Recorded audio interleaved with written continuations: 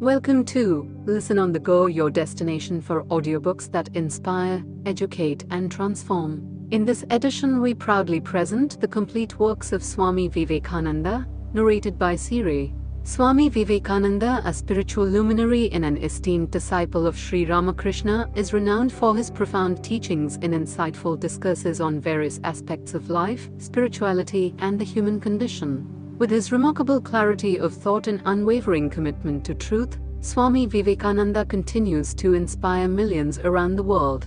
In this comprehensive collection, you will embark on a transformative journey through Swami Vivekananda's timeless wisdom. From his powerful lectures on Vedanta philosophy to his insights on meditation, yoga, and the pursuit of self-realization, each word resonates with deep meaning and offers practical guidance for navigating the complexities of life. Siri's soothing narration brings Swami Vivekananda's words to life, allowing you to immerse yourself in the profound teachings and contemplate their relevance in today's fast-paced world. Whether you seek spiritual enlightenment, personal growth, or simply a deeper understanding of the human experience, the complete works of Swami Vivekananda is an invaluable resource. Join us on this enlightening journey as we explore the teachings of one of the greatest spiritual masters of our time. Get ready to embark on a transformative experience as we dive into the depth here of Swami Vivekananda's wisdom, igniting the flame of knowledge and inner awakening within each listener. Tune in to Listen on the Go and allow the wisdom of Swami Vivekananda, narrated by Siri, to inspire, uplift, and guide you on your own spiritual quest. Introduction. Our master in his message in the 4 volumes, now in 8 volumes, of the works of the Swami Vivekananda which are to compose the present edition, we have what is not only a gospel to the world at large, but also to its own children, the charter of the Hindu faith. What Hinduism needed amidst the general disintegration of the modern era was a rock where she could lie at anchor, an authoritative utterance in which she might recognize herself, and this was given to her in these words and writings of the Swami Vivekananda. For the first time in history, as has been said elsewhere, Hinduism itself forms here the subject of generalization of a Hindu mind of the highest order. For ages to come, the Hindu man who would verify, the Hindu mother the editor, who would teach her children what was the faith of their ancestors will turn to the pages of these books for assurance and light. Long after the English language has disappeared from India, the gift that has here been made, through that language to the world, will remain and bear its fruit in East and West alike. What Hinduism had needed was the organizing and consolidating of its own idea. What the world had needed was a faith that had no fear of truth. Both these are found here. Nor could any greater proof have been given of the eternal vigor of the Sanatana Dharma, or the fact that India is as great in the present as ever in the past, than this rise of the individual who, at the critical moment, gathers up and voices the communal consciousness that India should have found her own needs satisfied only in carrying to the humanity outside her borders the bread of life is what might have been foreseen. Nor did it happen on this occasion for the first time. It was once before in sending out to the sister lands the message of a nation-making faith that India lent as a whole to understand the greatness of her own thought of self-unification that gave birth to modern Hinduism itself. Never may we allow it to be forgotten that on Indian soil first was heard the command from a teacher to his disciples, "Go ye out into all the world and preach the gospel to every creature." It is the same thought, the same impulse of love, taking to itself a new shape, that is uttered by the lips of the Swami Vivekananda, when to a great gathering in the West he says, "If one religion true, then all the others also must be true." Thus the Hindu faith is yours as much as mine. And again, in amplification of the same idea, we Hindus do not merely tolerate, we unite ourselves with every religion, praying in the mosque of the Mohammedan, worshipping before the fire of the Zoroastrian, and kneeling to the cross of the Christian. We know that all religions alike, from the lowest fetishism to the highest absolutism, are but so many attempts of the human soul to grasp and realize the infinite. So we gather all these flowers, and binding them together with the cord of love, make them into a wonderful bouquet of worship. To the heart of the speaker none was foreign or alien. For him there existed only humanity in truth. Or the Swami's address before the Parliament of Religions, it may be said that when he began to speak it was all the religious ideas of the Hindus, but when he ended, Hinduism had been created. The moment was ripe with this potentiality. The vast audience that faced him represented exclusively the Occidental mind, but included some development of all that in this was most distinctive. Every nation in Europe has poured in its human contribution upon America, and notably upon Chicago, where the Parliament was held. Much of the best, as well as some of the worst, or modern effort and struggle is at all times to be met with, within the frontiers of that Western civic queen, whose feet are upon the shores of Lake Michigan as she sits and broods with the light of the North in her eyes. There is very little in the modern consciousness, very little inherited from the past of Europe, that does not hold some outpost in the city of Chicago. And while the teeming life and eager interests of that center may seem to some of us for the present largely a chaos, yet they are undoubtedly making for the revealing of some noble and slow-wrought ideal of human unity, when the days of their ripening shall be fully accomplished. Such was the psychological area, such the sea of mind, young, tumultuous, overflowing with its own energy and self-assurance, yet inquisitive and alert withal, which confronted Vivekananda when he rose to speak. Behind him, on the contrary, lay an ocean, calm with long ages of spiritual development. Behind him lay a world that dated itself from the Vedas and remembered itself in the Upanishads, a world to which Buddhism was almost modern, a world that was filled with religious systems of faiths and creeds, a quiet land steeped in the sunlight of the tropics, the dust of whose roads had been trod by the feet of the saints for ages upon ages. Behind him, in short, lay India with her thousands of years of national development, in which she had sounded many things, proved many things, and realized almost all, save only her own perfect unanimity from and to and of her great expanse of time and space, as to certain fundamental and essential truths held by all her people in common. These then were the two mind floods, two immense rivers of thought, as it were, Eastern and modern, or which the yellow-clad wanderer on the platform of the Parliament of Religions formed for a moment the point of confluence. The formulation of the common basis of Hinduism was the inevitable result of the shock of their contact, in a personality so impersonal, for it was no experience of his own that rose to the lips of the Swami Vivekananda there. He did not even take advantage of the occasion to tell the story of his master. Instead of either of these, it was the religious consciousness of India that spoke through him, the message of his whole people as determined by their whole past. And as he spoke, in the youth and noonday of the West, a nation sleeping in the shadows of the darkened half of earth, on the far side of the Pacific, waited in spirit for the words that would be born on the dawn that was traveling towards them too. Revealed to them the secret of their own greatness and strength. Others stood beside the Swami Vivekananda, on the same platform as he, as apostles of particular creeds and churches. But it was his glory that he came to preach a religion to which each of these was, in his own words, only a traveling, a coming up of different men and women, through various conditions and circumstances to the same goal. He stood there, as he declared, to tell of one who had said of them all, not that one or another was true, in this or that respect, or for this or that reason, but that all these are threaded upon me as pearls upon a string. Wherever thou seest extraordinary holiness in extraordinary power, raising and purifying humanity, know thou that I am there.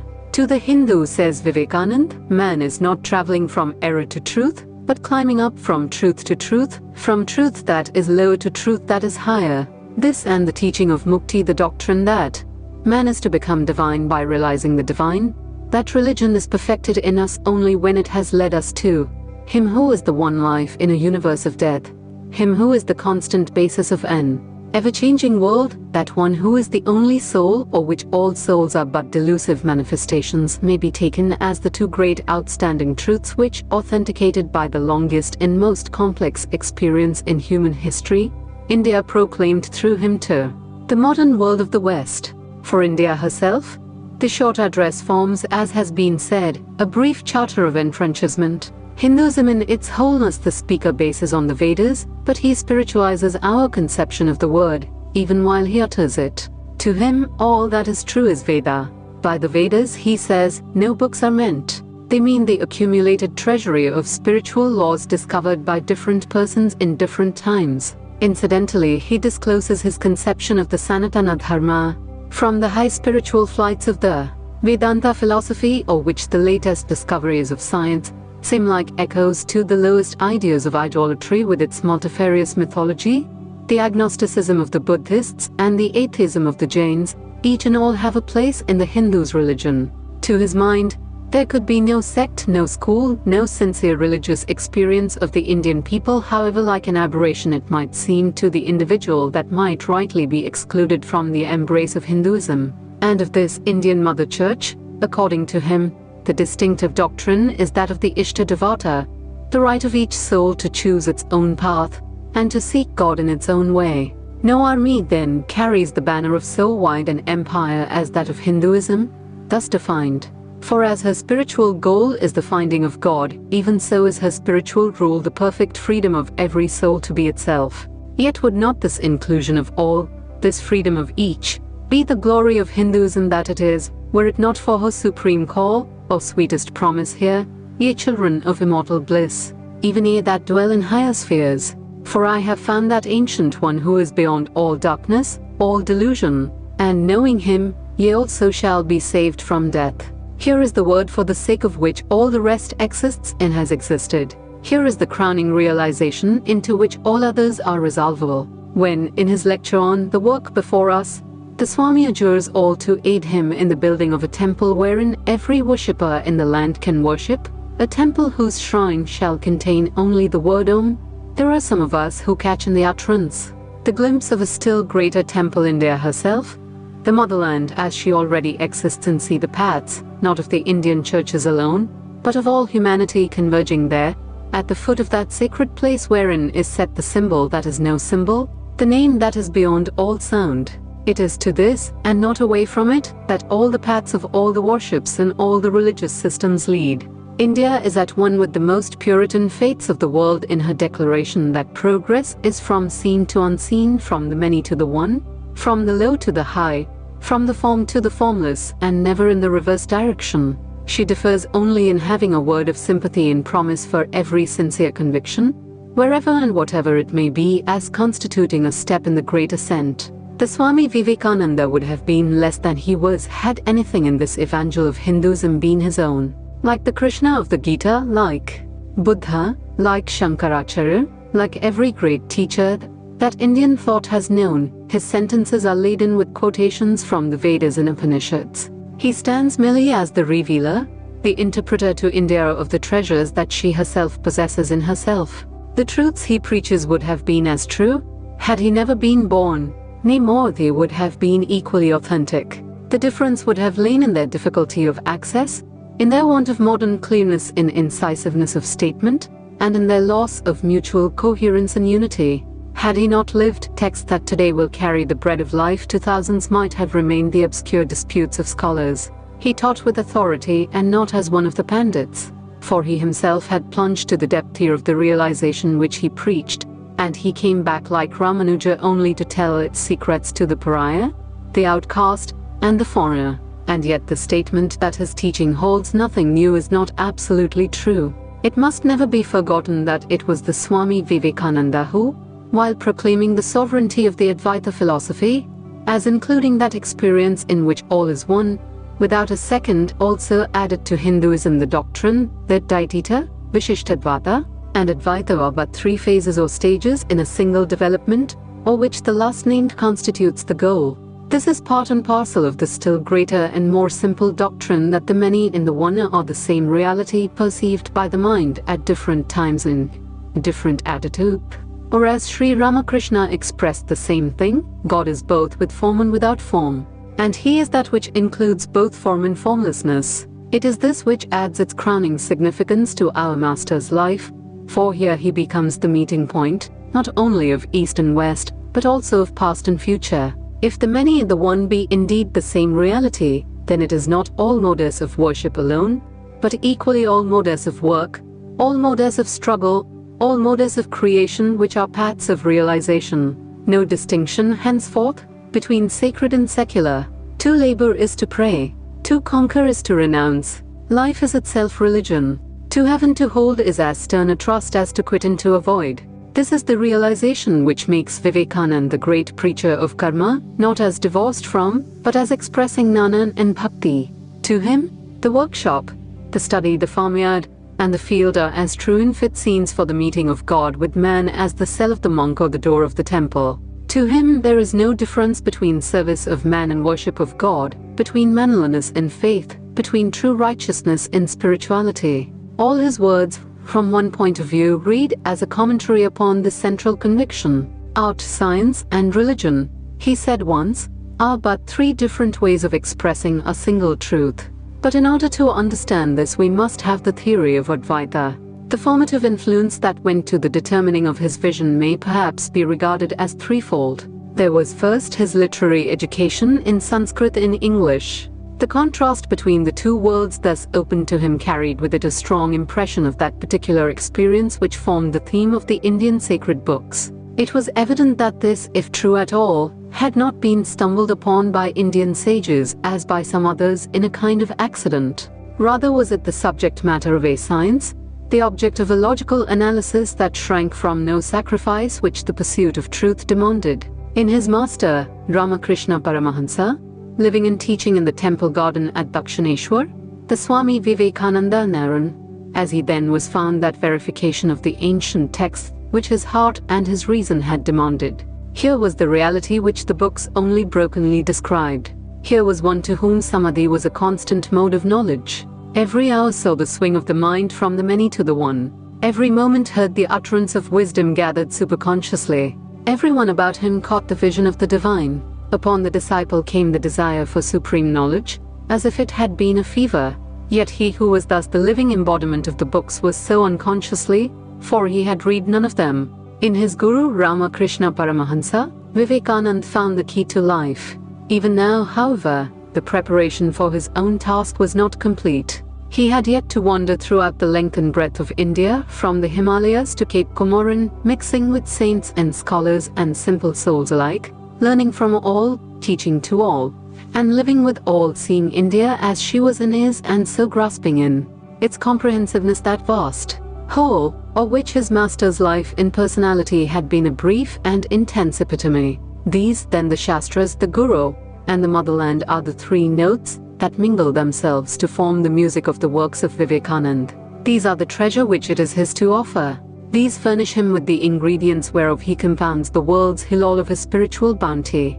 These are the three lights burning within that single lamp which India by his hand lighted and set up for the guidance of her own children of the world in the few years of work between the 19th of September 1893 in July 1902, and some of us there are who, for the sake of that lighting and of this record that he has left behind him, bless the land that bore him in the hands of those who sent him forth, and believe that not even yet has it been given to us to understand the vastness and significance of the message that he spoke July 4, 1907 via Alumni 111 addresses at the Parliament of Religions 111 response to welcome at the World's Parliament of Religions, Chicago 11th September 1893. Sisters and brothers of America and of RKV, it fills my heart with joy unspeakable to rise in response to the warm and cordial welcome which you have given us. I thank you in the name of the most ancient order of monks in the world. I thank you in the name of the mother of religions,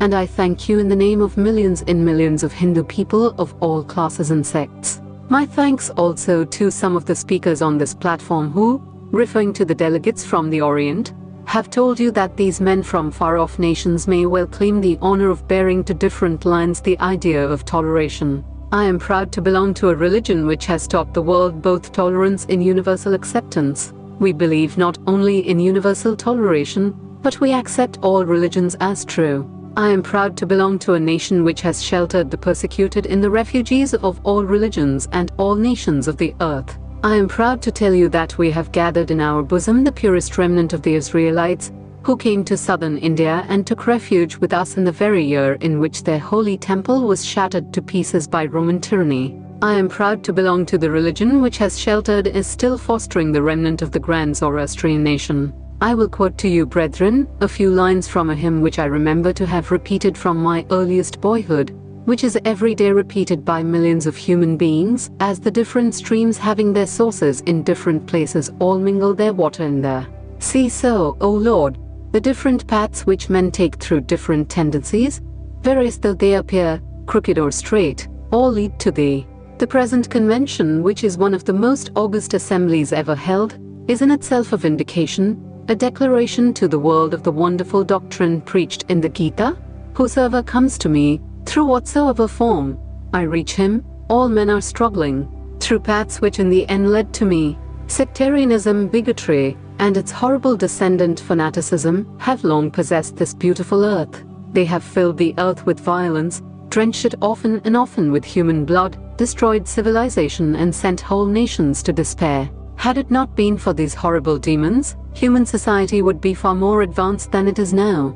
But their time has come, and I fervently hope that the bell that tolled this morning in honor of this convention may be the death knell of all fanaticism or all persecutions with the sword or with the pen, and of all uncharitable feelings between persons wending their way to the same goal. 112 WHY we disagree. 15th September 1893. I will tell you a little story.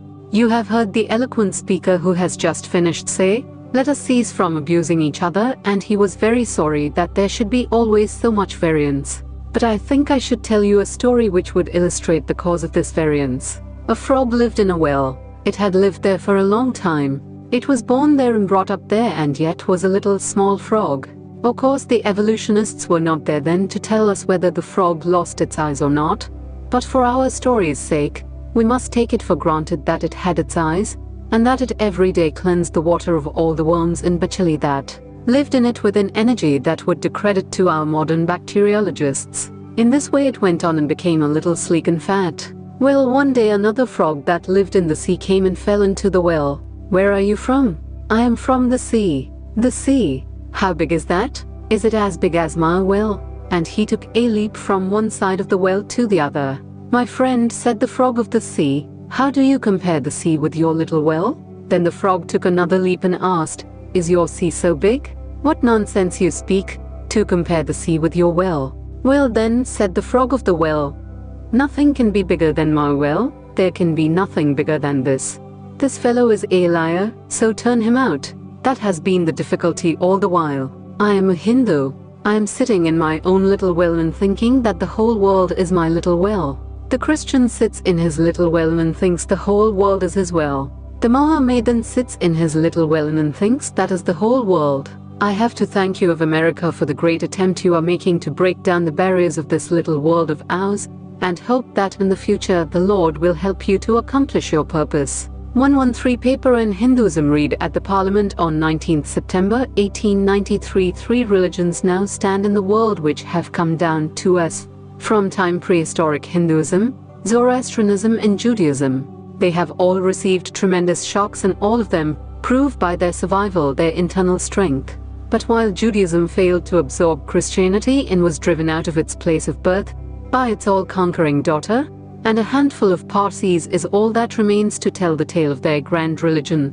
Sect after sect arose in India and seemed to shake the religion of the Vedas to its very foundations, but like the waters of the seashore in a tremendous earthquake, it receded only for a while, only to return in an all-absorbing flood, 1,000 times more vigorous.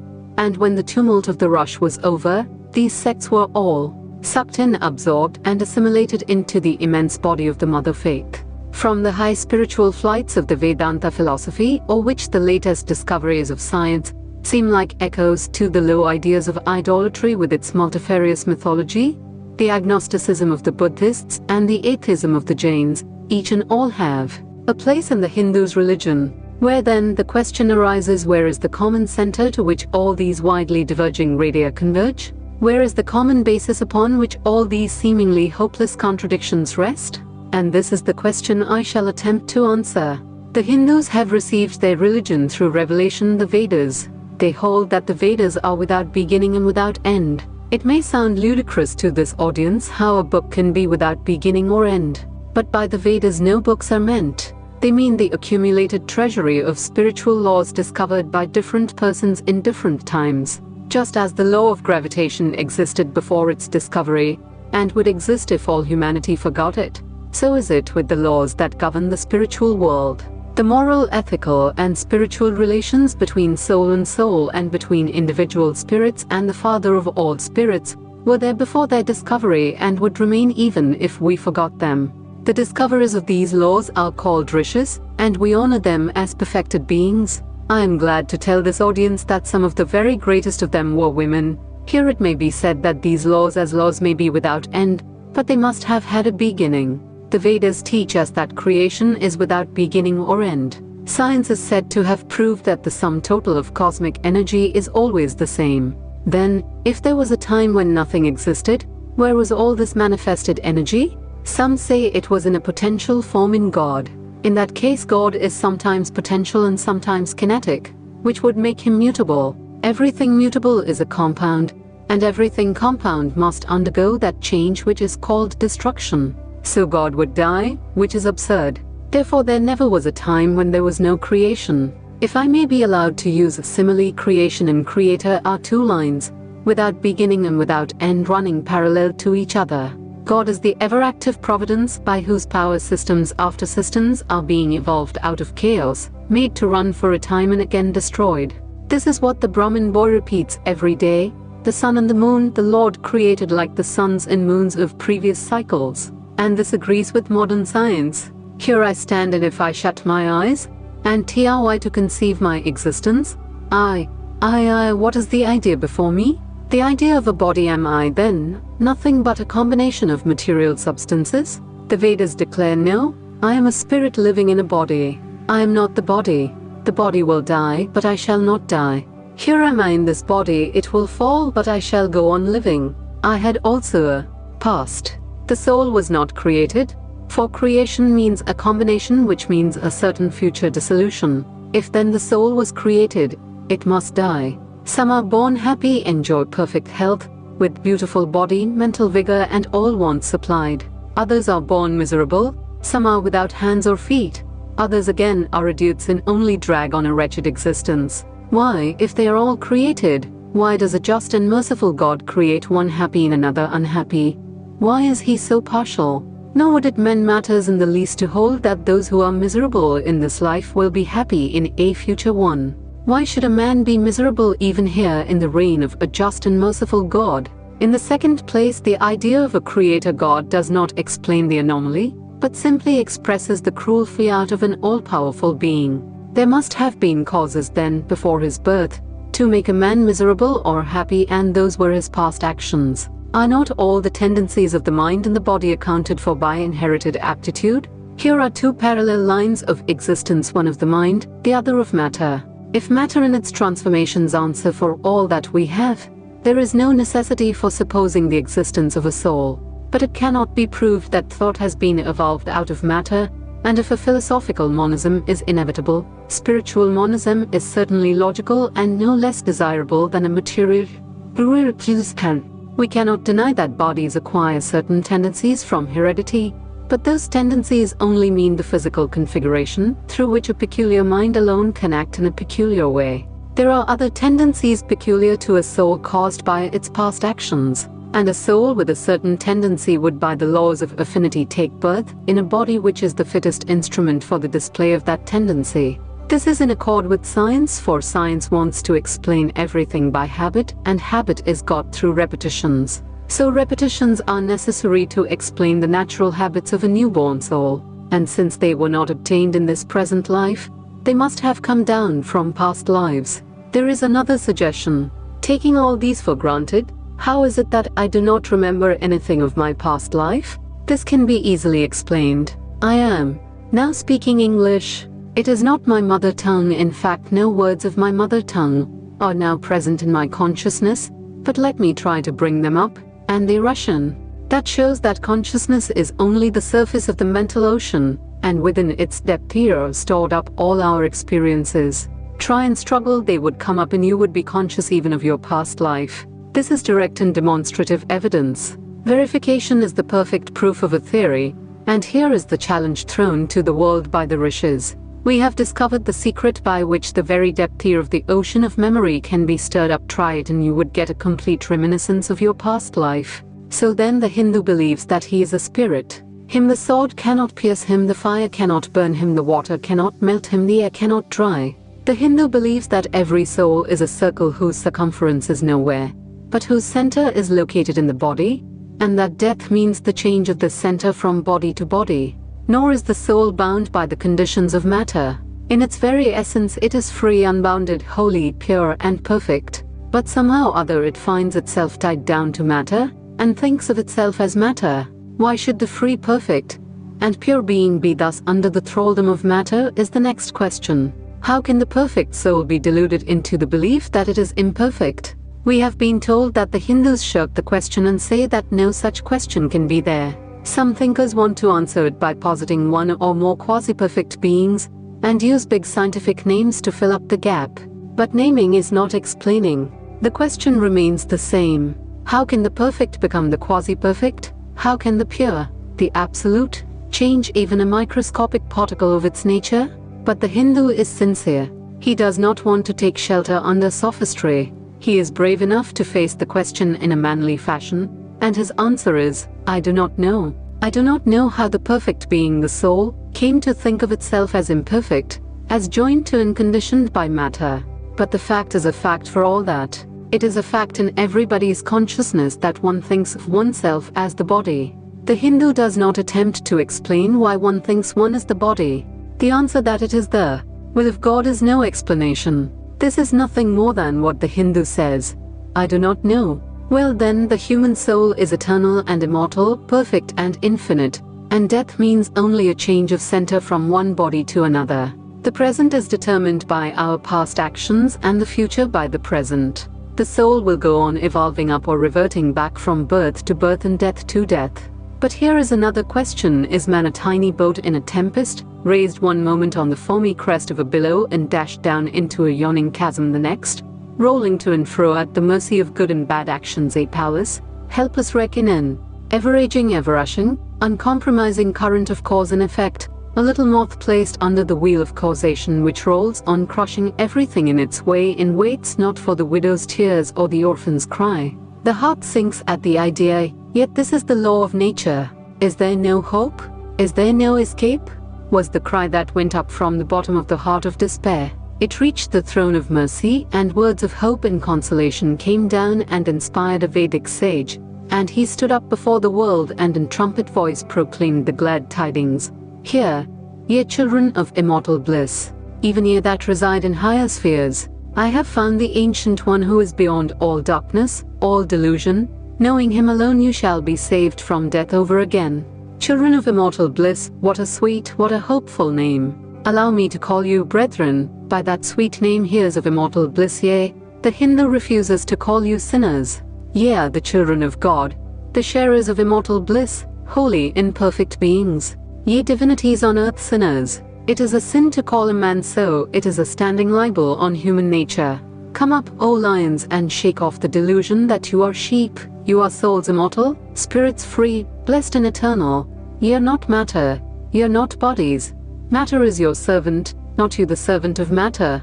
Thus it is that the Vedas proclaim not a dreadful combination of unforgiving laws, not an endless prison of cause and effect, but that at the head of all these laws, in and through every particle of matter and force, stands one, by whose command the wind blows, the fire burns, the clouds rain, and death stalks upon the earth. And what is his nature? He is everywhere, the pure and formless one, the Almighty and the All-Merciful. Thou art our Father, Thou art our Mother, Thou art our beloved friend. Thou art the source of all strength, give us strength. Thou art he that beareth the burdens of the universe, help me bear the little burden of this life. Thus sang the rishis of the Vedas. And how to worship him? Through love. He is to be worshipped as the one beloved, dearer than everything in this and the next life. This is the doctrine of love declared in the Vedas, and let us see how it is fully developed and taught by Krishna, whom the Hindus believe to have been God incarnate on earth. He taught that a man ought to live in this world like a lotus leaf, which grows in water but is never moistened by water. So a man ought to live in the world, his heart to God and his hands to work. It is good to love God for hope of reward in this or the next world, but it is better to love God for love's sake. And the prayer goes, Lord, I do not want wealth, nor children, nor learning. If it be thy will, I shall go from birth to birth. But grant me this, that I may love thee without the hope of reward, love unselfishly for love's sake. One of the disciples of Krishna, the then Emperor of India, was driven from his kingdom by his enemies and had to take shelter with his queen in a forest in the Himalayas. And there one day the queen asked him how it was that he, the most virtuous of men, should suffer so much misery. Yudhishthira answered, "Behold, my queen, the Himalayas, how grand and beautiful they are. I love them. They do not give me anything, but my nature is to love the grand, the beautiful, therefore I love them. Similarly, I love the Lord. He is the source of all beauty, all sublimity. He is the only object to be loved. My nature is to love him, and therefore I love. I do not pray for anything, I do not ask for anything. Let him place me wherever he likes. I must love him for love's sake. I cannot trade in love. The Vedas teach that the soul is divine, only held in the bondage of matter. Perfection will be reached when this bond will burst, and the word they use. For it is therefore mukti, freedom, freedom from the bonds of imperfection, freedom from death and misery. And this bondage can only fall off through the mercy of God, and this mercy comes on the pure. So purity is the condition of his mercy. How does that mercy act? He reveals himself to the pure heart. The pure and the stainless see God. Yea, even in this life, then and then only all the crookedness of the heart is made straight. Then all doubt ceases. He is no more the freak of a terrible law of causation. This is the very center, the very vital conception of Hinduism. The Hindu does not want to live upon words and theories. If there are existences beyond the ordinary sensuous existence, he wants to come face to face with them. If there is a soul in him which is not matter, if there is an all-merciful universal soul, he will go to him direct. He must see him, and that alone can destroy all doubts. So the best proof a Hindu sage gives about the soul, about God, is I have seen the soul, I have seen God, and that is the only condition of perfection. The Hindu religion does not consist in struggles and attempts to believe a certain doctrine or dogma, but in realizing, not in believing, but in being and becoming. Thus the whole object of their system is by constant struggle to become perfect, to become divine, to reach God and see God, and this reaching God, seeing God, becoming perfect even as the Father in heaven is perfect, constitutes the religion of the Hindus. And what becomes of a man when he attains perfection? He lives a life of bliss infinite. He enjoys infinite and perfect bliss, having obtained the only thing in which man ought to have pleasure, namely God, and enjoys the bliss with God. So far all the Hindus are agreed.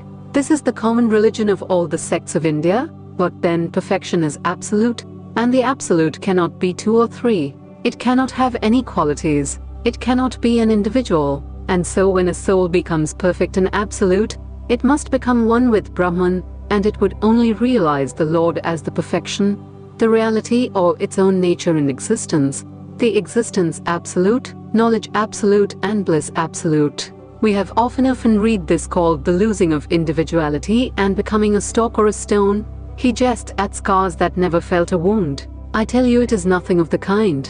If it is happiness to enjoy the consciousness of this small body, it must be greater happiness to enjoy the consciousness of two bodies, the measure of happiness increasing with the consciousness of an increasing number of bodies, the aim, the ultimate of happiness being reached, when it would become a universal consciousness. Therefore, to gain this infinite universal individuality, this miserable little prison individuality must go. Then alone can death cease when I am alone with life. Then alone can misery cease when I am one with happiness itself.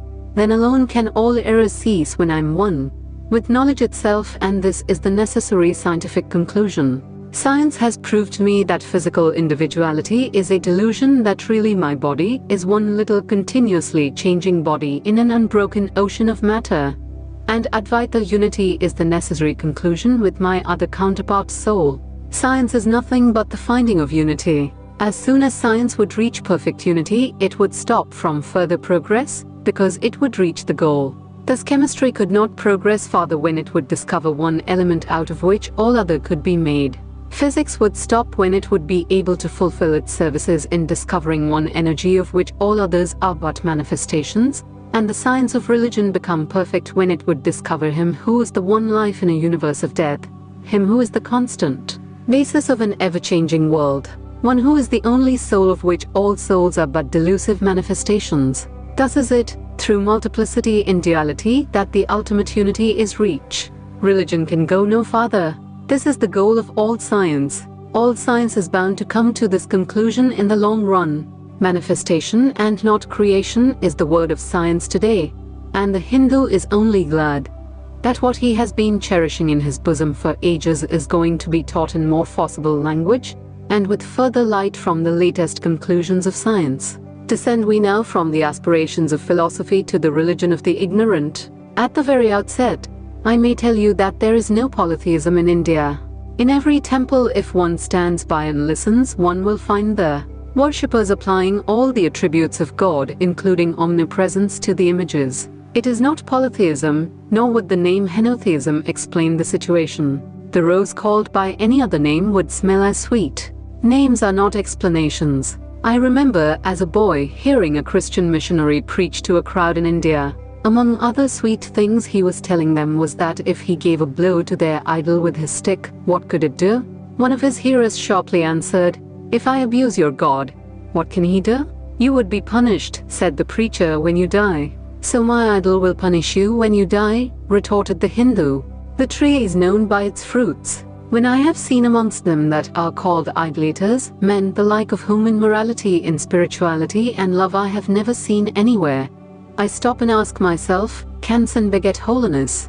Superstition is a great enemy of man, but bigotry is worse. Why does a Christian go to church? Why is the cross holy? Why is the face turned toward the sky in prayer? Why are there so many images in the Catholic Church? Why are there so many images in the minds of Protestants when they pray? My brethren, we can no more think about anything without a mental image than we can live without breathing.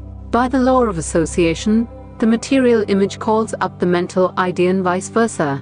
This is why the Hindu uses an external symbol when he worships. He will tell you, it helps to keep his mind fixed on the being to whom he prays. He knows as well as you do that the image is not God, is not omnipresent. After all, how much does omnipresence mean to almost the whole world? It stands merely as a word, a symbol. Has God superficial area? If not, when we repeat that word, omnipresent, we think of the extended sky of space, that is all. As we find that somehow or other by the laws of our mental constitution, we have to associate our ideas of infinity with the image of the blue sky, or of the sea, so we naturally connect our idea of holiness with the image of a church, a mosque, or a cross.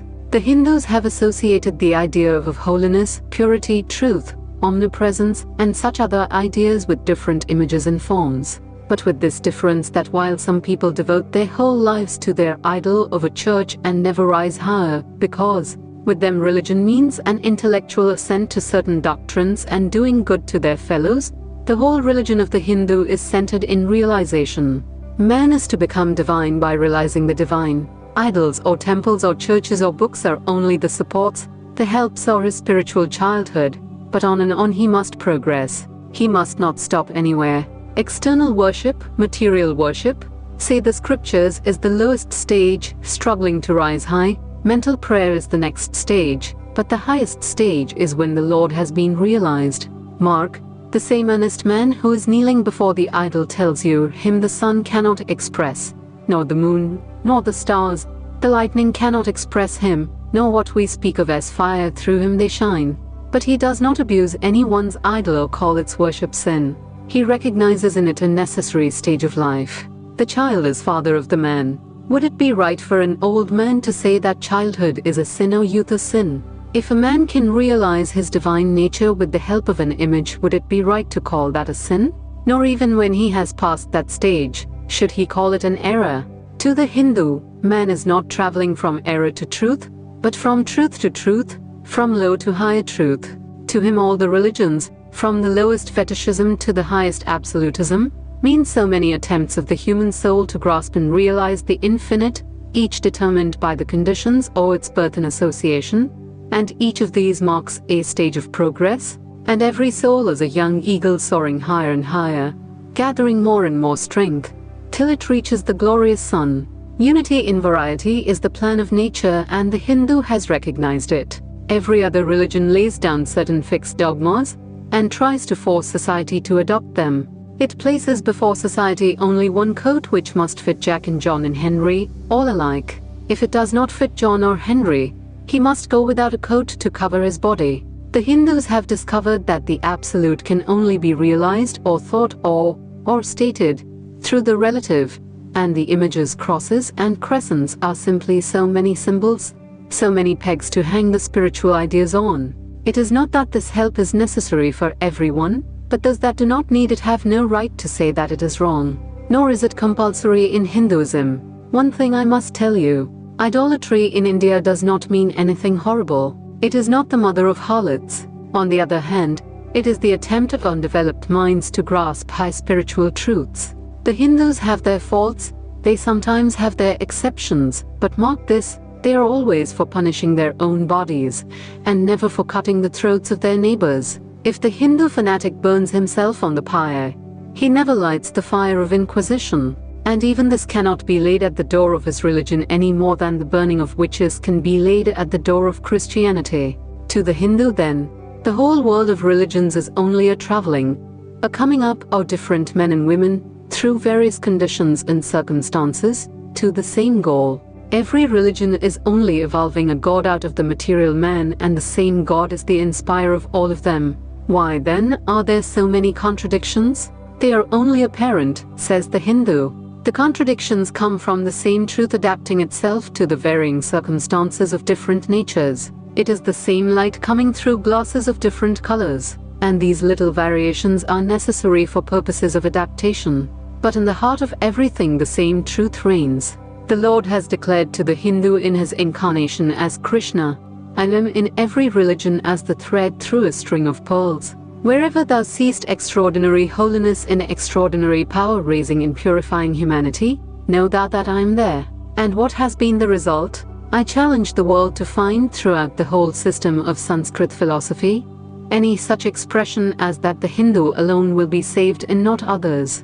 Says Vyas, we find perfect men even beyond the pale of our caste and creed.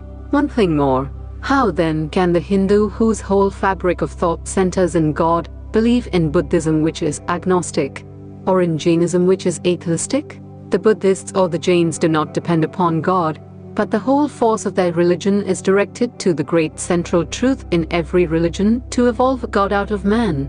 They have not seen the Father, but they have seen the Son, and he that hath seen the Son hath seen the Father also. This, brethren, is a short sketch of the religious ideas of the Hindus. The Hindu may have failed to carry out all his plans, but if there is ever to be a universal religion, it must be one which will have no location in place or time, which will be infinite like the God it will preach, and whose sun will shine upon the followers of Krishna, of Christ, on saints and sinners alike, which will not be Brahmanic or Buddhistic, Christian or Mohammedan, but the sum total of all these, and still have infinite space for development, which in its Catholicity will embrace in its infinite arms, and find a place for every human being, from the lowest groveling savage not far removed, from the brute to the highest man towering by the virtues of his head and heart almost above humanity, making society stand in awe of him and doubt his human nature. It will be a religion which will have no place for persecution or intolerance in its polity, which will recognize divinity in every man and woman, and whose whole scope, whose whole force, will be created in aiding humanity to realize its own true divine nature. Offer such a religion and all the nations will follow you. Asoka's council was a council of the Buddhist faith. Akbar's, though more to the purpose, was only a parlor meeting. It was reserved for America to proclaim to all quarters of the globe that the Lord is in every religion. May he who is the Brahman of the Hindus, the Ahimsa of the Zoroastrians, the Buddha of the Buddhists, the Jehovah of the Jews, the Father in heaven of the Christians, give strength to you to carry out your noble idea. The star arose in the east. It traveled steadily towards the west, sometimes dimmed and sometimes effulgent, till it made a circuit of the world, and now it is again rising on the very horizon of the east.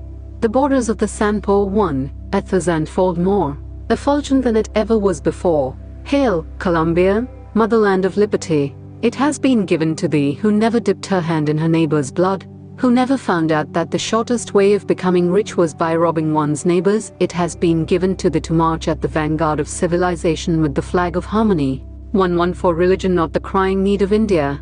20th September 1893. Christians must always be ready for good criticism, and I hardly think that you will mind if I make a little criticism.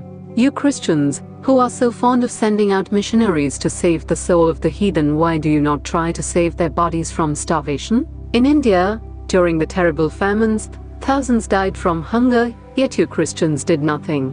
You erect churches all through India, but the crying evil in the East is not religion. They have religion enough, but it is bread that the suffering millions of burning India cry out for with parched throats. They ask us for bread, but we give them stones. It is an insult to a starving people to offer them religion. It is an insult to a starving man to teach him metaphysics. In India, a priest that preached for money would lose caste and be spat upon by the people. I came here to seek aid for my impoverished people, and I fully realized how difficult it was to get help for heathens from Christians in a Christian land. 115 Buddhism, the fulfillment of Hinduism. 26th September, 1893. I'm not a Buddhist, as you have heard, and yet I am. If China or Japan or Ceylon follow the teachings of the great master, India worships him as God incarnate on earth. You have just now heard that I'm going to criticize Buddhism, but by that I wish you to understand only this. Far be it from me to criticize him whom I worship as God incarnate on earth. But our views about Buddha are that he was not understood properly by his disciples. The relation between Hinduism, by Hinduism, I mean the religion of the Vedas, and what is called Buddhism at the present day is nearly the same as between Judaism and Christianity. Jesus Christ was a Jew and Shakyamuni was a Hindu. The Jews rejected Jesus Christ, nay crucified him, and the Hindus have accepted Shakyamuni as God and worship him. But the real difference that we Hindus want to show between modern Buddhism and what we should understand as the teachings of Lord Buddha lies principally in this. Shakyamuni came to preach nothing new. He also, like Jesus, came to fulfill and not to destroy. Only in the case of Jesus it was the old people, the Jews, who did not understand him, while in the case of Buddha, it was his own followers who did not realize the import of his teachings. As the Jew did not understand the fulfillment of the Old Testament, so the Buddhist did not understand the fulfillment of the truths of the Hindu religion. Again, I repeat, Shakyamuni came not to destroy, but he was the fulfillment, the logical conclusion, the logical development of the religion of the Hindus. The religion of the Hindus is divided into two parts, the ceremonial and the spiritual. The spiritual portion is specially studied by the monks, in that there is no caste. A man from the highest caste and a man from the lowest may become a monk in India, and the two castes become equal. In religion there is no caste. Caste is simply a social institution. Shakyamuni himself was a monk, and it was his glory that he had the large-heartedness to bring out the truths from the hidden Vedas and through them broadcast all over the world. He was the first being in the world who brought missionarizing into practice, nay, he was the first to conceive the idea of proselytizing. The great glory of the master lay in his wonderful sympathy for everybody, especially for the ignorant and the poor. Some of his disciples were Brahmins. When Buddha was teaching, Sanskrit was no more the spoken language in India. It was then only in the books of the learned. Some of Buddha's Brahmins' disciples wanted to translate his teachings into Sanskrit, but he distinctly told them, I am for the poor, for the people, let me speak in the tongue of the people. And so to this day the great bulk of his teachings are in the vernacular of that day in India. Whatever may be the position of philosophy, whatever may be the position of metaphysics, so long as there is such a thing as death in the world, so long as there is such a thing as weakness in the human heart, so long as there is a cry going out of the heart of man in his very weakness, there shall be a faith in God. On the philosophic side, the disciples of the great master dashed themselves against the eternal rocks of the Vedas and could not crush them, and on the other side they took away from the nation that eternal God to which every one, man or woman, clings so fondly. And the result was that Buddhism had to die a natural death in India. At the present day there is not one who calls oneself a Buddhist in India, the land of its birth.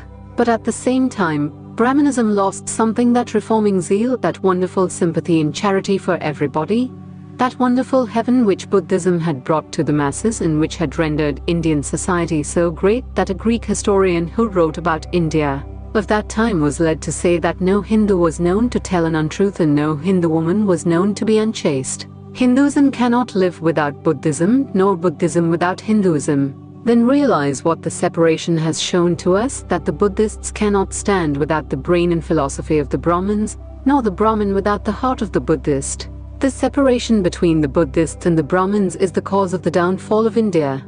That is why India is populated by 300 millions of beggars, and that is why India has been the slave of conquerors for the last 1,000 years. Let us then join the wonderful intellect of the Brahmins with the heart, the noble soul, the wonderful humanizing power of the great master. 116 Address at the final session, 27 September 1893. The world's parliament of religions has become an accomplished fact, and the merciful Father has helped those who labored to bring it into existence and crowned with success their most unselfish labor. My thanks to those noble souls whose large hearts and love of truth first dreamed this wonderful dream and then realized it. My thanks to the shower of liberal sentiments that has overflowed this platform. My thanks to his enlightened audience for their uniform kindness to me and for their appreciation of every thought that tends to smooth the friction of religions. A few jarring notes were heard from time to time in this harmony. My special thanks to them, for they have, by their striking contrast, made general harmony the sweeter. Much has been said of the common ground of religious unity. I'm not going just now to venture my own theory, but if anyone here hopes that this unity will come by the triumph of any one of the religions and the destruction of the others, to him I say, brother, yours is an impossible hope. Do I wish that the Christian would become Hindu? God forbid. Do I wish that the Hindu or Buddhist would become Christian? God forbid. The seed is put in the ground, and earth and air and water are placed around it. Does the seed become the earth, or the air, or the water? No. It becomes a plant. It develops after the law of its own growth, assimilates the air, the earth, and the water, converts them into plant substance, and grows into a plant. Similar is the case with religion. The Christian is not to become a Hindu or a Buddhist, nor a Hindu or a Buddhist to become a Christian, but each must assimilate the spirit of the others and yet preserve his individuality and grow according to his own law of growth. If the Parliament of Religions has shown anything to the world, it is this: it has proved to the world that holiness, purity, and charity are not the exclusive possessions of any church in the world, and that every system has produced men and women of the most exalted character. In the face of this evidence, if anybody dreams of the exclusive survival of his own religion and the destruction of the others, I pity him from the bottom of my heart, and point out to him that upon the banner of every religion will soon be written, in spite of resistance, help and not fight, assimilation and not destruction, harmony in peace and not dissension. 1.2 Karma Yoga 121 Chapter 1 Karma in its effect and character. The word karma is derived from the Sanskrit kri, to do. All action is karma. Technically, this word also means the effects of actions. In connection with metaphysics, it sometimes means the effects, or which our past actions were the causes. But in Karma Yoga, we have simply to do with the word karma as meaning work. The goal of mankind is knowledge. That is the one ideal placed before us by Eastern philosophy. Pleasure is not the goal of man, but knowledge. Pleasure and happiness come to an end. It is a mistake to suppose that pleasure is the goal. The cause of all the miseries we have in the world is that men foolishly think pleasure to be the ideal to strive for. After a time, man finds that it is not happiness, but knowledge towards which he is going, and that both pleasure and pain are great teachers, and that he learns as much from evil as from good. As pleasure and pain pass before his soul, they have upon it different pictures, and the result of these combined impressions is what is called man's character. If you take the character of any man, it really is but the aggregate of tendencies, the sum total of the bent of his mind. You will find that misery and happiness are equal factors in the formation of that character. Good and evil have an equal share in molding character, and in some instances misery is a greater teacher than happiness. In studying the great characters the world has produced, I dare say in the vast majority of cases it would be found that it was misery that taught more than happiness. It was poverty that taught more than wealth. It was blows that brought out their inner fire more than praise. Now this knowledge, again, is inherent in man. No knowledge comes from outside, it is all inside. What we say a man knows should, in strict psychological language, be what he discovers, or unveils. What a man learns is really what he discovers, by taking the cover off his own soul, which is a mine of infinite knowledge. We say Newton discovered gravitation.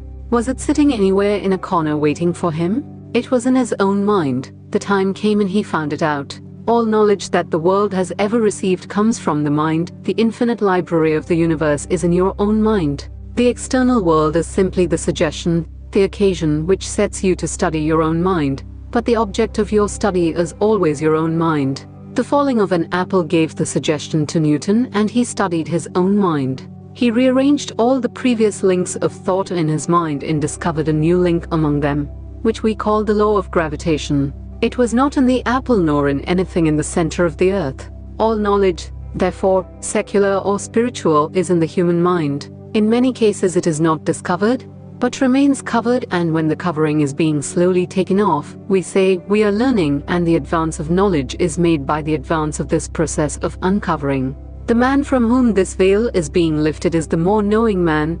The man upon whom it lies thick is ignorant, and the man from whom it has entirely gone is all-knowing, omniscient. There have been omniscient men, and I believe there will be yet, and that there will be myriads of them in the cycles to come. Like fire in a piece of flint, knowledge exists in the mind. Suggestion is the friction which brings it out. So with all our feelings and action, our tears and our smiles, our joys and our griefs, our weeping and our laughter, our curses and our blessings, our praises and our blames, every one of these we may find, if we calmly study our own selves, to have been brought out from within ourselves by so many blows. The result is what we are. All these blows taken together are called karma, work, action. Every mental and physical blow that is given to the soul, by which, as it were, fire is struck from it, and by which its own power and knowledge are discovered, is karma, this word being used in its widest sense. Thus we are all doing karma all the time. I am talking to you, that is karma. You are listening, that is karma. We breathe, that is karma. We walk, karma. Everything we do, physical or mental, is karma, and it leaves its marks on us. There are certain works which are, as it were, the aggregate, the sum total, or a large number of smaller works. If we stand near the seashore and hear the waves dashing against the shingle, we think it is such a great noise, and yet we know that one wave is really composed of millions and millions of minute waves. Each one of these is making a noise, and yet we do not catch it. It is only when they become the big aggregate that we hear. Similarly, every pulsation of the heart is work. Certain kinds of work we feel, and they become tangible to us. They are, at the same time, the aggregate of a number of small works. If you really want to judge of the character of a man, look not at his great performances. Every fool may become a hero at one time or another. Watch a man do his most common actions.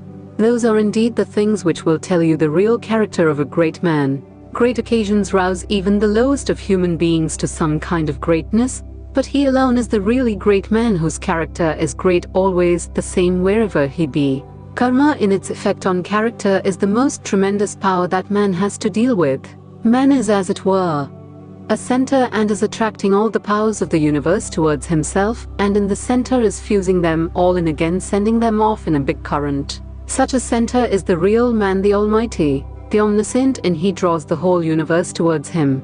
Good and bad, misery and happiness, all are running towards him and clinging round him, and out of them he fashions the mighty stream of tendency called character and throws it outwards. As he has the power of drawing in anything, so has he the power of throwing it out. All the actions that we see in the world, all the movements in human society, all the works that we have around us, are simply the display of thought, the manifestation of the will of man. Machines or instruments, cities, ships, or men of war, all these are simply the manifestation of the will of man. And this will is caused by character, and character is manufactured by karma. As is karma, so is the manifestation of the will. The men of mighty will the world has produced have all been tremendous workers, gigantic souls, with wills powerful enough to overturn worlds, wills they got by persistent work, through ages and ages. Such a gigantic will as that of a Buddha or a Jesus could not be obtained in one life, for we know who their fathers were. It is not known that their fathers ever spoke a word for the good of mankind. Millions and millions of carpenters like Joseph had gone, millions are still living.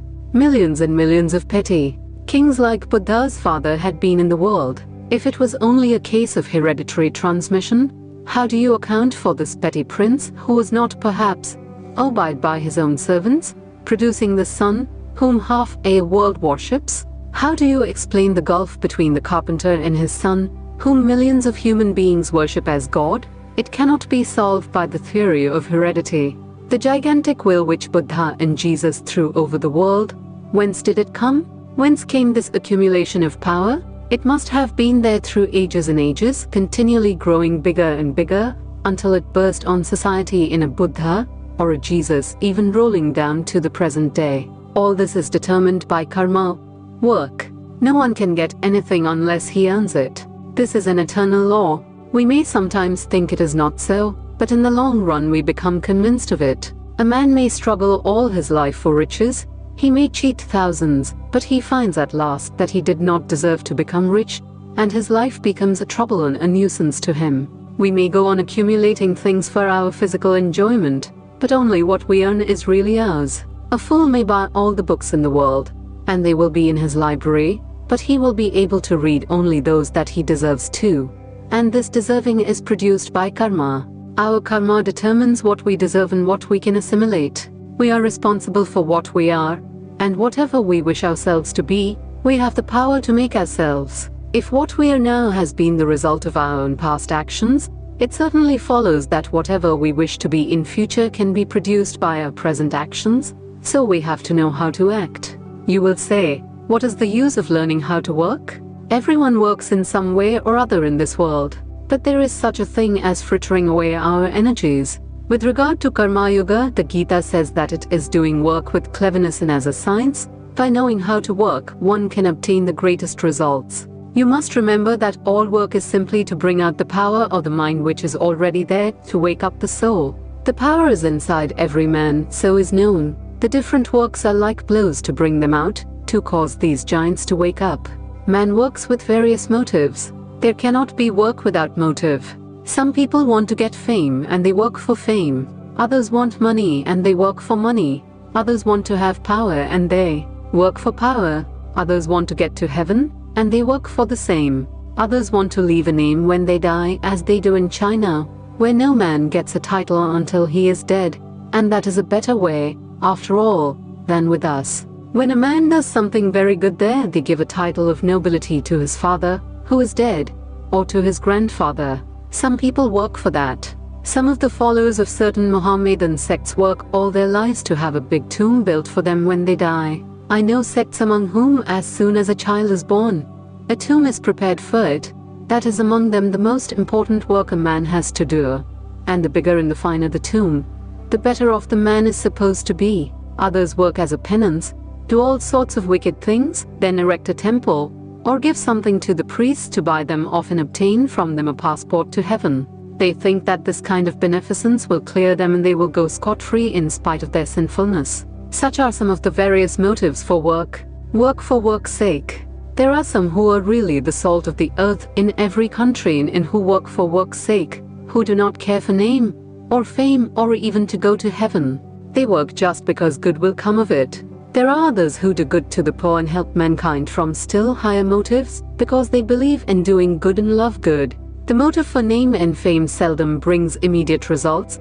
As a rule, they come to us when we are old and have almost done with life. If a man works without any selfish motive in view, does he not gain anything? Yes, he gains the highest. Unselfishness is more paying, only people have not the patience to practice it. It is more paying from the point of view of health also. Love, truth, and unselfishness are not merely moral figures of speech, but they form our highest ideal because in them lies such a manifestation of power. In the first place, a man who can work for 5 days, or even for 5 minutes, without any selfish motive whatever, without thinking of future, or heaven, or punishment, or anything of the kind, has in him the capacity to become a powerful moral giant. It is hard to do it, but in the heart of our hearts we know its value, and the good it brings. It is the greatest manifestation of power, this tremendous restraint. Self-restraint is a manifestation of greater power than all outgoing action. A carriage with 4 horses may rush down a hill unrestrained, or the coachman may curb the horses. Which is the greater manifestation of power, to let them go or to hold them? A cannonball flying through the air goes a long distance and falls. Another is cut short in its flight by striking against a wall, and the impact generates intense heat. All outgoing energy following a selfish motive is frittered away, it will not cause power to return to you, but if restrained, it will result in development of power. This self-control will tend to produce a mighty will, a character which makes a Christ or a Buddha. Foolish men do not know the secret. They nevertheless want to rule mankind. Even a fool may rule the whole world if he works and waits. Let him wait a few years, restrain that foolish idea of governing, and when that idea is wholly gone, he will be a power in the world. The majority of us cannot see beyond a few years, just as some animals cannot see beyond a few steps. Just a little narrow circle, that is our world. We have not the patience to look beyond and thus become immoral and wicked. This is our weakness, our powerlessness. Even the lowest forms of work are not to be despised. Let the man who knows no better work for selfish ends, for name and fame, but everyone should always try to get towards higher and higher motives and to understand them. To work we have the right, but not to the fruits thereof. Leave the fruits alone. Why care for results? If you wish to help a man, never think what that man's attitude should be towards you. If you want to do a great or a good work, do not trouble to think what the result will be. There arises a difficult question in this ideal of work. Intense activity is necessary. We must always work. We cannot live a minute without work. What then becomes of rest? Here is one side of the life struggle, work, in which we are whirled rapidly round. And here is the other, that of calm, retiring renunciation. Everything is peaceful around. There is very little of noise and show, only nature with her animals and flowers and mountains. Neither of them is a perfect picture. A man used to solitude, if brought in contact with the surging whirlpool of the world, will be crushed by it, just as the fish that lives in the deep sea water, as soon as it is brought to the surface, breaks into pieces, deprived of the weight of water on it that had kept it together. Can a man who has been used to the turmoil in the rush of life live at ease if he comes to a quiet place? He suffers and perchance may lose his mind. The ideal man is he who, in the midst of the greatest silence and solitude, finds the intensest activity, and in the midst of the intensest activity finds the silence and solitude of the desert. He has learned the secret of restraint. He has controlled himself. He goes through the streets of a big city with all its traffic, and his mind is as calm as if he were in a cave, where not a sound could reach him, and he is intensely working all the time. That is the ideal of Karma Yoga, and if you have attained to that, you have really learned the secret of work. But we have to begin from the beginning, to take up the works as they come to us and slowly make ourselves more unselfish every day. We must do the work and find out the motive power that prompts us, and almost without exception in the first years, we shall find that our motives are always selfish, but gradually the selfishness will melt by persistence. We shall be able to do really unselfish work. We may all hope that some day or other, as we struggle through the paths of life, there will come a time when we shall become perfectly unselfish, and the moment we attain to that, all our powers will be concentrated, and the knowledge which is ours will be manifest. 122 Chapt out 2, each is great in his own place according to the Samkhya philosophy. Nature is composed of three forces called, in Sanskrit, Sattva, Rajas, and Tamas. These as manifested in the physical world are what we may call equilibrium, activity, and inertness. Tamas is typified as darkness or inactivity, Rajas is activity expressed as attraction or repulsion, and Sattva is the equilibrium of the two. In every man there are these three forces. Sometimes Tamas prevails. We become lazy, we cannot move, we are inactive, bound down by certain ideas, or by mere dullness. At other times activity prevails, and at still other times that calm balancing of both. Again, in different men one of these forces is generally predominant. The characteristic of one man is inactivity, dullness and laziness, that of another activity, power, manifestation of energy, and in still another we find the sweetness, calmness and gentleness, which are due to the balancing of both action and inaction. So in all creation, in animals, plants, and men, we find the more or less typical manifestation of all these different forces. Karma Yoga has specially to deal with these three factors. By teaching what they are and how to employ them, it helps us to do our work better. Human society is a graded organization. We all know about morality, and we all know about duty, but at the same time we find that in different countries the significance of morality varies greatly. What is regarded as moral in one country may in another be considered perfectly immoral.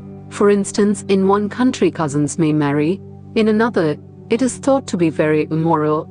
In one, men may marry their sisters-in-law, in another it is regarded as immoral. In one country people may marry only once, in another, many times, and so forth. Similarly, in all other departments of morality, we find the standard varies greatly. Yet we have the idea that there must be a universal standard of morality. So it is with duty. The idea of duty varies much among different nations. In one country, if a man does not do certain things, people will say he has acted wrongly, while if he does those very things in another country, people will say that he did not act rightly. And yet we know that there must be some universal idea of duty. In the same way, one class of society thinks that certain things are among its duty, while another class thinks quite the opposite and would be horrified if it had to do those things. Two ways are left open to us: the way of the ignorant, who think that there is only one way to truth and that all the rest are wrong, and the way of the wise, who admit that according to our mental constitution or the different planes of existence in which we are, duty and morality may vary. The important thing is to know that there are gradations of duty and morality, that the duty of one state of life, in one set of circumstances, will not and cannot be that of another. To illustrate, all great teachers have taught, resist not evil, that non-resistance is the highest moral ideal. We all know that, if a certain number of us attempted to put that maxim fully into practice, the whole social fabric would fall to pieces, the wicked would take possession of our properties and our lives, and would do whatever they liked with us. Even if only one day of such non-resistance were practiced, it would lead to disaster. Yet, intuitively, in our heart of hearts we feel the truth of the teaching, resist not evil. This seems to us to be the highest ideal, yet to teach this doctrine only would be equivalent to condemning a vast portion of mankind. Not only so, it would be making men feel that they were always doing wrong, and causing them scrupulous or conscience in all their actions. It would weaken them, and that constant self-disapprove would breed more vice than any other weakness would. To the man who has begun to hate himself, the gate to degeneration has already opened, and the same is true of a nation. Our first duty is not to hate ourselves, because to advance we must have faith in ourselves first and then in God. He who has no faith in himself can never have faith in God. Therefore, the only alternative remaining to us is to recognize that duty and morality vary under different circumstances, not that the man who resists evil, it may become even his duty to resist evil. In reading the Bhagavad Gita, many of you in Western countries may have felt astonished at the second chapter, wherein Sri Krishna calls Arjuna a hypocrite and a coward because of his refusal to fight or offer resistance on account of his adversaries being his friends and relatives, making the plea that non-resistance was the highest ideal of love. This is a great lesson for us all to learn, that in all matters the two extremes are alike. The extreme positive and the extreme negative are always similar. When the vibrations of light are too slow, we do not see them, nor do we see them when they are too rapid. So with sound, when very low in pitch, we do not hear it. When very high, we do not hear it either. Or like nature is the difference between resistance and non-resistance. One man does not resist because he is weak, lazy, and cannot, not because he will not. The other man knows that he can strike an irresistible blow if he likes, yet he not only does not strike, but blesses his enemies. The one who from weakness resists not commits a sin, and as such cannot receive any benefit from the non-resistance, while the other would commit a sin by offering resistance. Buddha gave up his throne and renounced his position. That was true renunciation, but there cannot be any question of renunciation in the case of a beggar who has nothing to renounce. So we must always be careful about what we really mean when we speak of this non-resistance and ideal love. We must first take care to understand whether we have the power of resistance or not. Then, having the power, if we renounce it and do not resist, we are doing a grand act of love. But if we cannot resist and yet, at the same time, try to deceive ourselves into the belief that we are actuated by motives of the highest love, we are doing the exact opposite. Arjuna became a coward at the sight of the mighty array against him. His love made him forget his duty towards his country and king. That is why Sri Krishna told him that he was a hypocrite.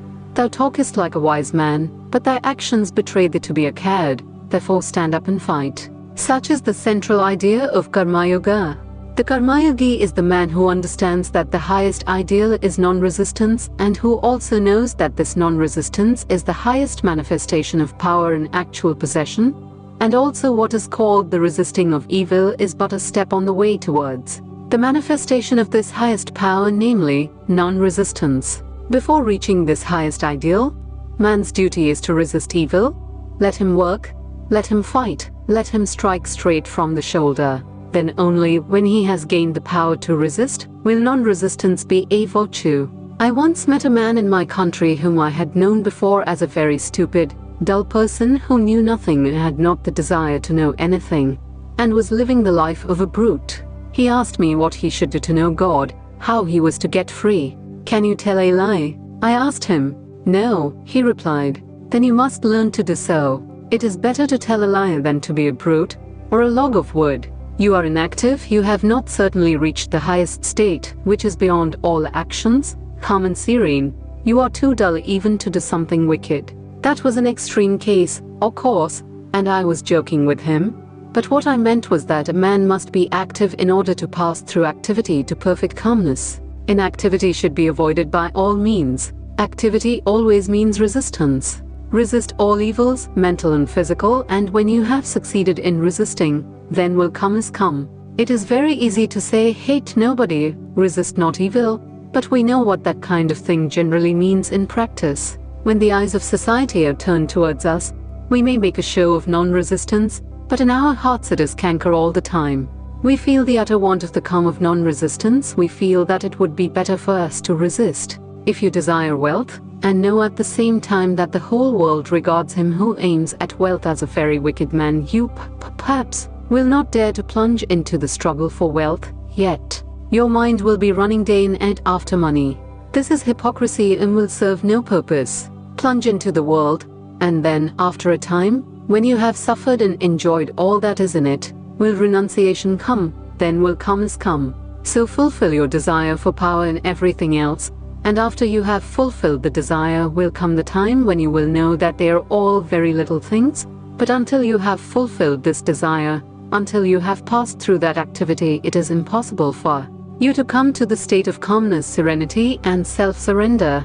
These ideas of serenity in renunciation have been preached for thousands of years. Everybody has heard of them from childhood, and yet we see very few in the world who have really reached that stage. I do not know if I have seen 20 persons in my life who are really calm and non-resisting, and I have traveled over half the world. Every man should take up his own ideal and endeavor to accomplish it. That is a surer way of progress than taking up other men's ideals which he can never hope to accomplish. For instance, we take a child and at once give him the task of walking 20 miles. Either the little one dies, or 1 in 1,000 crawls the 20 miles to reach the end exhausted and half dead. That is like what we generally try to do with the world. All the men and women in any society are not of the same mind, capacity, or of the same power to do things. They must have different ideals, and we have no right to sneer at any ideal. Let everyone do the best he can for realizing his own ideal. Nor is it right that I should be judged by your standard or you by mine. The apple tree should not be judged by the standard of the oak, nor the oak by that of the apple. To judge the apple tree you must take the apple standard, and for the oak, its own standard. Unity in variety is the plan of creation. However men and women may vary individually, there is unity in the background. The different individual characters and classes of men and women are natural variations in creation. Hence, we ought not to judge them by the same standard or put the same ideal before them. Such a course creates only an unnatural struggle, and the result is that man begins to hate himself and is hindered from becoming religious and good. Our duty is to encourage everyone in his struggle to live up to his own highest ideal and strive at the same time to make the ideal as near as possible to the truth. In the Hindu system of morality we find that this fact has been recognized from very ancient times, and in their scriptures and books on ethics different rules are laid down for the different classes of men: the householder, the sannyasin, the man who has renounced the world, and the student. The life of every individual, according to the Hindu scriptures, has its peculiar duties apart from what belongs in common to universal humanity. The Hindu begins life as a student, then he marries and becomes a householder. In old age he retires, And lastly, he gives up the world and becomes a sannyasin. To each of these stages of life, certain duties are attached. No one of these stages is intrinsically superior to another. The life of the married man is quite as great as that of the celibate who has devoted himself to religious work. The scavenger in the street is quite as great and glorious as the king on his throne. Take him off his throne, make him do the work of the scavenger, and see how he fares. Take up the scavenger and see how he will rule. It is useless to say that the man who lives out of the world is a greater man than he who lives in the world. It is much more difficult to live in the world and worship God than to give it up and live a free and easy life. The 4 stages of life in India have in later times been reduced to 2, that of the householder and of the monk. The householder marries and carries on his duties as a citizen, and the duty of the other is to devote his energies wholly to religion, to preach and to worship God. I shall read to you a few passages from the Mahanirvana Tantra, which treats of this subject, and you will see that it is a very difficult task for a man to be a householder and perform all his duties perfectly. The householder should be devoted to God.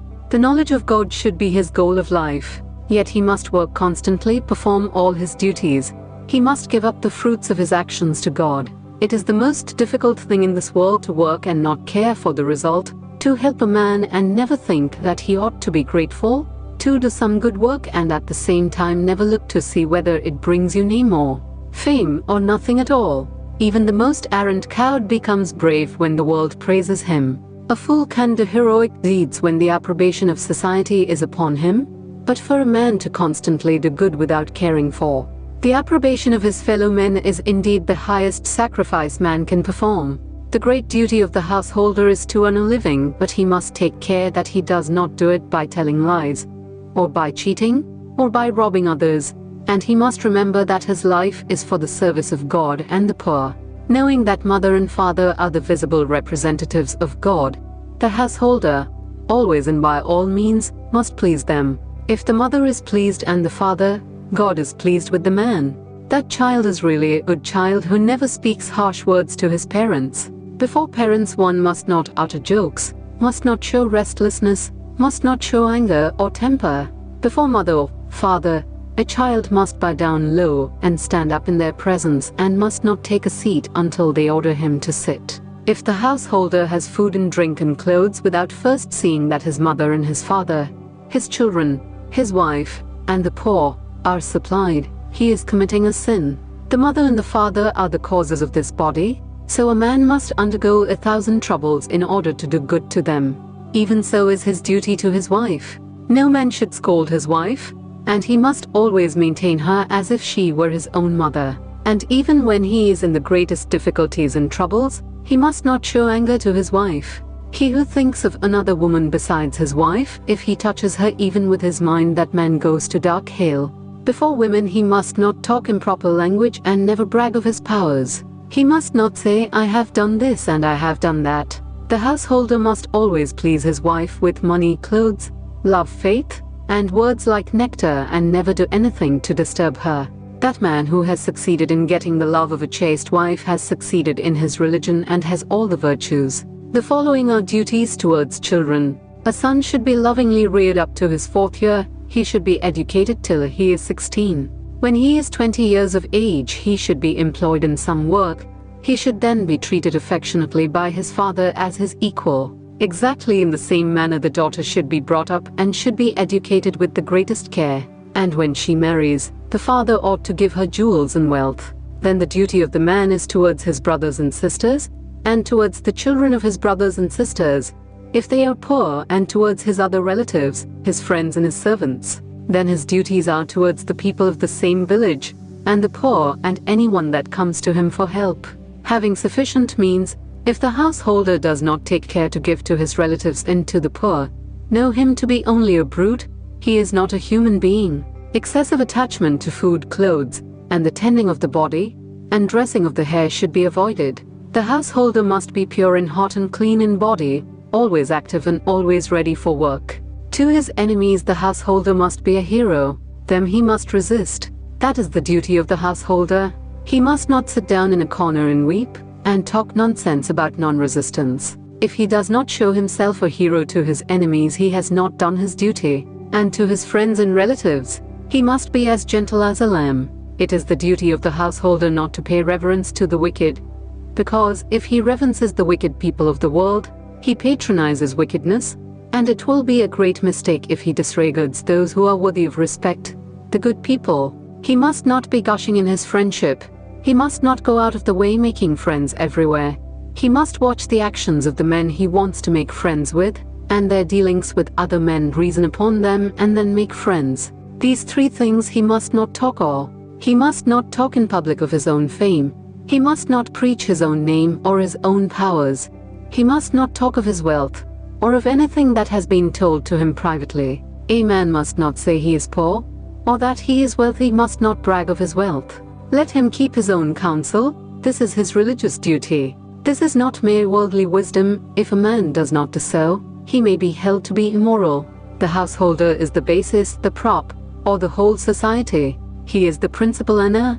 The poor, the weak, the children and the women who do not work all live upon the householder, so there must be certain duties that he has to perform, and these duties must make him feel strong to perform them and not make him think that he is doing things beneath his ideal. Therefore, if he has done something weak, or has made some mistake, he must not say so in public, and if he is engaged in some enterprise and knows he is sure to fail in it, he must not speak of it. Such self-exposure is not only uncalled for, but also unnerves the man. It makes him unfit for the performance of his legitimate duties in life. At the same time, he must struggle hard to acquire these things: firstly, knowledge, and secondly, wealth. It is his duty, and if he does not do his duty, he is nobody. A householder who does not struggle to get wealth is immoral. If he is lazy and content to lead an idle life, he is immoral, because upon him depend hundreds. If he gets riches, hundreds of others will be thereby supported. If there were not in this city hundreds who had striven to become rich, and who had acquired wealth, where would all this civilization, and these almshouses in great houses be? Going after wealth in such a case is not bad, because that wealth is for distribution. The householder is the center of life in society. It is a worship for him to acquire and spend wealth nobly. For the householder who struggles to become rich by good means and for good purposes is doing practically the same thing for the attainment of salvation, as the anchorite does in his cell when he is praying. For in them we see only the different aspects of the same virtue of self-surrender and self-sacrifice, prompted by the feeling of devotion to God and to all that is his. He must struggle to acquire a good name by all means. He must not gamble. He must not move in the company of the wicked. He must not tell lies, and must not be the cause of trouble to others. Often people enter into things they have not the means to accomplish, with the result that they cheat others to attain their own ends. Then there is in all things the time factor to be taken into considerations. What at one time might be a failure, would perhaps at another time be a very great success. The householder must speak the truth, and speak gently, using words which people like, which will do good to others, nor should he talk of the business of other men. The householder, by digging tanks, by planting trees on the roadsides, by establishing rest houses for men and animals, by making roads, in building bridges, goes towards the same goal as the greatest yogi. This is one part of the doctrine of karma yoga activity, the duty of the householder. There is a passage later on where it says that if the householder dies in battle, fighting for his country or his religion, he comes to the same goal as the yogi by meditation, showing thereby that what is duty for one is not duty for another. At the same time, it does not say that this duty is lowering and the other elevating. Each duty has its own place, and according to the circumstances in which we are placed, we must perform our duties. One idea comes out of all this: the condemnation of all weakness. This is a particular idea in all our teachings which I like, either in philosophy, or in religion, or in work. If you read the Vedas, you will find this word always repeated: fearlessness, fear nothing. Fear is a sign of weakness. A man must go about his duties without taking notice of the sneers and the ridicule of the world. If a man retires from the world to worship God, he must not think that those who live in the world and work for the good of the world are not worshipping God. Neither must those who live in the world, for wife and children, think that those who give up the world are low vagabonds. Each is great in his own place. This thought I will illustrate by a story. A certain king used to inquire of all the sannyasins that came to his country, which is the greater man, he who gives up the world and becomes a sannyasin, or he who lives in the world and performs his duties as a householder? Many wise men sought to solve the problem. Some asserted that the sannyasin was the greater, upon which the king demanded that they should prove their assertion. When they could not, he ordered them to marry and become householders. Then others came and said, "The householder who performs his duties is the greater man, or them, too." The king demanded proofs. When they could not give them, he made them also settle down as householders. At last there came a young sannyasin, and the king similarly inquired of him also. He answered, "Each, O king, is equally great in his place." "Prove this to me," asked the king. "I will prove it to you," said the sannyasin, "but you must first come and live as I do for a few days, that I may be able to prove to you what I say." The king consented and followed the sannyasin out of his own territory and passed through many other countries until they came to a great kingdom. In the capital of that kingdom a great ceremony was going on. The king and the sannyasin heard the noise of drums and music and heard also the criers. The people were assembled in the streets in gala dress, and a great proclamation was being made. The king and the sannyasin stood there to see what was going on. The crier was proclaiming loudly that the princess, daughter of the king of that country, was about to choose a husband from among those assembled before her. It was an old custom in India for princesses to choose husbands in this way. Each princess had certain ideas of the sort of man she wanted for a husband. Some would have the handsomest man, others would have only the most learned, others again the richest, and so on. All the princes of the neighborhood put on their bravest attire and presented themselves before her. Sometimes they too had their own criers to enumerate their advantages and the reasons why they hoped the princess would choose them. The princess was taken round on a throne in the most splendid array and looked at and heard about them. If she was not pleased with what she saw and heard, she said to her bearers, "Move on," and no more notice was taken of the rejected suitors. If, however, the princess was pleased with any one of them, she threw a garland of flowers over him and he became her husband. The princess of the country to which our king and the sannyasin had come was having one of these interesting ceremonies. She was the most beautiful princess in the world, and the husband of the princess would be ruler of the kingdom after her father's death. The idea of this princess was to marry the handsomest man, but she could not find the right one to please her. Several times these meetings had taken place, but the princess could not select a husband. This meeting was the most splendid of all, more people than ever had come to it. The princess came in on a throne and the bearers carried her from place to place. She did not seem to care for anyone, and everyone became disappointed that this meeting also was going to be a failure. Just then came a young man, a sannyasin, handsome as if the sun had come down to the earth, and stood in one corner of the assembly, watching what was going on. The throne with the princess came near him, and as soon as she saw the beautiful sannyasin, she stopped and threw the garland over him. The young sannyasin seized the garland and threw it off, exclaiming, "What nonsense is this? I am a sannyasin. What is marriage to me?" The king of that country thought that perhaps this man was poor and so dared not marry the princess, and said to him, "With my daughter goes half my kingdom now, and the whole kingdom after my death," and put the garland again on the sannyasin. The young man threw it off once more, saying, "Nonsense. I do not want to marry," and walked quickly away from the assembly. Now the princess had fallen so much in love with this young man that she said, "I must marry this man or I shall die," and she went after him to bring him back. Then our other sannyasin, who had brought the king there, said to him, "King, let us follow this pair." So they walked after them, but at a good distance behind. The young sannyasin who had refused to marry the princess walked out into the country for several miles. When he came to a forest and entered into it, the princess followed him, and the other two followed them.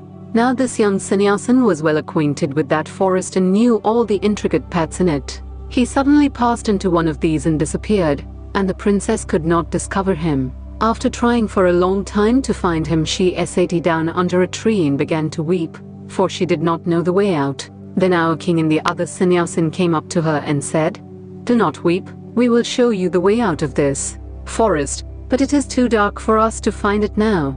Here is a big tree, let us rest under it, and in the morning we will go early and show you the road."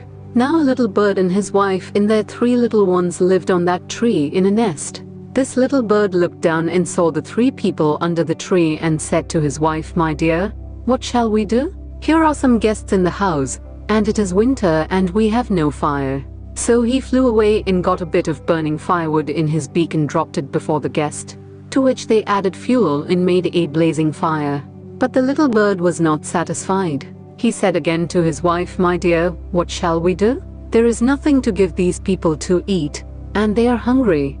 We are householders, it is our duty to feed anyone who comes to the house. I must do what I can, I will give them my body." So he plunged into the midst of the fire and perished.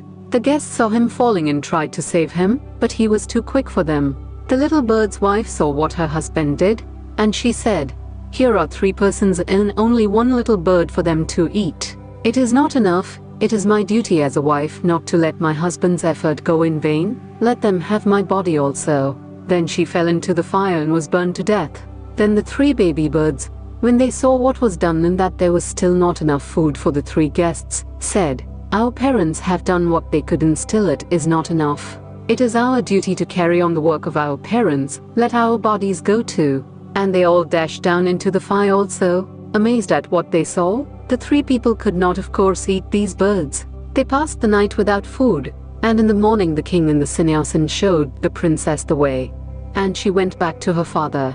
Then the sannyasin said to the king, "King, you have seen that each is great in his own place. If you want to live in the world, live like those birds, ready at any moment to sacrifice yourself for others. If you want to renounce the world, be like that young man to whom the most beautiful woman in a kingdom were as nothing. If you want to be a householder, hold your life a sacrifice for the welfare of others, and if you choose the life of renunciation, do not even look at beauty and money and power. Each is great in his own place, but the duty of the one is not the duty of the other." 1, 2, 3 Chapter 3. The secret of work helping others physically, by removing their physical needs, is indeed great, but the help is great according as the need is greater according as the help is far-reaching. If a man's wants can be removed for an hour, it is helping him indeed. If his wants can be removed for a year, it will be more help to him, but if his wants can be removed forever, it is surely the greatest help that can be given him. Spiritual knowledge is the only thing that can destroy our misers forever. Any other knowledge satisfies wants only for a time. It is only with the knowledge of the spirit that the faculty of want is annihilated forever. So helping man spiritually is the highest help that can be given to him. He who gives man spiritual knowledge is the greatest benefactor of mankind, and as such we always find that those were the most powerful of men who helped man in his spiritual needs, because spirituality is the true basis of all our activities in life. A spiritually strong and sound man will be strong in every other respect if he so wishes. Until there is spiritual strength in man, even physical needs cannot be well satisfied. Next to spiritual comes intellectual help. The gift of knowledge is a far higher gift than that of food and clothes. It is even higher than giving life to a man, because the real life of man consists of knowledge. Ignorance is death, knowledge is life. Life is of very little value if it is a life in the dark, groping through ignorance and misery. Next in order comes, of course, helping a man physically. Therefore, in considering the question of helping others, we must always strive not to commit the mistake of thinking that physical help is the only help that can be given. It is not only the last but the least, because it cannot bring about permanent satisfaction. The misery that I feel when I am hungry is satisfied by eating, but hunger returns. My misery can cease only when I am satisfied beyond all want. Then hunger will not make me miserable. No distress, no sorrow will be able to move me. So that help which tends to make us strong spiritually is the highest. Next to it comes intellectual help, and after that physical help. The misers of the world cannot be cured by physical help only. Until man's nature changes, these physical needs will always arise, and misers will always be felt, and no amount of physical help will cure them completely. The only solution of this problem is to make mankind pure. Ignorance is the mother of all the evil and all the misery we see. Let men have light. Let them be pure and spiritually strong and educated, then alone will misery cease in the world, not before. We may convert every house in the country into a charity asylum. We may fill the land with hospitals, but the misery of man will still continue to exist until man's character changes. We read in the Bhagavad Gita again and again that we must all work incessantly. All work is by nature composed of good and evil. We cannot do any work which will not do some good somewhere. There cannot be any work which will not cause some harm somewhere. Every work must necessarily be a mixture of good and evil, yet we are commanded to work incessantly. Good and evil will both have their results, will produce their karma. Good action will entail upon us good effect, bad action, bad.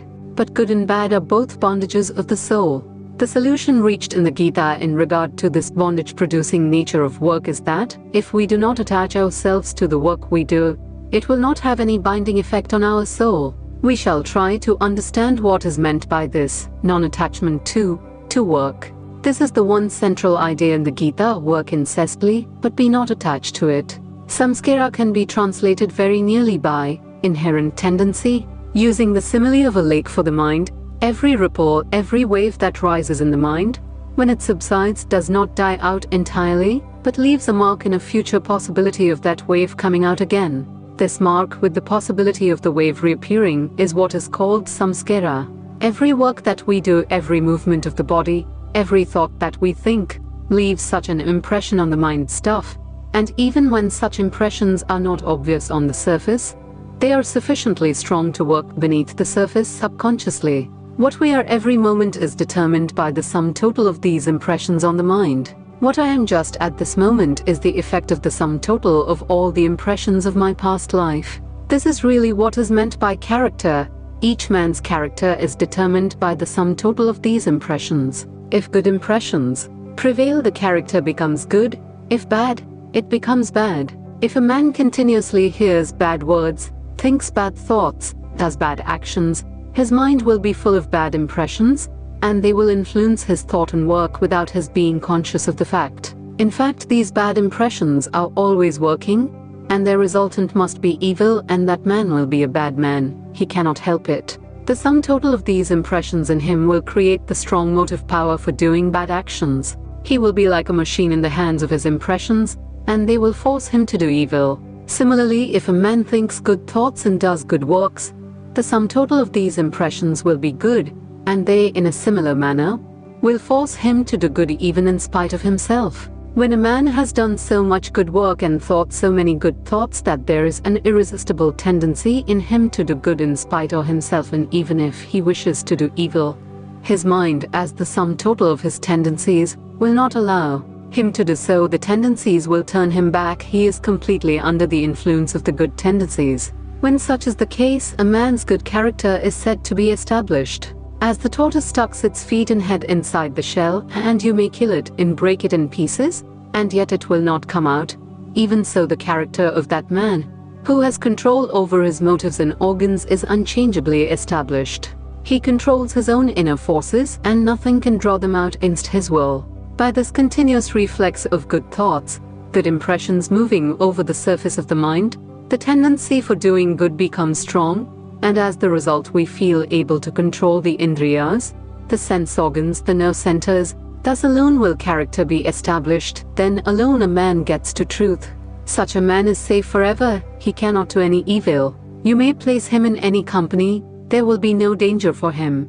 There is a still higher state than having this good tendency, and that is the desire for liberation. You must remember that freedom of the soul is the goal of all yogas, and each one equally leads to the same result. By work alone men may get to where Buddha got, largely by meditation, or Christ by prayer. Buddha was a working jnani, Christ was a bhakta, but the same goal was reached by both of them. The difficulty is here. Liberation means entire freedom, freedom from the bondage of good, as well as from the bondage of evil. A golden chain is as much a chain as an iron one. There is a thorn in my finger, and I use another to take the first one out, and when I have taken it out, I throw both of them aside. I have no necessity for keeping the second thorn, because both are thorns after all. So the bad tendencies are to be counteracted by the good ones, and the bad impressions on the mind should be removed by the fresh waves of good ones, until all that is evil almost disappears, or is subdued and held in control in a corner of the mind. But after that, the good tendencies have also to be conquered. Thus the attached becomes the unattached. Work, but let not the action or the thought produce a deep impression on the mind. Let the ripples come and go, let huge actions proceed from the muscles and the brain, but let them not make any deep impression on the soul. How can this be done? we see that the impression of any action to which we attach ourselves remains. I may meet hundreds of persons during the day, and among them meet also one whom I love. And when I retire at night, I may try to think of all the faces I saw, but only that face comes before the mind, the face which I met perhaps only for 1 minute and which I loved. All the others have vanished. My attachment to this particular person caused a deeper impression on my mind than all the other faces. Physiologically, the impressions have all been the same. Every one of the faces that I saw pictured itself on the retina, and the brain took the pictures in, and yet there was no similarity of effect upon the mind. Most of the faces, perhaps, were entirely new faces about which I had never thought before, but that one face of which I got only a glimpse found associations inside. Perhaps I had pictured him in my mind for years, knew hundreds of things about him, and this one new vision of him awakened hundreds of sleeping memories in my mind. And this one impression having been repeated perhaps 100 times more than those of the different faces together will produce a great effect on the mind. Therefore be unattached, let things work, let brain centers work incessantly, but let not a ripple conquer the mind. Work as if you were a stranger in this land, a sojourner, work incessantly, but do not bind yourselves. Bondage is terrible. This world is not our habitation, it is only one of the many stages through which we are passing.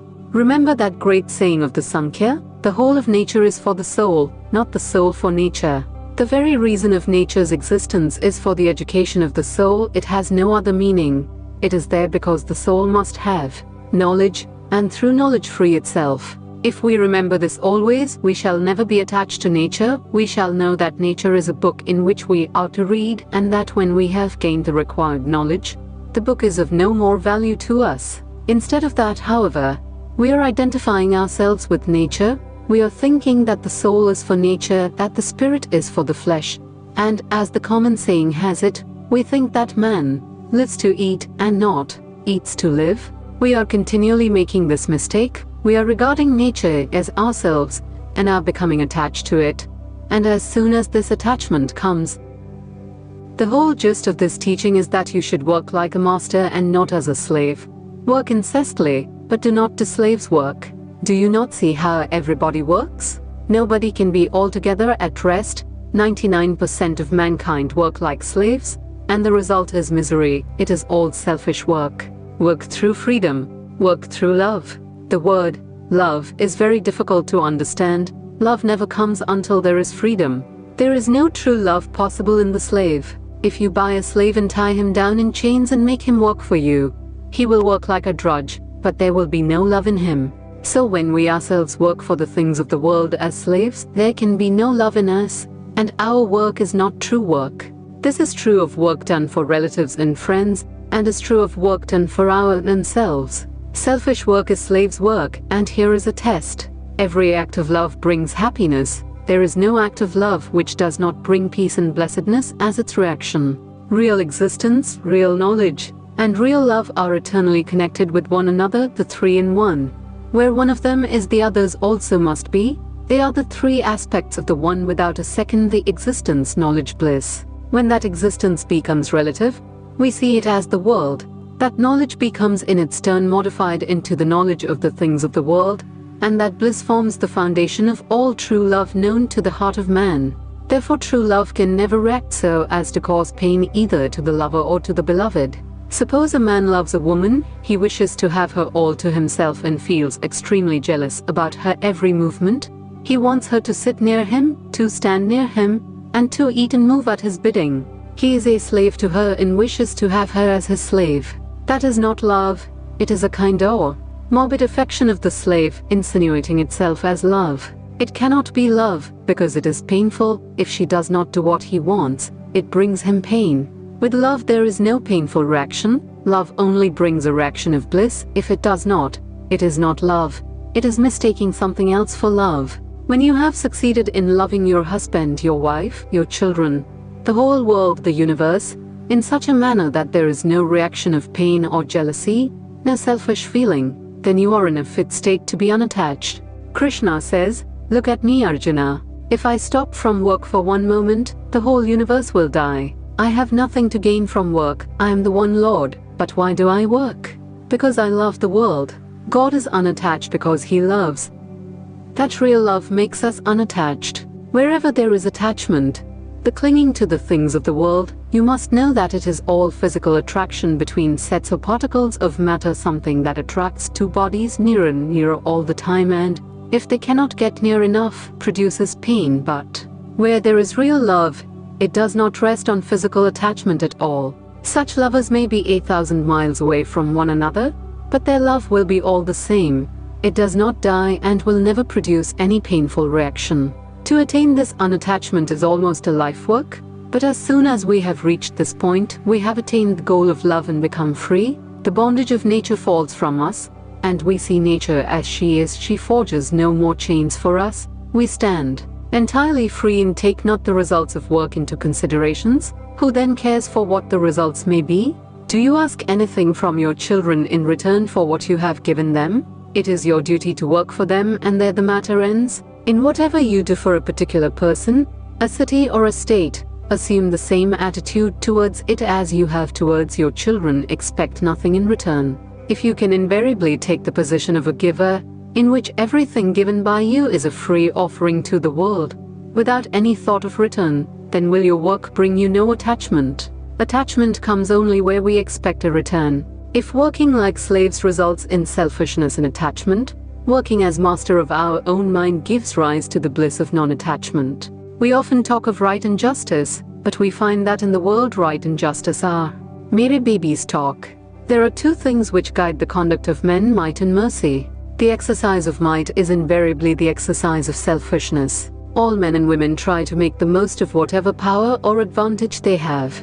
Mercy is heaven itself. To be good, we have all to be merciful. Even justice and right should stand on mercy. All thought of obtaining return for the work we do hinders our spiritual progress. Nay, in the end it brings misery. There is another way in which this idea of mercy and selfless charity can be put into practice. That is, by looking upon work as worship, in case we believe in a personal God. Here we give up all the fruits our work unto the Lord, and worshipping Him thus, we have no right to expect anything from mankind for the work we do. The Lord Himself works incessantly and is ever without attachment. Just as water cannot wet the lotus leaf, so work cannot bind the unselfish man by giving rise to attachment to results. The selfless and unattached man may live in the very heart of a crowded and sinful city. He will not be touched by sin. This idea of complete self-sacrifice is illustrated in the following story. After the battle of Kurukshetra, the 5 Pandava brothers performed a great sacrifice and made very large gift to the poor. All people expressed amazement at the greatness and richness of the sacrifice, and said that such a sacrifice the world had never seen before. But after the ceremony, there came a little mongoose, half of whose body was golden and the other half brown, and he began to roll on the floor of the sacrificial hall. He said to those around, "You are all liars, this is no sacrifice." "What?" they exclaimed. "You say this is no sacrifice? Do you not know how money in jewels were poured out to the poor, and everyone became rich and happy? This was the most wonderful sacrifice any man ever performed." But the mongoose said, "There was once a little village, and in it there dwelt a poor Brahmin with his wife, his son, and his son's wife. They were very poor and lived on small gifts made to them for preaching and teaching. There came in that land a 3 years' famine, and the poor Brahmin suffered more than ever.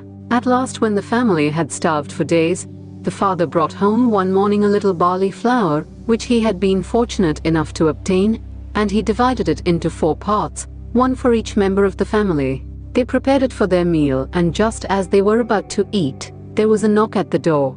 The father opened it, and there stood a guest. Now in India, a guest is a sacred person. He is as a god for the time being, and must be treated as such. So the poor Brahmin said, "Come in, sir, you are welcome." He set before the guest his own portion of the food, which the guest quickly ate, and said, "Oh, sir, you have killed me. I have been starving for 10 days, and this little bit has but increased my hunger." Then the wife said to her husband, "Give him my share." But the husband said, "Not so." The wife, however, insisted, saying, "Here is a poor man, and it is our duty as householders to see that he is fed, and it is my duty as a wife to give him my portion, seeing that you have no more to offer him."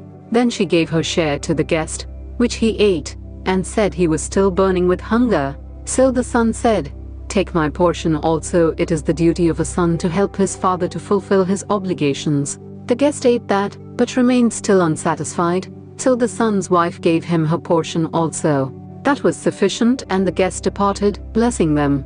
That night those 4 people died of starvation. A few granules of that flour had fallen on the floor, and when I rolled my body on them, half of it became golden, as you see. Since then I have been traveling all over the world, hoping to find another sacrifice like that, but nowhere have I found one.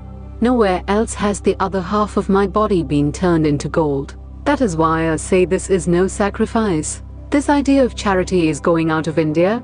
Great men are becoming fewer and fewer. When I was first learning English, I read an English storybook in which there was a story about a dutiful boy who had gone out to work and had given some of his money to his old mother, and this was praised in 3 or 4 pages. What was that? No Hindu boy can ever understand the moral of that story. Now I understand it when I hear the Western idea, every man for himself. And some men take everything for themselves, and fathers and mothers and wives and children go to the wall. That should never and nowhere be the ideal of the householder. Now you see what Karma Yoga means, even at the point of death, to help anyone without asking questions. We cheated millions of times and never ask a question, and never think of what you are doing. Never want of your gifts to the poor, or expect their gratitude, but rather be grateful to them for giving you the occasion of practicing charity to them. Thus it is plain that to be an ideal householder is a much more difficult task than to be an ideal sannyasin. The true life of work is indeed as hard as, if not harder than, the equally true life of renunciation. 124 Chapter 4. What is duty? It is necessary in the study of Karma Yoga to know what duty is. If I have to do something, I must first know that it is my duty, and then I can do it. The idea of duty again is different in different nations. The Mohammedan says what is written in his book, the Quran, is his duty. The Hindu says what is in the Vedas is his duty, and the Christian says what is in the Bible is his duty. We find that there are varied ideas of duty differing according to different states in life, different historical periods in different nations. The term duty, like every other universal abstract term, is impossible clearly to define. We can only get an idea of it by knowing its practical operations and results. When certain things occur before us, we have all a natural or trained impulse to act in a certain manner towards them. When this impulse comes, the mind begins to think about the situation. Sometimes it thinks that it is good to act in a particular manner under the given conditions. At other times it thinks that it is wrong to act in the same manner even in the very same circumstances. The ordinary idea of duty everywhere is that every good man follows the dictates of his conscience. But what is it that makes an act a duty? If a Christian finds a piece of beef before him and does not eat it to save his own life, or will not give it to save the life of another man, he is sure to feel that he has not done his duty. But if a Hindu dares to eat that piece of beef or to give it to another Hindu, he is equally sure to feel that he too has not done his duty. The Hindu's training and education make him feel that way. In the last century there were notorious bands of robbers in India called thugs. They thought it their duty to kill any man they couldn't take away his money. The larger the number of men they killed, the better they thought they were. Ordinarily, if a man goes out into the street and shoots down another man, he is apt to feel sorry for it, thinking that he has done wrong. But if the very same man, as a soldier in his regiment, kills not 1 but 20, he is certain to feel glad and think that he has done his duty remarkably well. Therefore we see that it is not the thing done that defines a duty. To give an objective definition of duty is thus entirely impossible. Yet there is duty from the subjective side. Any action that makes us go Godward is a good action, and is our duty. Any action that makes us go downward is evil, and is not our duty.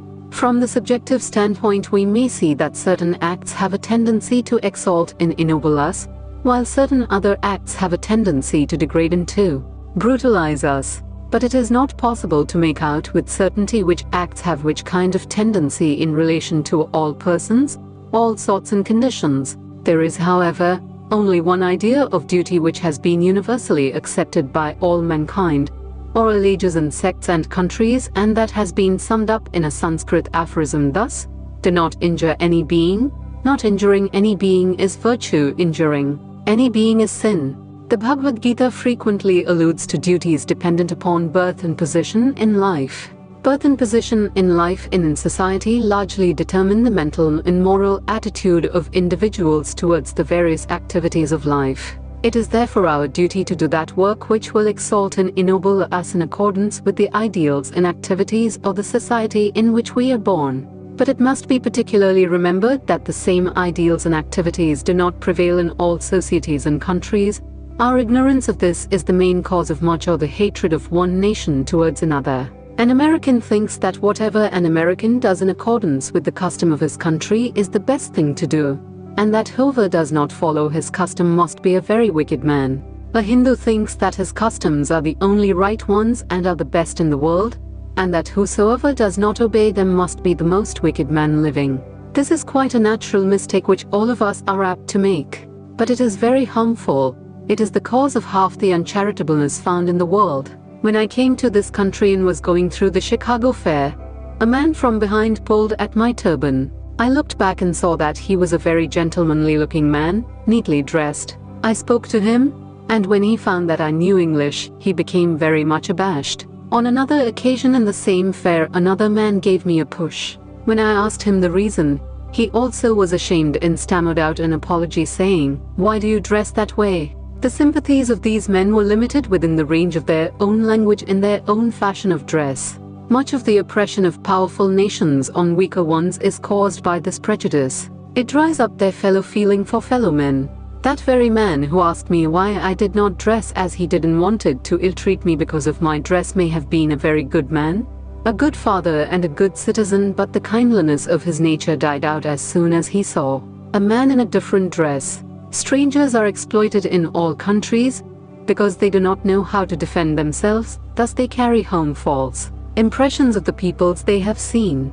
Sailors, soldiers, and traders behave in foreign lands in very queer ways, although they would not dream of doing so in their own country. Perhaps this is why the Chinese call Europeans and Americans foreign devils. They could not have done this if they had met the good, the kindly sides of Western life. Therefore, the one point we ought to remember is that we should always try to see the duty of others through their own eyes and never judge the customs of other peoples by our own standard. I am not the standard of the universe. I have to accommodate myself to the world and not the world to me. So we see that environments change the nature of our duties, and doing the duty which is ours at any particular time is the best thing we can do in this world. Let us do that duty which is ours by birth, and when we have done that, let us do the duty which is ours by our position in life and in society. There is, however, one great danger in human nature, is that man never examines himself. He thinks he is quite as fit to be on the throne as the king. Even if he is, he must first show that he has done the duty of his own position, and then higher duties will come to him. When we begin to work earnestly in the world, nature gives us blows right and left and soon enables us to find out our position. No man can long occupy satisfactorily a position for which he is not fit. There is no use in grumbling against nature's adjustment. He who does the lower work is not therefore a lower man. No man is to be judged by the mere nature of his duties, but all should be judged by the manner and the spirit in which they perform them. Later on we shall find that even this idea of duty undergoes change, and that the greatest work is done only when there is no selfish motive to prompt it. Yet it is work through the sense of duty that leads us to work without any idea of duty. When work will become worship, nay, something higher than will work be done for its own sake. We shall find that the philosophy of duty, whether it be in the form of ethics or of love, is the same as in every other yoga, the object being the attenuating of the low self, so that the real higher self may shine forth, the lessening of the frittering away of energies on the lower plane of existence, so that the soul may manifest itself on the higher ones. This is accomplished by the continuous denial of low desires, which duty rigorously requires. The whole organization of society has thus been developed consciously or unconsciously in the realms of action and experience, where, by limiting selfishness, we open the way to an unlimited expansion of the real nature of man. Duty is seldom sweet. It is only when love greases its wheels that it runs smoothly. It is a continuous friction otherwise. How else could parents do their duties to their children, husbands to their wives, and vice versa? Do we not meet with cases of friction every day in our lives? Duty is sweet only through love, and love shines in freedom alone. Yet is it freedom to be a slave to the senses, to anger, to jealousies, and 100 other petty things that must occur every day in human life? In all these little roughnesses that we meet with in life, the highest expression of freedom is to forbear. Women slaves to their own irritable, jealous tempers are apt to blame their husbands and assert their own freedom as they think, not knowing that thereby they only prove that they are slaves. So it is with husbands who eternally find fault with their wives. Chastity is the first virtue in man or woman, and the man who, however he may have strayed away, cannot be brought to the right path by a gentle and loving and chaste wife is indeed very rare. The world is not yet as bad as that. We hear much about brutal husbands all over the world and about the impurity of men. But is it not true that there are quite as many brutal and impure women as men? If all women were as good and pure as their own constant assertions would lead one to believe, I am perfectly satisfied that there would not be one impure man in the world. What brutality is there which purity in chastity cannot conquer? A good chaste wife who thinks of every other man except her own husband as her child and has the attitude of a mother towards all men, will grow so great in the power of her purity that there cannot be a single man, however brutal, who will not breathe an atmosphere of holiness in her presence. Similarly, every husband must look upon all women, except his own wife, in the light of his own mother or daughter or sister. That man again who wants to be a teacher of religion must look upon every woman as his mother, and always behave towards her as such. The position of the mother is the highest in the world, as it is the one place in which to learn and exercise the greatest unselfishness. The love of God is the only love that is higher than a mother's love. All others are lower. It is the duty of the mother to think of her children first and then of herself. But instead of that, if the parents are always thinking of themselves first, the result is that the relation between parents and children becomes the same as that between birds and their offspring, which, as soon as they are fledged, do not recognize any parents. Blessed, indeed, is the man who is able to look upon woman as the representative of the motherhood of God. Blessed, indeed, is the woman to whom man represents the fatherhood of God. Blessed are the children who look upon their parents as divinity manifested on earth. The only way to rise is by doing the duty next to us, and thus gathering strength go on until we reach the highest state. A young sannyasin went to a forest. There he meditated, worshipped, and practiced yoga for a long time. After years of hard work and practice, he was one day sitting under a tree when some dry leaves fell upon his head. He looked up and saw a crow and crane fighting on the top of the tree, which made him very angry. He said, "What? Dare you throw these dry leaves upon my head?" As with these words he angrily glanced at them, a flash of fire went out of his head. Such was the yogi's power, and burnt the birds to ashes. He was very glad, almost overjoyed at this development of power. He could burn the crow and the crane by a look. After a time he had to go to the town to beg his bread. He went, stood at a door, and said, "Mother, give me food." A voice came from inside the house, "Wait a little, my son." The young man thought, "You wretched woman, how dare you make me wait? You do not know my power yet." While he was thinking thus, the voice came again, "Boy, don't be thinking too much of yourself.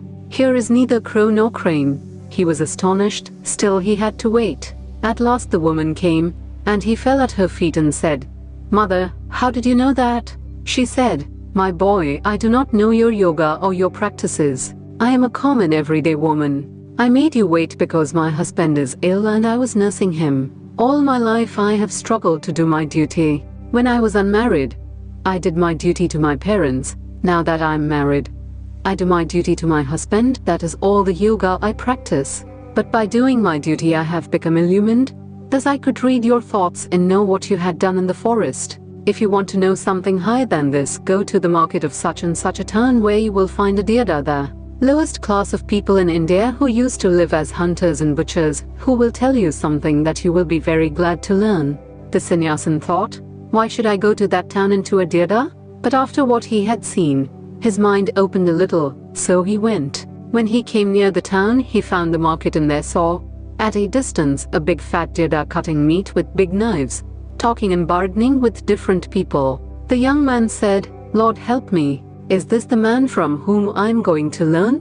He is the incarnation of a demon if he is anything. In the meantime, this man looked up and said, "Oh Swami, did that lady send you here?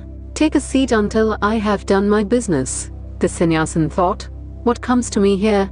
He took his seat. The man went on with his work, and after he had finished he took his money and said to the sannyasin, "Come sir, come to my home." On reaching home, the Deda gave him a seat, saying, "Wait here," and went into the house. He then washed his old father and mother, fed them, and did all he could to please them, after which he came to the sannyasin and said, "Now sir, you have come here to see me, what can I do for you?" The sannyasin asked him a few questions about soul and about God, and the Deda gave him a lecture which forms a part of the Mahabharata, called the Deda Gita. It contains one of the highest flights of the Vedanta.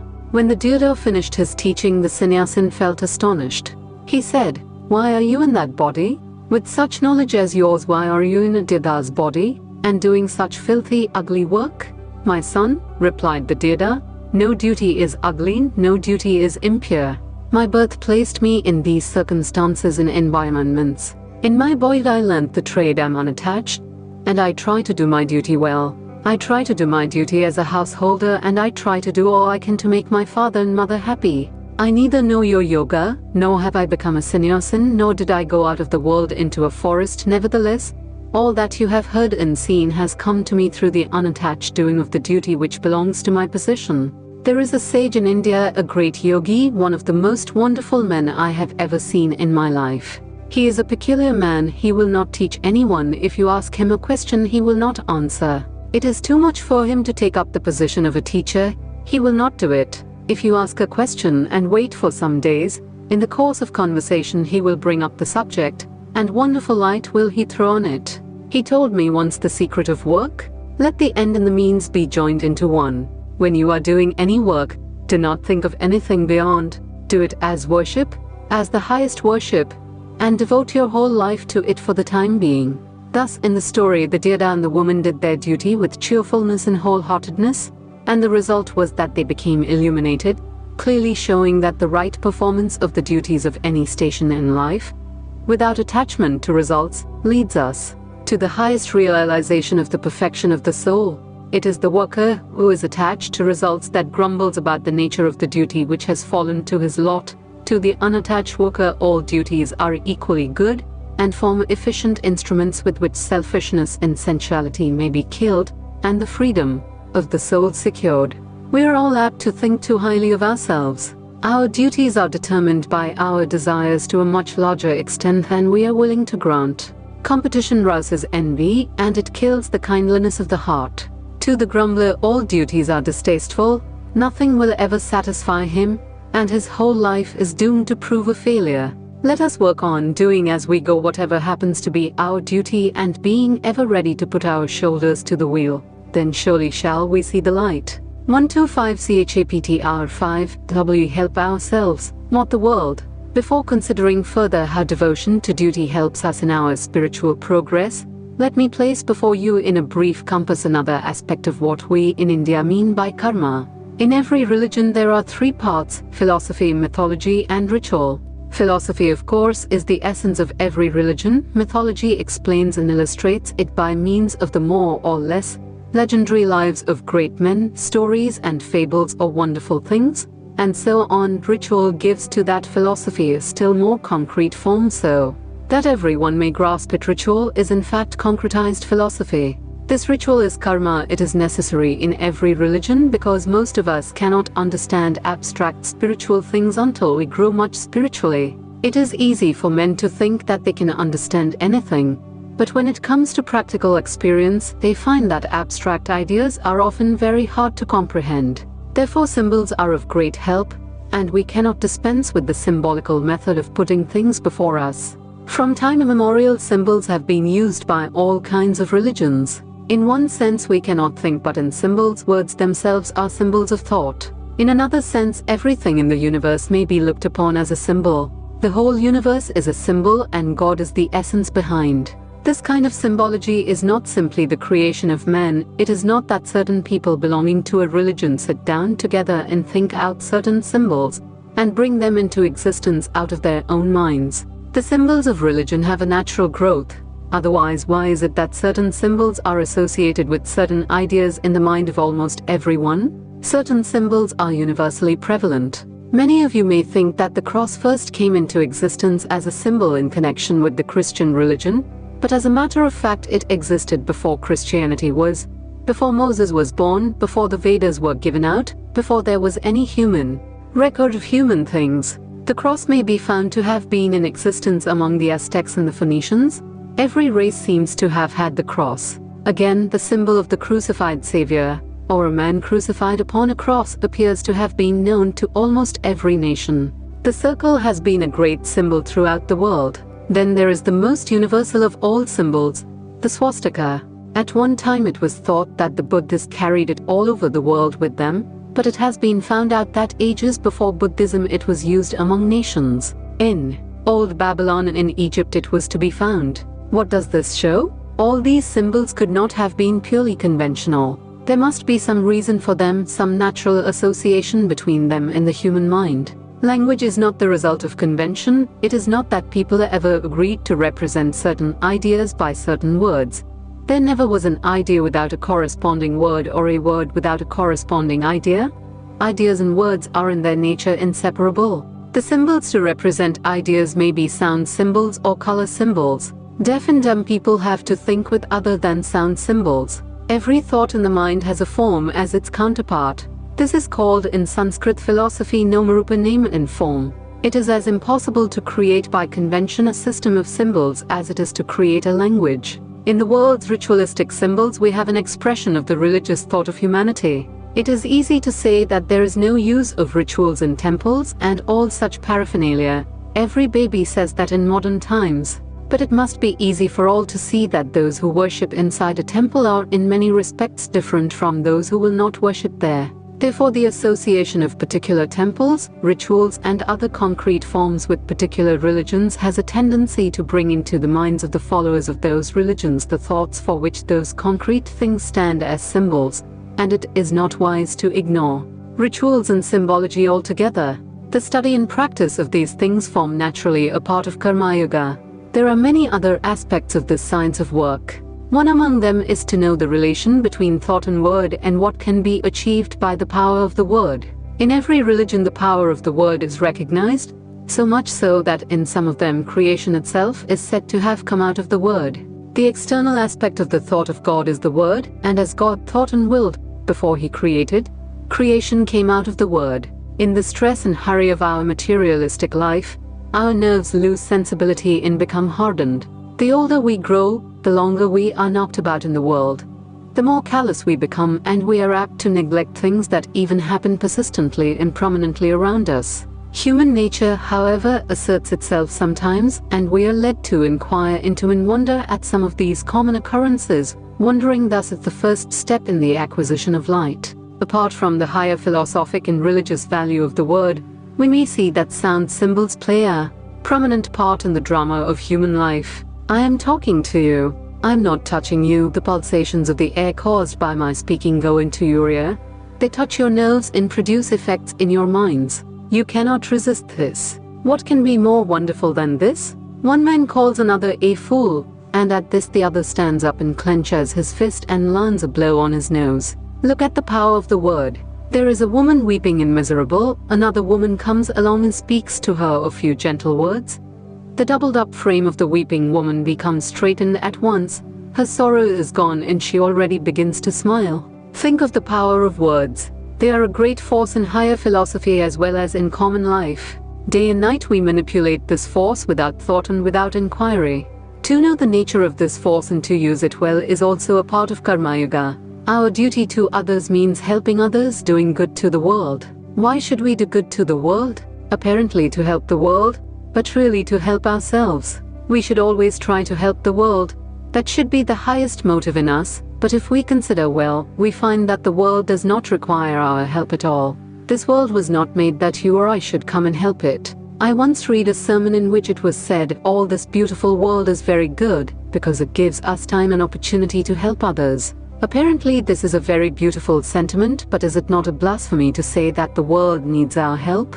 We cannot deny that there is much misery in it. To go out and help others is, therefore, the best thing we can do, although in the long run, we shall find that helping others is only helping ourselves. As a boy, I had some white mice. They were kept in a little box in which there were little wheels, and when the mice tried to cross the wheels turned and turned, and the mice never got anywhere. So it is with the world and our helping it. The only help is that we get moral exercise. This world is neither good nor evil. Each man manufactures a world for himself. If a blind man begins to think of the world, it is either as soft or hard, or as cold or hot. We are a mass of happiness or misery. We have seen that hundreds of times in our lives. As a rule, the young are optimistic and the old pessimistic. The young have life before them. The old complain their day is gone. Hundreds of desires which they cannot fulfill struggle in their hearts.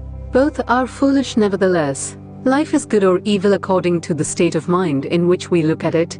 It is neither by itself. Fire by itself is neither good nor evil. When it keeps us warm, we say, "How beautiful is fire." When it burns our fingers, we blame it. Still, in itself it is neither good nor bad. According as we use it, it produces in us the feeling of good or bad. So also is this world. It is perfect. By perfection is meant that it is perfectly fitted to meet its ends. We may all be perfectly sure that it will go on beautifully well without us, and we need not bother our heads wishing to help it. Yet we must do good. The desire to do good is the highest motive power we have. If we know all the time that it is a privilege to help others, do not stand on a high pedestal and take 5 cents in your hand and say, "Here, my poor man," but be grateful that the poor man is there, so that by making a gift to him you are able to help yourself. It is not the receiver that is blessed, but it is the giver. Be thankful that you are allowed to exercise your power of benevolence and mercy in the world, and thus become pure and perfect. All good acts tend to make us pure and perfect. What can we do at best? Build a hospital, make roads, or erect charity asylums. We may organize a charity and collect $2 or $3 million, build a hospital with 1 million, with the second give balls and drink champagne, and of the third let the officers steal half, and leave the rest finally to reach the poor. But what are all these? One mighty wind in 5 minutes can break all your buildings up. What shall we do then? One volcanic eruption may sweep away all our roads and hospitals and cities and buildings. Let us give up all this foolish talk of doing good to the world. It is not waiting for your or my help, yet we must work and constantly do good, because it is a blessing to ourselves. That is the only way we can become perfect. No beggar whom we have helped has ever owed a single cent to us. We owe everything to him because he has allowed us to exercise our charity on him. It is entirely wrong to think that we have done, or can do good to the world, or to think that we have helped such and such people. It is a foolish thought, and all foolish thoughts bring misery. We think that we have helped some man and expect him to thank us, and because he does not, unhappiness comes to us. Why should we expect anything in return for what we do? Be grateful to the man you help. Think of him as God. Is it not a great privilege to be allowed to worship God by helping our fellow men? If we were really unattached, we should escape all this pain of vain expectation, and could cheerfully do good work in the world. Never will unhappiness or misery come through work done without attachment.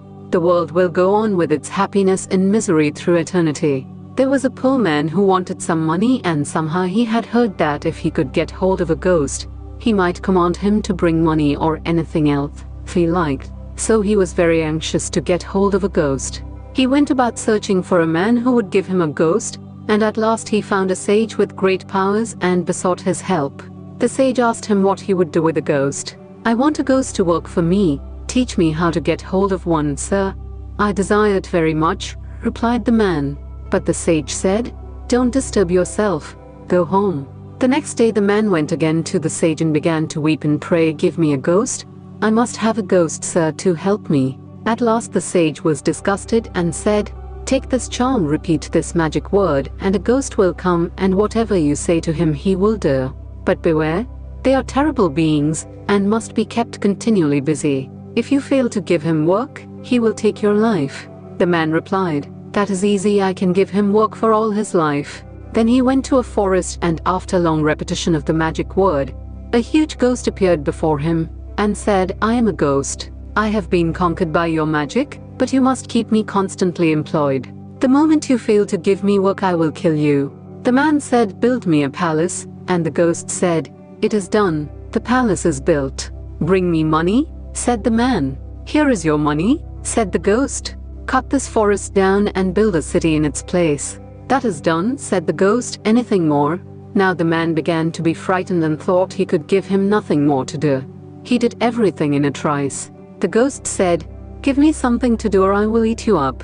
The poor man could find no further occupation for him, and was frightened. So he ran and at last reached the sage and said, "Oh sir, protect my life." The sage asked him what the matter was, and the man replied, "I have nothing to give the ghost to do. Everything I tell him to do he does in a moment, and he threatens to eat me up if I do not give him work." Just then the ghost arrived, saying, "I'll eat you up," and he would have swallowed the man. The man began to shake and begged the sage to save his life. The sage said, "I will find you a way out. Look at that dog with a curly tail. Draw your sword quickly and cut the tail off and give it to the ghost to straighten out." The man cut off the dog's tail and gave it to the ghost, saying, "Straighten that out for me." The ghost took it and slowly and carefully straightened it out, but as soon as he let it go, it instantly curled up again. Once more he laboriously straightened it out, only to find it again curled up as soon as he attempted to let go of it. Again he patiently straightened it out, but as soon as he let it go, it curled up again. So he went on for days and days, until he was exhausted and said, "I was never in such trouble before in my life. I am an old veteran ghost, but never before was I in such trouble. I will make a compromise with you," he said to the man. "You let me off and I will let you keep all I have given you and will promise not to harm you." The man was much pleased and accepted the offer gladly. This world is like a dog's curly tail, and people have been striving to straighten it out for hundreds of years, but when they let it go, it has curled up again. How could it be otherwise? One must first know how to work without attachment, then one will not be a fanatic. When we know that this world is like a dog's curly tail and will never get straightened, we shall not become fanatics. If there were no fanaticism in the world, it would make much more progress than it does now. It is a mistake to think that fanaticism can make for the progress of mankind. On the contrary, it is a retarding element, creating hatred and anger, and causing people to fight each other and making them unsympathetic. We think that whatever we do or possess is the best in the world, and what we do not do or possess is of no value. So always remember the instance of the curly tail of the dog whenever you have a tendency to become a fanatic. You need not worry or make yourself sleepless about the world. It will go on without you. When you have avoided fanaticism, then alone will you work well. It is the level-headed man, the calm man, or good judgment and cool nerves, or great sympathy in love, who does good work and so does good to himself.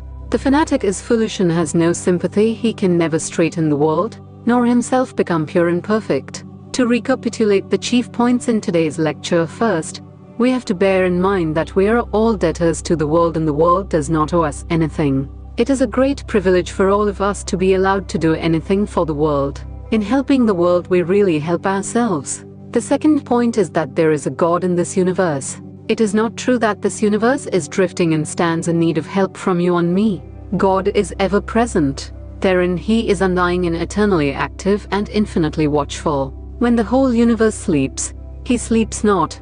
He is working incessantly. All the changes and manifestations of the world are his. Thirdly, we ought not to hate anyone. This world will always continue to be a mixture of good and evil. Our duty is to sympathize with the weak and to love even the wrongdoer. The world is a grand moral gymnasium wherein we have all to take exercise so as to become stronger and stronger spiritually. Fourthly, we ought not to be fanatics of any kind, because fanaticism is opposed to love. You hear fanatics glibly saying, "I do not hate the sinner, I hate the sin, but I am prepared to go any distance to see the face of that man who can really make a distinction between the sin and the sinner." It is easy to say so. If we can distinguish well between quality and substance, we may become perfect men. It is not easy to do this. And further, the calmer we are and the less disturbed our nerves, the more shall we love and the better will our work be. 126 CHAPTR 6. Non-attachment is complete SELF abnegation. Just as every action that emanates from us comes back to us as reaction, even so our actions may act on other people and theirs on earth. Perhaps all of you have observed it as a fact that when persons do evil actions, they become more and more evil, and when they begin to do good, they become stronger and stronger and learn to do good at all times. This intensification of the influence of action cannot be explained on any other ground than that we can act and react upon each other. To take an illustration from physical science, when I am doing a certain action, my mind may be said to be in a certain state of vibration. All minds which are in similar circumstances will have the tendency to be affected by my mind. If there are different musical instruments tuned alike in one room, all of you may have noticed that when one is struck, the others have the tendency to vibrate so as to give the same note. So all minds that have the same tension, so to say, will be equally affected by the same thought. Of course, this influence of thought on mind will vary according to distance and other causes, but the mind is always open to affection. Suppose I'm doing an evil act, my mind is in a certain state of vibration, and all minds in the universe, which are in a similar state, have the possibility of being affected by the vibration of my mind. So when I'm doing a good action, my mind is in another state of vibration, and all minds similarly strong have the possibility of being affected by my mind, and this power of mind upon mind is more or less according as the force of the tension is greater or less. Following this simile further, it is quite possible that, just as light waves may travel for millions of years before they reach any object, so thought waves may also travel hundreds of years before they meet an object with which they vibrate in unison. It is quite possible, therefore, that this atmosphere of ours is full of such thought pulsations, both good and evil. Every thought projected from every brain goes on pulsating, as it were, until it meets a fit object that will receive it. Any mind which is open to receive some of these impulses will take them immediately. So, when a man is doing evil actions, he has brought his mind to a certain state of tension, and all the waves which correspond to that state of tension, and which may be said to be already in the atmosphere, will struggle to enter into his mind. That is why an evildoer generally goes on doing more and more evil. His actions become intensified. Such also will be the case with the doer of good. He will open himself to all the good waves that are in the atmosphere, and his good actions also will become intensified. We run, therefore, a twofold danger in doing evil. First, we open ourselves to all the evil influences surrounding us. Secondly, we create evil which affects others, maybe hundreds of years hence. In doing evil we injure ourselves and others also. In doing good we do good to ourselves and to others as well. And like all other forces in man, these forces of good and evil also gather strength from outside. According to Karma Yoga, the action one has done cannot be destroyed until it has borne its fruit. No power in nature can stop it from yielding its results. If I do an evil action, I must suffer for it. There is no power in this universe to stop or stay. Similarly, if I do a good action, there is no power in the universe which can stop its bearing good results. The cause must have its effect. Nothing can prevent or restrain this. Now comes a very fine and serious question about Karma Yoga, namely, that these actions of ours, both good and evil, are intimately connected with each other. We cannot put a line of demarcation and say, this action is entirely good and this entirely evil. There is no action which does not bear good and evil fruits at the same time. To take the nearest example, I am talking to you, and some of you perhaps think I am doing good, and at the same time I am perhaps killing thousands of microbes in the atmosphere. I am thus doing evil to something else. When it is very near to us and affects those we know, we say that it is very good action if it affects them in a good manner. For instance, you may call my speaking to you very good, but the microbes will not. The microbes you do not see, but yourselves you do see. The way in which my talk affects you is obvious to you, but how it affects the microbes is not so obvious. And so, if we analyze our evil actions also, we may find that some good possibly results from them somewhere. He who in good action sees that there is something evil in it, and in the midst of evil sees that there is something good in it somewhere, has known the secret of work. But what follows from it? That howsoever we may try, there cannot be any action which is perfectly pure, or any which is perfectly impure, taking purity impurity in the sense of injury in non-injury. We cannot breathe or live without injuring others, and every bit of the food we eat is taken away from another's mouth. Our very lives are crowding out other lives. It may be men or animals, or small microbes, but someone or other of these we have to crowd out. That being the case, It naturally follows that perfection can never be attained by work. We may walk through all eternity, but there will be no way out of this intricate maze. You may work on, and on, and on, there will be no end to this inevitable association of good and evil in the results of work. The second point to consider is, what is the end of work? We find the vast majority of people in every country believing that there will be a time when this world will become perfect, when there will be no disease, nor death, nor unhappiness, no wickedness. That is a very good idea, a very good motive power to inspire and uplift the ignorant, but if we think for a moment, we shall find on the very face of it that it cannot be so. How can it be, seeing that good and evil are the obverse and reverse of the same coin? How can you have good without evil at the same time? What is meant by perfection? A perfect life is a contradiction in terms. Life itself is a state of continuous struggle between ourselves and everything outside. Every moment we are fighting actually with external nature, and if we are defeated, our life has to go. It is, for instance, a continuous struggle for food and air. If food or air fails, we die. Life is not a simple and smoothly flowing thing, but it is a compound effect. This complex struggle between something inside and the external world is what we call life. So it is clear that when the struggle ceases, there will be an end of life. What is meant by ideal happiness is the cessation of this struggle. But then life will cease, for the struggle can only cease when life itself has ceased. We have seen already that in helping the world we help ourselves. The main effect of work done for others is to purify ourselves. By means of the constant effort to do good to others, we are trying to forget ourselves. This forgetfulness of self is the one great lesson we have to learn in life. Man thinks foolishly that he can make himself happy, and after years of struggle finds out at last that true happiness consists in killing selfishness and that no one can make him happy except himself. Every act of charity, every thought of sympathy, every action of help, every good deed is taking so much of self-importance away from our little selves, in making us think of ourselves as the lowest and the least, and therefore it is all good. Here we find that Jnana, Bhakti and Karma all come to one point. The highest ideal is eternal in entire self-abnegation, where there is no I, but all is thou, and whether he is conscious or unconscious of it, Karma Yoga leads man to that end. A religious preacher may become horrified at the idea of an impersonal God.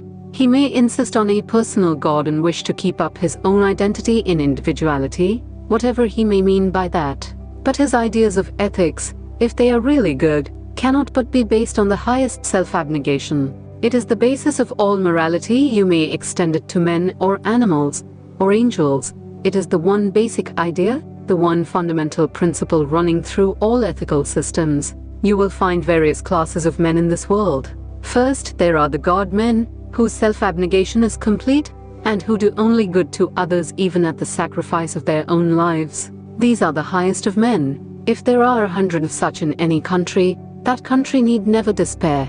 But they are unfortunately too few. Then there are the good men who do good to others so long as it does not injure themselves. And there is a third class who too do good to themselves, injure others. It is said by a Sanskrit poet that there is a fourth unnameable class of people who injure others merely for injury's sake. Just as there are at one pole of existence the highest good men who do good for the sake of doing good, so at the other pole, there are others who injure others just for the sake of the injury. They do not gain anything thereby, but it is their nature to do evil. Here are two Sanskrit words. The one is pravriti, which means revolving towards, and the other is naivriti, which means revolving away. The revolving towards is what we call the world.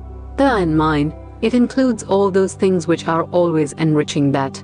Me, by wealth and money and power and name and fame, and which are of a grasping nature, always tending to accumulate everything in one center, that center being myself. That is the pravriti, the natural tendency of every human being, taking everything from everywhere and heaping it around one center, that center being man's own sweet self. When this tendency begins to break, when it is naivriti or going away from, then begin morality in religion. Both pravriti and naivriti are of the nature of work. The former is evil work and the latter is good work. This naivriti is the fundamental basis of all morality in all religion, and the very perfection of it is entire self-abnegation, readiness to sacrifice mind and body and everything for another being. When a man has reached that state, he has attained to the perfection of Karma Yoga. This is the highest result of good works. Although a man has not studied a single system of philosophy, although he does not believe in any God, and never has believed, although he has not prayed even once in his whole life, if the simple power of good actions has brought him to that state where he is ready to give up his life and all else for others, he has arrived at the same point to which the religious man will come through his prayers and the philosopher through his knowledge, and so you may find that the philosopher, the worker, and the devotee all meet at one point, that one point being self-abnegation. However much their systems of philosophy in religion may differ, all mankind stand in reverence and awe before the man who is ready to sacrifice himself for others.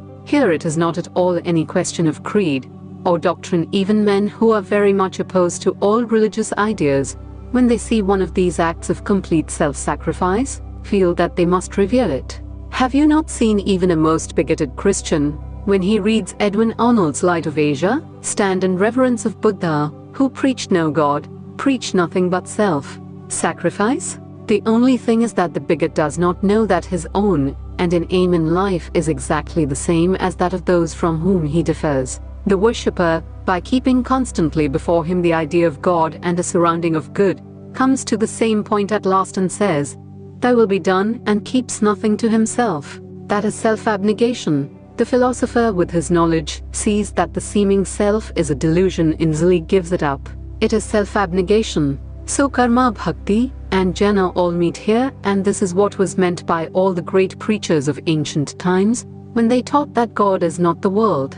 There is one thing which is the world and another which is God, and this distinction is very true. What they mean by world is selfishness. Unselfishness is God. One may live on a throne in a golden palace and be perfectly unselfish, and then he is in God. Another may live in a hut and wear rags and have nothing in the world. Yet, if he is selfish, he is intensely merged in the world. To come back to one of our main points, we say that we cannot do good without at the same time doing some evil, or do evil without doing some good. Knowing this, how can we work? There have, therefore, been sects in this world who have in an astoundingly preposterous way preached slow suicide as the only means to get out of the world, because if a man lives, he has to kill poor little animals and plants or do injury to something or someone. So according to them the only way out of the world is to die. The Jains have preached this doctrine as their highest ideal. This teaching seems to be very logical, but the true solution is found in the Gita. It is the theory of non-attachment, to be attached to nothing while doing our work of life. Know that you are separated entirely from the world, though you are in the world, and that whatever you may be doing in it, you are not doing that for your own sake. Any action that you do for yourself will bring its effect to bear upon you. If it is a good action, you will have to take the good effect, and if bad, you will have to take the bad effect. But any action that is not done for your own sake, whatever it be, will have no effect on you. There is to be found a very expressive sentence in our scriptures embodying this idea. Even if he kill the whole universe, or be himself killed, he is neither the killer nor the killed, when he knows that he is not acting for himself at all. Therefore Karma Yoga teaches, do not give up the world, live in the world, imbibe its influences as much as you can, but if it be for your own enjoyment's sake, work not at all. Enjoyment should not be the goal. First, kill yourself and then take the whole world as yourself, as the old Christians used to say, the old man must die. This old man is the selfish idea that the whole world is made for our enjoyment. Foolish parents teach their children to pray, "O Lord, Thou hast created this sun for me and this moon for me," as if the Lord has had nothing else to do than to create everything for these babies. Do not teach your children such nonsense. Then again, there are people who are foolish in another way. They teach us that all these animals were created for us to kill and eat, and that this universe is for the enjoyment of men. That is all foolishness. A tiger may say, "Man was created for me," and pray, "O Lord, how wicked are these men who do not come and place themselves before me to be eaten? They are breaking your law." If the world is created for us, we are also created for the world. That this world is created for our enjoyment is the most wicked idea that holds us down. This world is not for our sake. Millions pass out of it every year. The world does not feel it. Millions of others are supplied in their place. Just as much as the world is for us, so we also are for the world. To work properly, therefore, you have first to give up the idea of attachment. Secondly, do not mix in the fray, hold yourself as a witness and go on working. My master used to say, look upon your children as a nurse does. The nurse will take your baby and fondle it and play with it and behave towards it as gently as if it were her own child, but as soon as you give her notice to quit, she is ready to start off bag and baggage from the house. Everything in the shape of attachment is forgotten. It will not give the ordinary nurse the least pang to leave your children and take up other children. Even so are you to be with all that you consider your own. You are the nurse, and if you believe in God, believe that all these things which you consider yours are really His. The greatest weakness often insinuates itself as the greatest good and strength. It is a weakness to think that anyone is dependent on me, and that I can do good to another. This belief is the mother of all our attachment, and through this attachment comes all our pain. We must inform our minds that no one in this universe depends upon us, not one beggar depends on our charity, not one soul on our kindness, not one living thing on our help. All are helped on by nature, and will be so helped even though millions of us were not here. The course of nature will not stop for such as you and me. It is, as already pointed out, only a blessed privilege to you and to me that we are allowed, in the way of helping others, to educate ourselves. This is a great lesson to learn in life, and when we have learned it fully, we shall never be unhappy. We can go and mix without harm in society anywhere and everywhere. You may have wives and husbands and regiments of servants and kingdoms to govern if only you act on the principle that the world is not for you and does not inevitably need you. They can do you no harm. This very year some of your friends may have died.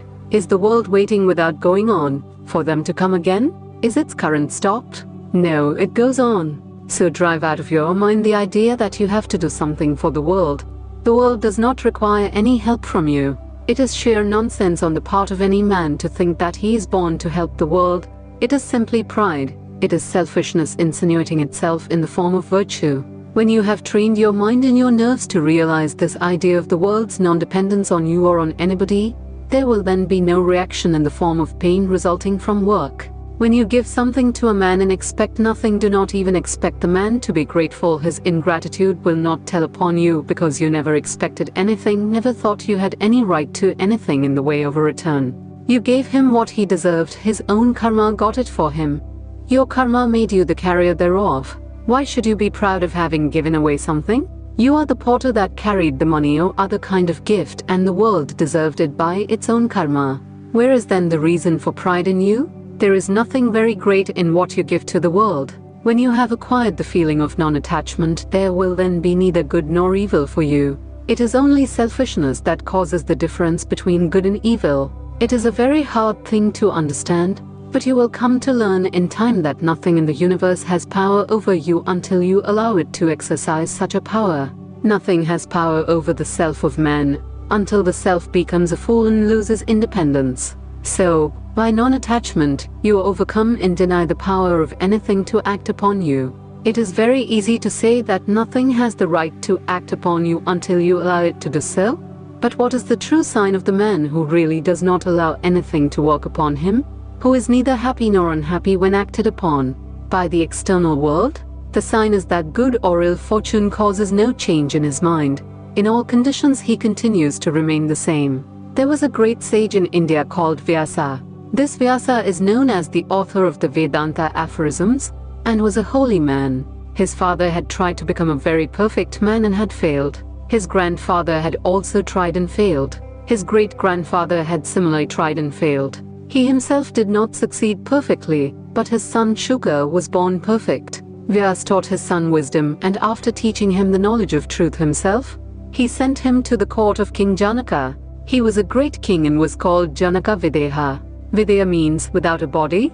Although a king, he had entirely forgotten that he was a body. He felt that he was a spirit all the time. This boy Shuka was sent to be taught by him. The king knew that Vyasa's son was coming to him to learn wisdom, so he made certain arrangements beforehand. And when the boy presented himself at the gates of the palace, the guards took no notice of him whatsoever. They only gave him a seat, and he sat there for 3 days and nights, nobody speaking to him, nobody asking him who he was or whence he was. He was the son of a very great sage. His father was honored by the whole country, and he himself was a most respectable person. Yet the low, vulgar gods of the palace would take no notice of him. After that, suddenly the ministers of the king and all the big officials came there and received him with the greatest honors. They conducted him in and showed him into splendid rooms, gave him the most fragrant baths and wonderful dresses, and for 8 days they kept him there in all kinds of luxury. That solemnly serene face of Shuka did not change even to the smallest extent by the change in the treatment accorded to him. He was the same in the midst of this luxury as when waiting at the door. Then he was brought before the king. The king was on his throne, music was playing, and dancing and other amusements were going on. The king then gave him a cup of milk, full to the brim, and asked him to go 7 times round the hall without spilling even a drop.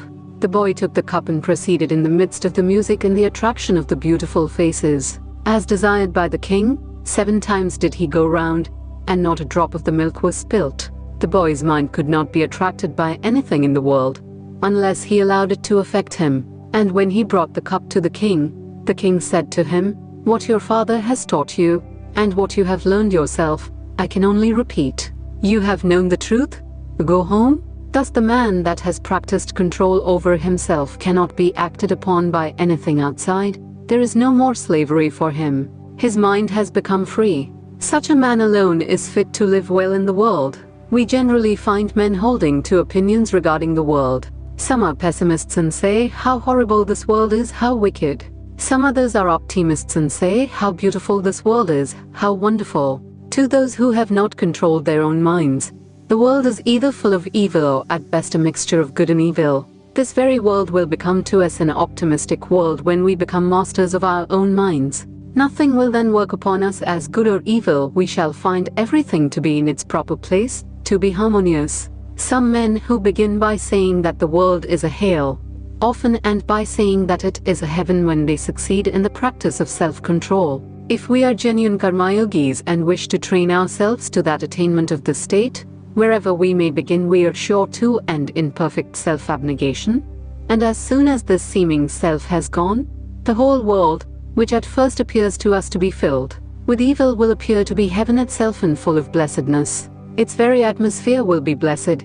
Every human face there will be God. Such is the end aim of Karma Yoga, and such is its perfection in practical life. Our various yogas do not conflict with each other. Each of them leads us to the same goal and makes us perfect. Only each has to be strenuously practiced. The whole secret is in practicing. First you have to hear, then think, and then practice. This is true of every yoga. You have first to hear about it and understand what it is. And many things which you do not understand will be made clear to you by constant hearing and thinking. It is hard to understand everything at once. The explanation of everything is after all in yourself. No one was ever really taught by another. Each of us has to teach himself. The external teacher offers only the suggestion which rouses the internal teacher to work to understand things. Then things will be made clearer to us by our own power of perception and thought, and we shall realize them in our own souls, and that realization will grow into the intense power of will. First it is feeling, then it becomes willing, and out of that willing comes the tremendous force for work that will go through every vein in nerve and muscle, until the whole mass of your body is changed into an instrument of the unselfish yoga of work, and the desired result of perfect self-abnegation and utter unselfishness is duly attained. This attainment does not depend on any dogma, or doctrine, or belief. Whether one is Christian or Jew or Gentile, it does not matter. Are you unselfish? That is the question. If you are, you will be perfect without reading a single religious book, without going into a single church or temple. Each one of our yogas is fitted to make men perfect even without the help of the others, because they have all the same goal in view. The yogas of work or wisdom and of devotion are all capable of serving as direct and independent means for the attainment of moksha. Fools alone say that work and philosophy are different, not the learned. The learned know that, though apparently different from each other, they at last led to the same goal of human perfection. 127 CHAPTER 7, Freedom. In addition to meaning work, we have stated that psychologically the word karma also implies causation. Any work, any action, any thought that produces an effect is called a karma. Thus the law of karma means the law of causation, or inevitable cause and sequence. Wheresoever there is a cause, there an effect must be produced. This necessity cannot be resisted, and this law of karma, according to our philosophy, is true throughout the whole universe. Whatever we see, or feel, or do, whatever action there is anywhere in the universe, while being the effect of past work on the one hand, becomes, on the other, a cause in its turn and produces its own effect. It is necessary, together with this, to consider what is meant by the word law. By law is meant the tendency of a series to repeat itself. When we see one event followed by another, or sometimes happening simultaneously with another, we expect a sequence or coexistence to recur. Our old logicians and philosophers of the Near School called this law by the name of Vyapti. According to them, all our ideas of law are due to association. A series of phenomena becomes associated with things in our mind in a sort of invariable order, so that whatever we perceive at any time is immediately referred to other facts in the mind. Any one idea, or, according to our psychology, any one wave that is produced in the mind stuff, chitta, must always give rise to many similar waves. This is the psychological idea of association, and causation is only an aspect of this grand pervasive principle of association. This pervasiveness of association is what is, in Sanskrit, called vyapti. In the external world, the idea of law is the same as in the internal, the expectation that a particular phenomenon will be followed by another, and that the series will repeat itself. Really speaking, therefore, law does not exist in nature. Practically, it is an error to say that gravitation exists in the earth, or that there is any law existing objectively anywhere in nature. Law is the method, the manner in which our mind grasps a series of phenomena. It is all in the mind. Certain phenomena happening one after another or together, and followed by the conviction of the regularity of their recurrence, thus enabling our minds to grasp the method of the whole series, constitute what we call law. The next question for considerations is what we mean by law being universal. Our universe is that portion of existence which is characterized by what the Sanskrit psychologists call Deshakalanamita, or what is known to European psychology as space, time and causation. This universe is only a part of infinite existence thrown into a peculiar mold, composed of space, time and causation. It necessarily follows that law is possible only within this conditioned universe. Beyond it there cannot be any law. When we speak of the universe, we only mean that portion of existence which is limited by our mind, the universe of the senses, which we can see, feel, touch, hear, think or imagine. This alone is under law, but beyond it existence cannot be subject to law, because causation does not extend beyond the world of our minds. Anything beyond the range of our mind and our senses is not bound by the law of causation, as there is no mental association of things in the region beyond the senses, and no causation without association of ideas. It is only when being, or existence, gets molded into name in form that it obeys the law of causation, and is said to be under law, because all law has its essence in causation. Therefore we see at once that there cannot be any such thing as free will. The very words are a contradiction, because will is what we know, and everything that we know is within our universe, and everything within our universe is molded by the conditions of space, time, and causation.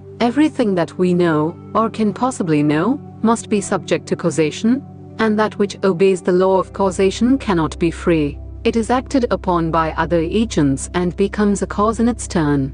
But that which has become converted into the will, which was not the will before, but which, when it fell into this mold of space, time and causation, became converted into the human will, is free, and when this will gets out of this mold of space, time and causation, it will be free again. From freedom it comes and becomes molded into this bondage, and it gets out and goes back to freedom again. The question has been raised as to from whom this universe comes, in whom it rests, and to whom it goes, and the answer has been given that from freedom it comes, in bondage it rests, and goes back into that freedom again. So when we speak of man as no other than that infinite being which is manifesting itself, we mean that only one very small part thereof is man. This body and this mind which we see are only one part of the whole, only one spot of the infinite being.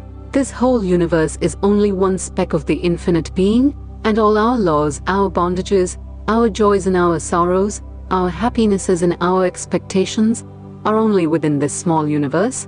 All our progression and digression are within its small compass. So you see how childish it is to expect a continuation of this universe, the creation of our minds, and to expect to go to heaven, which after all must mean only a repetition of this world that we know. You see at once that it is an impossible and childish desire to make the whole of infinite existence conform to the limited and conditioned existence which we know. When a man says that he will have again and again the same thing which he is hating now, or, as I sometimes put it, when he asks for a comfortable religion, you may know that he has become so degenerate that he cannot think of anything higher than what he is now. He is just his little present surroundings and nothing more. He has forgotten his infinite nature, and his whole idea is confined to these little joys and sorrows and heart-jalousies of the moment. He thinks that this finite thing is the infinite, and not only so, he will not let this foolishness go. He clings on desperately unto Trishna, and the thirst after life, what the Buddhists call tanha and tissa. There may be millions of kinds of happiness and beings, and laws and progress and causation, all acting outside the little universe that we know. And after all, the whole of this comprises but one section of our infinite nature. To acquire freedom we have to get beyond the limitations of this universe. It cannot be found here. Perfect equilibrium, or what the Christians call the peace that passeth all understanding, cannot be had in this universe, nor in heaven, nor in any place where our mind and thoughts can go, where the senses can feel, or which the imagination can conceive. No such place can give us that freedom, because all such places would be within our universe, and it is limited by space, time, and causation. There may be places that are more ethereal than this earth of ours, where enjoyments may be keener, but even those places must be in the universe and therefore in bondage to law. So we have to go beyond, and real religion begins where this little universe ends. These little joys and sorrows and knowledge of things, and there, and the reality begins. Until we give up the thirst after life, the strong attachment to this our transient conditioned existence, we have no hope of catching even a glimpse of that infinite freedom beyond. It stands to reason then that there is only one way to attain to that freedom, which is the goal of all the noblest aspirations of mankind, and that is by giving up this little life, giving up this little universe, giving up this earth, giving up heaven, giving up the body, giving up the mind, giving up everything that is limited and conditioned. If we give up our attachment to this little universe of the senses or of the mind, we shall be free immediately. The only way to come out of bondage is to go beyond the limitations of law, to go beyond causation. But it is a most difficult thing to give up the clinging to this universe. Whoever attained to that? There are two ways to do that mentioned in our books. One is called the neti, not this, not this. The other is called iti, this. The former is the negative, and the latter is the positive way. The negative way is the most difficult. It is only possible to the men of the very highest, exceptional minds and gigantic wills, who simply stand up and say, "No, I will not have this," and the mind and body obey their will, and they come out successful. But such people are very rare. The vast majority of mankind choose the positive way, the way through the world, making use of all the bondages themselves to break those very bondages. This is also a kind of giving up. Only it is done slowly and gradually, by knowing things, enjoying things, and thus obtaining experience and knowing the nature of things, until the mind lets them all go at last and becomes unattached. The former way of obtaining non-attachment is by reasoning, and the latter way is through work and experience. The first is the path of Jnana-yoga and is characterized by the refusal to do any work. The second is that of karma-yoga, in which there is no cessation from work. Everyone must work in the universe. Only those who are perfectly satisfied with the self, whose desires do not go beyond the self, whose mind never strays out of the self to whom the self is all in all, only those do not work. The rest must work. A current rushing down of its own nature falls into a hollow and makes a whirlpool, and after running a little in that whirlpool, it emerges again in the form of the free current to go on unchecked. Each human life is like that current. It gets into the world, gets involved in this world of space, time, and causation, whirls round a little, crying out, "My father, my brother, my name, my fame," and so on, and at last emerges out of it and regains its original freedom. The whole universe is doing that. Whether we know it or not, whether we are conscious or unconscious of it, we're all working to get out of the dream of the world. Man's experience in the world is to enable him to get out of its whirlpool. What is karma yoga? the knowledge of the secret of work. We see that the whole universe is working. For what? For salvation, for liberty, from the atom to the highest being, working for the one end, liberty for the mind, for the body, for the spirit. All things are always trying to get freedom, flying away from bondage. The sun, the moon, the earth, the planets, all are trying to fly away from bondage. The centrifugal and the centripetal forces of nature are indeed typical of our universe. Instead of being knocked about in this universe, and after long delay in thrashing, getting to know things as they are, we learn from Karma Yoga the secret of work, the method of work, the organizing power of work. A vast mass of energy may be spent in vain if we do not know how to utilize it. Karma Yoga makes a science of work. You learn by it how best to utilize all the workings of this world. Work is inevitable, it must be so, but we should work to the highest purpose. Karma Yoga makes us admit that this world is a world of 5 minutes, that it is a something we have to pass through, and that freedom is not here, but is only to be found beyond. To find the way out of the bondages of the world, we have to go through it slowly and surely. There may be those exceptional persons about whom I just spoke, those who can stand aside and give up the world, as a snake casts off its skin and stands aside and looks at it. There are no doubt these exceptional beings, but the rest of mankind have to go slowly through the world of work. Karma Yoga shows the process, the secret, and the method of doing it to the best advantage. What does it say? Work incessantly, but give up all attachment to work. Do not identify yourself with anything. Hold your mind free. All this that you see, the pains and the misers, are but the necessary conditions of this world. Poverty in wealth and happiness are but momentary. They do not belong to our real nature at all. Our nature is far beyond misery and happiness, beyond every object of the senses, beyond the imagination, and yet we must go on working all the time.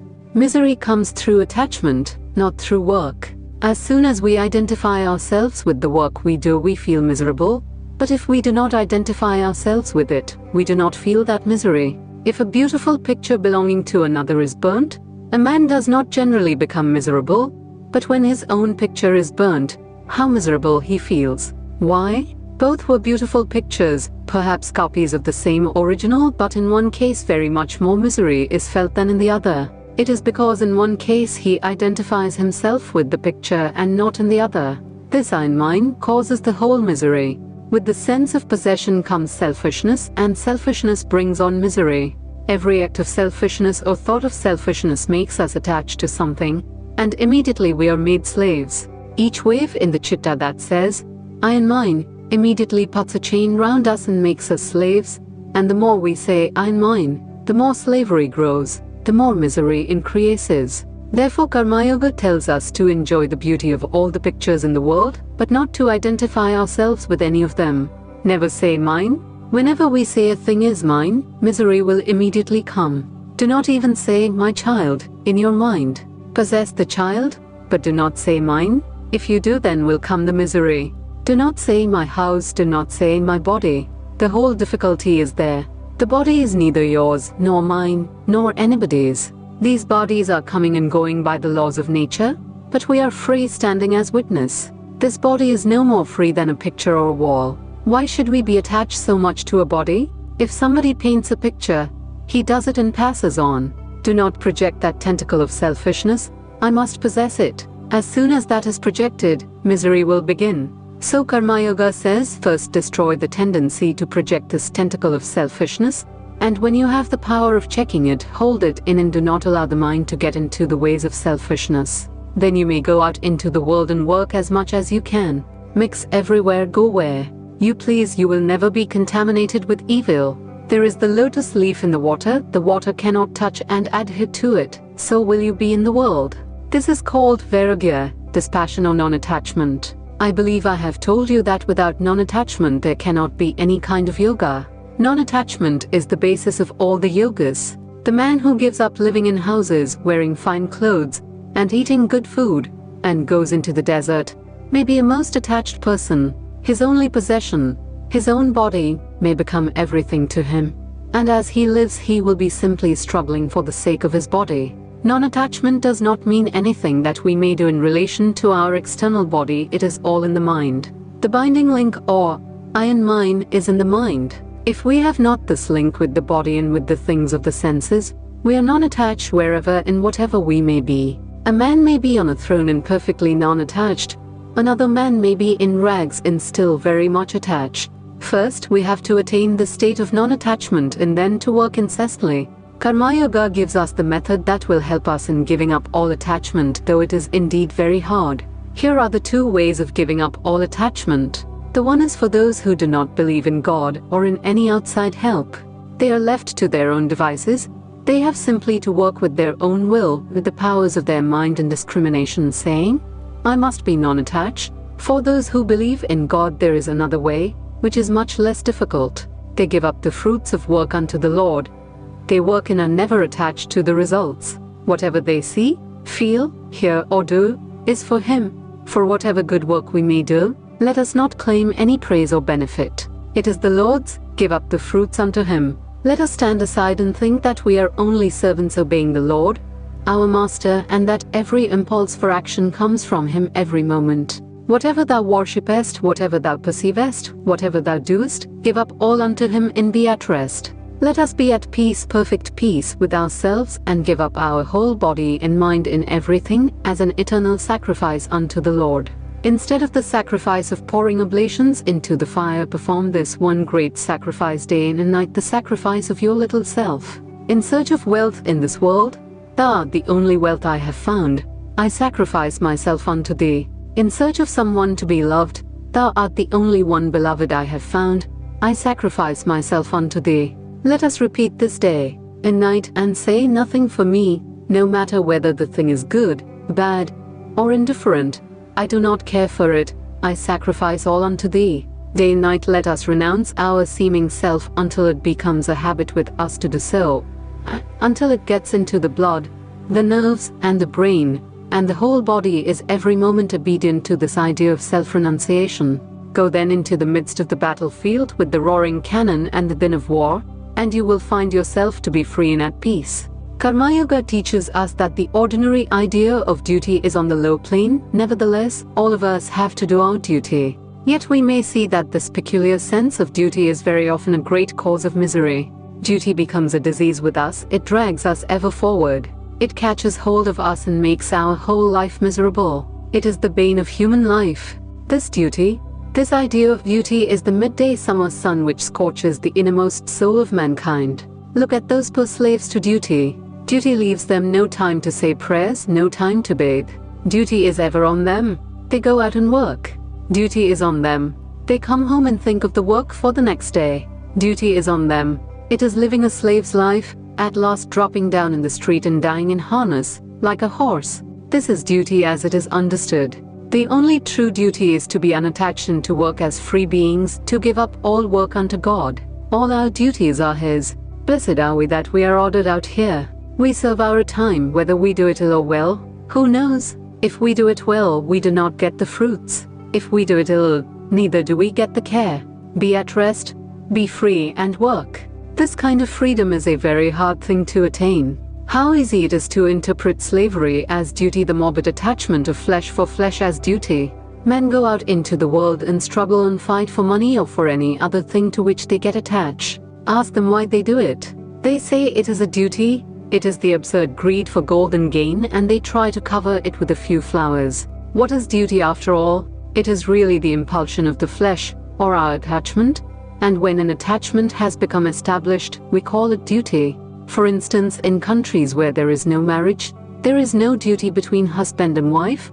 When marriage comes, husband and wife live together on account of attachment, and that kind of living together becomes settled after generations, and when it becomes so settled, it becomes a duty. It is, so to say, a sort of chronic disease. When it is acute, we call it disease. When it is chronic, we call it nature. It is a disease. So when attachment becomes chronic, we baptize it with the high-sounding name of duty. We strew flowers upon it, trumpets sound for it, sacred texts are said over it, and then the whole world fights and men earnestly rob each other for this duty's sake. Duty is good to the extent that it checks brutality. To the lowest kinds of men who cannot have any other ideal, it is of some good. But those who want to be karmayogis must throw this idea of duty overboard. There is no duty for you on me. Whatever you have to give to the world, to give by all means, but not as a duty. Do not take any thought of that. Be not compelled. Why should you be compelled? Everything that you do under compulsion goes to build up attachment. Why should you have any duty? Resign everything unto God. In this tremendous fiery furnace where the fire of duty scorches everybody, drink this cup of nectar and be happy. We are all simply working out His will and have nothing to do with rewards and punishments. If you want the reward, you must also have the punishment. The only way to get out of the punishment is to give up the reward. The only way of getting out of misery is by giving up the idea of happiness, because these two are linked to each other. On one side there is happiness, on the other there is misery. On one side there is life, on the other there is death. The only way to get beyond death is to give up the love of life. Life and death are the same thing, looked at from different points. So the idea of happiness without misery or of life without death is very good for schoolboys and children, but the thinker sees that it is all a contradiction in terms and gives up both. Seek no praise, no reward for anything you do. No sooner do we perform a good action than we begin to desire credit for it. No sooner do we give money to some charity than we want to see our names blazoned in the papers. Misery must come as the result of such desires. The greatest men in the world have passed away unknown. The Buddhas and the Christs that we know are but second-rate heroes in comparison with the greatest men of whom the world knows nothing. Hundreds of these unknown heroes have lived in every country working silently. Silently they live and silently they pass away, and in time their thoughts find expression in Buddhas or Christ, and it is these latter that become known to us. The highest men do not seek to get any name or fame from their knowledge. They leave their ideas to the world. They put forth no claims for themselves and establish no schools or systems in their name. Their whole nature shrinks from such a thing. They are the pure sattvikas who can never make any stir, but only melt down in love. I have seen one such yogi who lives in a cave in India. He is one of the most wonderful men I have ever seen. He has so completely lost the sense of his own individuality that we may say that the man in him is completely gone, leaving behind only the all-comprehending sense of the divine. If an animal bites one of his arms, he is ready to give it his other arm also and say that it is the Lord's will. Everything that comes to him is from the Lord. He does not show himself to men, and yet he is a magazine of love and of true and sweet ideas.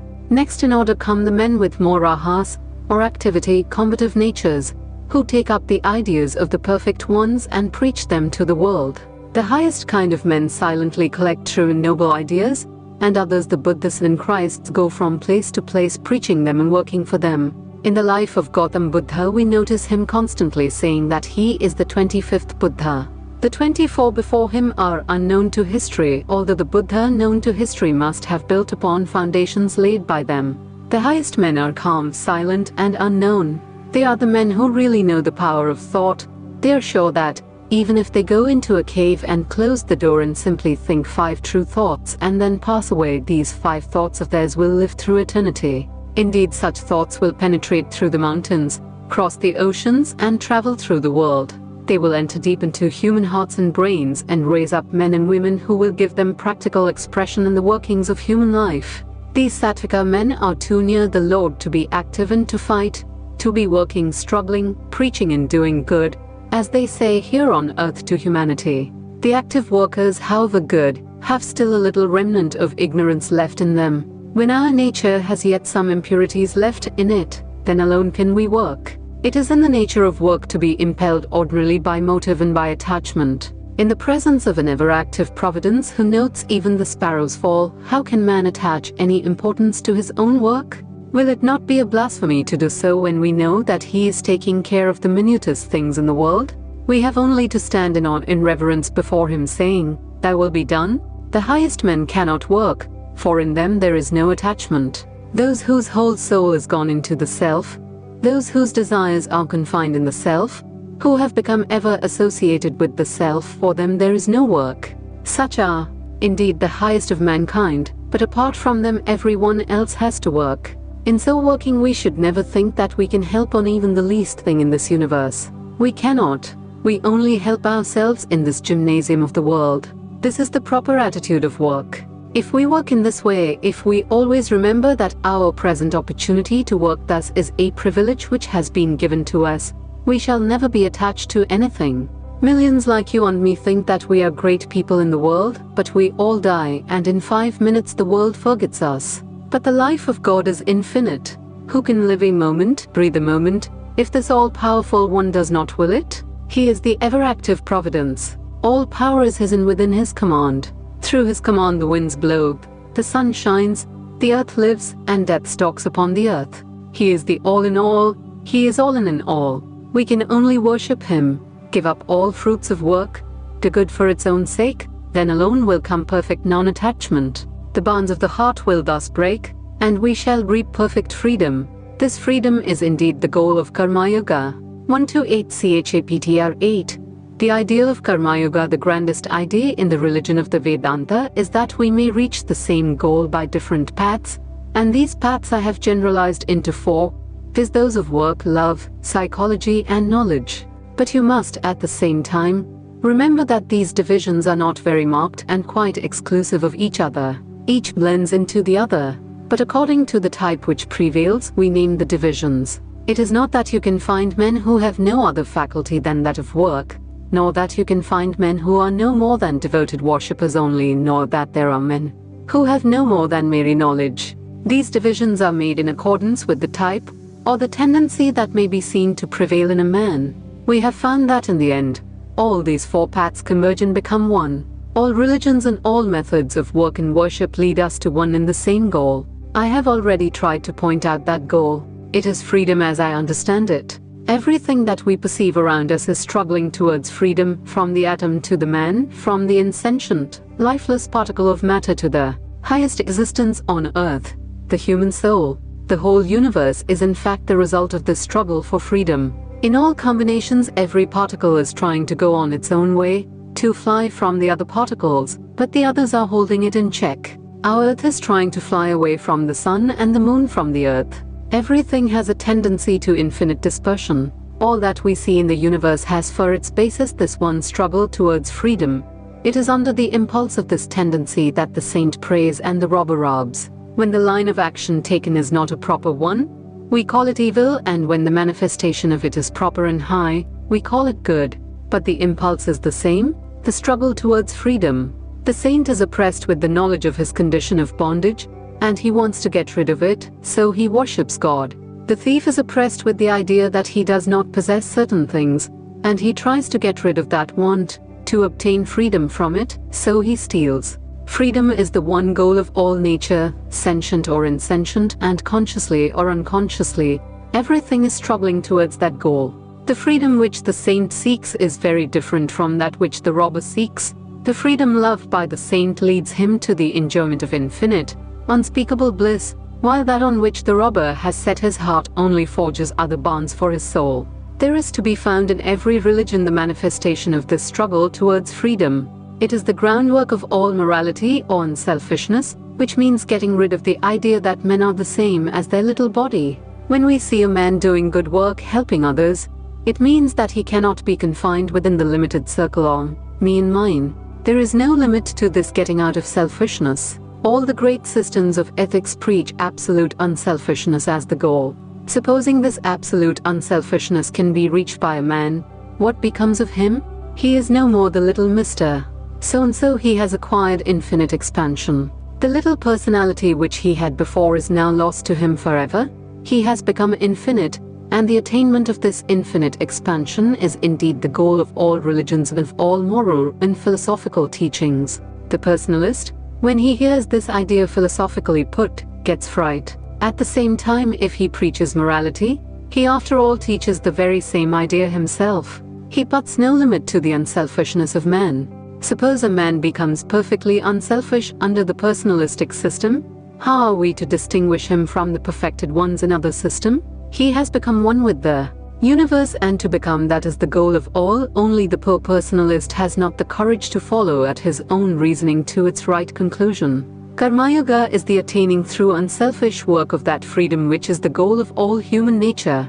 Every selfish action, therefore, retards our reaching the goal, and every unselfish action takes us towards the goal. That is why the only definition that can be given of morality is this: that which is selfish is immoral, and that which is unselfish is moral. But if you come to details, the matter will not be seen to be quite so simple. For instance, environment often makes the details different, as I have already mentioned. The same action under one set of circumstances may be unselfish, and under another set quite selfish. So we can give only a general definition and leave the details to be worked out by taking into considerations the differences in time, place, and circumstances. In one country one kind of conduct is considered moral, and in another the very same is immoral, because the circumstances differ. The goal of all nature is freedom, and freedom is to be attained only by perfect unselfishness. Every thought, word, or deed that is unselfish takes us towards the goal, and, as such, is called moral. That definition, you will find, holds good in every religion, every system of ethics. In some systems of thought, morality is derived from a superior being, God. If you ask why a man ought to do this and not that, their answer is, because such is the command of God. But whatever be the source from which it is derived, their code of ethics also has the same central idea: not to think of self but to give up self. And yet some persons, in spite of this high ethical idea, are frightened at the thought of having to give up their little personalities. We may ask the man who clings to the idea of little personalities to consider the case of a person who has become perfectly unselfish, who has no thought for himself, who does no deed for himself, who speaks no word for himself, and then say where his himself is. That himself is known to him only so long as he thinks, acts, or speaks for himself. If he is only conscious of others or the universe, and of the all, where is his himself? It is gone forever. Karma Yoga, therefore, is a system of ethics and religion intended to attain freedom through unselfishness and by good works. The Karma Yogi need not believe in any doctrine whatever. He may not believe even in God, may not ask what his soul is, nor think of any metaphysical speculation. He has got his own special aim of realizing selflessness, and he has to work it out himself. Every moment of his life must be realization, because he has to solve by mere work, without the help of doctrine or theory, the very same problem to which the jnani applies his reason and inspiration, and the bhakta his love. Now comes the next question: what is this work? What is this doing good to the world? Can we do good to the world? In an absolute sense, no. In a relative sense, yes. No permanent or everlasting good can be done to the world. If it could be done, the world would not be this world. We may satisfy the hunger of a man for 5 minutes, but he will be hungry again. Every pleasure with which we supply a man may be seen to be momentary. No one can permanently cure this ever-recurring fever of pleasure and pain. Can any permanent happiness be given to the world? In the ocean we cannot raise a wave without causing a hollow somewhere else. The sum total of the good things in the world has been the same throughout in its relation to man's need and greed. It cannot be increased or decreased. Take the history of the human race as we know it today. Do we not find the same miseries and the same happiness, the same pleasures and pains, the same differences in position? Are not some rich, some poor, some high, some low, some healthy, some unhealthy? All this was just the same with the Egyptians, the Greeks, and the Romans in ancient times as it is with the Americans today. So far as history is known, it has always been the same, yet at the same time we find that, running along with all these incurable differences of pleasure and pain, there has ever been the struggle to alleviate them. Every period of history has given birth to thousands of men and women who have worked hard to smooth the passage of life for others. And how far have they succeeded? We can only play at driving the ball from one place to another. We take away pain from the physical plane and it goes to the mental one. It is like that picture in Dante's Hell where the misers were given a mass of gold to roll up a hill. Every time they rolled it up a little, it again rolled down. All our talks about the millennium are very nice as schoolboys' stories, but they are no better than that. All nations that dream of the millennium also think that, or all peoples in the world, they will have the best of it then for themselves. This is the wonderfully unselfish idea of the millennium. We cannot add happiness to this world. Similarly, we cannot add pain to it either. The sum total of the energies of pleasure and pain displayed here on earth will be the same throughout. We just push it from this side to the other side, and from that side to this, but it will remain the same, because to remain so is its very nature. This ebb and flow, this rising and falling, is in the world's very nature, it would be as logical to hold otherwise as to say that we may have life without death. This is complete nonsense, because the very idea of life implies death and the very idea of pleasure implies pain. The lamp is constantly burning out, and that is its life. If you want to have life, you have to die every moment for it. Life and death are only different expressions of the same thing looked at from different standpoints. They are the falling and the rising of the same wave, and the two form one whole. One looks at the fall side and becomes a pessimist, another looks at the rise side and becomes an optimist. When a boy is going to school and his father and mother are taking care of him, everything seems blessed to him. His wants are simple, he is a great optimist. But the old man, with his varied experience, becomes calmer and is sure to have his warmth considerably cooled down. So old nations with signs of decay all around them are apt to be less hopeful than new nations. There is a proverb in India, 1,000 years a city and 1,000 years a forest. This change of city into forest and vice versa is going on everywhere, and it makes people optimists or pessimists according to the side they see of it. The next idea we take up is the idea of equality. These millennium ideas have been great motive powers to work. Many religions preach this as an element in them, that God is coming to rule the universe, and that then there will be no difference at all in conditions. The people who preach this doctrine are mere fanatics, and fanatics are indeed the sincerest of mankind. Christianity was preached just on the basis of the fascination of this fanaticism, and that is what made it so attractive to the Greek and the Roman slaves. They believed that under the millennial religion there would be no more slavery, that there would be plenty to eat and drink, and therefore they flocked round the Christian standard. Those who preached the idea first were of course ignorant fanatics, but very sincere. In modern times, this millennial aspiration takes the form of equality of liberty, equality and fraternity. This is also fanaticism. True equality has never been and never can be on earth. How can we all be equal here?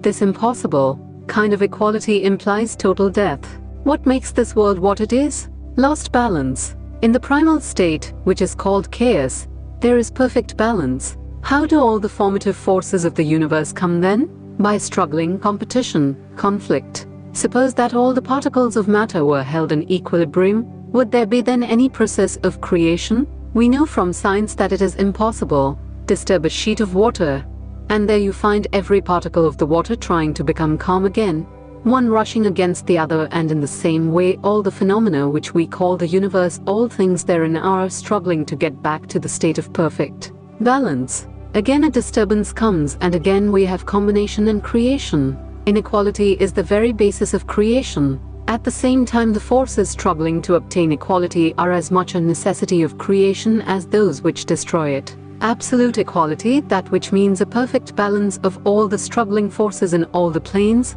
can never be in this world. Before you attain that state, the world will have become quite unfit for any kind of life, and no one will be there. We find therefore that all these ideas of the millennium and of absolute equality are not only impossible, but also that, if we try to carry them out, they will lead us surely enough to the day of destruction. What makes the difference between man and man? It is largely the difference in the brain. Nowadays no one but a lunatic will say that we are all born with the same brain power. We come into the world with unequal endowments, we come as greater men or as lesser men, and there is no getting away from that prenatally determined condition. The American Indians were in this country for thousands of years, and a few handfuls of your ancestors came to their land. What difference they have caused in the appearance of the country? Why did not the Indians make improvements and build cities if all were equal? With your ancestors a different sort of brain power came into the land, different bundles of past impressions came, and they worked out and manifested themselves. Absolute non-differentiation is death. So long as this world lasts differentiation, there will and must be, and the millennium of perfect equality will come only when a cycle of creation comes to its end. Before that, equality cannot be. Yet this idea of realizing the millennium is a great motive power. Just as inequality is necessary for creation itself, so the struggle to limit it is also necessary. If there were no struggle to become free and get back to God, there would be no creation either. It is the difference between these two forces that determines the nature of the motives of men. There will always be these motives to work, some tending towards bondage and others towards freedom. This world's wheel within wheel is a terrible mechanism. If we put our hands in it, as soon as we are caught, we are gone. We all think that when we have done a certain duty, we shall be at rest, but before we have done a part of that duty, another is already in waiting. We are all being dragged along by this mighty, complex world machine. There are only two ways out of it. One is to give up all concerns with the machine, to let it go and stand aside, to give up our desires. That is very easy to say, but is almost impossible to do. I do not know whether in 20 millions of men one can do that. The other way is to plunge into the world and learn the secret of work, and that is the way of Karma Yoga. Do not fly away from the wheels of the world machine, but stand inside it and learn the secret of work. Through proper work done inside, it is also possible to come out.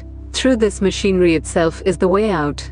We have now seen what work is. It is a part of nature's foundation and goes on always. Those that believe in God understand this better because they know that God is not such an incapable being as will need our help. Although this universe will go on always, our goal is freedom, our goal is unselfishness, and according to Karma Yoga, that goal is to be reached through work.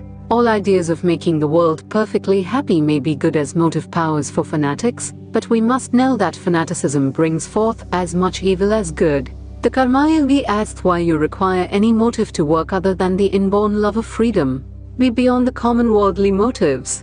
To work you have the right, but not to the fruits thereof. Man can train himself to know and to practice that, says the Karma Yogi. When the idea of doing good becomes a part of his very being, then he will not seek for any motive outside. Let us do good because it is good to do good. He who does good work even in order to get to heaven binds himself down, says the Karma Yogi. Any work that is done with any the least selfish motive, instead of making us free, forges one more chain for our feet. So the only way is to give up all the fruits of work, to be unattached to them.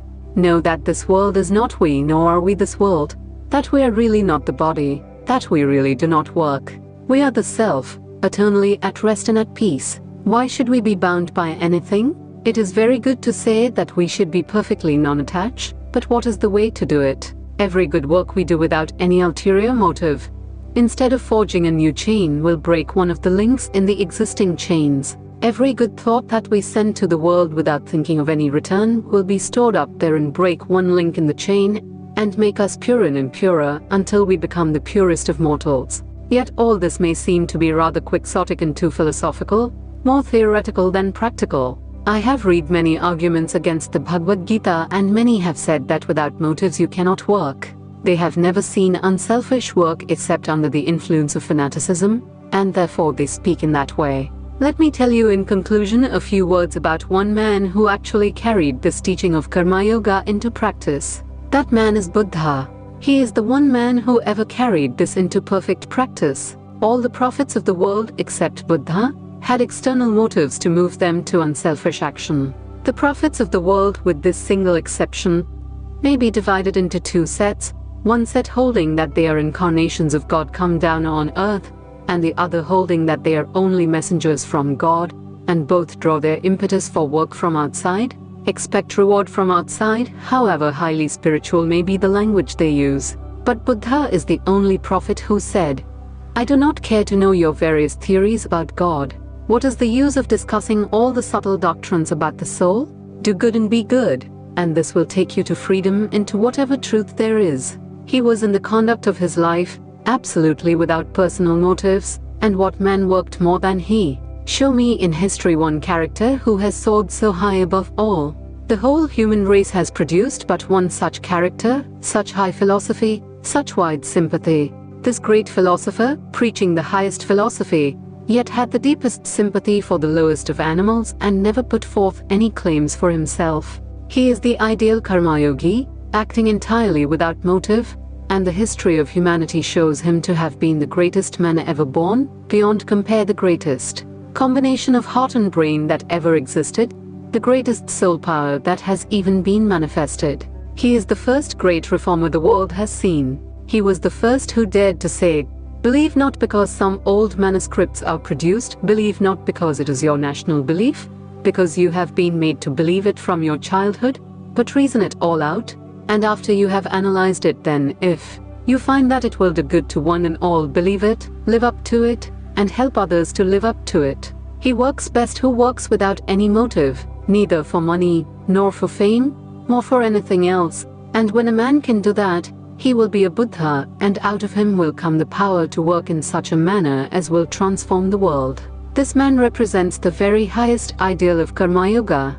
13 Raja Yoga 130 PRAFAC. Since the dawn of history, various extraordinary phenomena have been recorded as happening amongst human beings. Witnesses are not wanting in modern times to attest to the fact of such events, even in societies living under the full blaze of modern science. The vast mass of such evidence is unreliable as coming from ignorant, superstitious, or fraudulent persons. In many instances the so-called miracles are imitations. But what do they imitate? It is not the sign of a candid and scientific mind to throw overboard anything without proper investigation.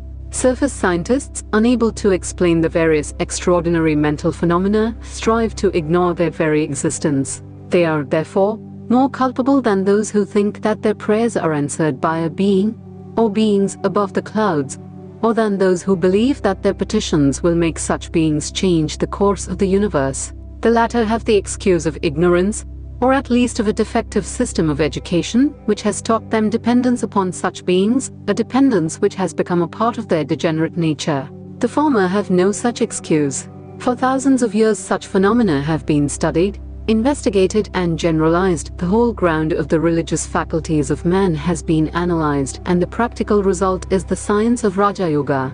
Raja Yoga does not, after the unpardonable manner of some modern scientists, deny the existence of facts which are difficult to explain. On the other hand, it gently yet in no uncertain terms tells the superstitious that miracles and answers to prayers and powers of faith, though true as facts, are not rendered comprehensible through the superstitious explanation of attributing them to the agency of a being, or beings, above the clouds. It declares that each man is only a conduit for the infinite ocean of knowledge and power that lies behind mankind. It teaches that desires and wants are in man, that the power of supply is also in man, and that wherever and whenever a desire, a want, a prayer has been fulfilled, it was out of this infinite magazine that the supply came, and not from any supernatural being. The idea of supernatural beings may rouse to a certain extent the power of action in man, but it also brings spiritual decay. It brings dependence, it brings fear, it brings superstition. It degenerates into a horrible belief in the natural weakness of man.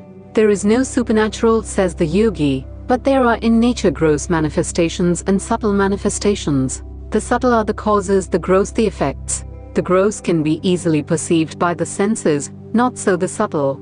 The practice of Raja Yoga will lead to the acquisition of the more subtle perceptions. All the orthodox systems of Indian philosophy have one goal in view: the liberation of the soul through perfection. The method is by yoga. The word yoga covers an immense ground, but both the Sankhya and the Vedanta schools point to yoga in some form or other. The subject of the present book is that form of yoga known as Raja Yoga. The aphorisms of Patanjali are the highest authority on Raja Yoga and form its textbook. The other philosophers, though occasionally differing from Patanjali in some philosophical points, have as a rule acceded to his method of practice a decided consent. The first part of this book comprises several lectures to classes delivered by the present writer in New York. The second part is a rather free translation of the aphorisms, sutras, or Patanjali with a running commentary. Effort has been made to avoid technicalities as far as possible and to keep to the free and easy style of conversation. In the first part, some simple and specific directions are given for the student who wants to practice, but all such are especially and earnestly reminded that, with few exceptions, yoga can only be safely learnt by direct contact with a teacher.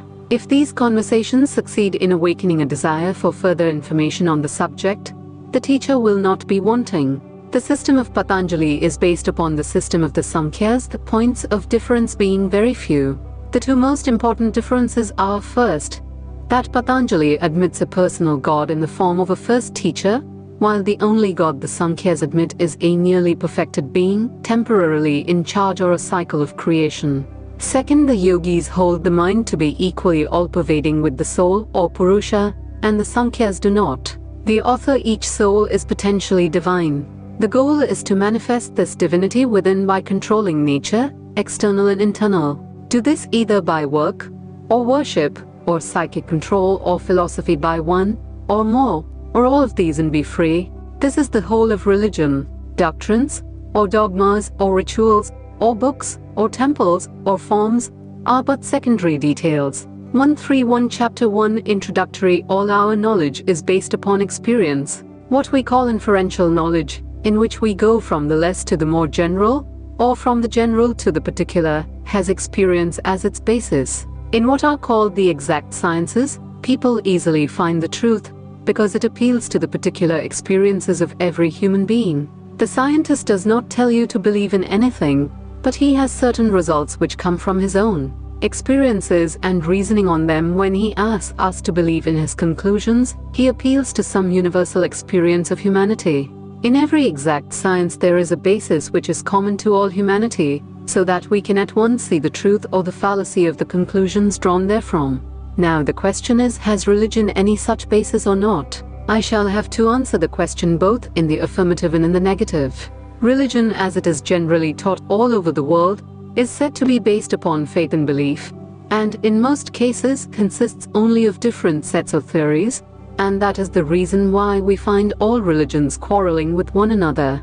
These theories, again, are based upon belief. One man says there is a great being sitting above the clouds and governing the whole universe, and he asks me to believe that solely on the authority of his assertion. In the same way, I may have my own ideas, which I am asking others to believe, and if they ask a reason, I cannot give them any. This is why religion and metaphysical philosophy have a bad name nowadays. Every educated man seems to say, oh, these religions are only bundles of theories without any standard to judge them by, each man preaching his own pet ideas.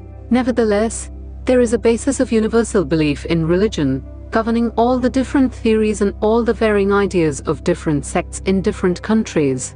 Going to their basis, we find that they also are based upon universal experiences. In the first place, if you analyze all the various religions of the world, you will find that these are divided into two classes, those with a book and those without a book. Those with a book are the strongest and have the largest number of followers. Those without books have mostly died out, and the few new ones have very small following. Yet, in all of them we find one consensus of opinion, that the truths they teach are the results of the experiences of particular persons. The Christian asks you to believe in his religion, to believe in Christ, and to believe in him as the incarnation of God, to believe in a God, in a soul, and in a better state of that soul. If I ask him for reason, he says he believes in them. But if you go to the fountainhead of Christianity, you will find that it is based upon experience. Christ said he saw God, the disciples said they felt God, and so forth. Similarly, in Buddhism, it is Buddha's experience. He experienced certain truths, saw them, came in contact with them, and preached them to the world. So with the Hindus, in their books the writers, who are called rishis or sages, declare they experienced certain truths, and these they preach. Thus it is clear that all the religions of the world have been built upon that one universal and adamantine foundation of all our knowledge, direct experience. The teachers all saw God. They all saw their own souls. They saw their future. They saw their eternity, and what they saw they preached. Only there is this difference, that by most of these religions, especially in modern times, a peculiar claim is made, namely, that these experiences are impossible at the present day. They were only possible with a few men, who were the first founders of the religions that subsequently bore their names. At the present time these experiences have become obsolete, and therefore, we have now to take religion on belief. This I entirely deny. If there has been one experience in this world in any particular branch of knowledge, it absolutely follows that that experience has been possible millions of times before and will be repeated eternally. Uniformity is the rigorous law of nature. What once happened can happen always. The teachers of the science of yoga, therefore, declare that religion is not only based upon the experience of ancient times, but that no man can be religious until he has the same perceptions himself. Yoga is the science which teaches us how to get these perceptions. It is not much use to talk about religion until one has felt it. Why is there so much disturbance, so much fighting and quarreling in the name of God? There has been more bloodshed in the name of God than for any other cause, because people never went to the fountainhead. They were content only to give a mental assent to the customs of their forefathers, and wanted others to do the same. What right has a man to say he has a soul if he does not feel it? Or that there is a God if he does not see him? If there is a God, we must see him. If there is a soul, we must perceive it. Otherwise, it is better not to believe. It is better to be an outspoken atheist than a hypocrite. The modern idea, on the one hand, with the learned, is that religion and metaphysics and all search after a supreme being are futile. On the other hand, with the semi-educated, the idea seems to be that these things really have no basis. Their only value consists in the fact that they furnish strong motive powers for doing good to the world. If men believe in a God, they may become good and moral and so make good citizens. We cannot blame them for holding such ideas, seeing that all the teaching these men get is simply to believe in an eternal rigmarole of words without any substance behind them. They are asked to live upon words. Can they do it? If they could, I should not have the least regard for human nature. Man wants truth, wants to experience truth for himself. When he has grasped it, realized it, felt it within his heart of hearts, then alone, declare the Vedas, would all doubts vanish, all darkness be scattered, and all crookedness be made straight. Ye children of immortality, even those who live in the highest sphere, the way is found. There is a way out of all this darkness, and that is by perceiving him who is beyond all darkness. There is no other way. The science of Raja Yoga proposes to put before humanity a practical and scientifically worked out method of reaching this truth. In the first place, every science must have its own method of investigation. If you want to become an astronomer and sit down and cry, astronomy, astronomy, it will never come to you. The same with chemistry. A certain method must be followed. You must go to a laboratory, take different substances, mix them up, compound them, experiment with them, and out of that will come a knowledge of chemistry. If you want to be an astronomer, you must go to an observatory, take a telescope, study the stars and planets, and then you will become an astronomer. Each science must have its own methods. I could preach you thousands of sermons, but they would not make you religious until you practice the method. These are the truths of the sages of all countries, or ages, or men pure and unselfish, who had no motive but to do good to the world. They all declare that they have found some truth higher than what the senses can bring to us, and they invite verification. They ask us to take up the method and practice honestly, and then, if we do not find this higher truth, we will have the right to say there is no truth in the claim. But before we have done that, we are not rational in denying the truth of their assertions. So we must work faithfully using the prescribed methods, and light will come. In acquiring knowledge, we make use of generalizations, and generalization is based upon observation. We first observe facts, then generalize, and then draw conclusions or principles. The knowledge of the mind, or the internal nature of man, or thought, can never be had until we have first the power of observing the facts that are going on within. It is comparatively easy to observe facts in the external world, for many instruments have been invented for the purpose, but in the internal world we have no instrument to help us. Yet we know we must observe in order to have a real science. Without a proper analysis, any science will be hopeless mere theorizing. And that is why all the psychologists have been quarreling among themselves since the beginning of time, except those few who found out the means of observation. The science of Raja Yoga in the first place proposes to give us such a means of observing the internal states. The instrument is the mind itself. The power of attention, when properly guided and directed towards the internal world, will analyze the mind and illumine facts for us. The powers of the mind are like rays of light dissipated. When they are concentrated, they illumine. This is our only means of knowledge. Everyone is using it both in the external and the internal world.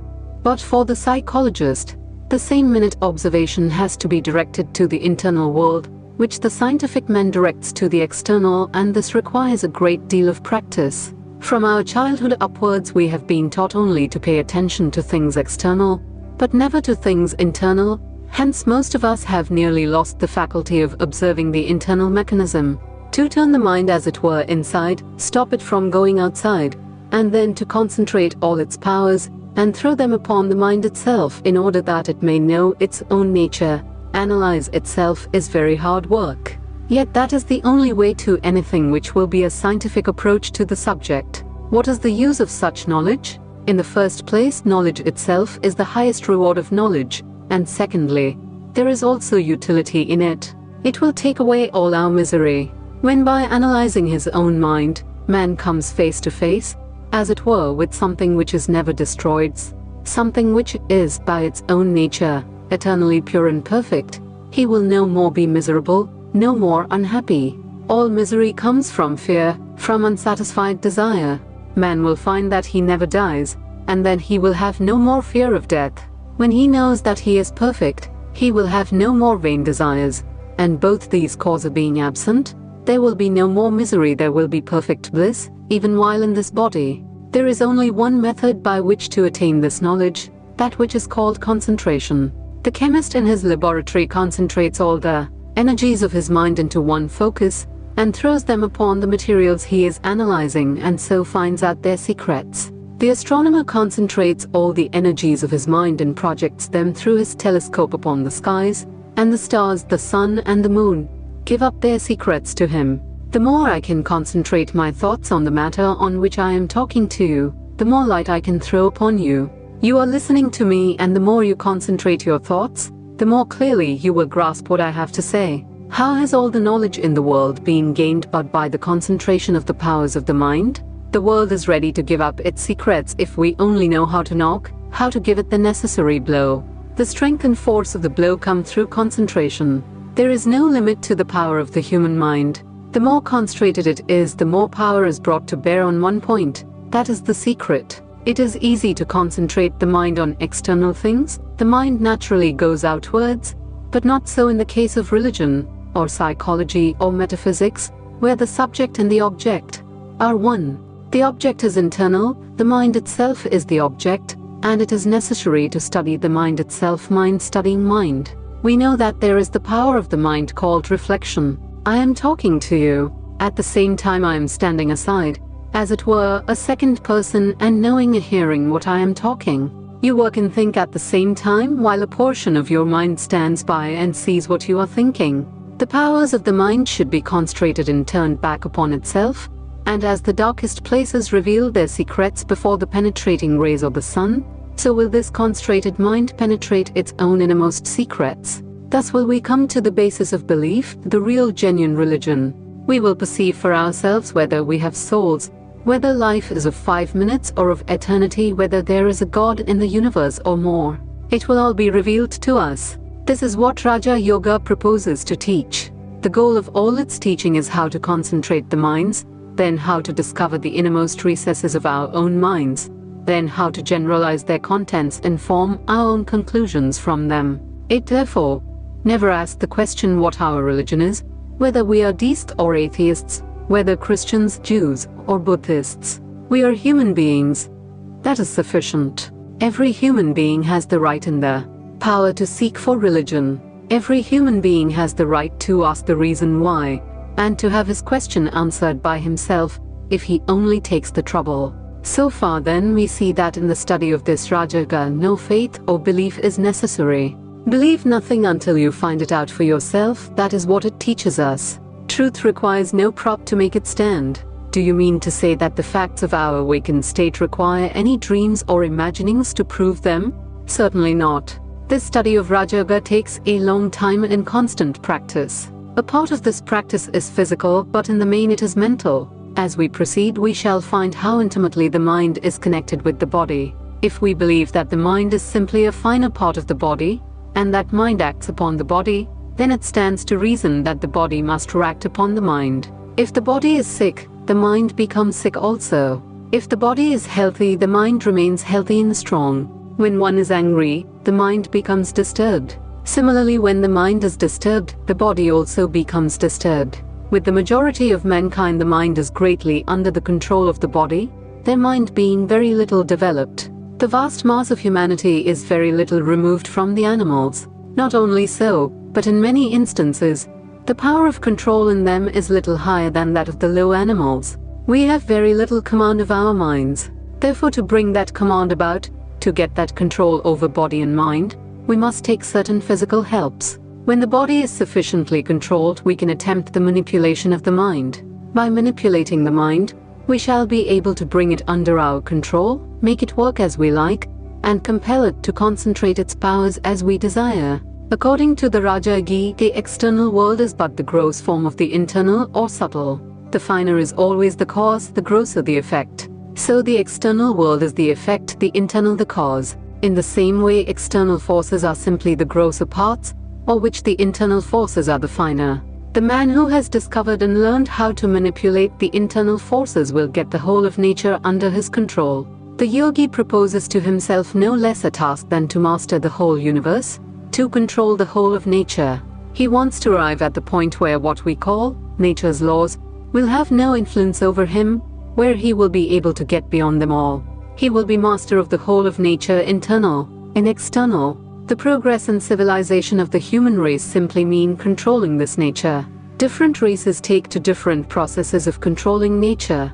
Just as in the same society some individuals want to control the external nature, and others the internal, so, among races, some want to control the external nature and others the internal. Some say that by controlling internal nature we control everything, others that by controlling external nature we control everything.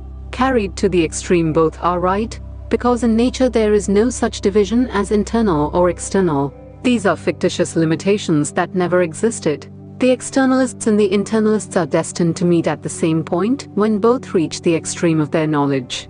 Just as a physicist, when he pushes his knowledge to its limits, finds it melting away into metaphysics, so a metaphysician will find that what he calls mind and matter are but apparent distinctions, the reality being one. The end and aim of all science is to find the unity, the one out of which the manifold is being manufactured, that one existing as many. Raja Yoga proposes to start from the internal world to study internal nature and through that, control the whole, both internal and external. It is a very old attempt. India has been its special stronghold, but it was also attempted by other nations. In Western countries it was regarded as mysticism, and people who wanted to practice it were either burned or killed as witches and sorcerers. In India, for various reasons, it fell into the hands of persons who destroyed 90% of the knowledge and tried to make a great secret of the remainder. In modern times, many so-called teachers have arisen in the West worse than those of India, because the latter knew something,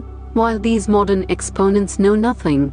Anything that is secret and mysterious in these systems of yoga should be at once rejected.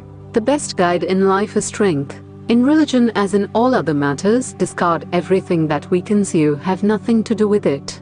Mystery-mongering weakens the human brain. It has well-nigh destroyed yoga, one of the grandest of sciences. From the time it was discovered, more than 4,000 years ago, yoga was perfectly delineated, formulated, and preached in India. It is a striking fact that the more modern the commentator, the greater the mistakes he makes, while the more ancient the writer, the more rational he is. Most of the modern writers talk of all sorts of mystery. Thus yoga fell into the hands of a few persons who made it a secret instead of letting the full blaze of daylight and reason fall upon it. They did so that they might have the powers to themselves. In the first place, there is no mystery in what I teach. What little I know I will tell you. So far as I can reason it out, I will do so, but as to what I do not know, I will simply tell you what the books say. It is wrong to believe blindly. You must exercise your own reason and judgment. You must practice and see whether these things happen or not. Just as you would take up any other science, exactly in the same manner you should take up the science for study. There is neither mystery nor danger in it. So far as it is true, it ought to be preached in the public streets in broad daylight. Any attempt to mystify these things is productive of great danger. Before proceeding further, I will tell you a little of the Samkhya philosophy, upon which the whole of Raja Yoga is based. According to the Samkhya philosophy, the genesis of perception is as follows: the affections of external objects are carried by the outer instruments to their respective brain centers or organs. The organs carry the affections to the mind to the determinative faculty. From this the Purusha, the soul, receives them when perception results. Next he gives the order back, as it were, to the motor centers to do the needful. With the exception of the Purusha, all of these are material, but the mind is much finer matter than the external instruments. That material of which the mind is composed goes also to form the subtle matter called the tanmatras. These become gross and make the external matter. That is the psychology of the Samkhya. So that between the intellect and the grosser matter outside there is only a difference in degree. The Purusha is the only thing which is immaterial. The mind is an instrument, as it were, in the hands of the soul, through which the soul catches external objects. The mind is constantly changing and vacillating and can, when perfected, either attach itself to several organs, to one or to none. For instance, if I hear the clock with great attention, I will not, perhaps, see anything although my eyes may be open, showing that the mind was not attached to the seeing organ, while it was to the hearing organ. But the perfected mind can be attached to all the organs simultaneously. It has the reflexive power of looking back into its own depth. This reflexive power is what the yogi wants to attain. By concentrating the powers of the mind and turning them inward, he seeks to know what is happening inside. There is in this no question of mere belief. It is the analysis arrived at by certain philosophers. Modern physiologists tell us that the eyes are not the organ of vision, but that the organ is in one of the nerve centers of the brain, and so with all the senses. They also tell us that these centers are formed of the same material as the brain itself. The Sankhyas also tell us the same thing. The former is a statement on the physical side and the latter on the psychological side, yet both are the same. Our field of research lies beyond this. The yogi proposes to attain that fine state of perception in which he can perceive all the different mental states. There must be mental perception of all of them. One can perceive how the sensation is traveling, how the mind is receiving it, how it is going to the determinative faculty, and how this gives it to the Purusha. As each science requires certain preparations and has its own method, which must be followed before it could be understood, even so in Rajaga, certain regulations as to food are necessary. We must use that food which brings us the purest mind. If you go into a menagerie, you will find this demonstrated at once. You see the elephants, huge animals, but calm and gentle, and if you go towards the cages of the lions and tigers, you find them restless, showing how much difference has been made by food. All the forces that are working in this body have been produced out of food. We see that every day. If you begin to fast, first your body will get weak, the physical forces will suffer, then after a few days, the mental forces will suffer also. First, memory will fail. Then comes a point when you are not able to think, much less to pursue any course of reasoning. We have, therefore, to take care what sort of food we eat at the beginning, and when we have got strength enough, when our practice is well advanced, we need not be so careful in this respect. While the plant is growing, it must be hedged round, lest it be injured. But when it becomes a tree, the hedges are taken away. It is strong enough to withstand all assaults. A yogi must avoid the two extremes of luxury and austerity. He must not fast, nor torture his flesh. He who does so, says the Gita, cannot be a yogi. He who fasts, he who keeps awake, he who sleeps much, he who works too much, he who does no work, none of these can be a yogi. Gita 6:16, 132 Chapter 2. The first steps Raja Yoga is divided into 8 steps. The first is yama, non-killing, truthfulness, non-stealing, continence, and non-receiving of any gifts.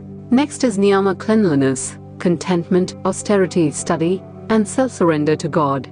Then comes sasana, or posture, pranayama, or control of prana, pratyahara, or restraint of the senses from their objects, dharana, or fixing the mind on a spot, dhyana, or meditation, and samadhi, or superconsciousness. The yaman and niyama, as we see, are moral trainings. Without these as the basis, no practice of yoga will succeed. As these two become established, the yogi will begin to realize the fruits of his practice.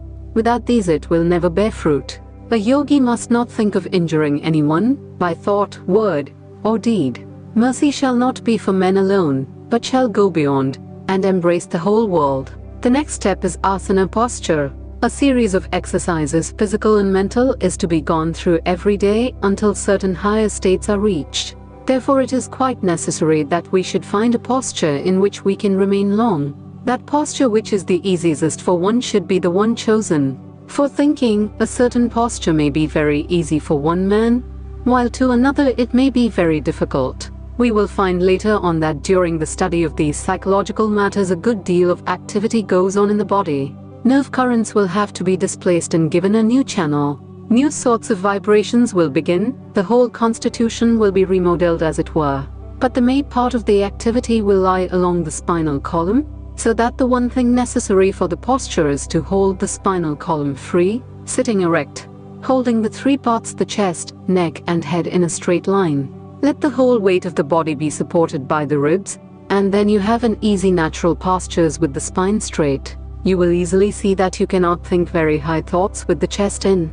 This portion of the yoga is a little similar to the Hatha yoga, which deals entirely with the physical body, its aim being to make the physical body very strong. We have nothing to do with it here because its practices are very difficult and cannot be learned in a day, and after all, do not lead to much spiritual growth. Many of these practices you will find in Del Sartre and other teachers, such as placing the body in different postures, but the object in these is physical, not psychological. There is not one muscle in the body over which a man cannot establish a perfect control. The heart can be made to stop or go on at his bidding, and each part of the organism can be similarly controlled. The result of this branch of yoga is to make men live long. Health is the chief idea, the one goal of the Hatha yogi. He is determined not to fall sick, and he never does. He lives long. 100 years is nothing to him. He is quite young and fresh when he is 150, without one hair turned grey. But that is all. A banyan tree lives sometimes 5,000 years, but it is a banyan tree and nothing more. So if a man lives long, he is only a healthy animal. 1 or 2 ordinary lessons of the Hatha yogis are very useful. For instance, some of you will find it a good thing for headaches to drink cold water through the nose as soon as you get up in the morning. The whole day your brain will be nice and cool, and you will never catch cold. It is very easy to do. Put your nose into the water, draw it up through the nostrils and make a pump action in the throat. After one has learned to have a firm erect seat, one has to perform, according to certain schools, a practice called the purifying of the nerves. This part has been rejected by some as not belonging to Rajaga, but as so great an authority as the commentator Shankaracharya advises it, I think fit that it should be mentioned, and I will quote his own directions from his commentary on the Shvetashvatara Upanishad. The mind whose dross has been cleared away by pranayama becomes fixed in Brahman, therefore pranayama is declared.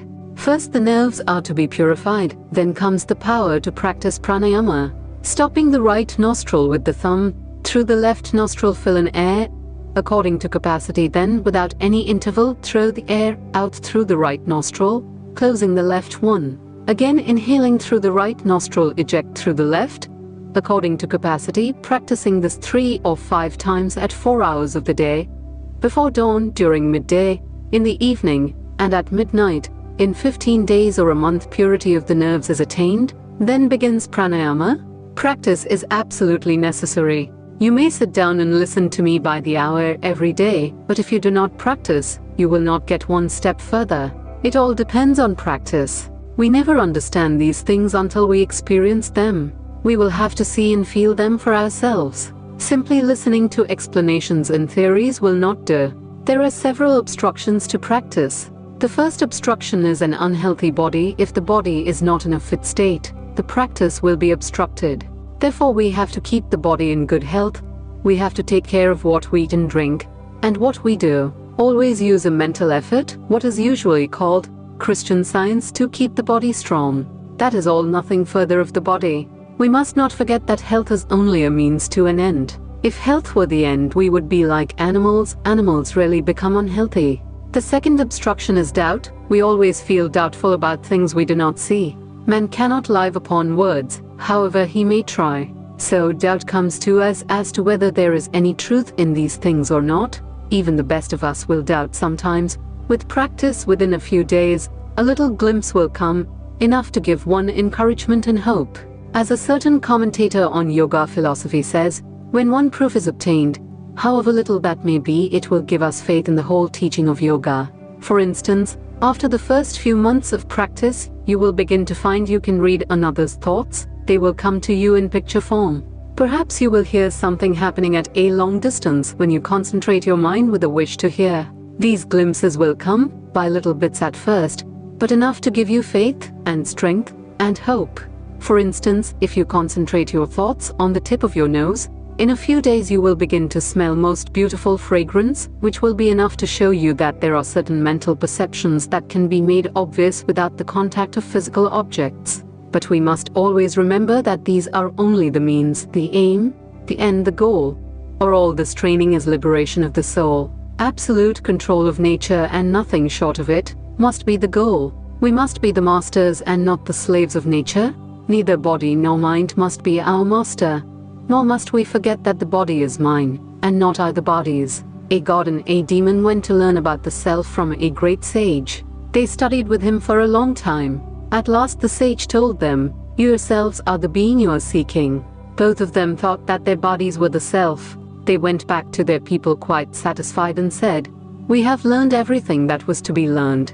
Eat, drink, and be merry, we are the self. There is nothing beyond us." The nature of the demon was ignorant, clouded, so he never inquired any further, but was perfectly contented with the idea that he was God. That by the self was meant the body. The god had a purer nature. He had first committed the mistake of thinking, "I, this body, am Brahman, so keep it strong and in health, and well dressed, and give it all sorts of enjoyments." But in a few days, he found out that that could not be the meaning of the sage, their master. There must be something higher. So he came back and said, "Sir, did you teach me that this body was the self? If so, I see all bodies die. The self cannot die." The sage said, "Find it out, thou art that." Then the god thought that the vital forces which work the body were what the sage meant. But after a time, he found that if he ate, these vital forces remained strong, but if he starved, they became weak. The god then went back to the sage and said, "Sir, do you mean that the vital forces are the self?" The sage said, "Find out for yourself, thou art that." The god returned home once more, thinking that it was the mind, perhaps, that was the self. But in a short while he saw that thoughts were so various, now good, again bad. The mind was too changeable to be the self. He went back to the sage and said, "Sir, I do not think that the mind is the self. Did you mean that?" "No," replied the sage, "thou art that. Find out for yourself." The god went home and at last found that he was the self, beyond all thought, one without birth or death, whom the sword cannot pierce or the fire burn, whom the air cannot dry or the water melt, the beginningless and endless, the immovable, the intangible, the omniscient, the omnipotent being, that it was neither the body nor the mind, but beyond them all. So he was satisfied. But the poor demon did not get the truth, owing to his fondness for the body. This world has a good many of these demoniac natures, but there are some gods too. If one proposes to teach any science to increase the power of sense enjoyment, one finds multitudes ready for it. If one undertakes to show the supreme goal, one finds few to listen to him. Very few have the power to grasp the higher, fewer still the patience to attain to it. But there are a few also who know that even if the body can be made to live for 1,000 years, the result in the end will be the same. When the forces that hold it together go away, the body must fall. No man was ever born who could stop his body one moment from changing. Body is the name of a series of changes. As in a river, the masses of water are changing before you every moment, and new masses are coming, yet taking similar form. So is it with this body. Yet the body must be kept strong and healthy. It is the best instrument we have. This human body is the greatest body in the universe, and a human being the greatest being. Man is higher than all animals, than all angels. None is greater than man. Even the devas, gods, will have to come down again and attain to salvation through a human body. Man alone attains to perfection, not even the devas. According to the Jews and Mohammedans, God created man after creating the angels and everything else. And after creating man, he asked the angels to come and salute him. And all did so except Iblis. So God cursed him and he became Satan. Behind this allegory is the great truth that this human birth is the greatest birth we can have. The lower creation, the animal, is dull and manufactured mostly out of tamash. Animals cannot have any higher thoughts, nor can the angels or devas attain to direct freedom without human birth. In human society, in the same way, too much wealth or too much poverty is a great impediment to the higher development of the soul. It is from the middle classes that the great ones of the world come. Here the forces are very equally adjusted and balanced. Returning to our subject, we come next to pranayama, controlling the breathing. What has that to do with concentrating the powers of the mind? Breath is like the flywheel of this machine, the body. In a big engine you find the flywheel first moving, and that motion is conveyed to finer and finer machinery until the most delicate and finest mechanism in the machine is in motion. The breath is that flywheel, supplying and regulating the motive power to everything in this body. There was once a minister to a great king. He fell into disgrace. The king, as a punishment, ordered him to be shut up in the top of a very high tower. This was done, and the minister was left there to perish. He had a faithful wife, however, who came to the tower at night and called to her husband at the top to know what she could do to help him. He told her to return to the tower the following night and bring with her a long rope, some stout twine, pack thread, silken thread, a beetle, and a little honey. Wondering much, the good wife obeyed her husband and brought him the desired articles. The husband directed her to attach the silken thread firmly to the beetle, then to smear its horns with a drop of honey, and to set it free on the wall of the tower, with its head pointing upwards. She obeyed all these instructions, and the beetle started on its long journey. Smelling the honey ahead, it slowly crept onwards, in the hope of reaching the honey, until at last it reached the top of the tower. When the minister grasped the beetle and got possession of the silken thread, he told his wife to tie the other end to the packed thread, and after he had drawn up the packed thread, he repeated the process with the stout twine and lastly with the rope. Then the rest was easy. The minister descended from the tower by means of the rope and made his escape. In this body of ours the breath motion is the silken thread. By laying hold of and learning to control it, we grasp the packed thread of the nerve currents, and from these the stout twine of our thoughts, and lastly the rope of prana, controlling which we reach freedom. We do not know anything about our own bodies. We cannot know. At best we can take a dead body and cut it in pieces, and there are some who can take a live animal and cut it in pieces in order to see what is inside the body. Still, that has nothing to do with our own bodies. We know very little about them. Why do we not? Because our attention is not discriminating enough to catch the very fine movements that are going on within. We can know of them only when the mind becomes more subtle and enters, as it were, deeper into the body. To get the subtle perception, we have to begin with the grosser perceptions. We have to get hold of that which is setting the whole engine in motion. That is the prana, the most obvious manifestation of which is the breath. Then, along with the breath, we shall slowly enter the body, which will enable us to find out about the subtle forces, the nerve currents that are moving all over the body. As soon as we perceive and learn to feel them, we shall begin to get control over them, and over the body. The mind is also set in motion by these different nerve currents, so at last we shall reach the state of perfect control over the body and the mind, making both our servants. Knowledge is power. We have to get this power. So we must begin at the beginning with pranayama, restraining the prana. This pranayama is a long subject and will take several lessons to illustrate it thoroughly. We shall take it part by part. We shall gradually see the reasons for each exercise and what forces in the body are set in motion. All these things will come to us, but it requires constant practice, and the proof will come by practice. No amount of reasoning which I can give you will be proof to you until you have demonstrated it for yourselves. As soon as you begin to feel these currents in motion all over you, doubts will vanish, but it requires hard practice every day. You must practice at least twice every day, and the best times are towards the morning and the evening. When night passes into day, and day into night, a state of relative calmness ensues. The early morning and the early evening are the two periods of calmness. Your body will have a like tendency to become calm at those times. We should take advantage of that natural condition and begin then to practice. Make it a rule not to eat until you have practiced. If you do this,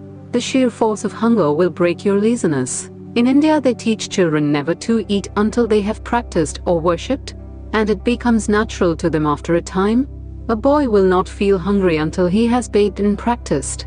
Those of you who can afford it will do better to have a room for this practice alone. Do not sleep in that room, it must be kept holy. You must not enter the room until you have bathed and are perfectly clean in body and mind. Place flowers in that room always. They are the best surroundings for a yogi. Also pictures that are pleasing. Burn incense morning evening. Have no quarreling nor anger, nor unholy thought in that room. Only allow those persons to enter it who are of the same thought as you. Then gradually there will be an atmosphere of holiness in the room, so that when you are miserable, sorrowful, doubtful, or your mind is disturbed, the very fact of entering that room will make you calm. This was the idea of the temple in the church, and in some temples and churches you will find it even now, but in the majority of them the very idea has been lost. The idea is that by keeping holy vibrations there, the place becomes and remains illumined. Those who cannot afford to have a room set apart can practice anywhere they like. Sit in a straight posture, and the first thing to do is to send a current of holy thought to all creation. Mentally repeat, let all beings be happy, let all beings be peaceful, let all beings be blissful. So do, to the east, south, north and west.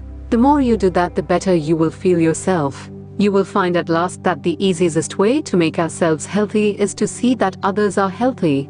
And the easiest way to make ourselves happy is to see that others are happy. After doing that, those who believe in God should pray not for money, not for health, nor for heaven, pray for knowledge and light. Every other prayer is selfish. Then the next thing to do is to think of your own body, and see that it is strong and healthy. It is the best instrument you have. Think of it as being as strong as adamant, and that with the help of this body you will cross the ocean of life. Freedom is never to be reached by the weak. Throw away all weakness. Tell your body that it is strong. Tell your mind that it is strong, and have unbounded faith and hope in yourself. 133 Chapter 3 Pyarana Pranayama is not, as many think, something about breath. Breath indeed has very little to do with it. If anything, breathing is only one of the many exercises through which we get to the real pranayama. Pranayama means the control of prana. According to the philosophers of India, the whole universe is composed of two materials, one of which they call akasha. It is the omnipresent, all-penetrating existence. Everything that has form, everything that is the result of combination, is evolved out of this akasha. It is the akasha that becomes the air, that becomes the liquids, that becomes the solids. It is the akasha that becomes the sun, the earth, the moon and the stars, the comets. It is the akasha that becomes the human body, the animal body, the plants, every form that we see, everything that can be sensed, everything that exists. It cannot be perceived. It is so subtle that it is beyond all ordinary perception. It can only be seen when it has become gross, has taken form. At the beginning of creation there is only this akasha. At the end of the cycle the solids, the liquids and the gases all melt into the akasha again, and the next creation similarly proceeds out of this akasha. By what power is this akasha manufactured into this universe? By the power of prana. Just as akasha is the infinite, omnipresent material of this universe, so is this prana the infinite, omnipresent manifesting power of this universe. At the beginning and at the end of a cycle everything becomes akasha, and all the forces that are in the universe resolve back into the prana. In the next cycle, out of this prana is evolved everything that we call energy, everything that we call force. It is the prana that is manifesting as motion, it is the prana that is manifesting as gravitation, as magnetism. It is the prana that is manifesting as the actions of the body, as the nerve currents, as thought force. From thought down to the lowest force, everything is but the manifestation of prana. The sum total of all forces in the universe, mental or physical, when resolved back to their original state, is called prana. When there was neither ought nor not, when darkness was covering darkness, what existed then? That akasha existed without motion. The physical motion of the prana was stopped, but it existed all the same. At the end of a cycle the energies now displayed in the universe quiet down and become potential. At the beginning of the next cycle they start up, strike upon the akasha, and out of the akasha evolve these various forms, and as the akasha changes, this prana changes also into all these manifestations of energy. The knowledge and control of this prana is really what is meant by pranayama. This opens to us the door to almost unlimited power. Suppose, for instance, a man understood the prana perfectly and could control it. What power on earth would not be his? He would be able to move the sun and stars out of their places, to control everything in the universe from the atoms to the biggest suns, because he would control the prana. This is the end in aim of pranayama. When the yogi becomes perfect, there will be nothing in nature not under his control. If he orders the gods or the souls of the departed to come, they will come at his bidding. All the forces of nature will obey him as slaves. When the ignorant see these powers of the yogi, they call them the miracles. One peculiarity of the Hindu mind is that it always inquires for the last possible generalization, leaving the details to be worked out afterwards. The question is raised in the Vedas, what is that, knowing which we shall know everything? Thus all books, and all philosophies that have been written, have been only to prove that by knowing which everything is known. If a man wants to know this universe bit by bit, he must know every individual grain of sand, which means infinite time. He cannot know all of them. Then how can knowledge be? How is it possible for a man to be all-knowing through particulars? The yogis say that behind this particular manifestation there is a generalization. Behind all particular ideas stands a generalized, an abstract principle. Grasp it, and you have grasped everything. Just as this whole universe has been generalized in the Vedas into that one absolute existence, and he who has grasped that existence has grasped the whole universe, so all forces have been generalized into this prana, and he who has grasped the prana has grasped all the forces of the universe, mental or physical. He who has controlled the prana has controlled his own mind, and all the minds that exist. He who has controlled the prana has controlled his body, and all the bodies that exist, because the prana is the generalized manifestation of force. How to control the prana is the one idea of pranayama. All the trainings and exercises in this regard are for that one end. Each man must begin where he stands, must learn how to control the things that are nearest to him. This body is very near to us, nearer than anything in the external universe, and this mind is the nearest of all. The prana which is working this mind and body is the nearest to us of all the prana in this universe. This little wave of the prana which represents our own energies, mental and physical, is the nearest to us of all the waves of the infinite ocean of prana. If we can succeed in controlling that little wave, then alone we can hope to control the whole of prana. The yogi who has done this gains perfection. No longer is he under any power. He becomes almost almighty, almost all-knowing. We see sects in every country who have attempted this control of prana. In this country there are mind healers, faith healers, spiritualists, Christian scientists, hypnotists, etc. And if we examine these different bodies, we shall find at the back of each this control or the prana, whether they know it or not. If you boil all their theories down, the residuum will be that it is the one and the same force they are manipulating, only unknowingly. They have stumbled on the discovery of a force and are using it unconsciously without knowing its nature. But it is the same as the yogi uses, and which comes from prana. The prana is the vital force in every being. Thought is the finest and highest action of prana. Thought, again, as we see, is not all. There is also what we call instinct or unconscious thought, the lowest plane of action. If a mosquito stings us, our hand will strike it automatically, instinctively. This is one expression of thought. All reflex actions of the body belong to this plane of thought. There is again the other plane of thought, the conscious. I reason, I judge, I think, I see the pros and cons of certain things, yet that is not all. We know that reason is limited. Reason can go only to a certain extent, beyond that it cannot reach. The circle within which it runs is very, very limited indeed. Yet at the same time we find facts rush into this circle. Like the coming of comets, certain things come into this circle. It is certain they come from outside the limit. Although our reason cannot go beyond, the causes of the phenomena intruding themselves in this small limit are outside of this limit. The mind can exist on a still higher plane, the superconscious. When the mind has attained to that state, which is called samadhi, perfect concentration, superconsciousness, it goes beyond the limits of reason and comes face to face with facts which no instinct or reason can ever know. All manipulations of the subtle forces of the body, the different manifestations of prana, if trained, give a push to the mind, help it to go up higher and become superconscious from where it acts. In this universe there is one continuous substance on every plane of existence. Physically this universe is one, there is no difference between the sun and you.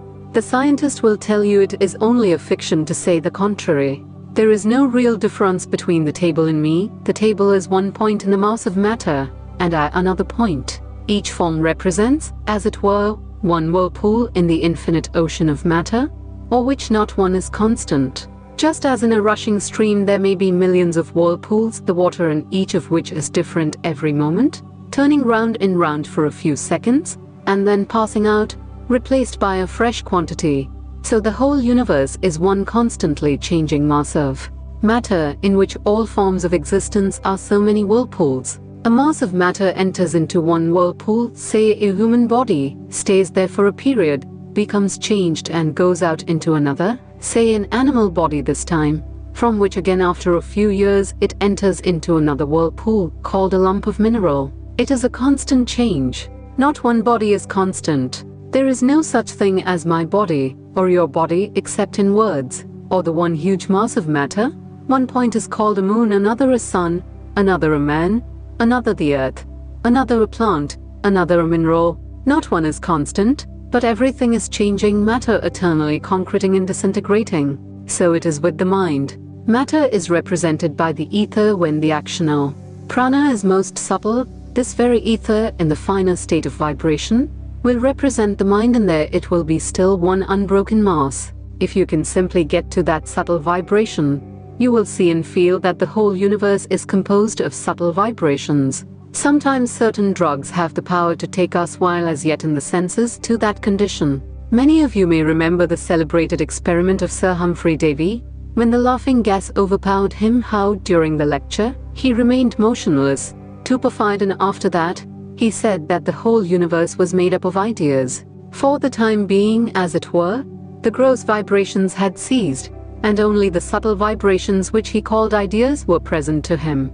He could only see the subtle vibrations round him. Everything had become thought. The whole universe was an ocean of thought. He and everyone else had become little thought whirlpools. Thus, even in the universe of thought we find unity, and at last, when we get to the self, we know that that self can only be one. Beyond the vibrations of matter in its gross and subtle aspects, beyond motion there is but one.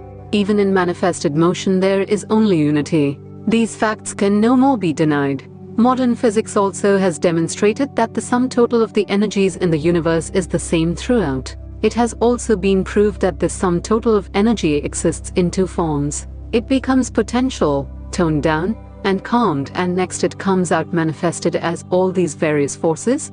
Again it goes back to the quiet state, and again it manifests. Thus it goes on evolving and involving through eternity. The control of this prana, as before stated, is what is called pranayama.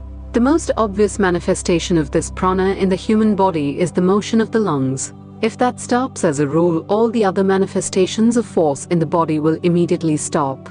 But there are persons who can train themselves in such a manner that the body will live on, even when this motion has stopped. There are some persons who can bury themselves for days and yet live without breathing.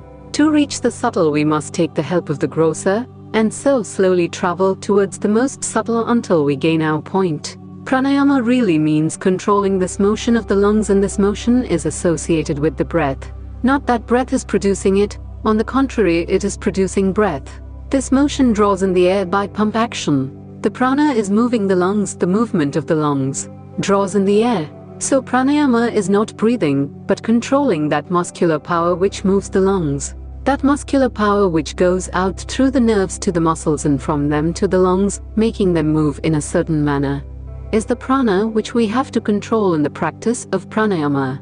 When the prana has become controlled, then we shall immediately find that all the other actions of the prana in the body will slowly come under control. I myself have seen men who have controlled almost every muscle of the body, and why not? If I have control over certain muscles, why not over every muscle and nerve of the body? What impossibility is there? At present the control is lost, and the motion has become automatic. We cannot move our ears at will, but we know that animals can. We have not that power because we do not exercise it. This is what is called atavism. Again, we know that motion which has become latent can be brought back to manifestation. By hard work and practice, certain motions of the body which are most dominant can be brought back under perfect control. Reasoning thus, we find there is no impossibility, but on the other hand every probability that each part of the body can be brought under perfect control. This the yogi does through pranayama. Perhaps some of you have read that in pranayama, when drawing in the breath, you must fill your whole body with prana. In the English translations, prana is given as breath, and you are inclined to ask how that is to be done. The fault is with the translator. Every part of the body can be filled with prana, this vital force, and when you are able to do that, you can control the whole body. All the sickness and misery felt in the body will be perfectly controlled. Not only so, you will be able to control another's body. Everything is infectious in this world, good or bad. If your body be in a certain state of tension, it will have a tendency to produce the same tension in others. If you are strong and healthy, those that live near you will also have the tendency to become strong and healthy, but if you are sick and weak, those around you will have the tendency to become the same. In the case of one man trying to heal another, the first idea is simply transferring his own health to the other. This is the primitive sort of healing. Consciously or unconsciously, health can be transmitted. A very strong man living with a weak man will make him a little stronger, whether he knows it or not. When consciously done, it becomes quicker and better in its action. Next come those cases in which a man may not be very healthy himself, yet we know that he can bring health to another. The first man in such a case has a little more control over the prana and can rouse, for the time being, his prana, as it were, to a certain state of vibration and transmit it to another person. There have been cases where this process has been carried on at a distance, but in reality there is no distance in the sense of a break. Where is the distance that has a break? Is there any break between you and the sun? It is a continuous mass of matter, the sun being one part and you another. Is there a break between one part of a river and another? Then why cannot any force travel? There is no reason against it. Cases of healing from a distance are perfectly true. The prana can be transmitted to a very great distance, but to one genuine case, there are hundreds of frauds. This process of healing is not so easy as it is thought to be. In the most ordinary cases of such healing, you will find that the healers simply take advantage of the naturally healthy state of the human body. An allopath comes and treats cholera patients and gives them his medicines. The homeopath comes and gives his medicines and cures perhaps more than the allopath does, because the homeopath does not disturb his patients, but allows nature to deal with them. The faith healer cures more still, because he brings the strength of his mind to bear, and rouses, through faith, the dormant prana of the patient. There is a mistake constantly made by faith healers. They think that faith directly heals a man. But faith alone does not cover all the ground. There are diseases where the worst symptoms are that the patient never thinks that he has that disease. That tremendous faith of the patient is itself one symptom of the disease, and usually indicates that he will die quickly. In such cases, the principle that faith cures does not apply. If it were faith alone that cured, these patients also would be cured. It is by the prana that real curing comes. The pure man, who has controlled the prana, has the power of bringing it into a certain state of vibration, which can be conveyed to others, arousing in them a similar vibration. You see that in everyday actions. I am talking to you. What am I trying to do? I am, so to say, bringing my mind to a certain state of vibration, and the more I succeed in bringing it to that state, the more you will be affected by what I say. All of you know that the day I am more enthusiastic, the more you enjoy the lecture, and when I am less enthusiastic, you feel lack of interest. The gigantic willpowers of the world movers, can bring their prana into a high state of vibration, and it is so great and powerful that it catches others in a moment, and thousands are drawn towards them, and half the world think as they do. Great prophets of the world had the most wonderful control of the prana, which gave them tremendous willpower. They had brought their prana to the highest state of motion, and this is what gave them power to sway the world. All manifestations of power arise from this control. Men may not know the secret, but this is the one explanation. Sometimes in your own body the supply of prana gravitates more or less to one part.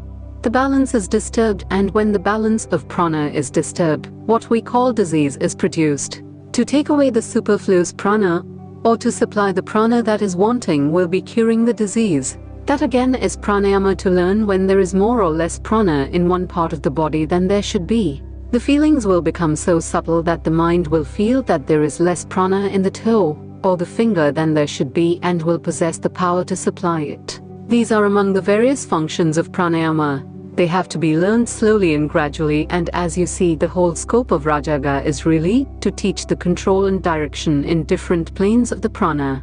When a man has concentrated his energies, he masters the prana that is in his body. When a man is meditating, he is also concentrating the prana. In an ocean there are huge waves, like mountains, then smaller waves, and still smaller down to little bubbles, but back of all these is the infinite ocean. The bubble is connected with the infinite ocean at one end and the huge wave at the other end. So, one may be a gigantic man and another a little bubble, but each is connected with that infinite ocean of energy, which is the common birthright of every animal that exists. Wherever there is life, The storehouse of infinite energy is behind it. Starting as some fungus, some very minute, microscopic bubble, and all the time drawing from that infinite storehouse of energy, a form is changed slowly and steadily until in course of time it becomes a plant, then an animal, then man, ultimately God. This is attained through millions of eons, but what is time? An increase of speed, an increase of struggle is able to bridge the gulf of time. That which naturally takes a long time to accomplish can be shortened by the intensity of the action, says the yogi. A man may go on slowly drawing in this energy from the infinite mass that exists in the universe, and perhaps he will require 100,000 years to become a deva, and then perhaps 500,000 years to become still higher, and perhaps 5 million of years to become perfect. Given rapid growth, the time will be lessened. Why is it not possible with sufficient effort to reach this very perfection in 6 months or 6 years? There is no limit. Reason shows that if an engine with a certain amount of coal runs 2 miles an hour, it will run the distance in less time with a greater supply of coal. Similarly, why shall not the soul, by intensifying its action, attain perfection in this very life? All beings will at last attain to that goal, we know. But who cares to wait all these millions of eons? Why not reach it immediately in this body, even in this human form? Why shall I not get that infinite knowledge, infinite power now? The ideal of the yogi, the whole science of yoga, is directed to the end of teaching men how, by intensifying the power of assimilation, to shorten the time for reaching perfection, instead of slowly advancing from point to point and waiting until the whole human race has become perfect. All the great prophets, saints, and seers of the world, what did they do? In one span of life they lived the whole life of humanity, traversed the whole length of time that it takes ordinary humanity to come to perfection. In one life they perfect themselves, they have no thought for anything else, never live a moment for any other idea, and thus the way is shortened for them. This is what is meant by concentration, intensifying the power of assimilation, thus shortening the time. Raja Yoga is the science which teaches us how to gain the power of concentration. What has pranayama to do with spiritualism?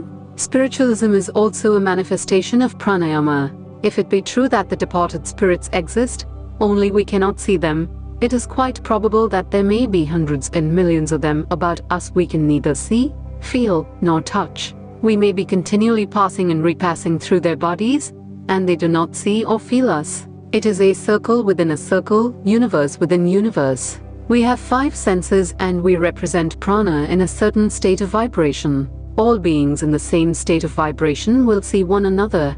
But if there are beings who represent prana in a higher state of vibration, they will not be seen. We may increase the intensity of a light until we cannot see it at all, but there may be beings with eyes so powerful that they can see such light. Again, if its vibrations are very low, we do not see a light, but there are animals that may see it, as cats and owls. Our range of vision is only one plane of the vibrations of this prana.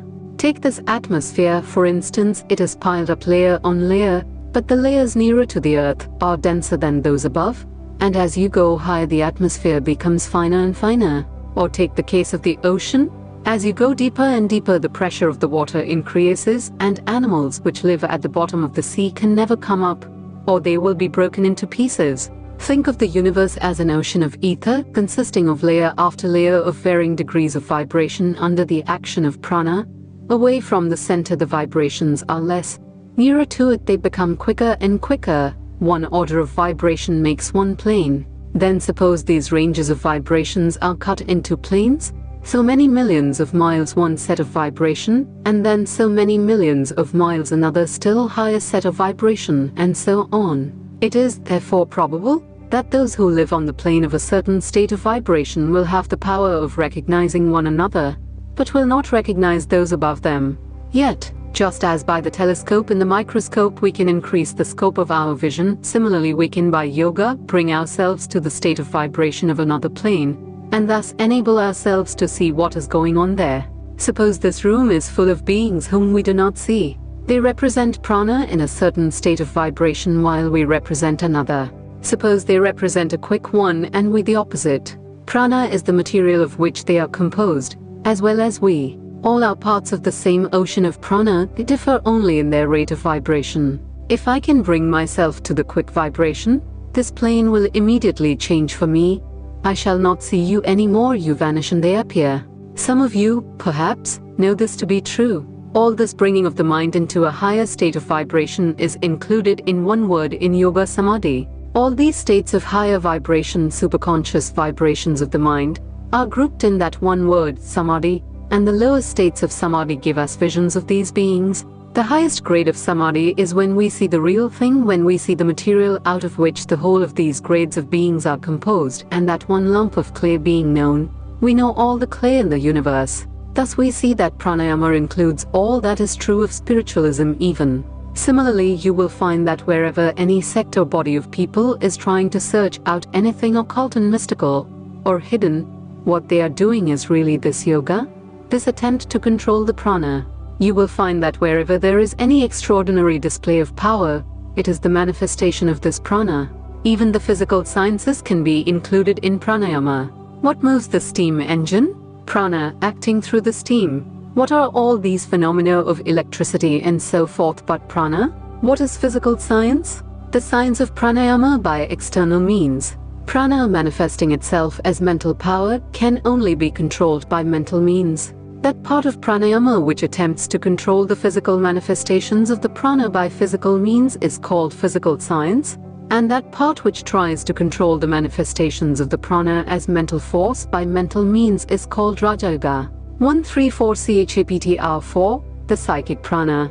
According to the yogis, there are two nerve currents in the spinal column, called Pingala and Ida, and a hollow canal called Sushumna running through the spinal cord. At the lower end of the hollow canal is what the yogis call the lotus of the Kundalini. They describe it as triangular in form, in which, in the symbolical language of the yogis, there is a power called Kundalini coiled up.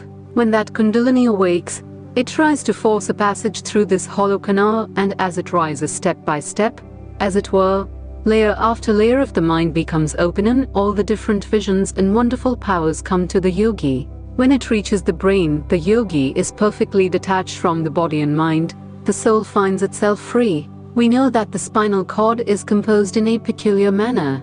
If we take the figure 8 horizontally, yen, there are two parts which are connected in the middle. Suppose you add 8 after 8, piled one on top of the other, that will represent the spinal cord. The left is the Ida, the right Pingala, and that hollow canal which runs through the center of the spinal cord is the Sushumna. Where the spinal cord ends in some of the lumbar vertebrae, a fine fiber issues downwards, and the canal runs up even within that fiber, only much finer. The canal is closed at the lower end, which is situated near what is called the sacral plexus, which according to modern physiology is triangular in form. The different plexuses that have their centers in the spinal canal can very well stand for the different lotuses or the yogi. The yogi conceives of several centers, beginning with the Muladhara, the basic, and ending with the Sahasrara, the thousand-petaled lotus in the brain. So if we take these different plexuses as representing these lotuses, the idea of the yogi can be understood very easily in the language of modern physiology. We know there are two sorts of actions in these nerve currents, one afferent, the other efferent, one sensory and the other motor, one centripetal and the other centrifugal. One carries the sensations to the brain and the other from the brain to the outer body. These vibrations are all connected with the brain in the long run. Several other facts we have to remember in order to clear the way for the explanation which is to come. The spinal cord, at the brain, ends in a sort of bulb, in the medulla, which is not attached to the brain, but floats in a fluid in the brain, so that if there be a blow on the head, the force of that blow will be dissipated in the fluid and will not hurt the bulb. This is an important fact to remember. Secondly, we have also to know that all the centers, we have particularly to remember three: the Muladhara, the basic, the Sahasrara, the thousand-petaled lotus of the brain, and the Manipura, the lotus of the navel. Next we shall take one fact from physics. We all hear of electricity and various other forces connected with it. What electricity is no one knows, but so far as it is known, it is a sort of motion. There are various other motions in the universe. What is the difference between them and electricity? Suppose this table moves, that the molecules which compose this table are moving in different directions. If they are all made to move in the same direction, it will be through electricity. Electric motion makes the molecules of a body move in the same direction. If all the air molecules in a room are made to move in the same direction, it will make a gigantic battery of electricity of the room. Another point from physiology we must remember, that the center which regulates the respiratory system, the breathing system, has a sort of controlling action over the system of nerve currents. Now we shall see why breathing is practiced. In the first place, from rhythmical breathing comes a tendency of all the molecules in the body to move in the same direction. When mind changes into will, the nerve currents change into a motion similar to electricity, because the nerves have been proved to show polarity under the action of electric currents. This shows that when the will is transformed into the nerve currents, it is changed into something like electricity. When all the motions of the body have become perfectly rhythmical, the body has, as it were, become a gigantic battery of will. This tremendous will is exactly what the yogi wants. This is, therefore, a physiological explanation of the breathing exercise. It tends to bring a rhythmic action in the body and helps us through the respiratory center to control the other centers. The aim of pranayama here is to rouse the coiled up power in the Mooladhara, called the Kundalini. Everything that we see or imagine or dream we have to perceive in space. This is the ordinary space called the Mahakasha, or elemental space. When a yogi reads the thoughts of other men or perceives supersensuous objects, he sees them in another sort of space called the Chitakasha, the mental space. When perception has become objectless and the soul shines in its own nature, it is called the Chiddakasha, or knowledge space. When the Kundalini is aroused and enters the canal of the Sushumna, all the perceptions are in the mental space. When it has reached that end of the canal which opens out into the brain, the objectless perception is in the knowledge space. Taking the analogy of electricity, we find that man can send a current only along a wire. The reader should remember that this was spoken before the discovery of wireless telegraphy. But nature requires no wires to send her tremendous currents. This proves that the wire is not really necessary, but that only our inability to dispense with it compels us to use it. Similarly, all the sensations and motions of the body are being sent into the brain and sent out of it through these wires of nerve fibers. The columns of sensory and motor fibers in the spinal cord are the Ida and Pingala of the yogis. They are the main channels through which the afferent and efferent currents travel. But why should not the mind send news without any wire, or react without any wire? We see this is done in nature. The yogi says, if you can do that, you have got rid of the bondage of matter. How to do it? If you can make the current pass through the Sushumna, the canal in the middle of the spinal column, you have solved the problem. The mind has made this network of the nervous system and has to break it so that no wires will be required to work through. Then alone will all knowledge come to us, no more bondage of body. That is why it is so important that we should get control of that Sushumna. If we can send the mental current through the hollow canal without any nerve fibers to act as wires, the yogi says, the problem is solved, and he also says it can be done. This Sushumna is an ordinary person's closed up at the low extremity, no action comes through it. The yogi proposes a practice by which it can be opened and the nerve currents made to travel through. When a sensation is carried to a center, the center reacts. This reaction in the case of automatic centers is followed by motion. In the case of conscious centers, it is followed first by perception and secondly by motion. All perception is the reaction to action from outside. How then do perceptions and dreams arise? There is then no action from outside. The sensory motions, therefore, are coiled up somewhere. For instance, I see a city, the perception of that city is from the reaction to the sensations brought from outside objects comprising that city. That is to say, a certain motion in the brain molecules has been set up by the motion in the in-carrying nerves, which again are set in motion by external objects in the city. Now, even after a long time, I can remember the city. This memory is exactly the same phenomenon, only it is in a milder form. But whence is the action that sets up even the milder form of similar vibrations in the brain? Not certainly from the primary sensations. Therefore it must be that the sensations are coiled up somewhere, and they, by their acting, bring out the mild reaction which we call dream perception. Now the center where all these residual sensations are, as it were, stored up, is called the Mooladhara. The root receptacle and the coiled up energy or action is Kundalini. The coiled up, it is very probable that the residual motor energy is also stored up in the same center, as after deep study or meditation on external objects, the part of the body where the Muladhara center is situated, probably the sacral plexus, gets heated. Now if this coiled up energy be roused and made active, and then consciously made to travel up the Sushumna canal, as it acts upon center after center, a tremendous reaction will set in. When a minute portion of energy travels along a nerve fiber and causes reaction from centers, the perception is either dream or imagination. But when by the power of long internal meditation the vast mass of energy stored up travels along the Sushumna and strikes the centers, the reaction is tremendous, immensely superior to the reaction of dream or imagination, immensely more intense than the reaction of sense perception. It is supersensuous perception, and when it reaches the metropolis of all sensations, the brain, the whole brain as it were, reacts, and the result is the full blaze of illumination, the perception of the self. As this Kundalini force travels from center to center, layer after layer of the mind, as it were, opens up, and this universe is perceived by the yogin in its fine, or causal form. Then alone the causes of this universe, both as sensation and reaction, are known as they are, and hence comes all knowledge. The causes being known, the knowledge of the effects is sure to follow.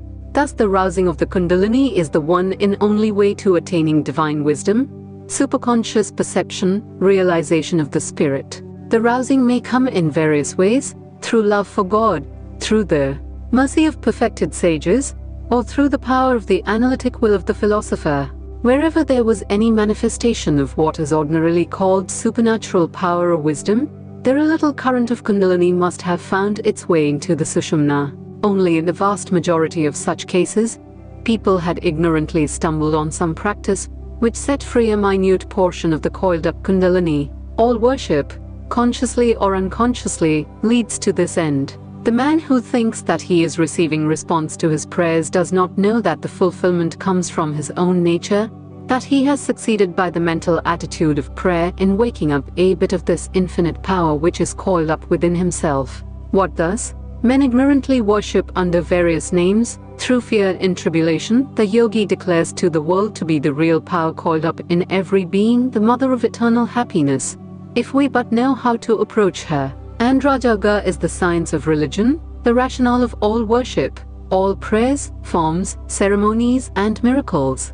135 Chapter 5, the control of psychic prana. We have now to deal with the exercises in pranayama. We have seen that the first step, according to the yogis, is to control the motion of the lungs. What we want to do is to feel the fine emotions that are going on in the body. Our minds have become externalized and have lost sight of the fine motions inside. If we can begin to feel them, we can begin to control them. These nerve currents go on all over the body, bringing life and vitality to every muscle, but we do not feel them. The yogi says we can learn to do so. How? By taking up and controlling the motion of the lungs. When we have done that for a sufficient length of time, we shall be able to control the fine emotions. We now come to the exercises in pranayama. Sit upright. The body must be kept straight. The spinal cord, although not attached to the vertebral column, is yet inside of it. If you sit crookedly, you disturb this spinal cord, so let it be free. Any time that you sit crookedly and try to meditate, you do yourself an injury. The three parts of the body, the chest, the neck, and the head, must be always held straight in one line. You will find that by a little practice this will come to you as easy as breathing. The second thing is to get control of the nerves. We have said that the nerve center that controls the respiratory organs has a sort of controlling effect on the other nerves, and rhythmical breathing is therefore necessary. The breathing that we generally use should not be called breathing at all.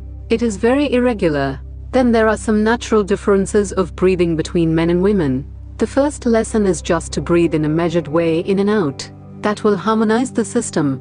When you have practiced this for some time, you will do well to join to it the repetition of some word as Om or any other sacred word. In India we use certain symbolical words instead of counting 1, 2, 3, 4. That is why I advise you to join the mental repetition of the Om or some other sacred word to the pranayama. Let the word flow in and out with the breath, rhythmically, harmoniously, and you will find the whole body is becoming rhythmical. Then you will learn what rest is. Compared with it, sleep is not rest. Once this rest comes, the most tired nerves will be calmed down, and you will find that you have never before really rested. The first effect of this practice is perceived in the change of expression of one's face. Harsh lines disappear with calm thought. Calmness comes over the face. Next comes beautiful voice. I never saw a yogi with a croaking voice. These signs come after a few months' practice. After practicing the above-mentioned breathing for a few days, you should take up a how 1. Slowly fill the lungs with breath through the either, the left nostril, and at the same time concentrate the mind on the nerve current. You are, as it were, sending the nerve current down the spinal column and striking violently on the last plexus, the basic lotus, which is triangular in form, the seat of the Kundalini. Then hold the current there for some time. Imagine that you are slowly drawing that nerve current with the breath through the other side, the Pingala, then slowly throw it out through the right nostril. This you will find a little difficult to practice. The easiest way is to stop the right nostril with the thumb and then slowly draw in the breath through the left. Then close both nostrils with thumb and forefinger, and imagine that you are sending that current down and striking the base of the Sushumna. Then take the thumb off and let the breath out through the right nostril. Next, inhale slowly through that nostril, keeping the other closed by the forefinger, then close both, as before. The way the Hindus practice this would be very difficult for this country because they do it from their childhood and their lungs are prepared for it. Here it is well to begin with 4 seconds and slowly increase. Draw in 4 seconds, hold in 16 seconds, then throw out in 8 seconds. This makes 1 pranayama. At the same time, think of the basic lotus, triangular in form. Concentrate the mind on that center. The imagination can help you a great deal. The next breathing is slowly drawing the breath in, and then immediately throwing it out slowly, and then stopping the breath out, using the same numbers. The only difference is that in the first case the breath was held in and in the second held out. This last is the easier one. The breathing in which you hold the breath in the lungs must not be practiced too much. Do it only 4 times in the morning and 4 times in the evening. Then you can slowly increase the time and number. You will find that you have the power to do so, and that you take pleasure in it. So very carefully and cautiously increase as you feel that you have the power to 6 instead of 4. It may injure you if you practice it irregularly. Or the 3 processes for the purification of the nerves, described above.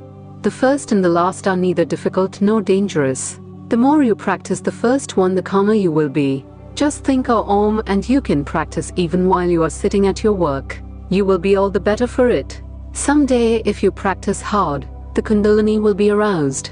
For those who practice once or twice a day, just a little calmness of the body and mind will come, and beautiful voice. Only for those who can go on further with it will Kundalini be aroused, and the whole of nature will begin to change, and the book of knowledge will open. No more will you need to go to books for knowledge. Your own mind will have become your book, containing infinite knowledge. I have already spoken of the Ida and Pingala currents, flowing through either side of the spinal column, and also of the Sushumna, the passage through the center of the spinal cord. These 3 are present in every animal. Whatever being has a spinal column has these 3 lines of action.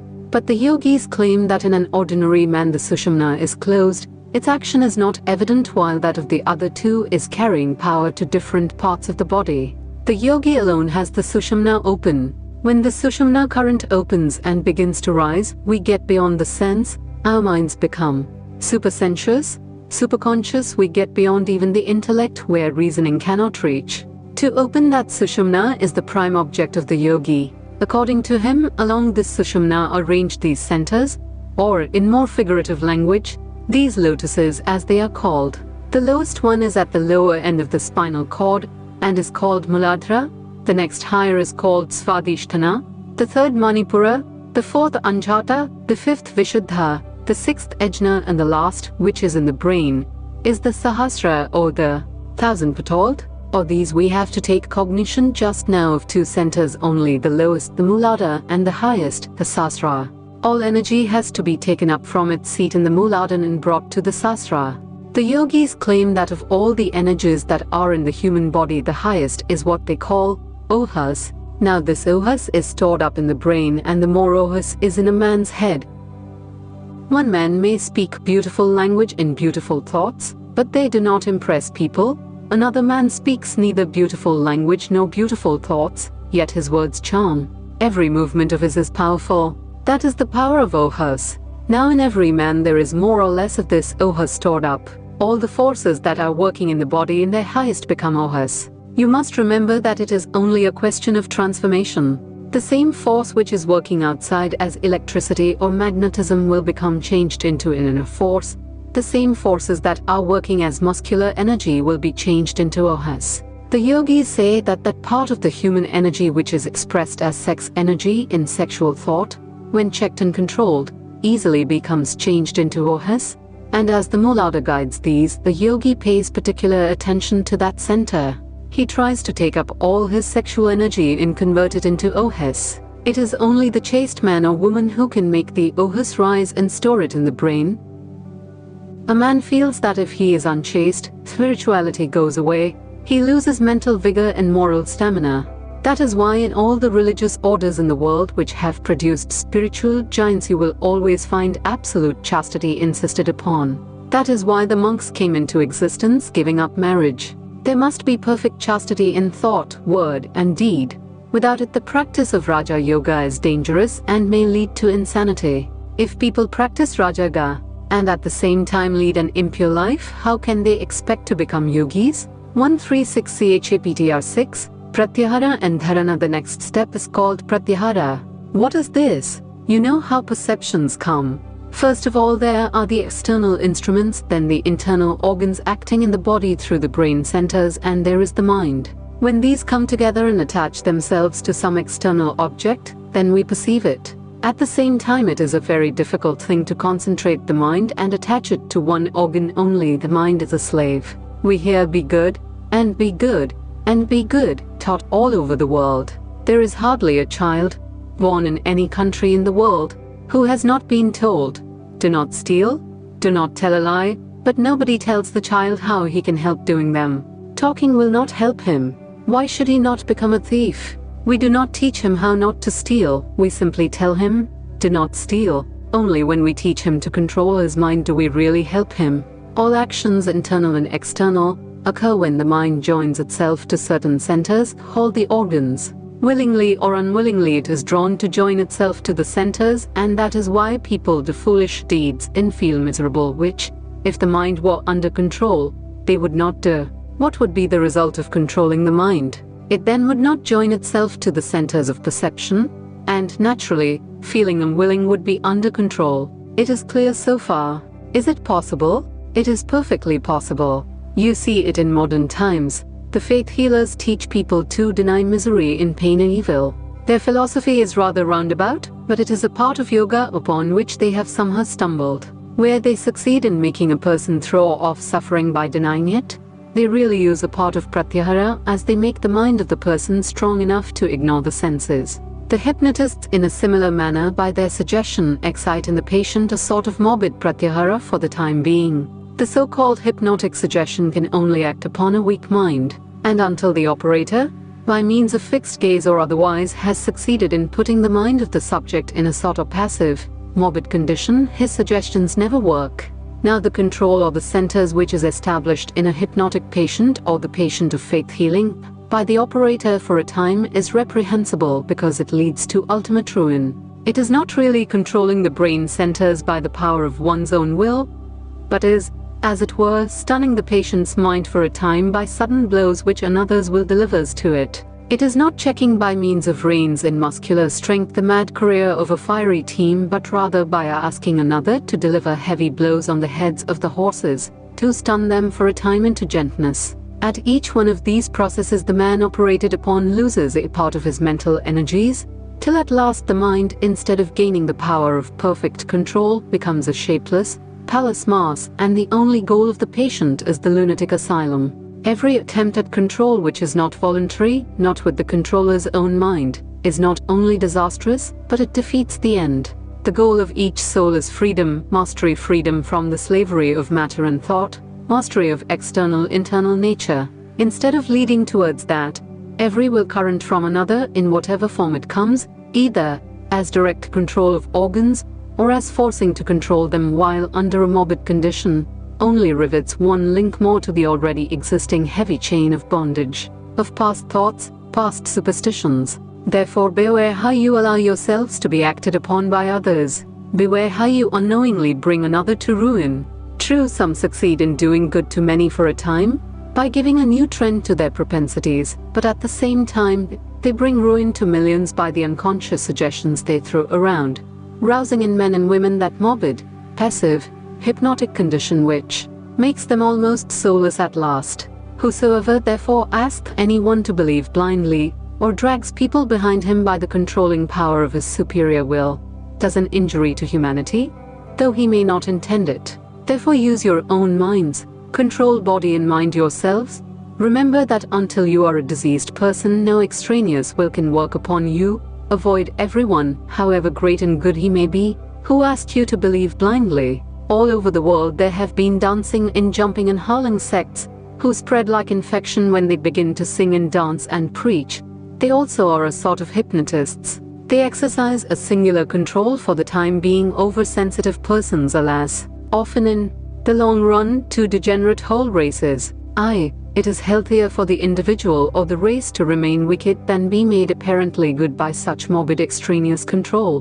One's heart sinks to think of the amount of injury done to humanity by such irresponsible yet well-meaning religious fanatics. They little know that the minds which attain to sudden spiritual upheaval under their suggestions with music and prayers are simply making themselves passive, morbid, and callous, and opening themselves to any other suggestion, be it ever so evil. Little do these ignorant, deluded persons dream that whilst they are congratulating themselves upon their miraculous power to transform human hearts, which power they think was poured upon them by some being above the clouds, they are sowing the seeds of future decay, or crime, or lunacy, and of death.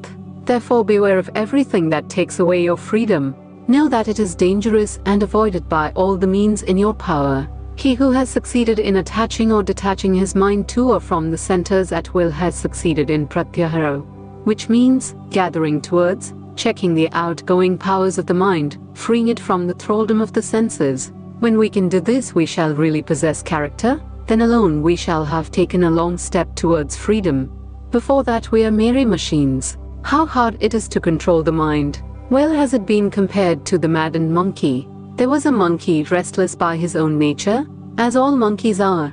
As if that were not enough, someone made him drink freely of wine, so that he became still more restless. Then a scorpion stung him. When a man is stung by a scorpion, he jumps about for a whole day, so the poor monkey found his condition worse than ever. To complete his misery, a demon entered into him.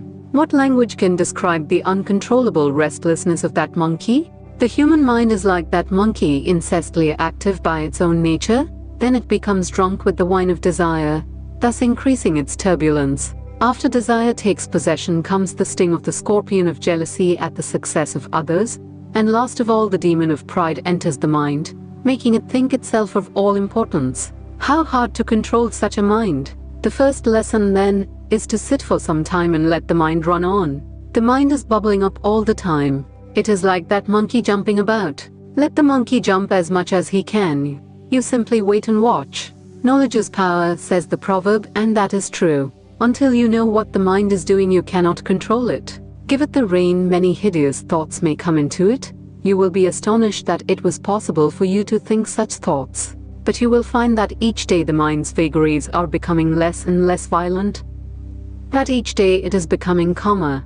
In the first few months you will find that the mind will have a great many thoughts. Later you will find that they have somewhat decreased, and in a few more months they will be fewer and fewer, until at last the mind will be under perfect control. But we must patiently practice every day. As soon as the steam is turned on, the engine must run. As soon as things are before us, we must perceive. So a man, to prove that he is not a machine, must demonstrate that he is under the control of nothing. This controlling of the mind, and not allowing it to join itself to the centers, is pratyahara. How is this practiced? It is a tremendous work, not to be done in a day. Only after a patient, continuous struggle for years can we succeed. After you have practiced pratyahara for a time, take the next step, the dharana, holding the mind to certain points. What is meant by holding the mind to certain points? Forcing the mind to feel certain parts of the body to the exclusion of others. For instance, try to feel only the hand, to the exclusion of other parts of the body. When the chitta or mind stuff is confined and limited to a certain place, it is dharana. This dharana is of various sorts, and along with it, it is better to have a little play of the imagination. For instance, the mind should be made to think of one point in the heart. That is very difficult. An easier way is to imagine a lotus there. That lotus is full of light, effulgent light. Put the mind there. Or think of the lotus in the brain as full of light, or of the different centers in the Sushumna mentioned before. The yogi must always practice. He should try to live alone. The companionship of different sorts of people distracts the mind. He should not speak much, because to speak distracts the mind, not work much, because too much work distracts the mind. The mind cannot be controlled after a whole day's hard work. One observing the above rules becomes a yogi. Such is the power of yoga that even the least of it will bring a great amount of benefit. It will not hurt anyone, but will benefit everyone. First of all, it will tone down nervous excitement, bring calmness, enable us to see things more clearly. The temperament will be better, and the health will be better. Sound health will be one of the first signs, and a beautiful voice. Defects in the voice will be changed. This will be among the first of the many effects that will come. Those who practice hard will get many other signs. Sometimes there will be sounds, as a peal of bells heard at a distance, coming on and falling on the ear as one continuous sound. Sometimes things will be seen, little specks of light floating and becoming bigger and bigger. And when these things come, know that you are progressing fast. Those who want to be yogis and practice hard must take care of their diet at first. But for those who want only a little practice for everyday business sort of life, let them not eat too much, otherwise they may eat whatever they please. For those who want to make rapid progress and to practice hard, a strict diet is absolutely necessary. They will find it advantageous to live only on milk and cereals for some months. As the organization becomes finer and finer, it will be found in the beginning that the least irregularity throws one out of balance. One bit of food more or less will disturb the whole system, until one gets perfect control, and then one will be able to eat whatever one likes. When one begins to concentrate, the dropping of a pin will seem like a thunderbolt going through the brain. As the organs get finer, the perceptions get finer. These are the stages through which we have to pass, and all those who persevere will succeed.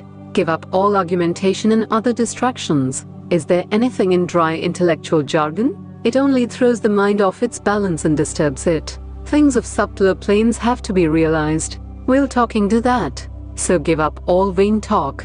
Read only those books which have been written by persons who have had realization. Be like the pearl oyster. There is a pretty Indian fable to the effect that if it rains when the star Swati is in the ascendant, and a drop of rain falls into an oyster, that drop becomes a pearl. The oysters know this, so they come to the surface when that star shines, and wait to catch the precious raindrop. When a drop falls into them, quickly the oysters close their shells and dive down to the bottom of the sea, there to patiently develop the drop into the pearl. We should be like that. First hear, then understand, and then, leaving all distractions, shut your minds to outside influences, and devote yourselves to developing the truth within you. There is the danger of frittering away your energies by taking up an idea only for its novelty, and then giving it up for another that is newer. Take one thing up and do it, and see the end of it, and before you have seen the end, do not give it up.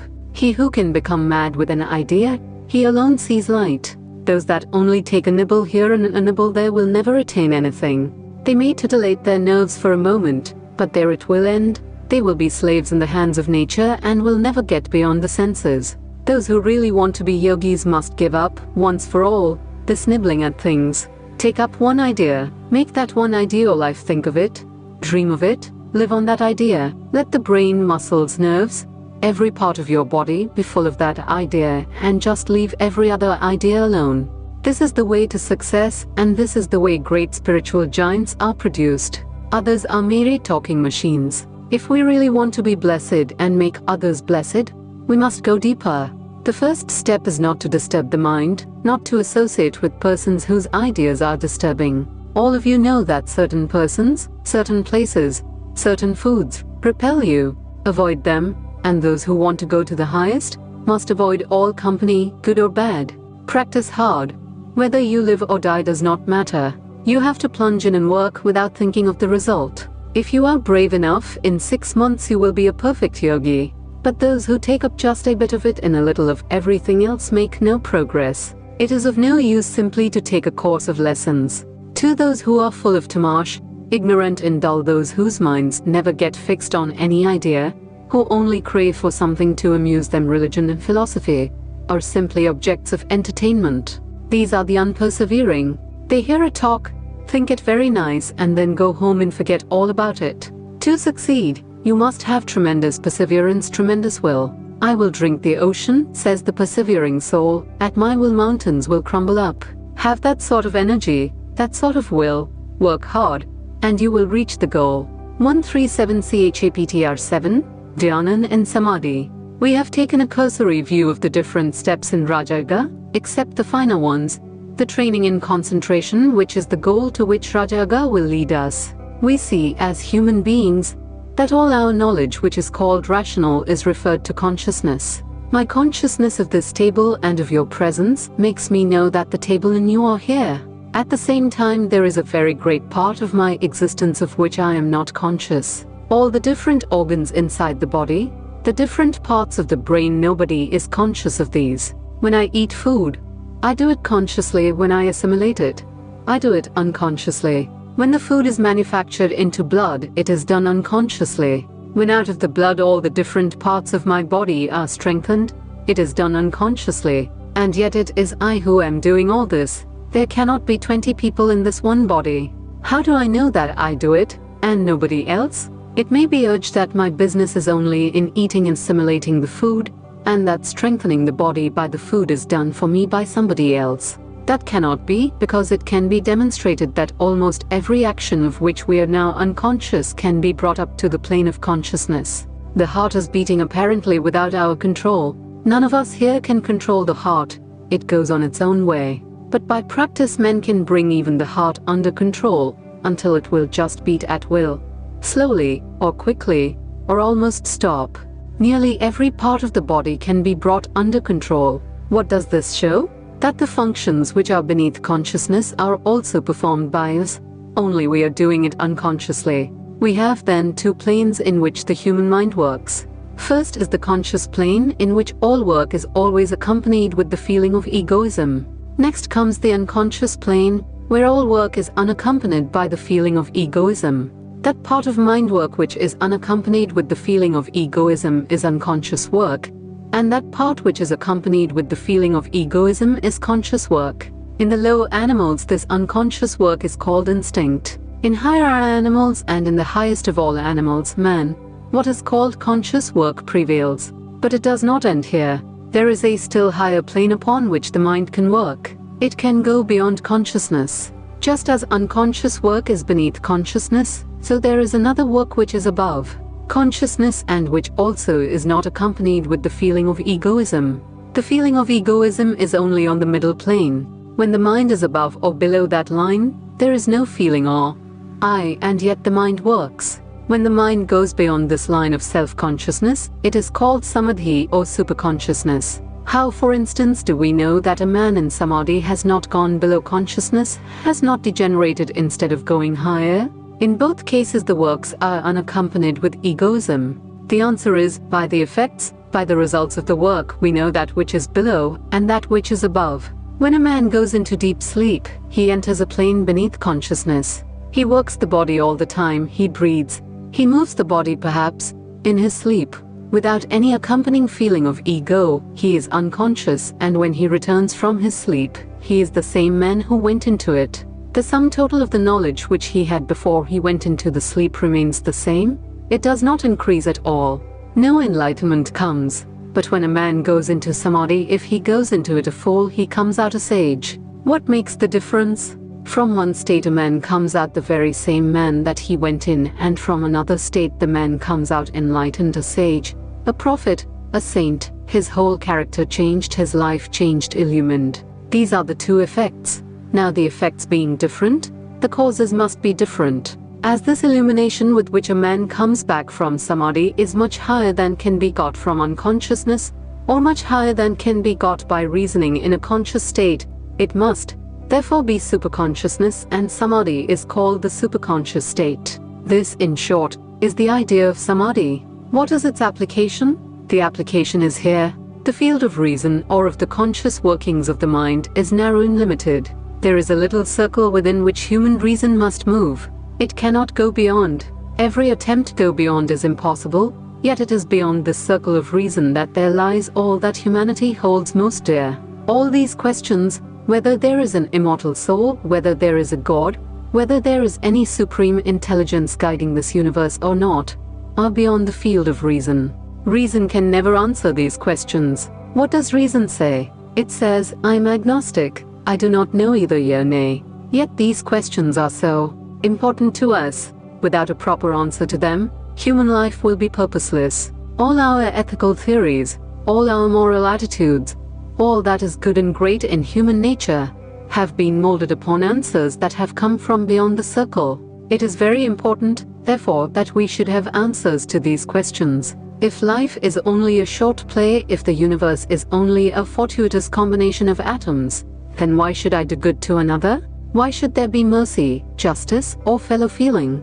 The best thing for this world would be to make hay while the sun shines, each man for himself. If there is no hope, why should I love my brother and not cut his throat? If there is nothing beyond, if there is no freedom but only rigorous dead laws, I should only try to make myself happy here. You will find people saying nowadays that they have utilitarian grounds as the basis of morality. What is this basis? Procuring the greatest amount of happiness to the greatest number. Why should I do this? Why should I not produce the greatest unhappiness to the greatest number if that serves my purpose? How will utilitarians answer this question? How do you know what is right or what is wrong? I am impelled by my desire for happiness, and I fulfill it, and it is in my nature. I know nothing beyond. I have these desires and must fulfill them. Why should you complain? Whence come all these truths about human life? About morality, about the immortal soul, about God, about love and sympathy, about being good, and above all, about being unselfish? All ethics, all human action, and all human thought hang upon this one idea of unselfishness. The whole idea of human life can be put into that one word, unselfishness. Why should we be unselfish? Where is the necessity, the force, the power, or my being unselfish? You call yourself a rational man, a utilitarian, but if you do not show me a reason for utility, I say you are irrational. Show me the reason why I should not be selfish. To ask one to be unselfish may be good as poetry, but poetry is not reason. Show me a reason. Why shall I be unselfish, and why be good? Because Mr. and Mrs. So-and-so say so does not weigh with me. Where is the utility of my being unselfish? My utility is to be selfish if utility means the greatest amount of happiness. What is the answer? The utilitarian can never give it. The answer is that this world is only one drop in an infinite ocean, one link in an infinite chain. Where did those that preached unselfishness and taught it to the human race get this idea? We know it is not instinctive. The animals, which have instinct, do not know it. Neither is it reason. Reason does not know anything about these ideas. Whence then did they come? We find in studying history one fact held in common by all the great teachers of religion the world ever had. They all claimed to have got their truths from beyond. Only many of them did not know where they got them from. For instance, one would say that an angel came down in the form of a human being, with wings, and said to him, "Here, O man, this is the message." Another says that a deva, a bright being, appeared to him. A third says he dreamed that his ancestor came and told him certain things. He did not know anything beyond that. But this is common, that all claim that this knowledge has come to them from beyond, not through their reasoning power. What does the science of yoga teach? It teaches that they were right in claiming that all this knowledge came to them from beyond reasoning, but that it came from within themselves. The yogi teaches that the mind itself has a higher state of existence, beyond reason, a superconscious state, and when the mind gets to that higher state, then this knowledge, beyond reasoning, comes to man. Metaphysical and transcendental knowledge comes to that man. This state of going beyond reason, transcending ordinary human nature, may sometimes come by chance to a man who does not understand its science. He, as it were, stumbles upon it. When he stumbles upon it, he generally interprets it as coming from outside. So this explains why an inspiration or transcendental knowledge may be the same in different countries, but in one country it will seem to come through an angel, and in another through a deva, and in a third through God. What does it mean? It means that the mind brought the knowledge by its own nature, and that the finding of the knowledge was interpreted according to the belief in education of the person through whom it came. The real fact is that these various men, as it were, stumbled upon this superconscious state. The yogi says there is a great danger in stumbling upon this state. In a good many cases there is the danger of the brain being deranged, and as a rule, you will find that all those men, however great they were, who had stumbled upon this superconscious state without understanding it, groped in the dark and generally had along with their knowledge some quaint superstition. They opened themselves to hallucinations. Muhammad claimed that the angel Gabriel came to him in a cave one day and took him on the heavenly horse, Harak, and he visited the heavens. But with all that, Muhammad spoke some wonderful truths. If you read the Quran, you find the most wonderful truths mixed with superstitions. How will you explain it? That man was inspired, no doubt, but that inspiration was, as it was, stumbled upon. He was not a trained yogi, and did not know the reason of what he was doing. Think of the good Muhammad did to the world, and think of the great evil that has been done through his fanaticism. Think of the millions massacred through his teachings, mothers bereft of their children, children made orphans, whole countries destroyed, millions upon millions of people killed. So we see this danger by studying the lives of great teachers like Muhammad and others. Yet we find at the same time that they were all inspired. Whenever a prophet got into the superconscious state by heightening his emotional nature, he brought away from it not only some truths, but some fanaticism also, some superstition which injured the world as much as the greatness of the teaching helped. To get any reason out of the mass of incongruity we call human life, we have to transcend our reason, but we must do it scientifically, slowly, by regular practice, and we must cast off all superstition. We must take up the study of the superconscious state just as any other science. On reason we must have to lay our foundation. We must follow reason as far as it leads, and when reason fails, reason itself will show us the way to the highest plane. When you hear a man say, "I am inspired," and then talk irrationally, reject it. Why? Because these three states, instinct, reason and superconsciousness, or the unconscious, conscious and superconscious states belong to one and the same mind. There are not three minds in one man, but one state of it develops into the others. Instinct develops into reason, and reason into the transcendental consciousness. Therefore, not one of the states contradicts the others. Real inspiration never contradicts reason, but fulfills it. Just as you find the great prophets saying, "I come not to destroy but to fulfill," so inspiration always comes to fulfill reason, and is in harmony with it. All the different steps in yoga are intended to bring us scientifically to the superconscious state, or samadhi. Furthermore, this is a most vital point to understand, that inspiration is as much in every man's nature as it was in that of the ancient prophets. These prophets were not unique. They were men as you or I. They were great yogis. They had gained this superconsciousness, and you and I can get the same. They were not peculiar people. The very fact that one man ever reached that state proves that it is possible for every man to do so. Not only is it possible, but every man must eventually get to that state, and that is religion. Experience is the only teacher we have. We may talk and reason all our lives, but we shall not understand a word of truth until we experience it ourselves. You cannot hope to make a man a surgeon by simply giving him a few books. You cannot satisfy my curiosity to see a country by showing me a map. I must have actual experience. Maps can only create curiosity in us to get more perfect knowledge. Beyond that, they have no value whatever. Clinging to books only degenerates the human mind. Was there ever a more horrible blasphemy than the statement that all the knowledge of God is confined to this or that book? How dare men call God infinite, and yet try to compress him within the covers of a little book? Millions of people have been killed because they did not believe what the book said, because they would not see all the knowledge of God within the covers of a book. Of course, this killing and murdering has gone by, but the world is still tremendously bound up in a belief in books. In order to reach the superconscious state in a scientific manner, it is necessary to pass through the various steps of Raja Yoga I have been teaching. After Pratyahara and Dharana, we come to Dhyana, meditation. When the mind has been trained to remain fixed on a certain internal or external location, there comes to it the power flowing in an unbroken current, as it were, towards that point. This state is called dhyana. When one has so intensified the power of dhyana as to be able to reject the external part of perception and remain meditating only on the internal part, the meaning, that state is called samadhi. The three dharana, dhyana, and samadhi together are called samyama.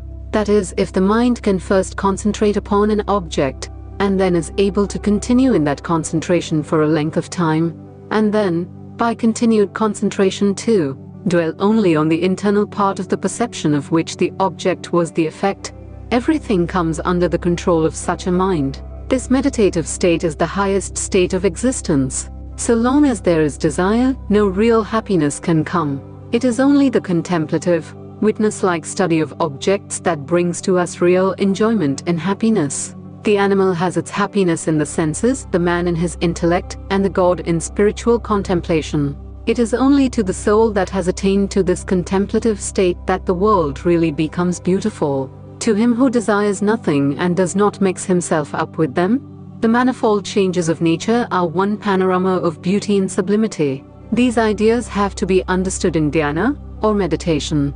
We hear a sound. First, there is the external vibration. Second, the nerve motion that carries it to the mind. Third, the reaction from the mind, along with which flashes the knowledge of the object which was the external cause of these different changes from the ethereal vibrations to the mental reactions. These three are called in yoga shabda, sound, artha, meaning, and nanan, knowledge. In the language of physics and physiology, they are called the ethereal vibration, the motion in the nerve in brain, and the mental reaction. Now these, though distinct processes, have become mixed up in such a fashion as to become quite indistinct. In fact, we cannot now perceive any of these. We only perceive their combined effect, what we call the external object. Every act of perception includes these three, and there is no reason why we should not be able to distinguish them. When, by the previous preparations, it becomes strong and controlled, and has the power of finer perception, the mind should be employed in meditation. This meditation must begin with gross objects and slowly rise to finer and finer, until it becomes objectless. The mind should first be employed in perceiving the external causes of sensations, then the internal motions, and then its own reaction. When it has succeeded in perceiving the external causes of sensations by themselves, the mind will acquire the power of perceiving all fine material existences, all fine bodies and forms. When it can succeed in perceiving the motions inside by themselves, it will gain the control of all mental waves, in itself or in others, even before they have translated themselves into physical energy. And when he will be able to perceive the mental reaction by itself, the yogi will acquire the knowledge of everything, as every sensible object and every thought is the result of this reaction. Then will he have seen the very foundations of his mind, and it will be under his perfect control. Different powers will come to the yogi, and if he yields to the temptations of any one of these, the road to his further progress will be barred. Such is the evil of running after enjoyments. But if he is strong enough to reject even these miraculous powers, he will attain to the goal of yoga, the complete suppression of the waves in the ocean of the mind. Then the glory of the soul, undisturbed by the distractions of the mind or motions of the body, will shine in its full effulgence, and the yogi will find himself as he is and as he always was, the essence of knowledge, the immortal, the all-pervading. Samadhi is the property of every human being, anyway, every animal. From the lowest animal to the highest angel, sometime or other, each one will have to come to that state, and then alone will real religion begin for him. Until then we only struggle towards that stage. There is no difference now between us and those who have no religion, because we have no experience. What is concentration good for, save to bring us to this experience? Each one of the steps to attain samadhi has been reasoned out, properly adjusted, scientifically organized, and when faithfully practiced, will surely lead us to the desired end. Then will all sorrows cease, all miseries vanish, the seeds for actions will be burnt, and the soul will be free forever. 138 Chapter 8, Raja Yoga and brief. The following is a summary of Raja Yoga freely translated from the Karmaparana. The fire of yoga burns the cage of sin that is around a man. Knowledge becomes purified in nirvana is directly obtained. From yoga comes knowledge. Knowledge in helps the yogi. He who combines in himself both yoga and knowledge, with him the Lord is pleased. Those that practice Mahayoga, either once a day, or twice a day, or thrice, or always, know them to be gods. Yoga is divided into two parts. One is called Abhava and the other Mahayoga, where one's self is meditated upon as zero and bereft of quality, that is called Abhava. That in which one sees the self as full of bliss and bereft of all impurities, and one with God, is called Mahayoga. The yogi, by each one, realizes his self. The other yogas that we read in here all do not deserve to be ranked with the excellent Mahayoga, in which the yogi finds himself and the whole universe as God. This is the highest of all yogas. Yama, Niyama, Sasana, Pranayama, Pratyahara, Dharana, Dhyana and Samadhi are the steps in Rajaga, or which non-injury, truthfulness, non-covetousness, chastity, not receiving anything from another are called Yama. This purifies the mind, the Chitta, never producing pain by thought, word and deed, in any living being, is what is called Ahimsa, non-injury. There is no virtue higher than non-injury. There is no happiness higher than what a man obtains by this attitude of non-offensiveness to all creation. By truth we attain fruits of work. Through truth everything is attained. In truth everything is established. Relating facts as they are, this is truth. Not taking others' goods by stealth or by force is called asteya, non-covetousness. Chastity in thought, word, and deed, always, and in all conditions, is what is called brahmacharya. Not receiving any present from anybody, even when one is suffering terribly, is what is called aparigraha. The idea is when a man receives a gift from another, his heart becomes impure, he becomes low, he loses his independence, he becomes bound and attached. The following are helps to success in yoga, and are called niyama or regular habits and observances. Tapas, austerity, svadhyat, study, santosha, contentment, shaucha, purity, ishvara pranidhana, worshipping God. Fasting, or in other ways controlling the body, is called physical tapas. Repeating the Vedas and other mantras, by which the sattva material in the body is purified, is called study svadhyaya. There are three sorts of repetitions of these mantras. One is called the verbal, another semi-verbal, and the third mental. The verbal or audible is the lowest, and the inaudible is the highest of all. The repetition which is loud is the verbal, the next one is where only the lips move, but no sound is heard. The inaudible repetition of the mantra, accompanied with the thinking of its meaning, is called the mental repetition and is the highest. The sages have said that there are two sorts of purification, external and internal. The purification of the body by water, earth, or other materials is the external purification, as bathing, etc. Purification of the mind by truth, and by all the other virtues, is what is called internal purification. Both are necessary. It is not sufficient that a man should be internally pure and externally dirty. When both are not attainable, the internal purity is the better, but no one will be a yogi until he has both. Worship of God is by praise, by thought, by devotion. We have spoken about yama and niyama. The next is asana posture. The only thing to understand about it is leaving the body free, holding the chest, shoulders, and head straight. Then comes pranayama. Prana means the vital forces in one's own body. Ayama means controlling them. There are three sorts of pranayama: the very simple, the middle, and the very. Pranayama is divided into three parts: filling, restraining, and emptying.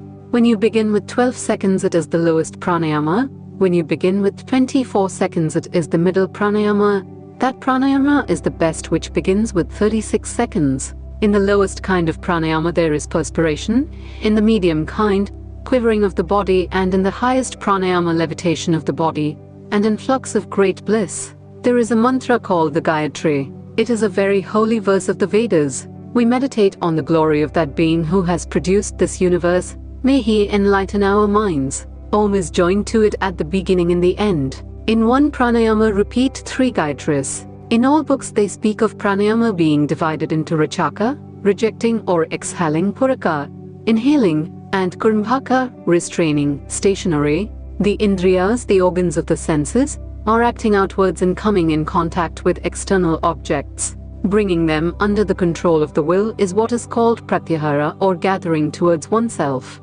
Fixing the mind on the lotus of the heart, or on the center of the head, is what is called dharana. Limited to one spot, making that spot the base, a particular kind of mental waves rises. These are not swallowed up by other kinds of waves, but by degrees become prominent, while all the others recede and finally disappear. Next, the multiplicity of these waves gives place to unity, and one wave only is left in the mind. This is dhyana meditation. When no basis is necessary, when the whole of the mind has become one wave, one formedness, it is called samadhi. Bereft of all help from places and centers, only the meaning of the thought is present. If the mind can be fixed on the center for 12 seconds, it will be a dharana, 12 such dharanas will be a dhyana, and 12 such dhyanas will be a samadhi. Where there is fire, or in water, or on ground which is strewn with dry leaves, where there are many anthills, where there are wild animals, or danger, where four streets meet, where there is too much noise, where there are many wicked persons, yoga must not be practiced. This applies more particularly to India. Do not practice when the body feels very lazy or ill, or when the mind is very miserable and sorrowful. Go to a place which is well hidden and where people do not come to disturb you. Do not choose dirty places. Rather choose beautiful scenery, or a room in your own house which is beautiful. When you practice, first salute all the ancient yogis and your own guru and God, and then begin. Dhyana is spoken of, and a few examples are given of what to meditate upon. Sit straight and look at the tip of your nose. Later on we shall come to know how that concentrates the mind. How by controlling the two optic nerves one advances a long way towards the control of the arc of reaction, and so to the control of the will. Here are a few specimens of meditation. Imagine a lotus upon the top of the head, several inches up, with virtue as its center and knowledge as its stalk. The 8 petals of the lotus are the 8 powers of the yogi. Inside, the stamens and pistils are renunciation. If the yogi refuses the external powers, he will come to salvation. So the 8 petals of the lotus are the 8 powers, but the internal stamens and pistils are extreme renunciation, the renunciation of all these powers. Inside of that lotus, think of the Golden One, the Almighty, the intangible, He whose name is Om, the inexpressible, surrounded with effulgent light. Meditate on that. Another meditation is given. Think of a space in your heart, and in the midst of that space think that a flame is burning. Think of that flame as your own soul, and inside the flame is another effulgent light, and that is the soul of your soul, God. Meditate upon that in the heart. Chastity, non-injury, forgiving even the greatest enemy, truth, faith in the Lord, these are all different ritas. Be not afraid if you are not perfect in all of these. Work, they will come. He who has given up all attachment, all fear, and all anger, he whose whole soul has gone unto the Lord, he who has taken refuge in the Lord, whose heart has become purified, with whatsoever desire he comes to the Lord, he will grant that to him. Therefore worship him through knowledge, love, or renunciation. He who hates none, who is the friend of all, who is merciful to all, who has nothing of his own, who is free from egoism, who is even-minded in pain and pleasure, who is forbearing, who is always satisfied, who works always in yoga, whose self has become controlled, whose will is firm, whose mind and intellect are given up unto me, such a one is my beloved bhakta, from whom comes no disturbance, who cannot be disturbed by others, who is free from joy, anger, fear, and anxiety, such a one is my beloved. He who does not depend on anything, who is pure and active, who does not care whether good comes or evil, and never becomes miserable, who has given up all efforts for himself, who is the same in praise or in blame, with a silent, thoughtful mind, blessed with what little comes in his way, homeless, for the whole world is his home, and who is steady in his ideas, such a one is my beloved bhakta. Such alone become yogis. There was a great god sage called Narada. Just as there are sages among mankind, great yogis, so there are great yogis among the gods. Narada was a good yogi and very great. He traveled everywhere. One day he was passing through a forest and saw a man who had been meditating until the white ants had built a huge mound round his body, so long had he been sitting in that position. He said to Narada, "Where are you going?" Narada replied, "I am going to heaven." Then asked God when he will be merciful to me, when I shall attain freedom. Further on, Narada saw another man. He was jumping about, singing, dancing, and said, "Oh Narada, where are you going?" His voice and his gestures were wild. Narada said, "I am going to heaven." "Then ask when I shall be free." Narada went on. In the course of time he came again by the same road, and there was the man who had been meditating with the antil round him. He said, "Oh Narada, did you ask the Lord about me?" "Oh, yes." "What did he say?" "The Lord told me that you would attain freedom in 4 more births." Then the man began to weep and wail, and said, "I have meditated until an anthill has grown around me, and I have 4 more births yet." Narada went to the other man. "Did you ask my question?" "Oh, yes." "Do you see this tamarind tree?" "I have. To tell you that as many leaves as there are on that tree, so many times you shall be born, and then you shall attain freedom." The man began to dance for joy, and said, "I shall have freedom after such a short time." A voice came, "My child, you will have freedom this minute." That was the reward for his perseverance. He was ready to walk through all those births. Nothing discouraged him.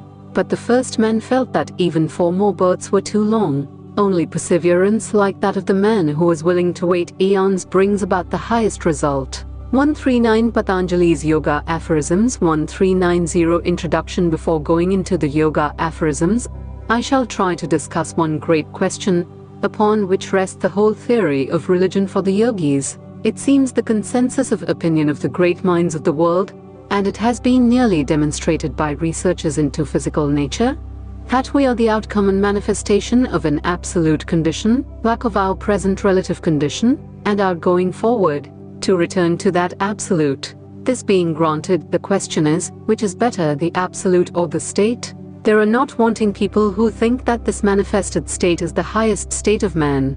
Thinkers of great caliber are of the opinion that we are manifestations of undifferentiated being, and the differentiated state is higher than the absolute. They imagine that in the absolute there cannot be any quality, that it must be insensate, dull, and lifeless, that only this life can be enjoyed, and therefore we must cling to it. First of all, we want to inquire into other solutions of life. There was an old solution that man after death remained the same, that all his good sides, minus his evil sides, remained forever. Logically stated, this means that man's goal is the world. This world carried a stage higher, and eliminated of its evils, is the state they call heaven. This theory on the face of it is absurd and puerile, because it cannot be. There cannot be good without evil, nor evil without good. To live in a world where it is all good and no evil is what Sanskrit logicians call a dream in the air. Another theory in modern times has been presented by several schools, that man's destiny is to go on always improving, always struggling towards, but never reaching the goal. This statement, though apparently very nice, is also absurd, because there is no such thing as motion in a straight line. Every motion is in a circle. If you can take up a stone and project it into space, and then live long enough, that stone, if it meets with no obstruction, will come back exactly to your hand. A straight line, infinitely projected, must and in a circle. Therefore, this idea that the destiny of man is progressing ever forward and never stopping is absurd. Although extraneous to the subject, I may remark that this idea explains the ethical theory that you must not hate and must love. Because just as in the case of electricity, the modern theory is that the power leaves the dynamo and completes the circle back to the dynamo, so with hate and love, they must come back to the source. Therefore, do not hate anybody, because that hatred which comes out from you must, in the long run, come back to you. If you love, that love will come back to you, completing the circle. It is as certain as can be that every bit of hatred that goes out of the heart of a man comes back to him in full force. Nothing can stop it. Similarly, every impulse of love comes back to him. On other and practical grounds, we see that the theory of eternal progression is untenable, for destruction is the goal of everything earthly. All our struggles and hopes and fears and joys, what will they lead to? We shall all end in death. Nothing is so certain as this. Where then is this motion in a straight line, this infinite progression? It is only going out to a distance and coming back to the center from which it started. See how from nebulae the sun, moon, and stars are produced, then they dissolve and go back to nebulae. The same is being done everywhere. The plant takes material from the earth, dissolves, and gives it back. Every form in this world is taken out of surrounding atoms and goes back to these atoms. It cannot be that the same law acts differently in different places. Law is uniform. Nothing is more certain than that. If this is the law of nature, it also applies to thought. Thought will dissolve and go back to its origin. Whether we will it or not, we shall have to return to our origin, which is called God or Absolute. We all came from God, and we are all bound to go back to God. Call that by any name you like, God, Absolute, or Nature, the fact remains the same. From whom all this universe comes out, in whom all that is born lives, and to whom all returns. This is one fact that is certain. Nature works on the same plan. What is being worked out in one sphere is repeated in millions of spheres. What you see with the planets, the same will it be with this earth, with men, and with all. The huge wave is a mighty compound of small waves. It may be of millions. The life of the whole world is a compound of millions of little lives, and the death of the whole world is the compound of the deaths of these millions or little beings. Now the question arises, is going back to God the highest state, or not? The philosophers of the yoga school emphatically answer that it is. They say that man's present state is a degeneration. There is not one religion on the face of the earth which says that man is an improvement. The idea is that his beginning is perfect and pure, that he degenerates until he cannot degenerate further, and that there must come a time when he shoots upward again to complete the circle. The circle must be described. However low he may go, he must ultimately take the upward bend and go back to the original source, which is God. Man comes from God in the beginning, in the middle he becomes man, and in the end he goes back to God. This is the method of putting it in the dualistic form. The monistic form is that man is God and goes back to him again. If our present state is the higher one, then why is there so much horror and misery? And why is there an end to it? If this is the higher state, why does it end? That which corrupts and degenerates cannot be the highest state. Why should it be so diabolical, so unsatisfying? It is only excusable inasmuch as through it we are taking a higher groove. We have to pass through it in order to become regenerate again. Put a seed into the ground and it disintegrates, dissolves after a time, and out of that dissolution comes the splendid tree. Every soul must disintegrate to become God. So it follows that the sooner we get out of the state we call man, the better for us. Is it by committing suicide that we get out of this state? Not at all. That will be making it worse. Torturing ourselves or condemning the world is not the way to get out. We have to pass through the slough of despond, and the sooner we are through, the better. It must always be remembered that man's state is not the highest state. The really difficult part to understand is that the state, the absolute, which has been called the highest, is not, as some fear, that of the zoophyte or of the stone. According to them, there are only two states of existence, one of the stone and the other of thought. What right have they to limit existence to these two? Is there not something infinitely superior to thought? The vibrations of light, when they are very low, we do not see. When they become a little more intense, they become light to us. When they become still more intense, we do not see them. It is dark to us. Is the darkness in the end the same darkness as in the beginning? Certainly not. They are different as the two poles. Is the thoughtlessness of the stone the same as the thoughtlessness of God? Certainly not. God does not think. He does not reason. Why should he? Is anything unknown to him that he should reason? The stone cannot reason. God does not. Such is the difference. These philosophers think it is awful if we go beyond thought. They find nothing beyond thought.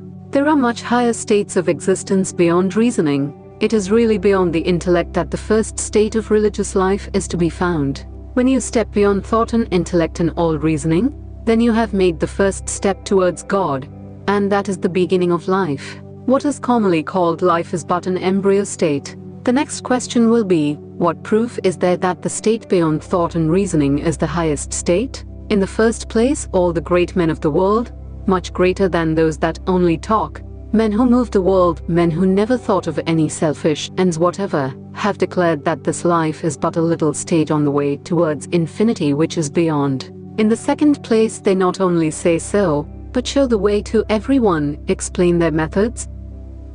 In the third place, there is no other way left. There is no other explanation. Taking for granted that there is no higher state, why are we going through this circle all the time? What reason can explain the world? The sensible world will be the limit to our knowledge if we cannot go farther. if we must not ask for anything more. This is what is called agnosticism. But what reason is there to believe in the testimony of the senses? I would call that man a true agnostic who would stand still in the street and die. If reason is all in all, it leaves us no place to stand on the side of nihilism. If a man is agnostic of everything but money, fame, and name, he is only a fraud.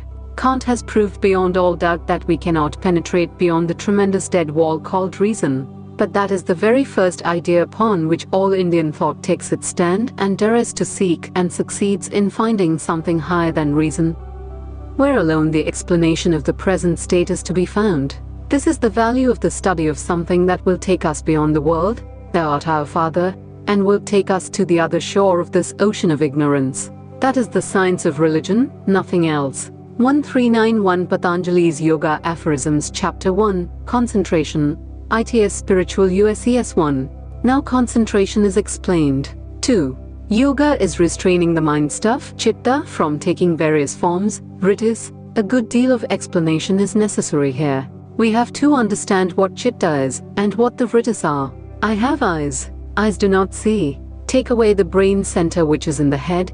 The eyes will still be there, the reckoning complete, as also the pictures of objects on them, and yet the eyes will not see. So the eyes are only a secondary instrument, not the organ of vision. The organ of vision is in a nerve center of the brain. The two eyes will not be sufficient. Sometimes a man is asleep with his eyes open. The light is there and the picture is there. But a third thing is necessary, the mind must be joined to the organ. The eye is the external instrument, we need also the brain center in the agency of the mind. Carriages roll down a street and you do not hear them. Why? Because your mind has not attached itself to the organ of hearing. First, there is the instrument, then there is the organ, and third, the mind attached to these two. The mind takes the impression farther in, and presents it to the determinative faculty buddhi which reacts. Along with this reaction flashes the idea of egoism. Then this mixture of action and reaction is presented to the Purusha, the real soul, who perceives an object in this mixture. The organs indriyas together with the mind, manas, the determinative faculty buddhi, and egoism, ahankara, form the group called the antakarana, the internal instrument. They are but various processes in the mind stuff called chitta. The waves of thought in the chitta are called vritis, literally, whirlpool. What is thought? Thought is a force, as is gravitation or repulsion. From the infinite storehouse of force in nature, the instrument called chitta takes hold of some, absorbs it and sends it out as thought. Force is supplied to us through food, and out of that food the body obtains the power of motion, etc. Others, the finer forces, it throws out in what we call thought. So we see that the mind is not intelligent, yet it appears to be intelligent. Why? Because the intelligent soul is behind it. You are the only sentient being. Mind is only the instrument through which you catch the external world. Take this book. As a book, it does not exist outside. What exists outside is unknown, unknowable. The unknowable furnishes the suggestion that gives a blow to the mind, and the mind gives out the reaction in the form of a book. In the same manner as when a stone is thrown into the water is thrown against it in the form of waves. The real universe is the occasion of the reaction of the mind. A book form or an elephant form or a man form is not outside. All that we know is our mental reaction from the outer suggestion. Matter is the permanent possibility of sensations, said John Stuart Mill. It is only the suggestion that is outside. Take an oyster for example. You know how pearls are made. A parasite gets inside the shell and causes irritation, and the oyster throws a sort of enameling round it, and this makes the pearl. The universe of experience is our own enamel, so to say, and the real universe is the parasite serving as nucleus. The ordinary man will never understand it, because when he tries to do so, he throws out an enamel and sees only his own enamel. Now we understand what is meant by these vritis. The real man is behind the mind. The mind is the instrument, his hands. It is his intelligence that is percolating through the mind. It is only when you stand behind the mind that it becomes intelligent. When man gives it up, it falls to pieces and is nothing. Thus you understand what is meant by chitta. It is the mind stuff, and vritis are the waves and ripples rising in it when external causes impinge on it. These vritis are our universe. The bottom of a lake we cannot see because its surface is covered with ripples. It is only possible for us to catch a glimpse of the bottom when the ripples have subsided and the water is calm. If the water is muddy or is agitated all the time, the bottom will not be seen. If it is clear and there are no waves, we shall see the bottom. The bottom of the lake is our own true self. The lake is the chitta and the waves the vrittis. Again, the mind is in 3 states, one of which is darkness, called tamash, found in brutes and idiots. It only acts to injure. No other idea comes into that state of mind. Then there is the active state of mind, rajas, whose chief motives are power and enjoyment. I will be powerful and rule others. Then there is the state called sattva, serenity, calmness, in which the waves cease and the water of the mind lake becomes clear. It is not inactive, but rather intensely active. It is the greatest manifestation of power to be calm. It is easy to be active. Let the reins go and the horses will run away with you. Anyone can do that, but he who can stop the plunging horses is the strong man, which requires the greater strength, letting go or restraining. The calm man is not the man who is dull. You must not mistake sattva for dullness or laziness. The calm man is the one who has control over the mind waves. Activity is the manifestation of inferior strength, calmness, or the superior. The chitta is always trying to get back to its natural pure state, but the organs draw it out. To restrain it, to check this outward tendency and to start it on the return journey to the essence of intelligence is the first step in yoga, because only in this way can the chitta get into its proper course. Although the chitta is in every animal, from the lowest to the highest, it is only in the human form that we find it as the intellect. Until the mind stuff can take the form of intellect, it is not possible for it to return through all these steps and liberate the soul. Immediate salvation is impossible for the cow or the dog, although they have mind, because their chitta cannot as yet take that form which we call intellect. The chitta manifests itself in the following forms: scattering, darkening, gathering, one-pointed and concentrated. The scattering form is activity. Its tendency is to manifest in the form of pleasure or of pain. The darkening form is dullness, which tends to injury. The commentator says, the third form is natural to the devas, the angels, and the first and second to the demons. The gathering form is when it struggles to center itself.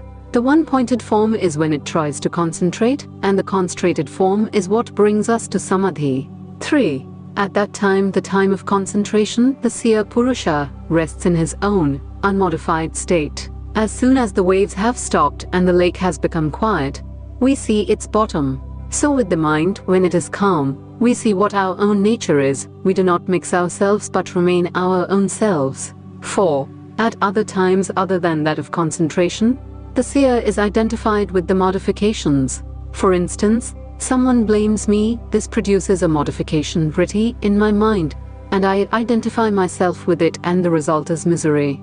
5. There are 5 classes of modifications, painful and others, not painful. 6. These are right knowledge, indiscrimination, verbal delusion, sleep, and memory. 7. Direct perception, inference, and competent evidence are proofs. When 2 of our perceptions do not contradict each other, we call it proof. I hear something, and if it contradicts something already perceived, I begin to fight it out and do not believe it. There are also 3 kinds of proof. Pratyaksha, direct perception, whatever we see and feel, is proof. If there has been nothing to delude the senses, I see the world, that is sufficient proof that it exists. Secondly, anumana, inference, you see a sign and from the sign you come to the thing signified. Thirdly, aptavakya, the direct evidence of the yogis or those who have seen the truth. We are all of us struggling towards knowledge. But you and I have to struggle hard and come to knowledge through a long tedious process of reasoning, but the yogi, the pure one, has gone beyond all this. Before his mind, the past, the present, and the future are alike one book for him to read. He does not require to go through the tedious processes for knowledge we have to. His words are proof, because he sees knowledge in himself. These, for instance, are the authors of the sacred scriptures, therefore the scriptures are proof. If any such persons are living now, their words will be proof. Other philosophers go into long discussions about aptavakya and they say, what is the proof of their words? The proof is their direct perception. Because whatever I see is proof and whatever you see is proof if it does not contradict any past knowledge. There is knowledge beyond the senses, and whenever it does not contradict reason past human experience, that knowledge is proof. Any madman may come into this room and say he sees angels around him. That would not be proof. In the first place, it must be true knowledge, and secondly, it must not contradict past knowledge, and thirdly, it must depend upon the character of the man who gives it out. I hear it said that the character of the man is not of so much importance as what he may say. We must first hear what he says. This may be true in other things. A man may be wicked and yet make an astronomical discovery, but in religion it is different, because no impure man will ever have the power to reach the truths of religion. Therefore we have first of all to see that the man who declares himself to be an actor is a perfectly unselfish and holy person. Secondly, that he has reached beyond the senses, and thirdly, that what he says does not contradict the past knowledge of humanity. Any new discovery of truth does not contradict the past truth, but fits into it. And fourthly, that truth must have a possibility of verification. If a man says, "I have seen a vision," and tells me that I have no right to see it, I believe him not. Everyone must have the power to see it for himself. No one who sells his knowledge is an actor. All these conditions must be fulfilled. You must first see that the man is pure, and that he has no selfish motive, that he has no thirst for gain or fame. Secondly, he must show that he is superconscious. He must give us something that we cannot get from our senses, and which is for the benefit of the world. Thirdly, we must see that it does not contradict other truths. If it contradicts other scientific truths, reject it at once. Fourthly, the man should never be singular. He should only represent what all men can attain.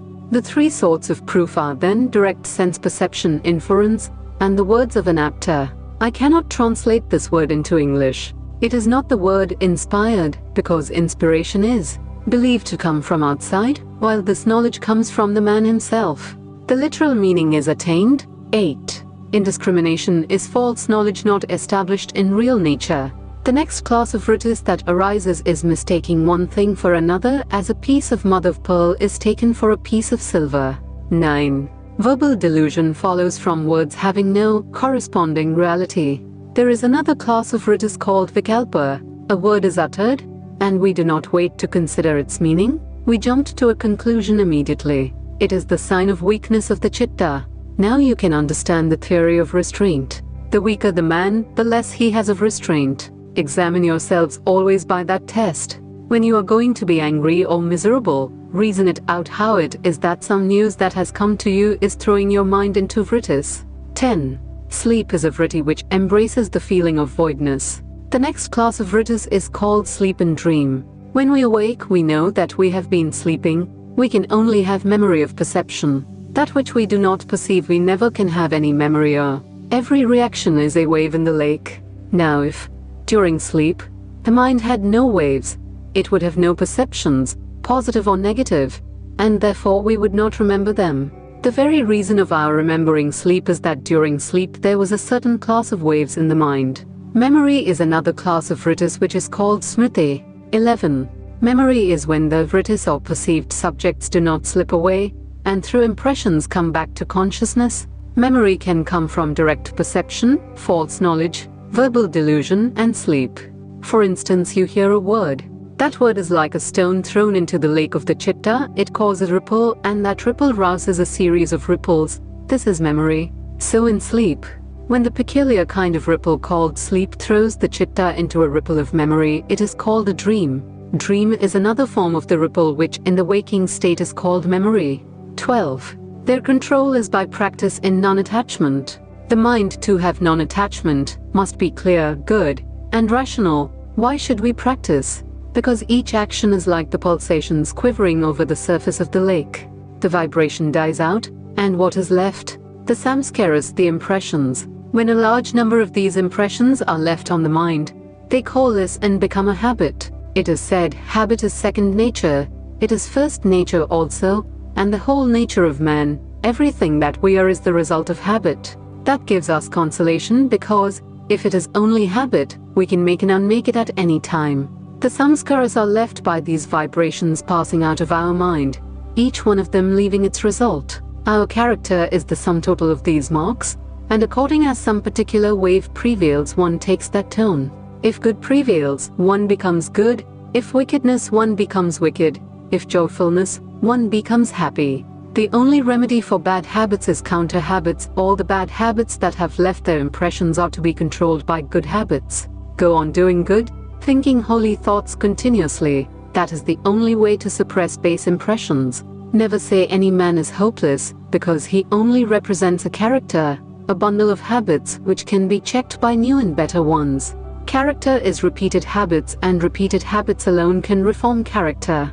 13. Continuous struggle to keep them. The Vritis, perfectly restrained, is practice. What is practice? The attempt to restrain the mind in chitta form, to prevent its going out into waves. 14. It becomes firmly grounded by long constant efforts with great love for the end to be attained. Restraint does not come in one day, but by long continued practice. 15. That effect which comes to these who have given up their thirst after objects, either seen or heard, and which wills to control the objects, is non-attachment. The two motive powers of our actions are 1. What we see ourselves, 2. The experience of others. These two forces throw the mind the lake into various waves. Renunciation is the power of battling against these forces and holding the mind in check. Their renunciation is what we want. I am passing through a street, and a man comes and takes away my watch. That is my own experience. I see it myself, and it immediately throws my chitta into a wave, taking the form of anger. Allow not that to come. If you cannot prevent that, you are nothing. If you can, you have vairagya. Again, the experience of the worldly-minded teaches us that sense enjoyments are the highest ideal. These are tremendous temptations. To deny them and not allow the mind to come to a wave form with regard to them is renunciation. To control the twofold motive powers arising from my own experience and from the experience of others, and thus prevent the chitta from being governed by them, is vairagya. These should be controlled by me, and not I by them. This sort of mental strength is called renunciation. Vairagya is the only way to freedom. 16. That is extreme non-attachment, which gives up even the qualities, and comes from the knowledge or the real nature or the Purusha. It is the highest manifestation of the power of vairagya when it takes away even our attraction towards the qualities. We have first to understand what the Purusha, the self, is and what the qualities are. According to yoga philosophy, the whole of nature consists of 3 qualities or forces. One is called tamas, another rajas, and the third sattva. These 3 qualities manifest themselves in the physical world as darkness or inactivity, attraction or repulsion, and equilibrium of the two. Everything that is in nature, all manifestations, are combinations and recombinations of these 3 forces. Nature has been divided into various categories by the Samkhyas. The self of man is beyond all these, beyond nature. It is effulgent, pure, and perfect. Whatever of intelligence we see in nature is but the reflection of the self upon nature. Nature itself is insentient. You must remember that the word nature also includes the mind. Mind is in nature. Thought is in nature. From thought down to the grossest form of matter, everything is in nature, the manifestation of nature. This nature has covered the self of man, and when nature takes away the covering, the self appears in its own glory. The non-attachment, as described in aphorism 15 as being control of objects or nature, is the greatest help towards manifesting the self. The next aphorism defines samadhi, perfect concentration, which is the goal of the yogi. 17.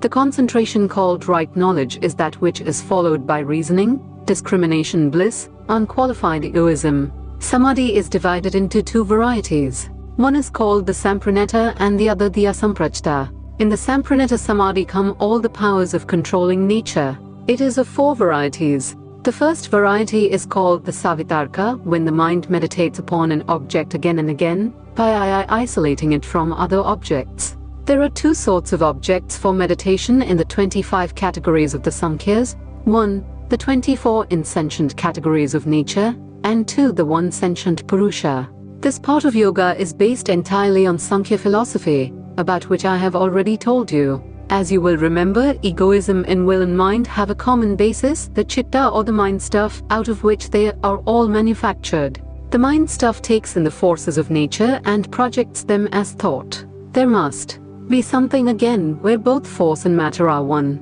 This is called avyakta, the unmanifested state of nature before creation, and to which, after the end of a cycle, the whole of nature returns to come out again after another period. Beyond that is the Purusha, the essence of intelligence. Knowledge is power, and as soon as we begin to know a thing, we get power over it. So also when the mind begins to meditate on the different elements, it gains power over them.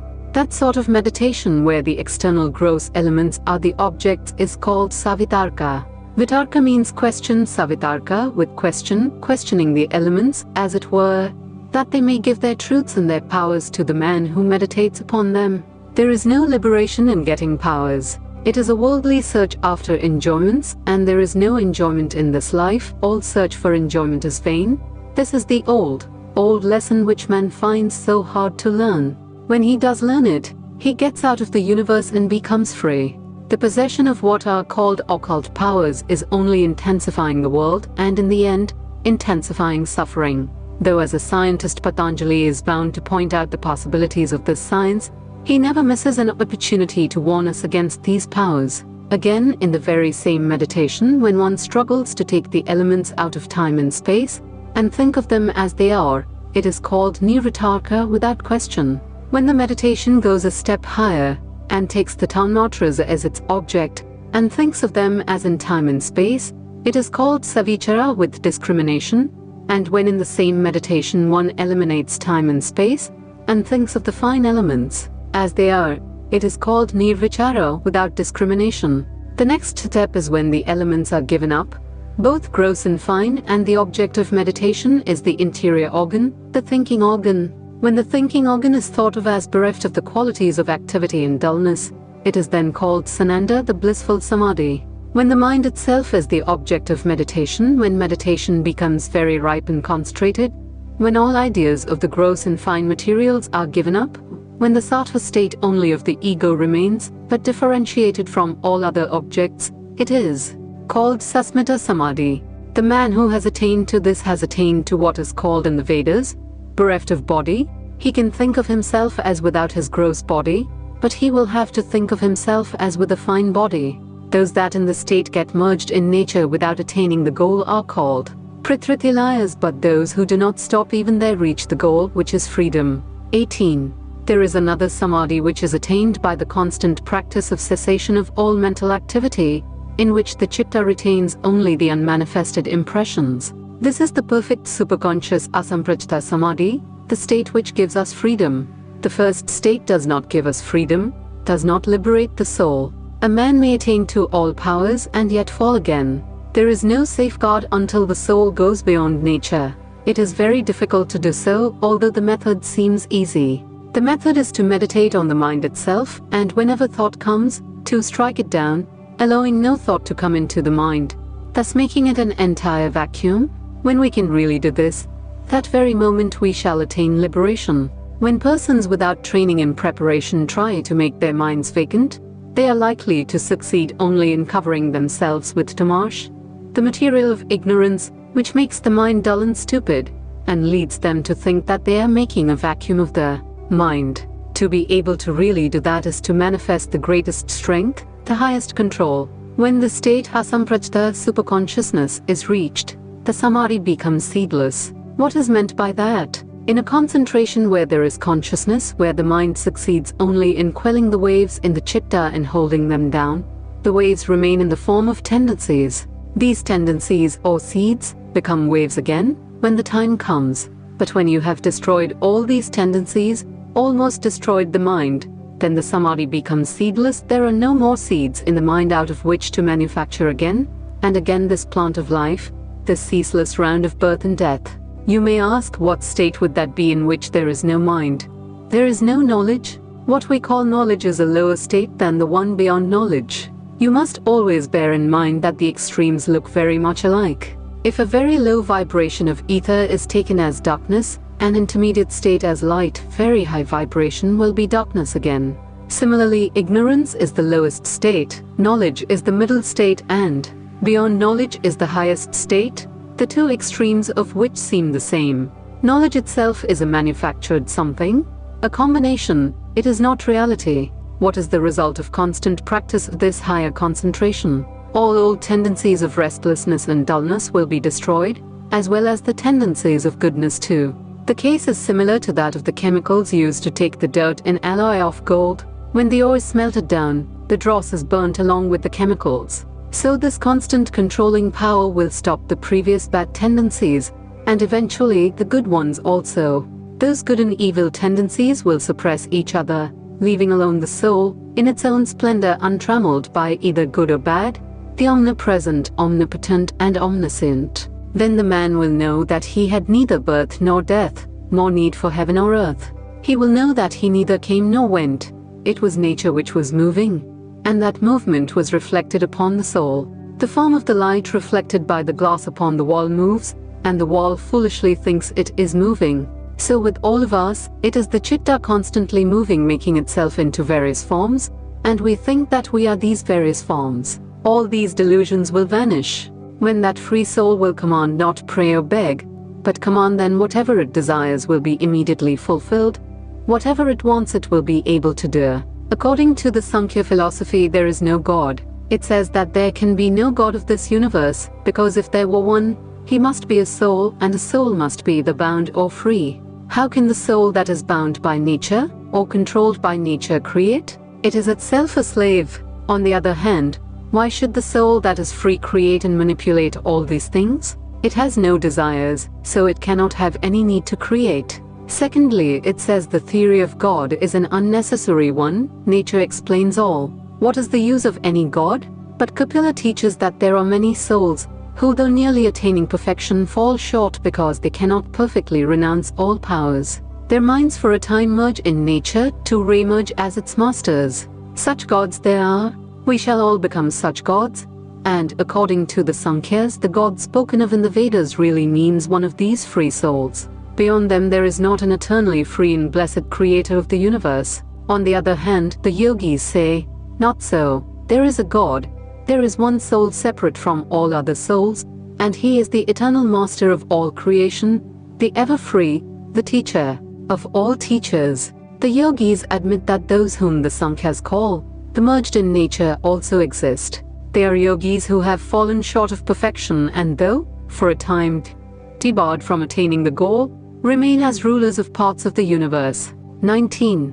This samadhi, when not followed by extreme non-attachment, becomes the cause of the remanifestation of the gods and of those that become merged in nature.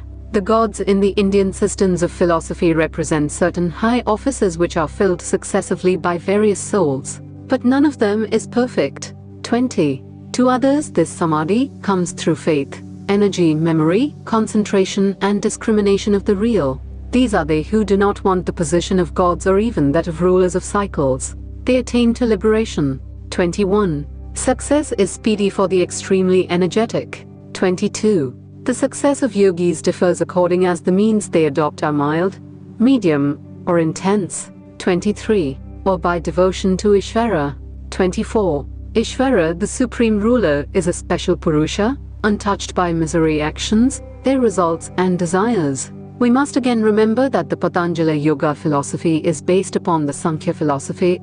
Only in the latter there is no place for God, while with the yogis God has a place. The yogis, however, do not mention many ideas about God, such as creating. God as the creator of the universe is not meant by the Ishvara of the yogis. According to the Vedas, Ishvara is the creator of the universe. Because it is harmonious, it must be the manifestation of one will. The yogis want to establish a God, but they arrive at him in a peculiar fashion of their own. They say 25. In him becomes infinite that all-knowingness which in others is only a germ. The mind must always travel between two extremes. You can think of limited space, but that very idea gives you also unlimited space. Close your eyes and think of a little space. At the same time that you perceive the little circle, you have a circle round it of unlimited dimensions. It is the same with time. Try to think of a second you will have with the same act of perception, to think of time which is unlimited. So with knowledge. Knowledge is only a germ in man, but you will have to think of infinite knowledge around it, so that the very constitution of our mind shows us that there is unlimited knowledge, and the yogis call that unlimited knowledge God. 26. He is the teacher of even the ancient teachers, being not limited by time. It is true that all knowledge is within ourselves, but this has to be called forth by another knowledge. Although the capacity to know is inside us, it must be called out, and that calling out of knowledge can only be done, a yogi maintains, through another knowledge. Dead, insentient matter never calls out knowledge. It is the action of knowledge that brings out knowledge. Knowing beings must be with us to call forth what is in us, so these teachers were always necessary. The world was never without them, and no knowledge can come without them. God is the teacher of all teachers, because these teachers, however great they may have been, gods or angels, were all bound and limited by time, while God is not. There are two peculiar deductions of the yogis. The first is that in thinking of the limited, the mind must think of the unlimited, and that if one part of that perception is true, so also must the other be, for the reason that their value as perceptions of the mind is equal. The very fact that man has a little knowledge shows that God has unlimited knowledge. If I am to take one, why not the other? Reason forces me to take both or reject both. If I believe that there is a man with a little knowledge, I must also admit that there is someone behind him with unlimited knowledge. The second deduction is that no knowledge can come without a teacher. It is true, as the modern philosophers say, that there is something in man which evolves out of him. All knowledge is in man, but certain environments are necessary to call it out. We cannot find any knowledge without teachers. If there are men teachers, God teachers, or angel teachers, they are all limited. Who was the teacher before them? We are forced to admit, as a last conclusion, one teacher who is not limited by time, and that one teacher of infinite knowledge, without beginning or end, is called God. 27. His manifesting word is Om. Every idea that you have in the mind has a counterpart in a word. The word and the thought are inseparable. The external part of one and the same thing is what we call word, and the internal part is what we call thought. No man can, by analysis, separate thought from word. The idea that language was created by men, certain men sitting together and deciding upon words, has been proved to be wrong. So long as man has existed, there have been words in language. What is the connection between an idea and a word? Although we see that there must always be a word with a thought. The thought may be the same in 20 different countries, yet the language is different.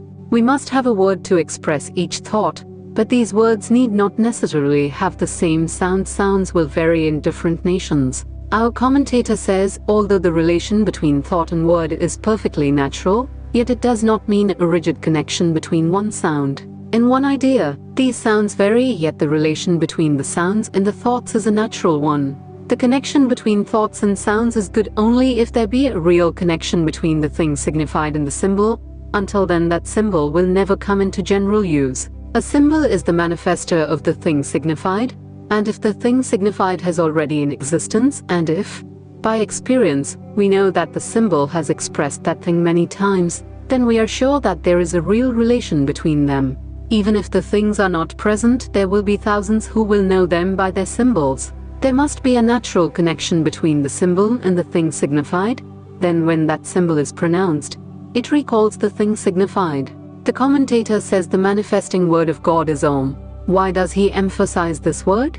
There are hundreds of words for God. One thought is connected with 1,000 words. The idea God is connected with hundreds of words, and each one stands as a symbol for God. Very good. But there must be a generalization among all time words, some substratum, some common ground of all these symbols, and that which is the common symbol will be the best and will really represent them all. In making a sound, we use the larynx and the palate as a sounding board. Is there any material sound of which all other sounds must be manifestations, one which is the most natural sound? Om. Om is such a sound, the basis of all sounds. The first letter A is the root sound, the key pronounced without touching any part of the tongue or palate. M represents the last sound in the series, being produced by the closed lips, and the U rolls from the very root to the end of the sounding board of the mouth. Thus, Om represents the whole phenomena of sound producing. As such, it must be the natural symbol, the matrix of all the various sounds. It denotes the whole range and possibility of all the words that can be made. Apart from these speculations, we see that around this word Om are centered all the different religious ideas in India. All the various religious ideas of the Vedas have gathered themselves round this word Om. What has that to do with America, England, or any other country? Simply this, that the word has been retained at every stage of religious growth in India, and it has been manipulated to mean all the various ideas about God. Monists, duists, monodualists, separatists, and even atheists took up this Om. Om has become the one symbol for the religious aspiration of the vast majority of human beings. Take, for instance, the English word God. It covers only a limited function, and if you go beyond it, you have two adjectives to make it personal, or impersonal, or absolute God. So with the words for God in every other language, their signification is very small. This word Om, however, has around it all the various significances. As such, it should be accepted by everyone. 28. The repetition of this Om and meditating on its meaning is the way. Why should there be repetition? We have not forgotten the theory of samskaras, that the sum total of impressions lives in the mind. They become more and more latent but remain there, and as soon as they get the right stimulus, they come out. Molecular vibration never ceases. When this universe is destroyed, all the massive vibrations disappear. The sun, moon, stars, and earth melt down, but the vibrations remain in the atoms. Each atom performs the same function as the big worlds do. So even when the vibrations of the chitta subside, its molecular vibrations go on, and when they get the impulse, come out again.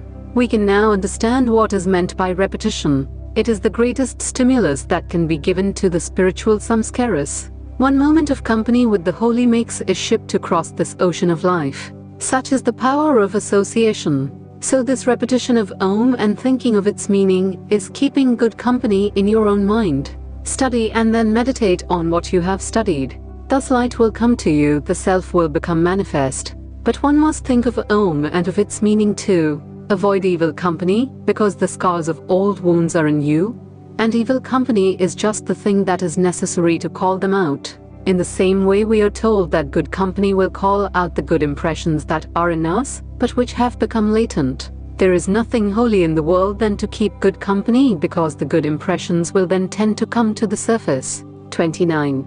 From that is gained the knowledge or introspection and the destruction of obstacles. The first manifestation of the repetition and thinking of Om is that the introspective power will manifest more and more.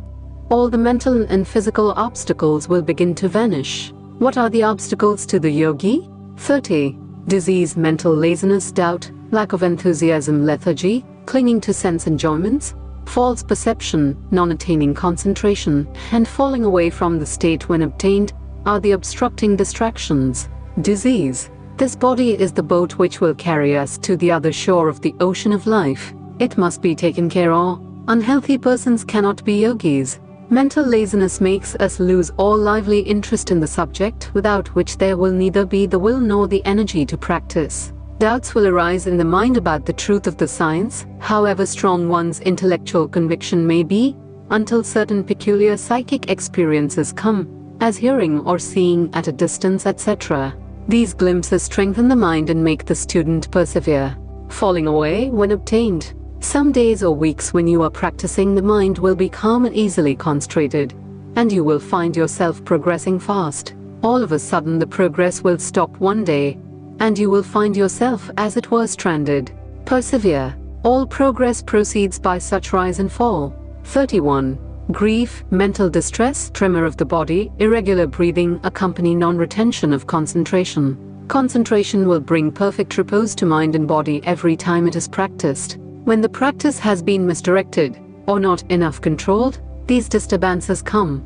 Repetition of Om and self-surrender to the Lord will strengthen the mind and bring fresh energy. The nervous shakings will come to almost everyone. Do not mind them at all, but keep on practicing. Practice will cure them and make the seat firm. 32. To remedy this, the practice of one subject should be made. Making the mind take the form of one object for some time will destroy these obstacles. This is general advice. In the following aphorisms it will be expanded and particularized. As one practice cannot suit everyone, various methods will be advanced, and everyone by actual experience will find out that which helps him most. 33. Friendship, mercy, gladness, and indifference, being thought of in regard to subjects, happy, unhappy, good, and evil respectively, pacify the chitta. We must have these four sorts of ideas. We must have friendship for all, We must be merciful towards those that are in misery. When people are happy, we ought to be happy, and to the wicked we must be indifferent. So with all subjects that come before us, if the subject is a good one, we shall feel friendly towards it. If the subject of thought is one that is miserable, we must be merciful towards it. If it is good, we must be glad. If it is evil, we must be indifferent. These attitudes of the mind towards the different subjects that come before it will make the mind peaceful. Most of our difficulties in our daily lives come from being unable to hold our minds in this way. For instance, if a man does evil to us, instantly we want to react evil, and every reaction of evil shows that we are not able to hold the chitta down. It comes out in waves towards the object, and we lose our power. Every reaction in the form of hatred or evil is so much loss to the mind, and every evil thought or deed of hatred, or any thought of reaction, if it is controlled, will be laid in our favor. It is not that we lose by thus restraining ourselves. We are gaining infinitely more than we suspect. Each time we suppress hatred, or a feeling of anger, it is so much good energy stored up in our favor. That piece of energy will be converted into the higher powers. 34. By throwing out and restraining the breath. The word used is prana. Prana is not exactly breath. It is the name for the energy that is in the universe. Whatever you see in the universe, whatever moves or works or has life, is a manifestation of this prana. The sum total of the energy displayed in the universe is called prana. This prana, before a cycle begins, remains in an almost motionless state, and when the cycle begins, this prana begins to manifest itself. It is this prana that is manifested as motion, as the nervous motion in human beings or animals, and the same prana is manifesting as thought, and so on. The whole universe is a combination of prana and akasha, so is the human body. Out of akasha you get the different materials that you feel and see, and out of prana all the various forces. Now this throwing out and restraining the prana is what is called pranayama. Patanjali, the father of the yoga philosophy, does not give very many particular directions about pranayama, but later on other yogis found out various things about this pranayama and made of it a great science. With Patanjali it is one of the many ways, but he does not lay much stress on it. He means that you simply throw the air out, and draw it in, and hold it for some time, that is all, and by that, the mind will become a little calmer. But later on, you will find that out of this is evolved a particular science called pranayama. We shall hear a little of what these later yogis have to say. Some of this I have told you before, but a little repetition will serve to fix it in your minds. First, you must remember that this prana is not the breath, but that which causes the motion of the breath, that which is the vitality of the breath, is the prana. Again, the word prana is used for all the senses. They are all called pranas. The mind is called prana, and so we see that prana is force. And yet we cannot call it force, because force is only the manifestation of it. It is that which manifests itself as force in everything else in the way of motion.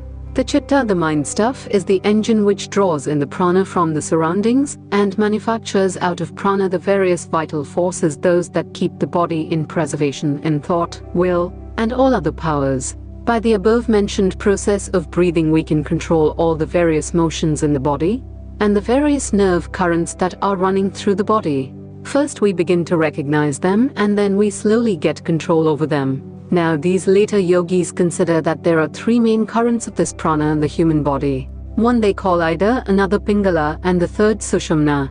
Pingala, according to them, is on the right side of the spinal column, and the Ida on the left, and in the middle of the spinal column is the Sushumna, an empty channel. Ida and Pingala, according to them, are the currents working in every man, and through these currents, we are performing all the functions of life. Sushumna is present in all as a possibility, but it works only in the yogi. You must remember that yoga changes the body. As you go on practicing, your body changes. It is not the same body that you had before the practice. That is very rational and can be explained, because every new thought that we have must make, as it were, a new channel through the brain, and that explains the tremendous conservatism of human nature.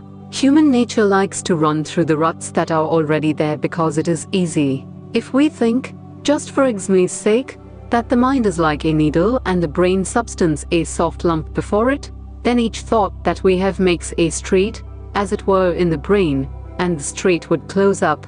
But for the grey matter which comes and makes a lining to keep it separate. If there were no gray matter, there would be no memory, because memory means going over these old streets, retracing a thought as it were.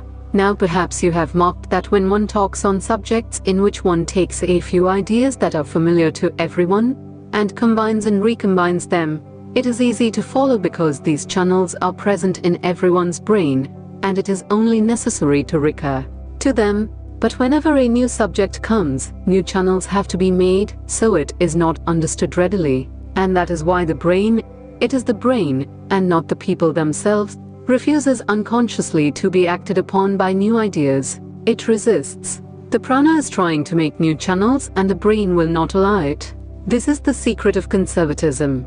The fewer channels there have been in the brain and the less the needle of the prana has made these passages, the more conservative will be the brain, the more it will struggle against new thoughts. The more thoughtful the man, the more complicated will be the streets in his brain, and the more easily he will take to new ideas and understand them. So with every fresh idea we make a new impression in the brain, cut new channels through the brain stuff, and that is why we find that in the practice of yoga, it being an entirely new set of thoughts and motives, there is so much physical resistance at first. That is why we find that the part of religion which deals with the world side of nature is so widely accepted, while the other part, the philosophy, or the psychology which clears with the inner nature of man, is so frequently neglected. We must remember the definition of this world of ours. It is only the infinite existence projected into the plane of consciousness. A little of the infinite is projected into consciousness, and that we call our world. So there is an infinite beyond, and religion has to deal with both, with the little lump we call our world and with the infinite beyond. Any religion which deals with one only of these two will be defective. It must deal with both.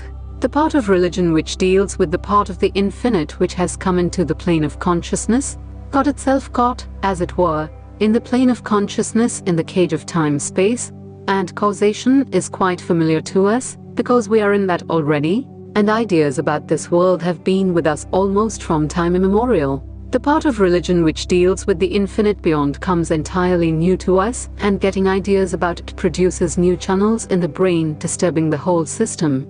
And that is why you find in the practice of yoga ordinary people are at first turned out of their grooves. In order to lessen these disturbances as much as possible, all these methods are devised by Patanjali, that we may practice any one of them best suited to us. 35. Those forms of concentration that bring extraordinary sense perceptions cause perseverance of the mind. This naturally comes with dharana, concentration. The yogis say if the mind becomes concentrated on the tip of the nose, one begins to smell, after a few days, wonderful perfumes. If it becomes concentrated at the root of the tongue, one begins to hear sounds. If on the tip of the tongue, one begins to taste wonderful flavors.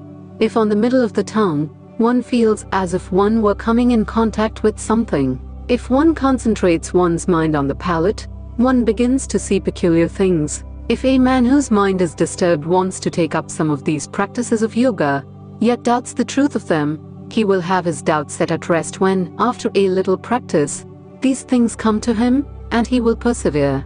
36. Or by the meditation on the effulgent light which is beyond all sorrow. This is another sort of concentration. Think of the lotus of the heart, with petals downwards, and running through it, the sushumna. Take in the breath, and while throwing the breath out, imagine that the lotus is turned with the petals upwards, and inside that lotus is an effulgent light. Meditate on that. 37. Or by meditation on the heart that has given up all attachment to sense objects. Take some holy person, some great person whom you revere, some saint whom you know to be perfectly non-attached, and think of his heart. That heart has become non-attached, and meditate on that heart. It will calm the mind. If you cannot do that, there is the next way. 38. Or by meditating on the knowledge that comes in sleep. Sometimes a man dreams that he has seen angels coming to him and talking to him, that he is in an ecstatic condition, that he has heard music floating through the air. He is in a blissful condition in that dream, and when he wakes, it makes a deep impression on him. Think of that dream as real and meditate upon it. If you cannot do that, meditate on any holy thing that pleases you. 39. Or by the meditation on anything that appeals to one as good. This does not mean any wicked subject, but anything good that you like, any place that you like best, any scenery that you like best, any idea that you like best, anything that will concentrate the mind. 40. The yogi's mind, thus meditating, becomes unobstructed from the atomic to the infinite. The mind by this practice easily contemplates the most minute, as well as the biggest thing, thus the mind waves become fainter. 41. The yogi whose writtis have thus become powerless, controlled, obtains in the receiver, the instrument or receiving and the received, the self, the mind and external objects, concentratedness, arid sameness like the crystal, before different colored objects. What results from this constant meditation? We must remember how in a previous aphorism Patanjali went into the various states of meditation, how the first would be the gross, the second the fine, and from them the advance was to still finer objects. The result of these meditations is that we can meditate as easily on the fine as on the gross objects. Here the yogi sees the three things: the receiver, the received and the receiving instrument, corresponding to the soul, external objects, and the mind. There are three objects of meditation given us. First, the gross things as bodies or material objects. Second, fine things as the mind, the chitta, and third, the purusha qualified, not the purusha itself, but the egoism. By practice, the yogi gets established in all these meditations. Whenever he meditates, he can keep out all other thoughts. He becomes identified with that on which he meditates. When he meditates, he is like a piece of crystal. Before flowers, the crystal becomes almost identified with the flowers. If the flower is red, the crystal looks red, or if the flower is blue, the crystal looks blue. 42. Sound, meaning, and resulting knowledge, being mixed up, is called samadhi with question. Sound here means vibration, meaning the nerve currents which conduct it, and knowledge, reaction. All the various meditations we have had so far, Patanjali called savitarka, meditation with question. Later on he gives us higher and higher dhyanas. In these that are called with question, we keep the duality of subject and object, which results from the mixture of word, meaning, and knowledge. There is first the external vibration, the word. This carried inward by the sense currents is the meaning. After that there comes a reactionary wave in the chitta, which is knowledge, but the mixture of these three makes up what we call knowledge. In all the meditations up to this we get this mixture as objects of meditation. The next samadhi is higher.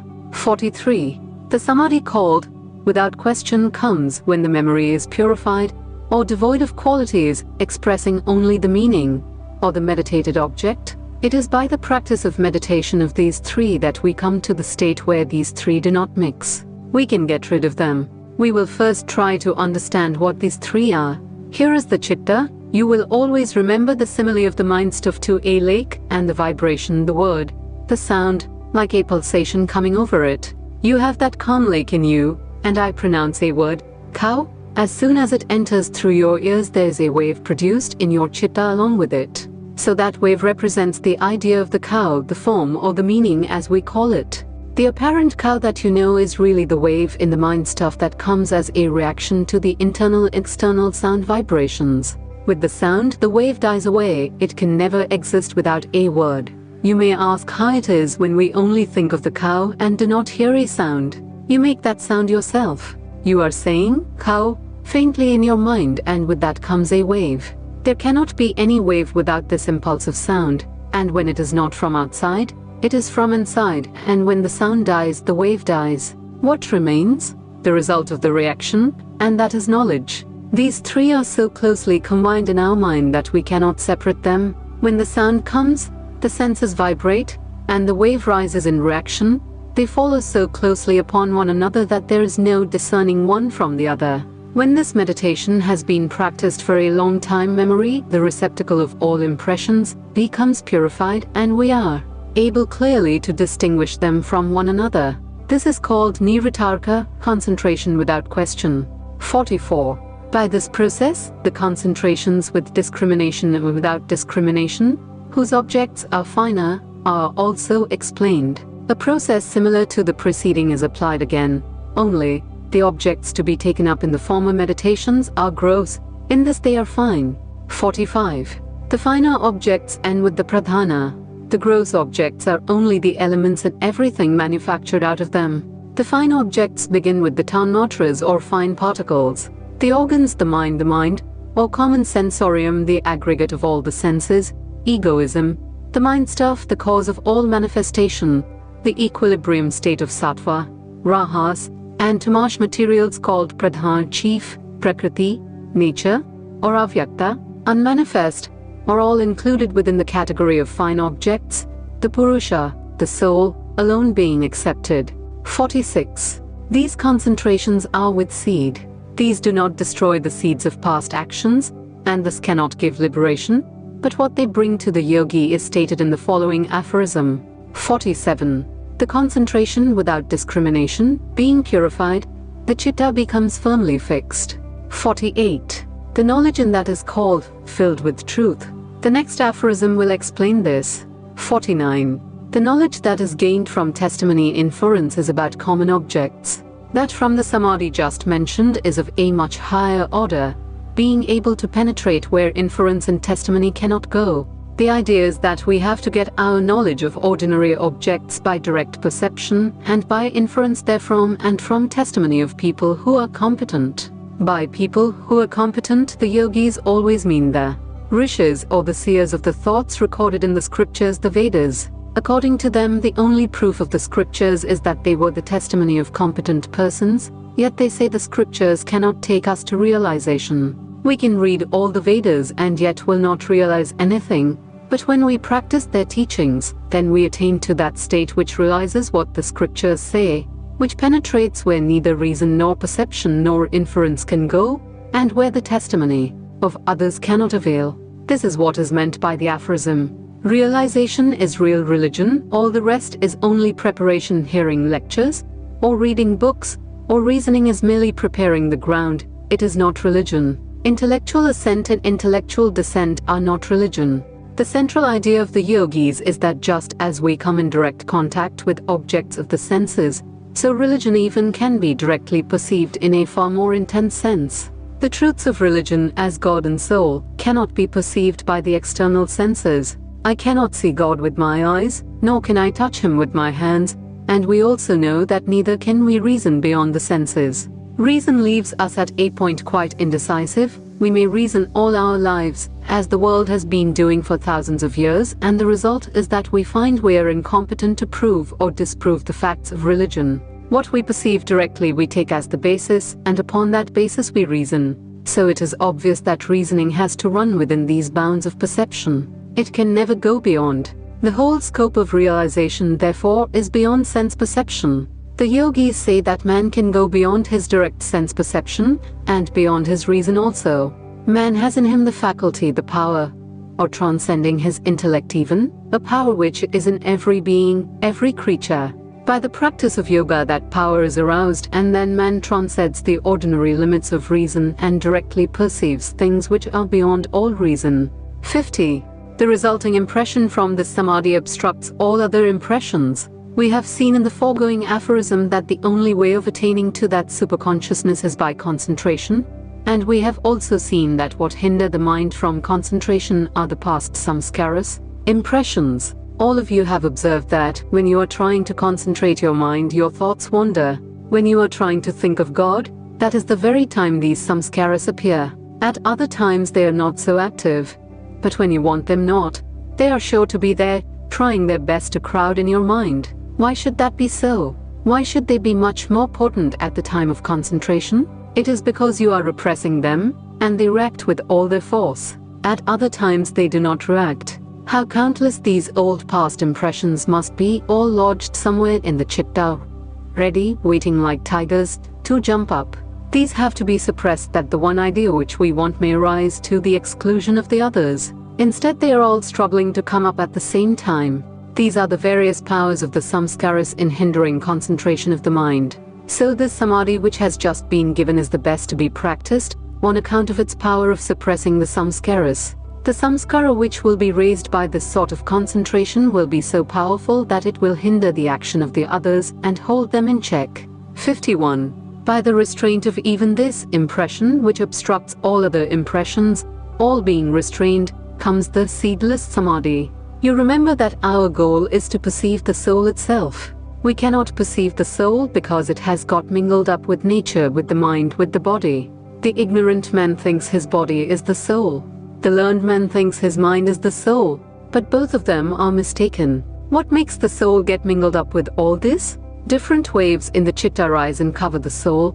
We only see a little reflection of the soul through these waves. So if the wave is one of anger, we see the soul as angry. I am angry, one says. If it is one of love, we see ourselves reflected in that wave and say we are loving. If that wave is one of weakness and the soul is reflected in it, we think we are weak. These various ideas come from these impressions, these samskaras covering the soul. The real nature of the soul is not perceived as long as there is one single wave in the lake of the chitta. This real nature will never be perceived until all the waves have subsided. So first, Patanjali teaches us the meaning of these waves. Secondly, the best way to repress them, and thirdly, how to make one wave so strong as to suppress all other waves, fire eating fire as it were. When only one remains, it will be easy to suppress that also, and when that is gone, this samadhi or concentration is called seedless. It leaves nothing and the soul is manifested just as it is, in its own glory. Then alone we know that the soul is not a compound. It is the only eternal simple in the universe, and as such it cannot be born.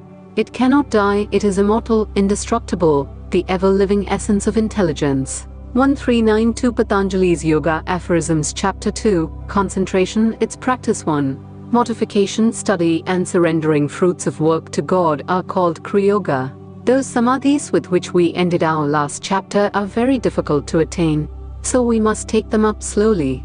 The first step, the preliminary step, is called Kriya Yoga. Literally this means work, working towards yoga. The organs are the horses, the mind is the rein, the intellect is the charioteer, the soul is the rider and the body is the chariot.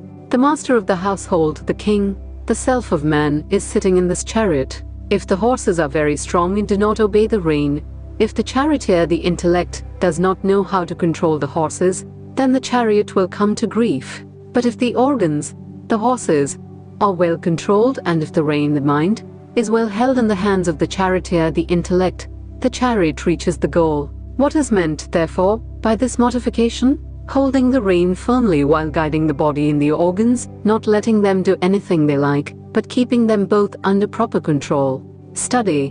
What is meant by study in this case? No study of novels or storybooks, but study of those works which teach the liberation of the soul. Then again, this study does not mean controversial studies at all. The yogi is supposed to have finished his period of controversy. He has had enough of that and has become satisfied. He only studies to intensify his convictions. Veda and Siddhanta, these are the two sorts of scriptural knowledge, Vada, the argumentative, and Siddhanta, the decisive. When a man is entirely ignorant, he takes up the first of these, the argumentative, fighting and reasoning pro and con, and when he has finished that, he takes up the Siddhanta, the decisive, arriving at a conclusion. Simply arriving at this conclusion will not do. It must be intensified.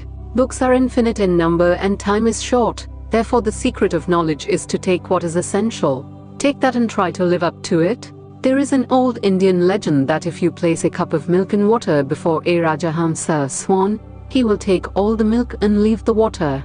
In that way we should take what is of value in knowledge, and leave the dross. Intellectual gymnastics are necessary at first. We must not go blindly into anything. The yogi has passed the argumentative state, and has come to a conclusion which is, like the rocks, immovable. The only thing he now seeks to do is to intensify that conclusion. Do not argue, he says. If one forces arguments upon you, be silent. Do not answer any argument, but go away calmly, because arguments only disturb the mind. The only thing necessary is to train the intellect. What is the use of disturbing it for nothing? The intellect is but a weak instrument, and can give us only knowledge limited by the senses. The yogi wants to go beyond the senses, therefore intellect is of no use to him. He is certain of this and, therefore, is silent and does not argue. Every argument throws his mind out of balance, creates a disturbance in the chitta, and a disturbance is a drawback. Argumentations and searchings of the reason are only by the way. There are much higher things beyond them. The whole of life is not for schoolboy fights and debating societies. Surrendering the fruits of work to God is to take to ourselves neither credit nor blame, but to give up both to the Lord and be at peace. 2. It is for the practice of samadhi in minimizing the pain-bearing obstructions. Most of us make our minds like spoiled children, allowing them to do whatever they want. Therefore, it is necessary that Kriyaga should be constantly practiced in order to gain control of the mind and bring it into subjection. The obstructions to yoga arise from lack of control and cause us pain. They can only be removed by denying the mind and holding it in check through the means of Kriyaga. 3. The pain-bearing obstructions are ignorance, egoism, attachment, aversion, and clinging to life. These are the 5 pains, the 5-fold tie that binds us down, of which ignorance is the cause and the other 4 its effects. It is the only cause of all our misery. What else can make us miserable? The nature of the soul is eternal bliss. What can make it sorrowful except ignorance, hallucination, delusion? All pain of the soul is simply delusion.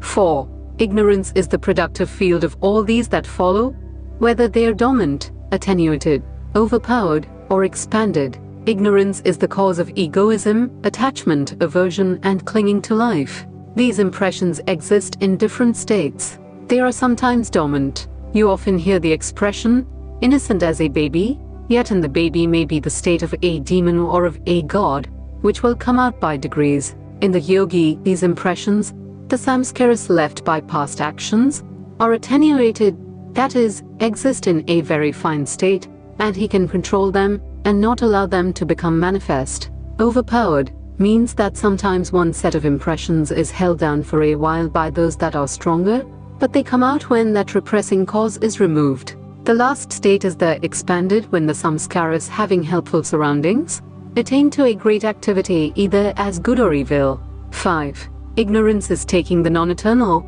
the impure, the painful, and the non-self for the eternal, the pure, the happy, and the Atman or self, respectively. All the different sorts of impressions have one source, ignorance. We have first to learn what ignorance is. All of us think, I am the body and not the self, the pure, the effulgent, the ever blissful, and that is ignorance. We think of man and see man as body. This is the great delusion. 6. Egoism is the identification of the seer with the instrument of seeing. The seer is really the self, the pure one, the ever holy, the infinite, the immortal. This is the self of man. And what are the instruments? The chitta or mind stuff, the buddhi or determinative faculty, the manas or mind, and the indriyas or sense organs. These are the instruments for him to see the external world, and the identification of the self with the instruments is what is called the ignorance of egoism. We say, I am the mind, I am thought, I am angry, or I am happy. How can we be angry and how can we hate? We should identify ourselves with the self that cannot change. If it is unchangeable, how can it be one moment happy and one moment unhappy? It is formless, infinite, omnipresent. What can change it? It is beyond all law. What can affect it? Nothing in the universe can produce an effect on it. Yet through ignorance, we identify ourselves with the mind stuff and think we feel pleasure or pain. 7. Attachment is that which dwells on pleasure. We find pleasure in certain things, and the mind like a current flows towards them, and this following the pleasure center, as it were, is what is called attachment. We are never attached where we do not find pleasure. We find pleasure in very queer things sometimes, but the principle remains, wherever we find pleasure, there we are attached. 8. Aversion is that which dwells on pain. That which gives us pain we immediately seek to get away from. 9. Flowing through its own nature and established even in the learned is the clinging to life. This clinging to life you see manifested in every animal. Upon it many attempts have been made to build the theory of a future life, because men are so fond of life that they desire a future life also. Of course, it goes without saying that this argument is without much value, but the most curious part of it is that, in Western countries, the idea that this clinging to life indicates a possibility of future life applies only to men, but does not include animals. In India, this clinging to life has been one of the arguments to prove past experience and existence. For instance, if it be true that all our knowledge has come from experience, then it is sure that that which we never experienced we cannot imagine or understand. As soon as chickens are hatched, they begin to pick up food. Many times it has been seen where ducks have been hatched by hens, that as soon as they came out of the eggs they flew to water, and the mother thought they would be drowned. If experience be the only source of knowledge, where did these chickens learn to pick up food, or the ducklings that the water was their natural element? If you say it is instinct, it means nothing. It is simply giving a word, but is no explanation. What is this instinct? We have many instincts in ourselves. For instance, most of you ladies play the piano, and remember when you first learned how carefully you had to put your fingers on the black and the white keys, one after the other? But now, after long years of practice, you can talk with your friends while your fingers play mechanically. It has become instinct. So with every work we do by practice, it becomes instinct. It becomes automatic. But so far as we know, all the cases which we now regard as automatic are degenerated reason. In the language of the yogi, instinct is involved reason. Discrimination becomes involved and gets to be automatic samskaras. Therefore it is perfectly logical to think that all we call instinct in this world is simply involved reason. As reason cannot come without experience, all instinct is therefore the result of past experience. Chickens fear the hawk and ducklings love the water.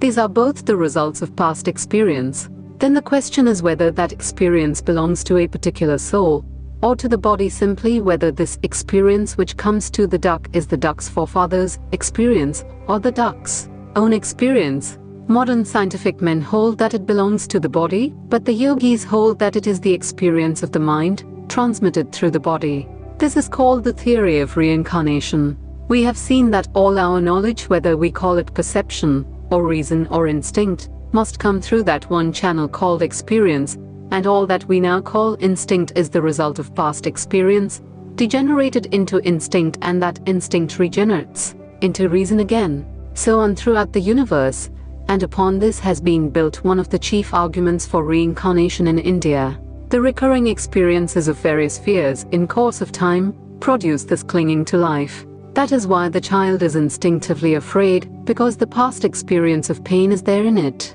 Even in the most learned men who know that this body will go and who say, never mind, we have had hundreds of bodies, the soul cannot die even in them. With all their intellectual convictions, we still find this clinging on to life. Why is this clinging to life? We have seen that it has become instinctive. In the psychological language of the yogis, it has become a samskara. The samskaras, fine and hidden, are sleeping in the chitta. All this past experience of death, all that which we call instinct, is experience become subconscious. It lives in the chitta and is not inactive, but is working underneath. The chittavritis, the mind waves, which are gross, we can appreciate and feel, they can be more easily controlled. But what about the finer instincts? How can they be controlled? When I am angry, my whole mind becomes a huge wave of anger. I feel it, see it, handle it, can easily manipulate it, can fight with it, but I shall not succeed perfectly in the fight until I can get down below to its causes. A man says something very harsh to me, and I begin to feel that I'm getting heated, and he goes on till I am perfectly angry and forget myself, identify myself with anger. When he first began to abuse me, I thought, I am going to be angry. Anger was one thing and I was another, but when I became angry, I was anger. These feelings have to be controlled in the germ, the root, in their fine forms, before even we have become conscious that they are acting on us. With the vast majority of mankind, the fine states of these passions are not even known, the states in which they emerge from subconsciousness. When a bubble is rising from the bottom of the lake, we do not see it, nor even when it is nearly come to the surface. It is only when it bursts and makes a ripple that we know it is there. We shall only be successful in grappling with the waves when we can get hold of them in their fine causes, and until you can get hold of them and subdue them before they become gross, there is no hope of conquering any passion perfectly. To control our passions, we have to control them at their very roots, then alone shall we be able to burn out their very seeds. As fried seeds thrown into the ground will never come up, so these passions will never arise. 10. The fine samskaras are to be conquered by resolving them into their causal state. Samskaras are the subtle impressions that manifest themselves into gross forms later on. How are these fine samskaras to be controlled? By resolving the effect into its cause. When the chitta, which is an effect, is resolved into its cause, asmita or egoism, then only the fine impressions die along with it. Meditation cannot destroy these. 11. By meditation, their gross modifications are to be rejected. Meditation is one of the great means of controlling the rising of these waves. By meditation you can make the mind subdue these waves, and if you go on practicing meditation for days, and months, and years, until it has become a habit, until it will come in spite of yourself, anger and hatred will be controlled and checked. 12. The receptacle of works has its root in these pain-bearing obstructions, and their experience is in this visible life, or in the unseen life. By the receptacle of works is meant the sum total of samskaras. Whatever work we do, the mind is thrown into a wave, and after the work is finished we think the wave is gone. No. It has only become fine, but it is still there. When we try to remember the work, it comes up again and becomes a wave. So it was there, if not, there would not have been memory. Thus every action, every thought, good or bad, just goes down and becomes fine and is there stored up.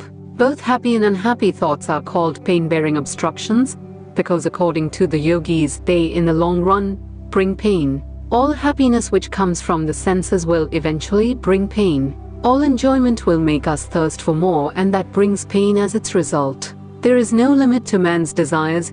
He goes on desiring, and when he comes to a point where desire cannot be fulfilled, the result is pain.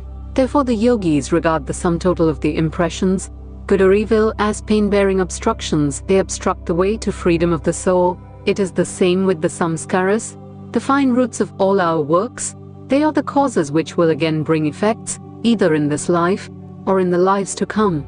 In exceptional cases, when these samskaras are very strong, they bear fruit quickly. Exceptional acts of wickedness, or of goodness, bring their fruits even in this life. The yogis hold that men who are able to acquire a tremendous power of good samskaras do not have to die, but even in this life, can change their bodies into God bodies. There are several such cases mentioned by the yogis in their books. These men change the very material of their bodies. They rearrange the molecules in such fashion that they have no more sickness, and what we call death does not come to them. Why should not this be? The physiological meaning of food is assimilation of energy from the sun. The energy has reached the plant is eaten by an animal, and the animal by man. The science of it is that we take so much energy from the sun and make it part of ourselves. That being the case, why should there be only one way of assimilating energy? The plant's way is not the same as ours.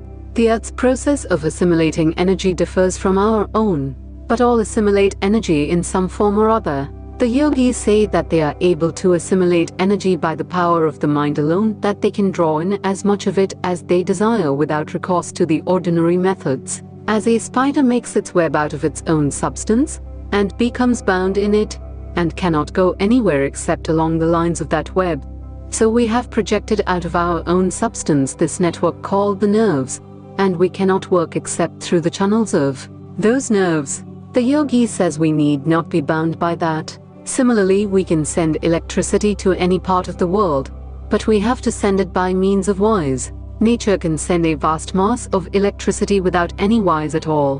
Why cannot we do the same?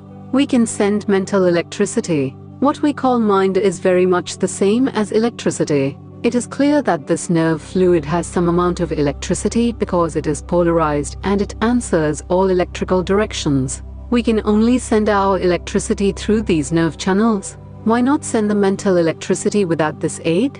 The yogis say it is perfectly possible and practicable, and that when you can do that, you will work all over the universe. You will be able to work with anybody anywhere without the help of the nervous system.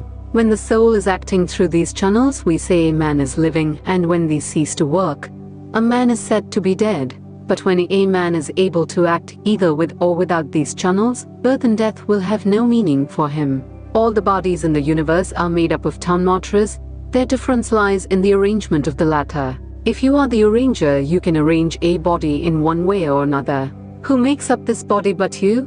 Who eats the food? If another ate the food for you, you would not live long. Who makes the blood out of food? You certainly. Who purifies the blood and sends it through the veins? You. We are the masters of the body and we live in it. Only we have lost the knowledge of how to rejuvenate it. We have become automatic, degenerate. We have forgotten the process of arranging its molecules. So what we do automatically has to be done knowingly. We are the masters and we have to regulate that arrangement, and as soon as we can do that, we shall be able to rejuvenate just as we like, and then we shall have neither birth, nor disease nor death.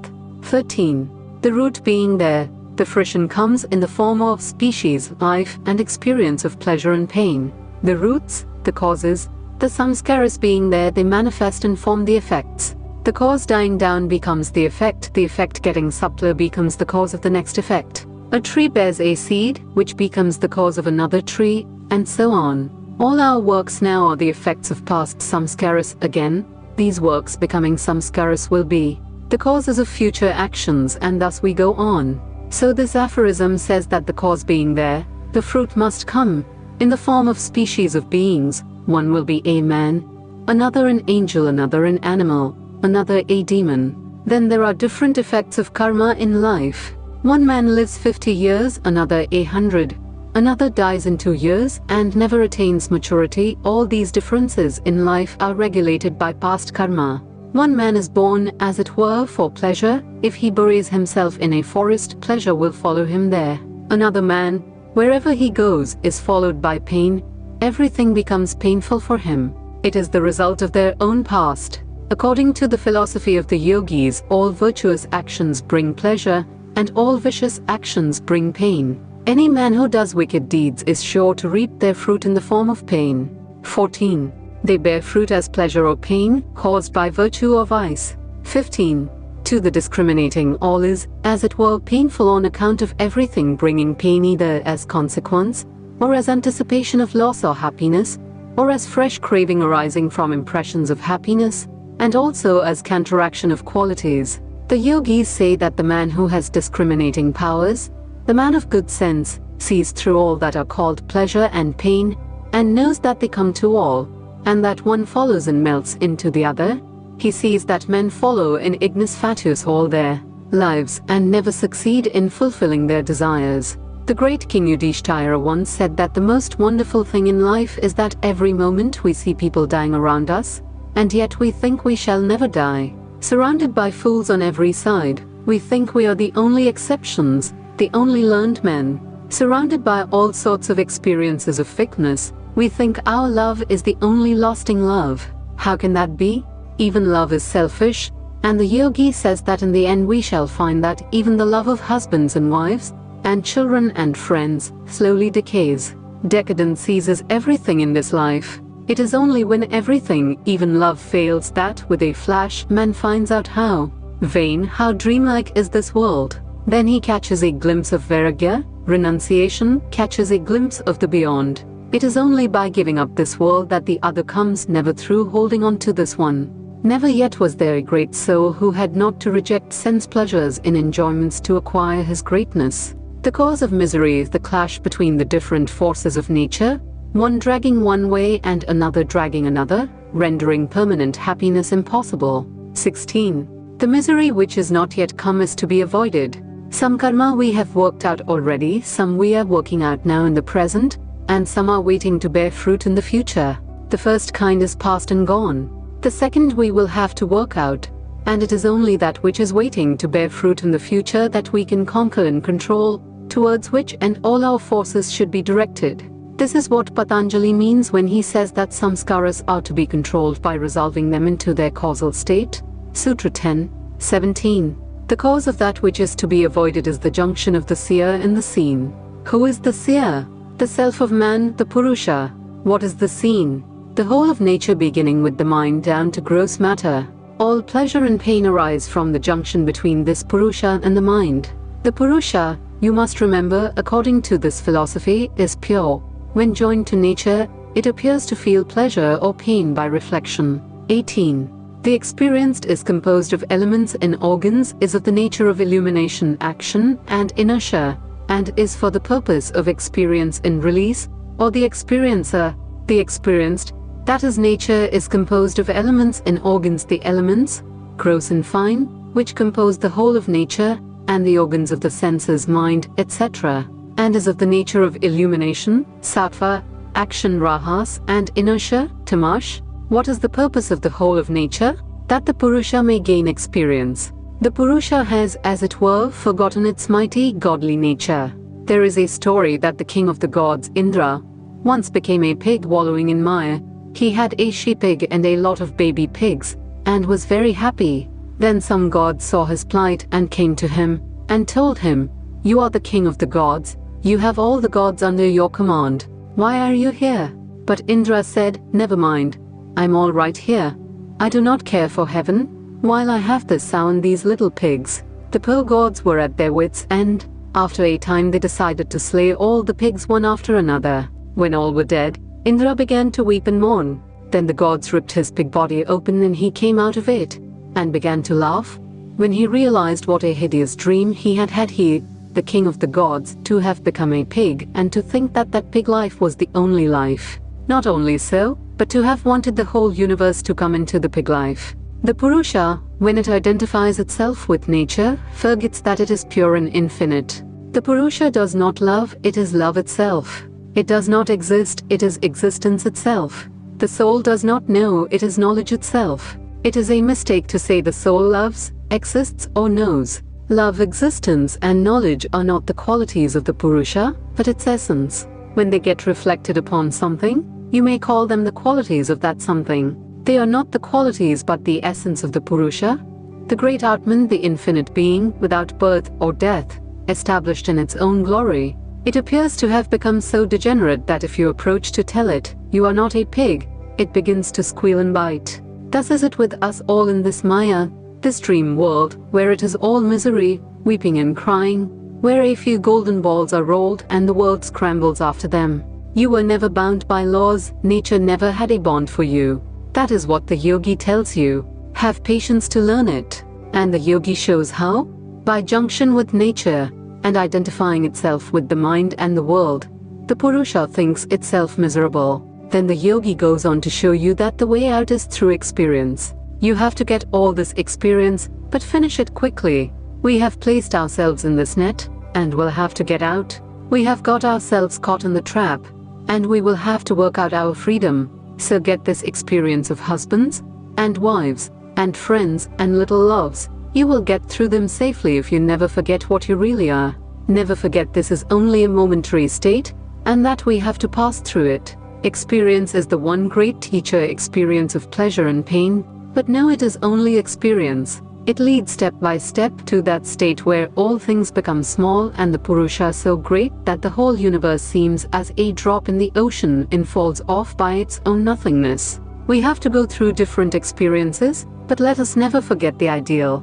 19. The states of the qualities are the defined, undefined, the indicated only, and the signless. The system of yoga is built entirely on the philosophy of the Sankhyas, as I told you before, and here again I shall remind you of the cosmology of the Sankhya philosophy. According to the Sankhyas, nature is both the material and the efficient cause of the universe. In nature there are three sorts of materials: the sattva, the rajas, and the tamash. The tamash material is all that is dark, all that is ignorant and heavy. The rajas is activity. The sattva is calmness, light. Nature, before creation, is called by them avyakta, undefined, or indiscrete, that is, in which there is no distinction of form or name, a state in which these three materials are held in perfect balance. Then the balance is disturbed, the three materials begin to mingle in various fashions, and the result is the universe. In every man also these three materials exist. When the sattva material prevails, knowledge comes; when rajas, activity; and when tamash, darkness, lassitude, idleness, and ignorance. According to the Sankhya theory, the highest manifestation of nature, consisting of the three materials, is what they call mahat, or intelligence, universal intelligence, of which each human intellect is a part. In the Sankhya psychology there is a sharp distinction between manas, the mind function, and the function of the buddhi intellect. The mind function is simply to collect and carry impressions and present them to the buddhi, the individual mahat, which determines upon it. Out of mahat comes egoism, out of which again come the fine materials. The fine materials combine and become the gross materials outside the external universe. The claim of the Sankhya philosophy is that beginning with the intellect down to a block of stone, all is the product of one substance, different only as finer to grosser states of existence. The finer is the cause and the grosser is the effect. According to the Sankhya philosophy, beyond the whole of nature is the Purusha, which is not material at all. Purusha is not at all similar to anything else, either buddhi, or mind, or the tanmatras or the gross materials. It is not akin to any one of these, it is entirely separate, entirely different in its nature, and from this they argue that the Purusha must be immortal, because it is not the result of combination. That which is not the result of combination cannot die. The Purushas or souls are infinite in number. Now we shall understand the aphorism that the states of the qualities are defined, undefined, indicated only, and signis. By the defined are meant the gross elements, which we can sense. By the undefined are meant the very fine materials, the tanmatras, which cannot be sensed by ordinary men. If you practice yoga, however, says Patanjali, after a while your perceptions will become so fine that you will actually see the tanmatras. For instance, you have heard how every man has a certain light about him.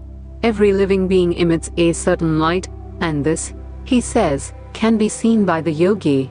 We do not all see it, but we all throw out these tanmatras, just as a flower continuously sends out fine particles which enable us to smell it. Every day of our lives we throw out a mass of good or evil, and everywhere we go the atmosphere is full of these materials. That is how they came to the human mind unconsciously.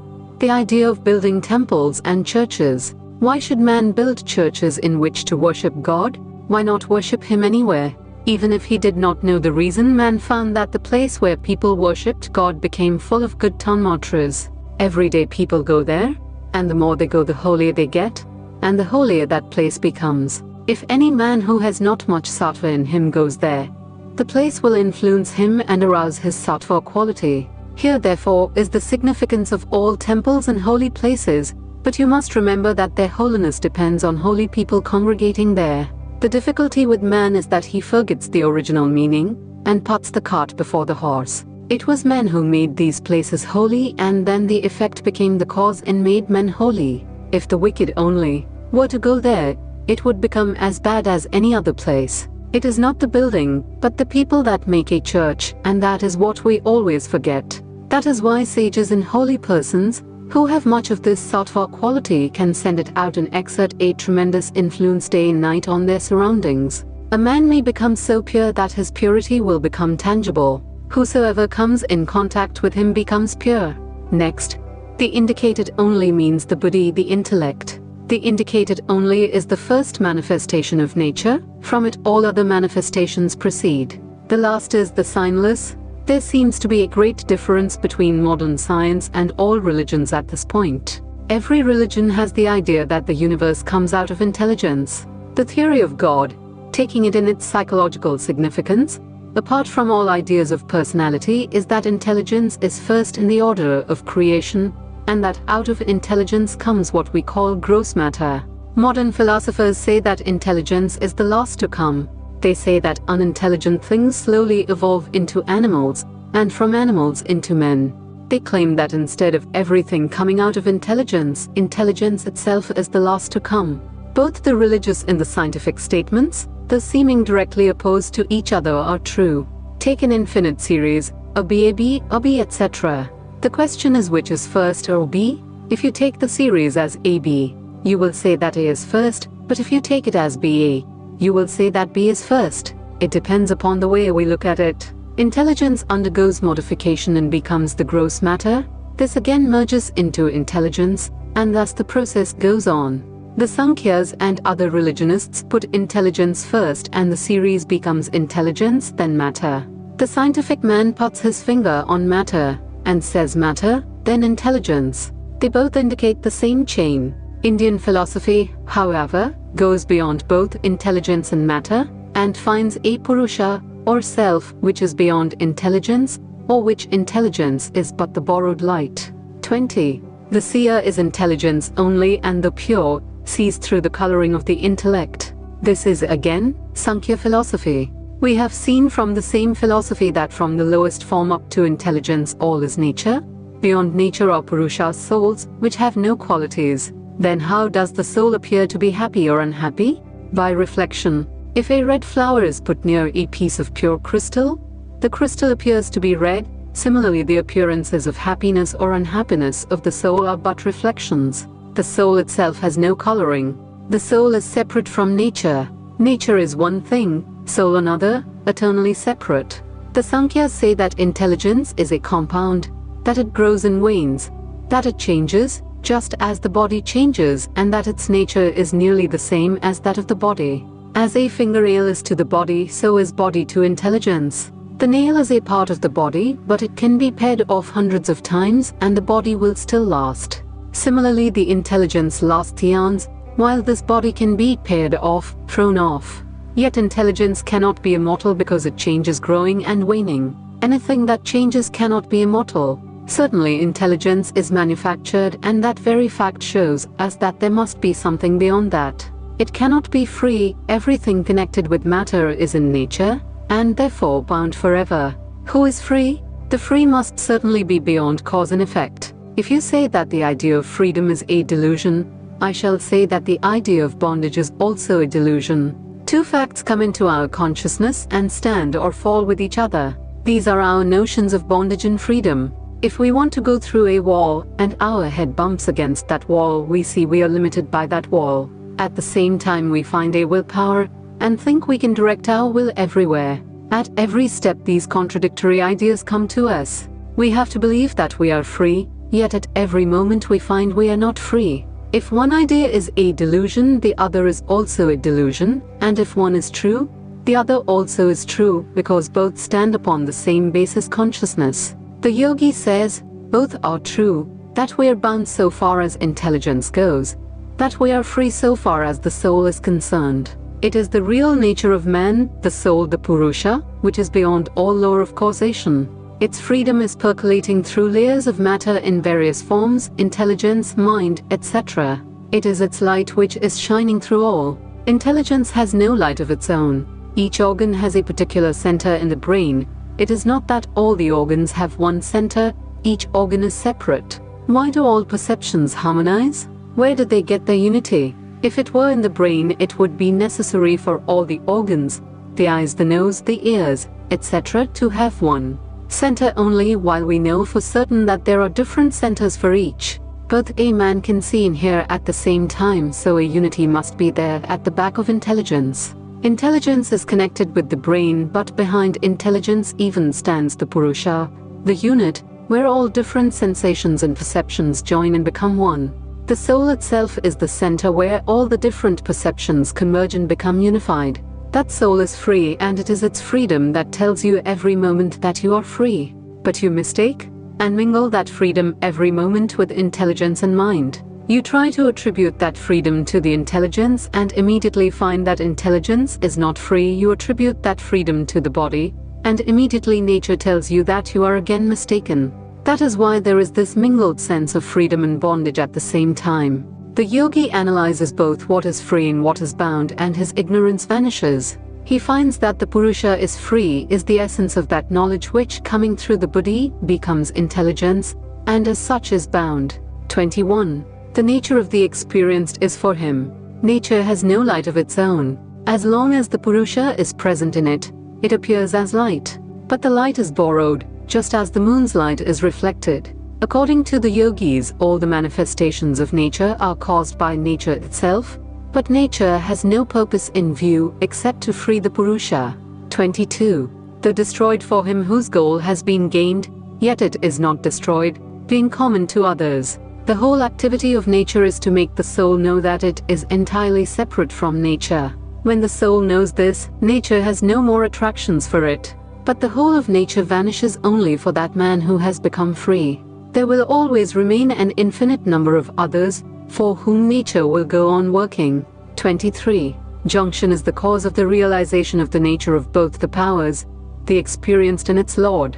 According to this aphorism, both the powers of soul and nature become manifest when they are in conjunction. Then all manifestations are thrown out. Ignorance is the cause of this conjunction. We see every day that the cause of our pain or pleasure is always our joining ourselves with the body. If I were perfectly certain that I am not this body, I should take no notice of heat and cold, or anything of the kind. This body is a combination. It is only a fiction to say that I have one body, you another, and the sun another. The whole universe is one ocean of matter, and you are the name of a little particle, and I of another, and the sun of another. We know that this matter is continuously changing. What is forming the sun one day, the next day may form the matter of our bodies. 24. Ignorance is its cause. Through ignorance we have joined ourselves with a particular body, and thus opened ourselves to misery. This idea of body is a simple superstition. It is superstition that makes us happy or unhappy. It is superstition caused by ignorance that makes us feel heat and cold, pain and pleasure. It is our business to rise above this superstition, and the yogi shows us how we can do this. It has been demonstrated that, under certain mental conditions, a man may be burned, yet he will feel no pain. The difficulty is that this sudden upheaval of the mind comes like a whirlwind one minute, and goes away the next. If, however, we gain it through yoga, we shall permanently attain to the separation of self from the body. 25. There being absence of that ignorance, there is absence of junction, which is the thing to be avoided. That is the independence of the seer. According to yoga philosophy, it is through ignorance that the soul has been joined with nature. The aim is to get rid of nature's control over us. That is the goal of all religions. Each soul is potentially divine. The goal is to manifest this divinity within, by controlling nature, external and internal. Do this either by work, or worship, or psychic control, or philosophy, by one or more of all of these, and be free. This is the whole of religion. Doctrines, or dogmas, or rituals, or books, or temples, or forms, are but secondary details. The yogi tries to reach this goal through psychic control. Until we can free ourselves from nature, we are slaves. As she dictates, so we must go.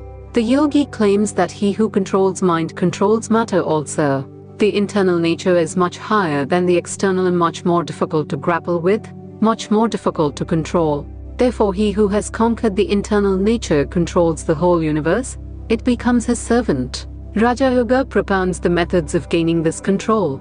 Forces higher than we know in physical nature will have to be subdued. This body is just the external crust of the mind. They are not two different things. They are just as the oyster in its shell. They are but two aspects of one thing. The internal substance of the oyster takes up matter from outside and manufactures the shell. In the same way, the internal fine forces which are called mind take up gross matter from outside, and from that manufacture this external shell, the body. If then we have control of the internal, it is very easy to have control of the external. Then again, these forces are not different. It is not that some forces are physical and some mental. The physical forces are but the gross manifestations of the fine forces, just as the physical world is but the gross manifestation of the fine world. 26. The means of destruction of ignorance is unbroken practice of discrimination.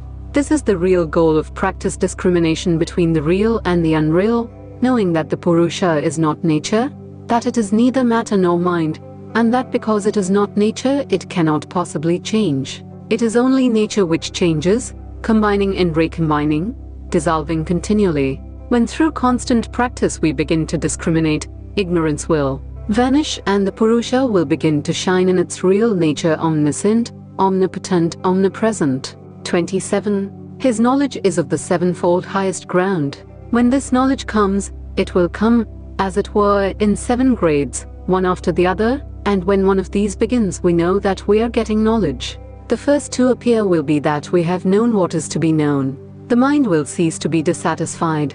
While we are aware of thirsting after knowledge, we begin to seek here and there wherever we think we can get some truth, and failing to find it, we become dissatisfied and seek in a fresh direction. All search is vain, until we begin to perceive that knowledge is within ourselves, that no one can help us, that we must help ourselves. When we begin to practice the power of discrimination, the first sign that we are getting near truth will be that the dissatisfied state will vanish. We shall feel quite sure that we have found the truth, and that it cannot be anything else but the truth. Then we may know that the sun is rising, that the morning is breaking for us, and taking courage, we must persevere until the goal is reached. The second grade will be the absence of all pains. It will be impossible for anything in the universe, external or internal, to give us pain. The third will be the attainment of full knowledge. Omniscience will be ours. The fourth will be the attainment of the end of all duty through discrimination. Next will come what is called freedom of the chitta. We shall realize that all difficulties and struggles, all vacillations of the mind, have fallen down, just as a stone rolls from the mountain top into the valley and never comes up again. The next will be that the chitta itself will realize that it melts away into its causes whenever we so desire. Lastly, we shall find that we are established in ourself, that we have been alone throughout the universe. Neither body nor mind was ever related, much less joined to us. They were working their own way, and we, through ignorance, joined ourselves to them. But we have been alone, omnipotent, omnipresent, ever blessed. Our own self was so pure and perfect that we required none else. We required none else to make us happy, for we are happiness itself. We shall find that this knowledge does not depend on anything else. Throughout the universe there can be nothing that will not become effulgent before our knowledge. This will be the last state, and the yogi will become peaceful and calm, never to feel any more pain, never to be again deluded, never to be touched by misery. He will know he is ever blessed, ever perfect, almighty. 28. By the practice of the different parts of yoga, the impurities being destroyed, knowledge becomes effulgent up to discrimination. Now comes the practical knowledge. What we have just been speaking about is much higher. It is away above our heads, but it is the ideal. It is first necessary to obtain physical and mental control. Then the realization will become steady in that ideal. The ideal being known, what remains is to practice the method of reaching it. 29. Yama, Niyama, Sasana, Pranahama, Pratyahara, Dharana, Dhyana and Samadhi are the 8 limbs of yoga. 30. Non-killing, truthfulness, non-stealing, continence and non-receiving are called yamas. A man who wants to be a perfect yogi must give up the sex idea. The soul has no sex, why should it degrade itself with sex ideas? Later on we shall understand better why these ideas must be given up. The mind of the man who receives gifts is acted on by the mind of the giver, so the receiver is likely to become degenerated. Receiving gifts is prone to destroy the independence of the mind and make us slavish. Therefore receive no gifts. 31. These, unbroken by time, place, purpose and caste rules, are universal, great vows. These practices, non-killing, truthfulness, non-stealing, chastity and non-receiving, are to be practiced by every man, woman and child, by every soul, irrespective of nation, country or position. 32. Internal and external purification, contentment, mortification, study, and worship of God are the niyamas. External purification is keeping the body pure. A dirty man will never be a yogi. There must be internal purification also. That is obtained by the virtues named in I.33. Of course, internal purity is of greater value than external, but both are necessary, and external purity without internal is of no good. 33. To obstruct thoughts which are inimical to yoga, contrary thoughts should be brought. That is the way to practice the virtues that have been stated. For instance, when a big wave of anger has come into the mind, how are we to control that? Just by raising an opposing wave. Think of love. Sometimes a mother is very angry with her husband, and while in that state, the baby comes in and she kisses the baby, the old wave dies out and a new wave arises, love for the child. That suppresses the other one. Love is opposite to anger. Similarly, when the idea of stealing comes, non-stealing should be thought, or when the idea of receiving gifts comes, replace it by a contrary thought. 34. The obstructions to yoga are killing, falsehood, etc. Whether committed, caused, or approved, either through avarice, or anger, or ignorance, whether slight, middling, or great, and they result in infinite ignorance and misery. This is the method or thinking the contrary. If I tell a lie, or cause another to tell one, or approve of another doing so, it is equally sinful. If it is a very mild lie, still it is a lie. Every vicious thought will rebound.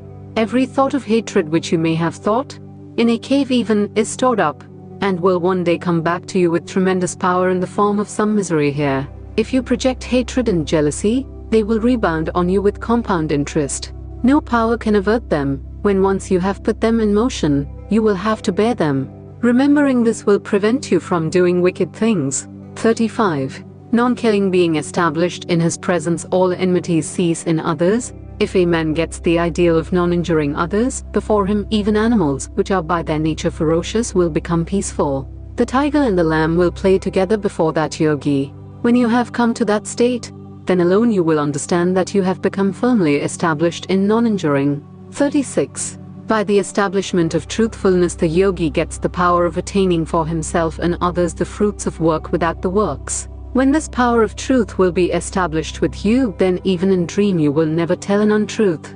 You will be true in thought, word, and deed. Whatever you say will be truth. You may say to a man, "Be blessed," and that man will be blessed. If a man is diseased, and you say to him, "Be thou cured," he will be cured immediately. 37.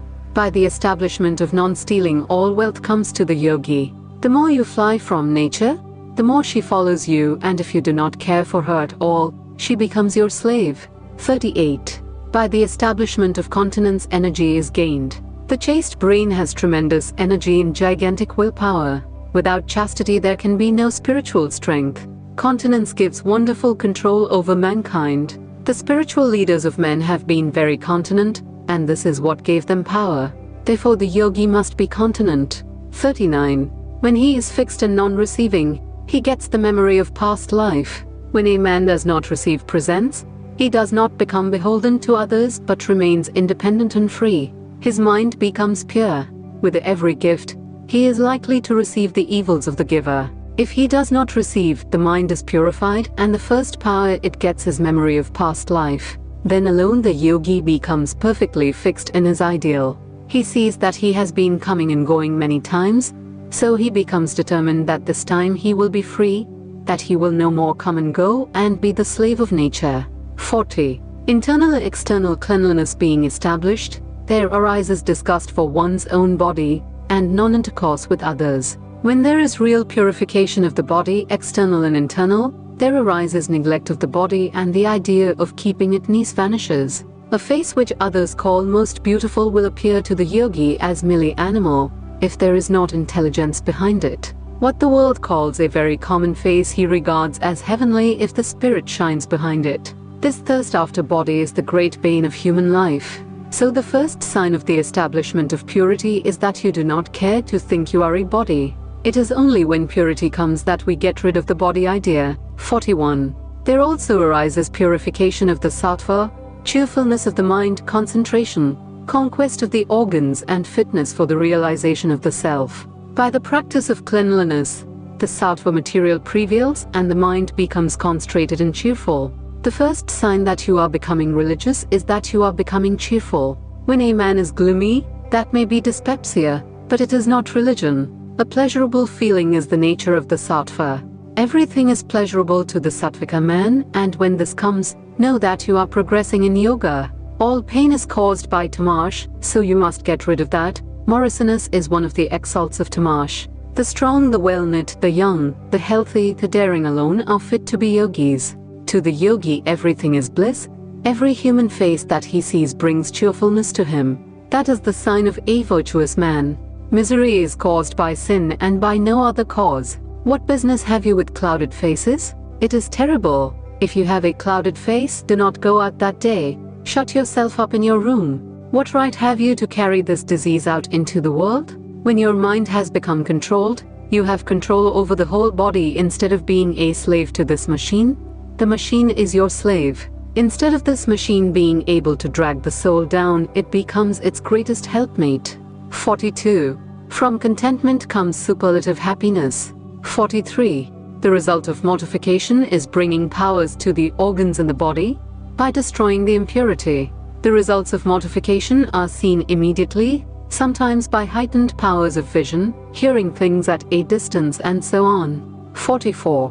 By the repetition of the mantra comes the realization of the intended deity. The higher the beings that you want to get, the harder is the practice. 45. By sacrificing all to Ishvara comes samadhi. By resignation to the Lord, samadhi becomes perfect. 46. Posture is that which is firm and pleasant. Now comes asana posture. Until you can get a firm seat, you cannot practice the breathing and other exercises. Firmness of seat means that you do not feel the body at all. In the ordinary way, you will find that as soon as you sit for a few minutes, all sorts of disturbances come into the body.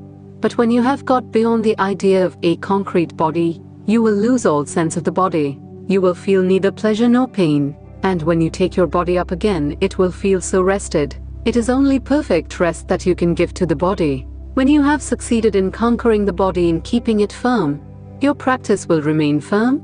But while you are disturbed by the body, your nerves become disturbed and you cannot concentrate the mind. 47. By lessening the natural tendency for restlessness and meditating on the unlimited, posture becomes firm and pleasant. We can make the seat firm by thinking of the infinite. We cannot think of the absolute infinite, but we can think of the infinite sky. 48. Seat being conquered, the dualities do not obstruct. The duality is good and bad, heat and cold, and all the pairs of opposites will not then disturb you. 49. Controlling the motion of the exhalation in the inhalation follows after this. When posture has been conquered, then the motion of the prana is to be broken and controlled. Thus we come to pranayama, the controlling of the vital forces of the body. Prana is not breath, though it is usually so translated. It is the sum total of the cosmic energy. It is the energy that is in each body, and its most apparent manifestation is the motion of the lungs. This motion is caused by prana drawing in the breath, and it is what we seek to control in pranayama. We begin by controlling the breath, as the easiest way of getting control of the prana. 50. Its modifications are either external or internal, or motionless, regulated by place, turns, and number, either long or short. The three sorts of motion of pranayama are, one by which we draw the breath in, another by which we throw it out, and the third action is when the breath is held in the lungs, or stopped from entering the lungs. These again, are varied by place and time. By place is meant that the prana is held to some particular part of the body. By time is meant how long the prana should be confined to a certain place, and so we are told how many seconds to keep one motion, and how many seconds to keep another. The result of this pranayama is ajita, awakening the kundalini. 51. The fourth is restraining the prana by reflecting on external or internal object. This is the fourth sort of pranayama, in which the kumbhaka is brought about by long practice attended with reflection, which is absent in the other three. 52. From that the covering to the light of the chitta is attenuated. The chitta has, by its own nature, all knowledge. It is made of sattva particles, but is covered by rajas and tamash particles, and by pranayama this covering is removed. 53. The mind becomes fit for dharana. After this covering has been removed, we are able to concentrate the mind. 54. The drawing in of the organs is by their giving up their own objects and taking the form of the mind stuff, as it were. The organs are separate states of the mind stuff. I see a book, the form is not in the book, it is in the mind. Something is outside which calls that form up. The real form is in the chitta. The organs identify themselves with, and take the forms or whatever comes to them. If you can restrain the mind stuff from taking these forms, the mind will remain calm. This is called pratyahara. 55. Thence arises supreme control of the organs. When the yogi has succeeded in preventing the organs from taking the forms of external objects, and in making them remain one with the mind stuff, then comes perfect control of the organs. When the organs are perfectly under control, every muscle and nerve will be under control, because the organs are the centers of all the sensations and of all actions. These organs are divided into organs of work and organs of sensation. When the organs are controlled, the yogi can control all feeling and doing. The whole of the body comes under his control. Then alone one begins to feel joy in being born. Then one can truthfully say, "Blessed am I that I was born." When that control of the organs is obtained, we feel how wonderful this body really is. 1393 Patanjali's Yoga Aphorisms Chapter 3. Powers. We have now come to the chapter in which the yoga powers are described. 1. Dharana is holding the mind on to some particular object. Dharana concentration is when the mind holds on to some object, either in the body or outside the body, and keeps itself in that state. 2. An unbroken flow of knowledge in that object is dhyana. The mind tries to think of one object, to hold itself to one particular spot, as the top of the head, the heart, etc., and if the mind succeeds in receiving the sensations only through that part of the body, and through no other part, and when the mind succeeds in keeping itself in that state for some time, it is called dhyana, mediation. 3. When that giving up all forms reflects only the meaning, it is samadhi. That comes when in meditation the form or the external part is given up. Suppose I were meditating on a book, and that I have gradually succeeded in concentrating the mind on it, and perceiving only the internal sensations and the meaning, unexpressed in any form. That state of dhyana is called samadhi. 4. These 3, when practiced in regard to one object, is samyama. When a man can direct his mind to any particular object and fix it there, and then keep it there for a long time, separating the object from the internal part, this is samyama or dharana, dhyana and samadhi, one following the other and making one. The form of the thing has vanished, and only its meaning remains in the mind. 5. By the conquest of that comes light of knowledge. When one has succeeded in making this samyama, all powers come under his control. This is the great instrument of the yogi. The objects of knowledge are infinite, and they are divided into the gross, grosser, grossest and the fine, finer, finest and so on. This samyama should be first applied to gross things, and when you begin to get knowledge of this gross slowly, by stages, it should be brought to finer things. 6. That should be employed in stages. This is a note of warning not to attempt to go too fast. 7. These 3 are more internal than those that precede. Before these we had the pratyahara, the pranayama, the sasana, the yama and niyama. They are external parts of the 3 dharana, dhyana and samadhi. When a man has attained to them, he may attain to omniscience and omnipotence, but that would not be salvation. These 3 would not make the mind nirvikalpa, changeless, but would leave the seeds for getting bodies again.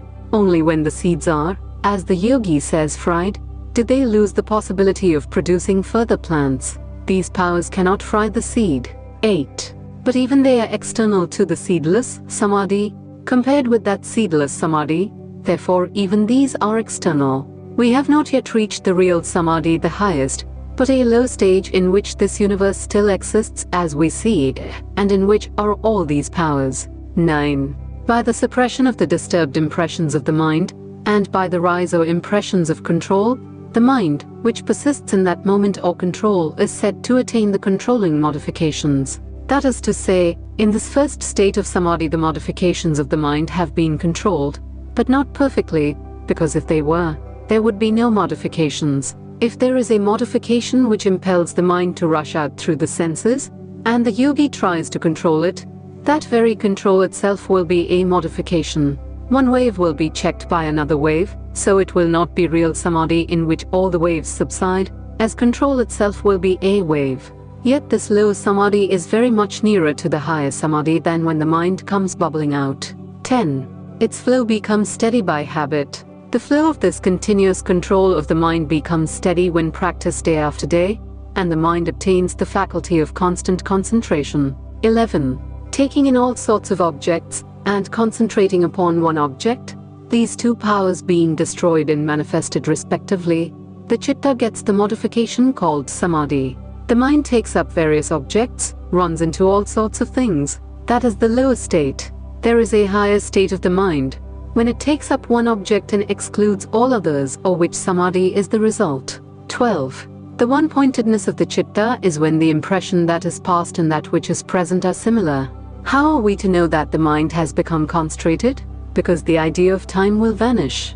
The more time passes unnoticed, the more concentrated we are. In common life we see that when we are interested in a book we do not note the time at all, and when we leave the book, we are often surprised to find how many hours have passed. All time will have the tendency to come and stand in the one present. So the definition is given, when the past and present come and stand in one, the mind is said to be concentrated. 2.13. By this is explained the threefold transformation of form, time and state, in fine or gross matter in the organs. By the threefold changes in the mind stuff as to form, time and state are explained the corresponding changes in gross and subtle matter and in the organs. Suppose there is a lump of gold. It is transformed into a bracelet and again into an earring. These are changes as to form. The same phenomena looked at from the standpoint of time give us change as to time. Again, the bracelet or the earring may be bright or dull, thick or thin, and so on. This is change as to state. Now referring to the aphorisms 9, L1 and 12, the mind stuff is changing into vritis. This is change as to form. That it passes through past, present and future moments of time is change as to time. that the impressions vary as to intensity within one particular period, say present is change as to state. The concentrations taught in the preceding aphorisms were to give the yogi a voluntary control over the transformations of his mind stuff, which alone will enable him to make the samyama named in Sutra 4.14. That which is acted upon by transformations, either past, present, or yet to be manifested, is the qualified.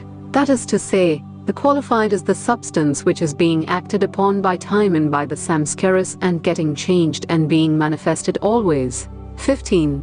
The succession of changes is the cause of manifold evolution. 16. By making samyama on the three sorts of changes comes the knowledge of past and future. We must not lose sight of the first definition of samyama. When the mind has attained to that state when it identifies itself with the internal impression of the object, leaving the external, and when, by long practice, that is retained by the mind and the mind can get into that state in a moment, that is samyama. If a man in that state wants to know the past and future, he has to make a samyama on the changes in the samskaras 3.1.3. Some are working now at present, some have worked out, and some are waiting to work. So by making a samyama on these he knows the past and future. L7.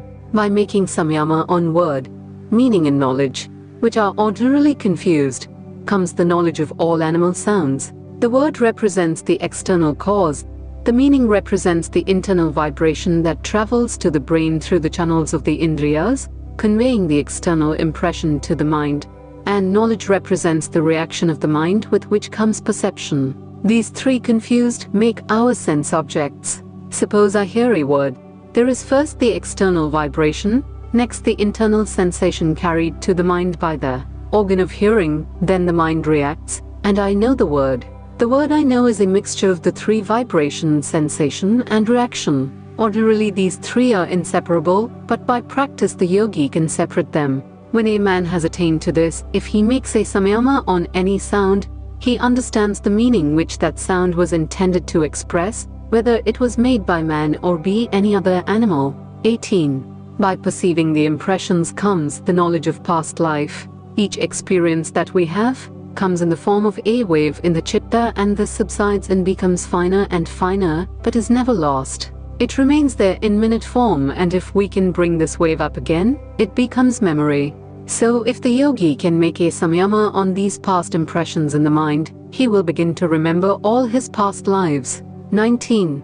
By making samyama on the signs in another's body, knowledge of his mind comes. Each man has particular signs on his body which differentiate him from others. When the yogi makes a samyama on these signs, he knows the nature of the mind of that person. 20. But not its contents, that not being the object of the samyama.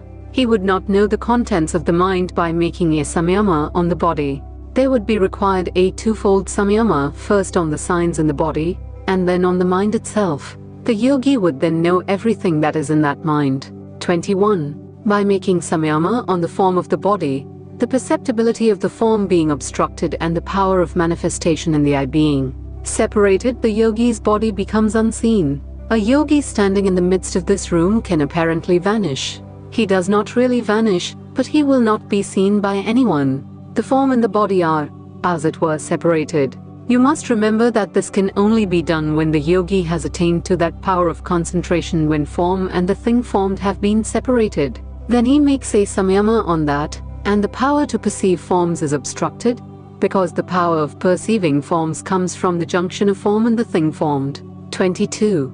By this the disappearance or concealment of words which are being spoken in such other things are also explained. 23. Karma is of two kinds, soon to be fructified and late to be fructified. By making samyama on these, or by the signs called arishta portents, the yogis know the exact time of separation from their bodies. When a yogi makes a samyama on his own karma, upon those impressions in his mind which are now working, and those which are just waiting to work, he knows exactly by those that are waiting when his body will fall. He knows when he will die, at what hour, even at what minute. The Hindus think very much of that knowledge or consciousness of the nearness of death, because it is taught in the Gita that the thoughts at the moment of departure are great powers in determining the next life. 24. By making samyama on friendship, mercy, etc. Chapter 1. Sutra 33. The yogi excels in the respective qualities. 25. By making samyama on the strength of the elephant and others, their respective strength comes to the yogi. When a yogi has attained to this samyama on one's strength, he makes a samyama on the strength of the elephant and gets it. Infinite energy is at the disposal of everyone if he only knows how to get it. The yogi has discovered the science of getting it. 26. By making samyama on the effulgent light. Chapter 1. Sutra 36. Comes the knowledge of the fine, the obstructed, and the remote. When the yogi makes samyama on that effulgent light in the heart, he sees things which are very remote, things, for instance, that are happening in a distant place, and which are obstructed by mountain barriers, and also things which are very fine. 27.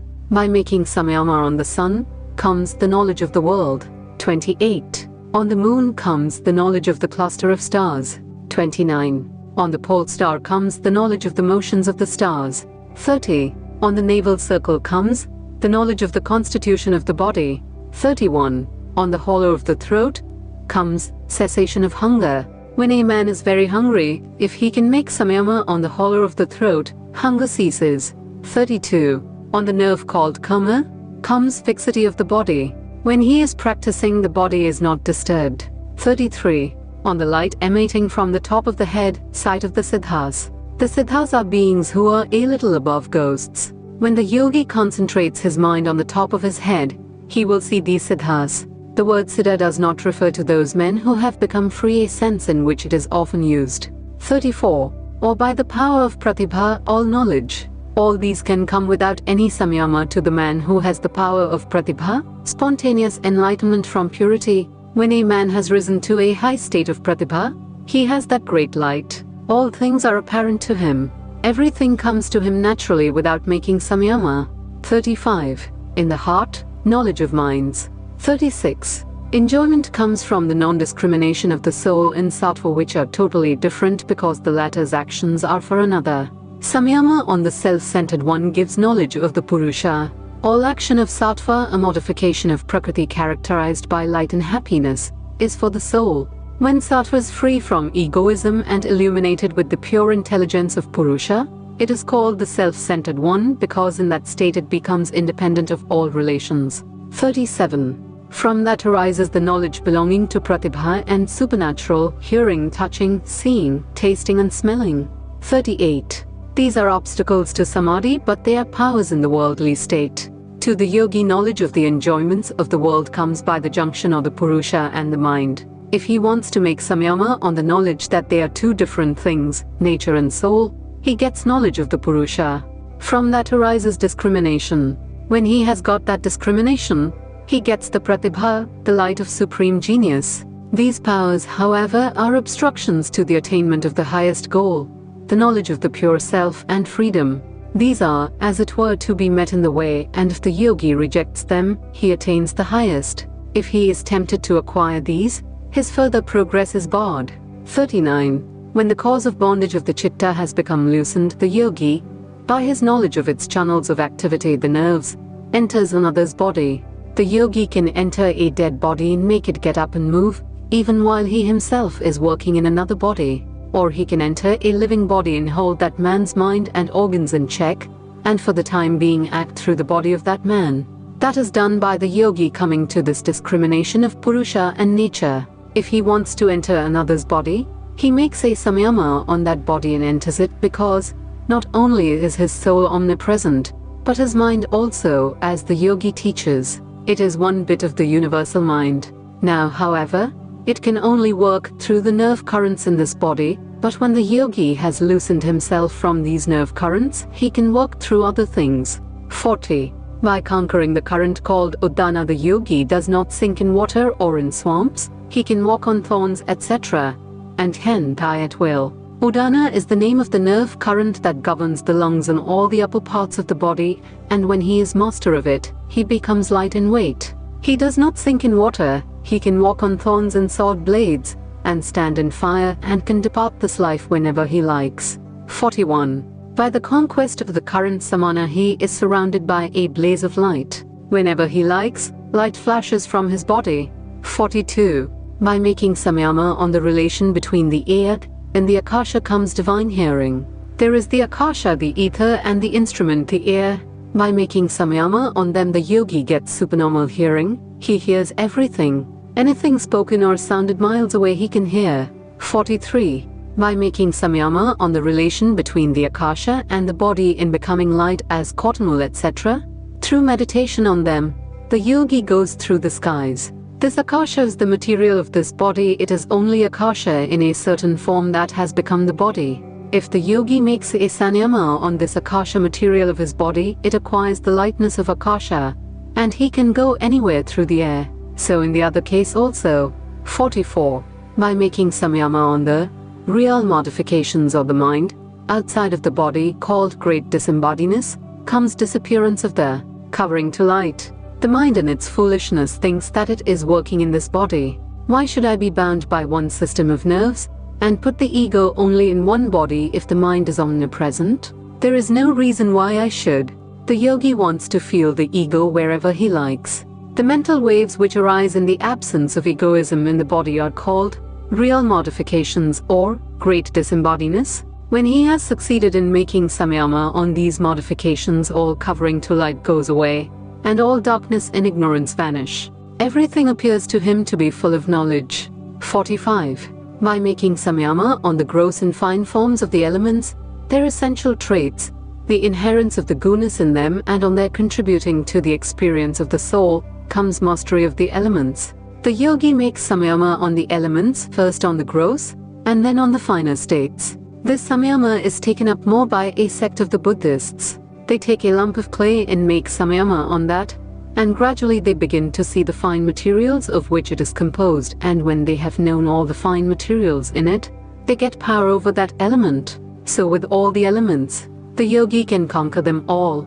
46. From that comes minuteness in the rest of the powers, glorification of the body, and indestructibleness of the bodily qualities. This means that the yogi has attained the 8 powers. He can make himself as minute as a particle, or as huge as a mountain, as heavy as the earth, or as light as the air.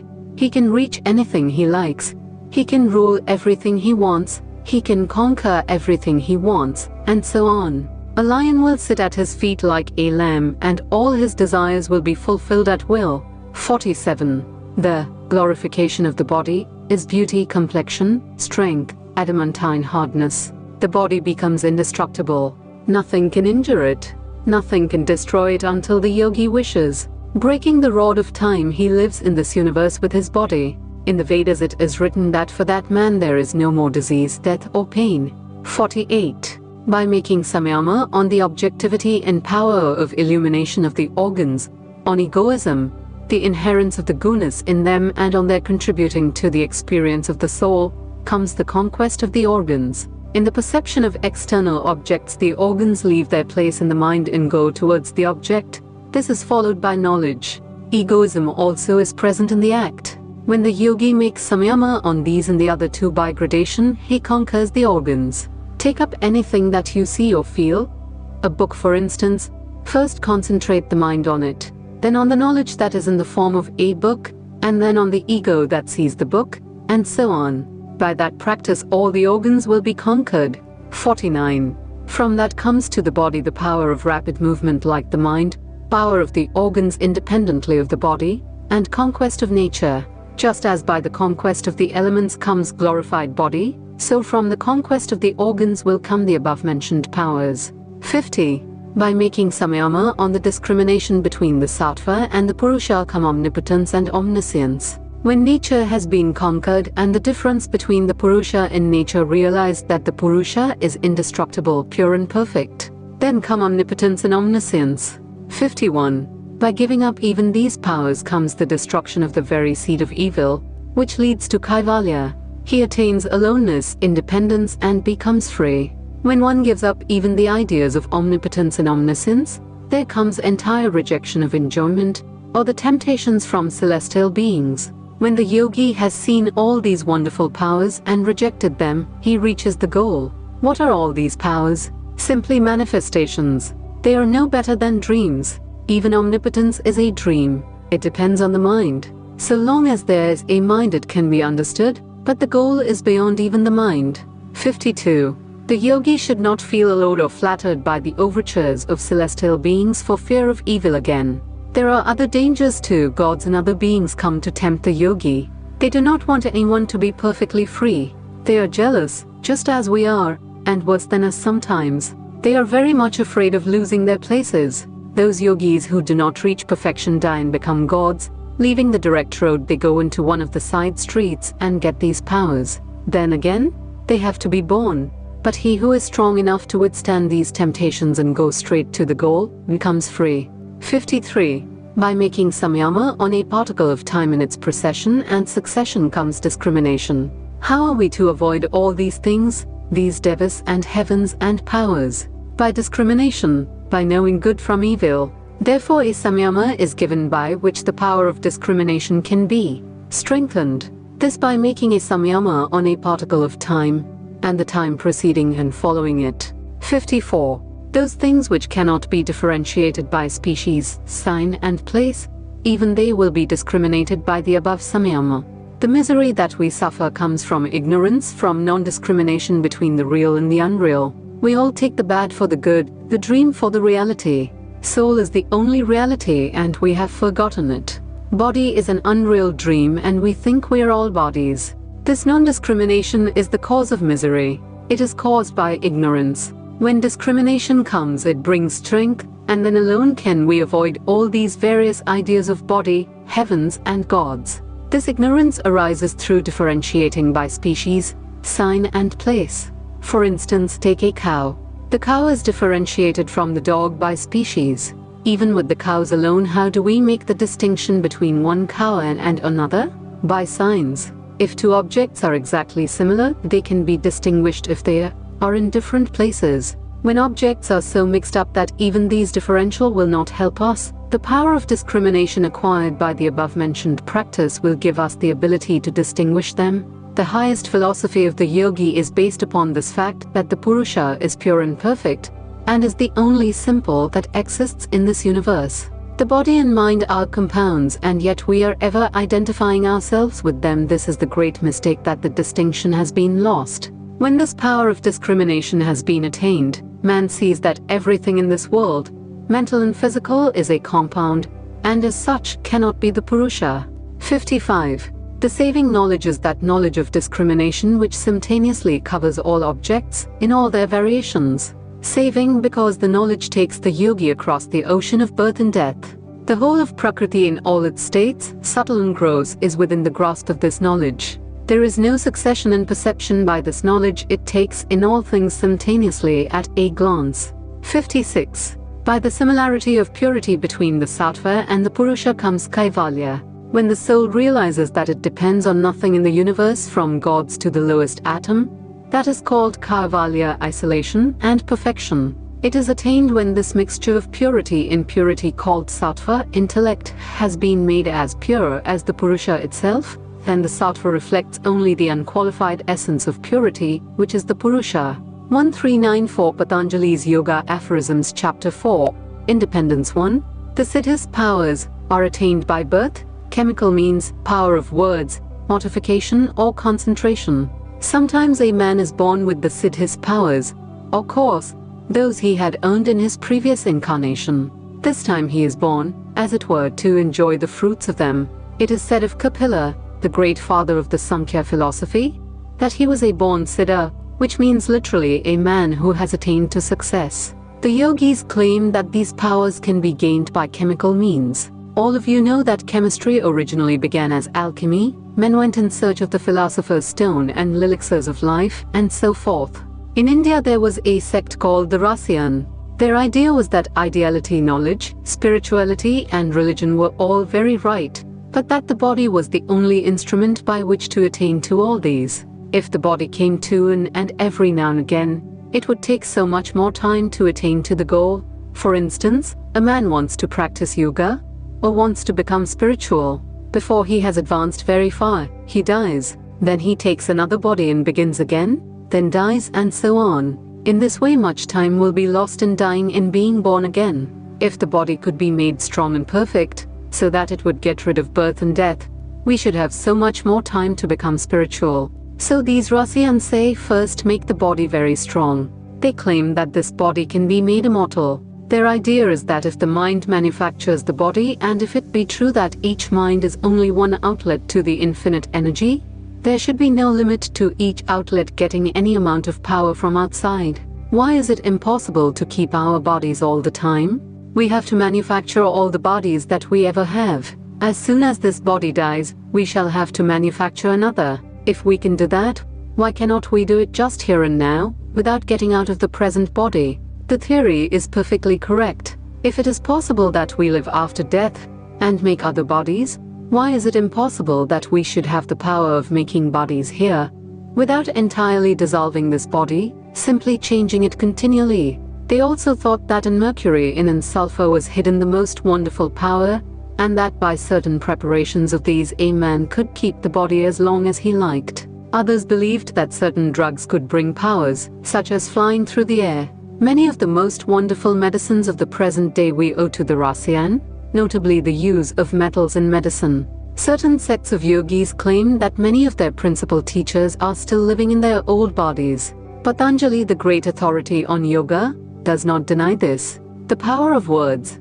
There are certain sacred words called mantras which have power, when repeated under proper conditions, produce these extraordinary powers. We are living in the midst of such a mass of miracles, day and night, that we do not think anything of them. There is no limit to man's power, the power of words and the power of mind. Mortification. You find that in every religion mortification and asceticisms have been practiced. In these religious conceptions the Hindus always go to the extremes. You will find men with their hands up all their lives, until their hands wither and die. Men keep standing day and night, until their feet swell, and if they live, the legs become so stiff in this position that they can no more bend them, but have to stand all their lives. I once saw a man who had kept his hands raised in this way, and I asked him how it felt when he did it first. He said it was awful torture. It was such torture that he had to go to a river and put himself in water, and that allayed the pain for a little while. After a month he did not suffer much. Through such practices powers, siddhis, can be attained. Concentration. Concentration is samadhi, and that is yoga proper. That is the principal theme of this science, and it is the highest means. The preceding ones are only secondary, and we cannot attain to the highest through them. Samadhi is the means through which we can gain anything and everything, mental, moral or spiritual. 2. The change into another species is by the filling in of nature. Patanjali has advanced the proposition that these powers come by birth, sometimes by chemical means or through mortification. He also admits that this body can be kept for any length of time. Now he goes on to state what is the cause of the change of the body into another species. He says this is done by the filling in of nature, which he explains in the next aphorism. 3. Good and bad deeds are not the direct causes in the transformations of nature, but they act as breakers of obstacles to the evolutions of nature, as a farmer breaks the obstacles to the course of water, which then runs down by its own nature. The water for irrigation of fields is already in the canal, only shut in by gates. The farmer opens these gates, and the water flows in by itself, by the law of gravitation. So all progress and power are already in every man. Perfection is man's nature, only it is barred in and prevented from taking its proper course. If anyone can take the bar off in Russia's nature, then the man attains the powers which are his already. Those we call wicked become saints as soon as the bar is broken and nature rushes in. It is nature that is driving us towards perfection, and eventually she will bring everyone there. All these practices and struggles to become religious are only negative work, to take off the bars, and open the doors to that perfection which is our birthright, our nature. Today the evolution theory of the ancient yogis will be better understood in the light of modern research. And yet the theory of the yogis is a better explanation. The two causes of evolution advanced by the moderns, this sexual selection and survival of the fittest, are inadequate. Suppose human knowledge to have advanced so much as to eliminate competition, both from the function of acquiring physical sustenance and of acquiring a mate. Then, according to the moderns, human progress will stop and the race will die. The result of this theory is to furnish every oppressor with an argument to calm the qualms of conscience. Men are not lacking who, posing as philosophers, want to kill out all wicked, incompetent persons.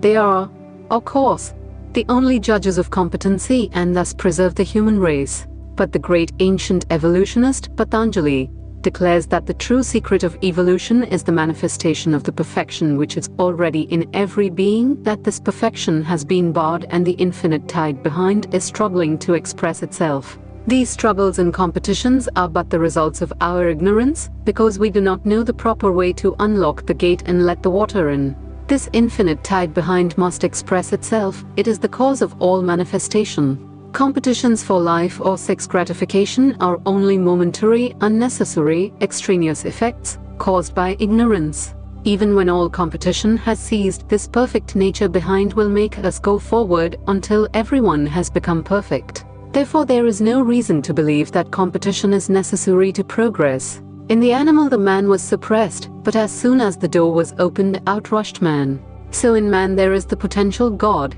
kept in by the locks and bars of ignorance. When knowledge breaks these bars, the God becomes manifest. 4. From egoism alone proceed the created minds. The theory of karma is that we suffer for our good or bad deeds, and the whole scope of philosophy is to reach the glory of man. All the scriptures sing the glory of man, or the soul, and then in the same breath, they preach karma. A good deed brings such a result, and a bad deed such another. But if the soul can be acted upon by a good or a bad deed, the soul amounts to nothing. Bad deeds put a bar to the manifestation of the nature of the Purusha. Good deeds take the obstacles off, and the glory of the Purusha becomes manifest. The Purusha itself is never changed. Whatever you do never destroys your own glory, your own nature, because the soul cannot be acted upon by anything. Only a veil is spread before it, hiding its perfection. With a view to exhausting their karma quickly, yogis create kayavya, or groups of bodies in which to work it out. For all these bodies they create minds from egoism. These are called created minds, in contradistinction to their original minds. 5. Though the activities of the different created minds are various, the one original mind is the controller of them all. These different minds which act in these different bodies are called made minds, and the bodies made bodies. That is, manufactured bodies and minds. Matter and mind are like two inexhaustible storehouses. When you become a yogi, you learn the secret of their control. It was yours all the time, but you had forgotten it. When you become a yogi, you recollect it. Then you can do anything with it, manipulate it in every way you like. The material out of which a manufactured mind is created is the very same material which is used for the macrocosm. It is not that mind is one thing and matter another. They are different aspects of the same thing. Asmita, egoism, is the material, the fine state of existence out of which these made minds and made bodies of the yogi are manufactured. Therefore, when the yogi has found the secret of these energies of nature, he can manufacture any number of bodies or minds out of the substance known as egoism. 6. Among the various chittas, that which is attained by samadhi is desireless. Among all the various minds that we see in various men, only that mind which has attained to samadhi, perfect concentration, is the highest. A man who has attained certain powers through medicines, or through words, or through mortifications, still has desires, but that man who has attained to samadhi through concentration is alone free from all desires. 7. Works are neither black nor white for the yogis. For others they are threefold: black, white, and mixed. When the yogi has attained perfection, his actions and the karma produced by those actions do not bind him, because he did not desire them. He just works on, he works to do good, and he does good, but does not care for the result, and it will not come to him. But for ordinary men, who have not attained to the highest state, works are of three kinds: black, evil actions; white, good actions; and mixed. 8. From these threefold works are manifested in each state only those desires which are fitting to that state alone. The others are held in abeyance for the time being. Suppose I have made the three kinds of karma: good, bad, and mixed, and suppose I die and become a god in heaven. The desires in a god body are not the same as the desires in a human body. The god body neither eats nor drinks. What becomes of my past unworked karmas which produce as their effect the desire to eat and drink? Where would these karmas go when I become a god? The answer is that desires can only manifest themselves in proper environments. Only those desires will come out for which the environment is fitted, the rest will remain stored up. In this life we have many godly desires, many human desires, many animal desires. If I take a god body, only the good desires will come up, because for them the environments are suitable. And if I take an animal body, only the animal desires will come up, and the good desires will wait. What does this show? That by means of environment we can check these desires. Only that karma which is suited to and fitted for the environments will come out. This shows that the power of environment is the great check to control even karma itself. 9. There is consecutiveness in desires, even though separated by species, space, and time, there being identification of memory impressions. Experiences becoming fine become impressions, impressions revivified become memory. The word memory here includes unconscious coordination of past experiences, reduced to impressions with present conscious action. In each body, the group of impressions acquired in a similar body only becomes the cause of action in that body. The experiences of a dissimilar body are held in abeyance. Each body acts as if it were a descendant of a series of bodies of that species only. Thus, consecutiveness of desires is not to be broken. L0. Thirst for happiness being eternal, desires are without beginning. All experience is preceded by desire for happiness. There was no beginning of experience, as each fresh experience is built upon the tendency generated by past experience, therefore desire is without beginning. 11. Being held together by cause, effect, support, and objects, in the absence of these is its absence. Desires are held together by cause and effect, the cause is other. Pain-bearing obstructions, Chapter 2, Sutra 3, and actions, Chapter 4, Sutra 7, and the effects are species, life and experience of pleasure and pain, Chapter 2, Sutra 13, ed. If a desire has been raised, it does not die without producing its effect. Then again, the mind stuff is the great storehouse, the support of all past desires reduced to samskara form, until they have worked themselves out.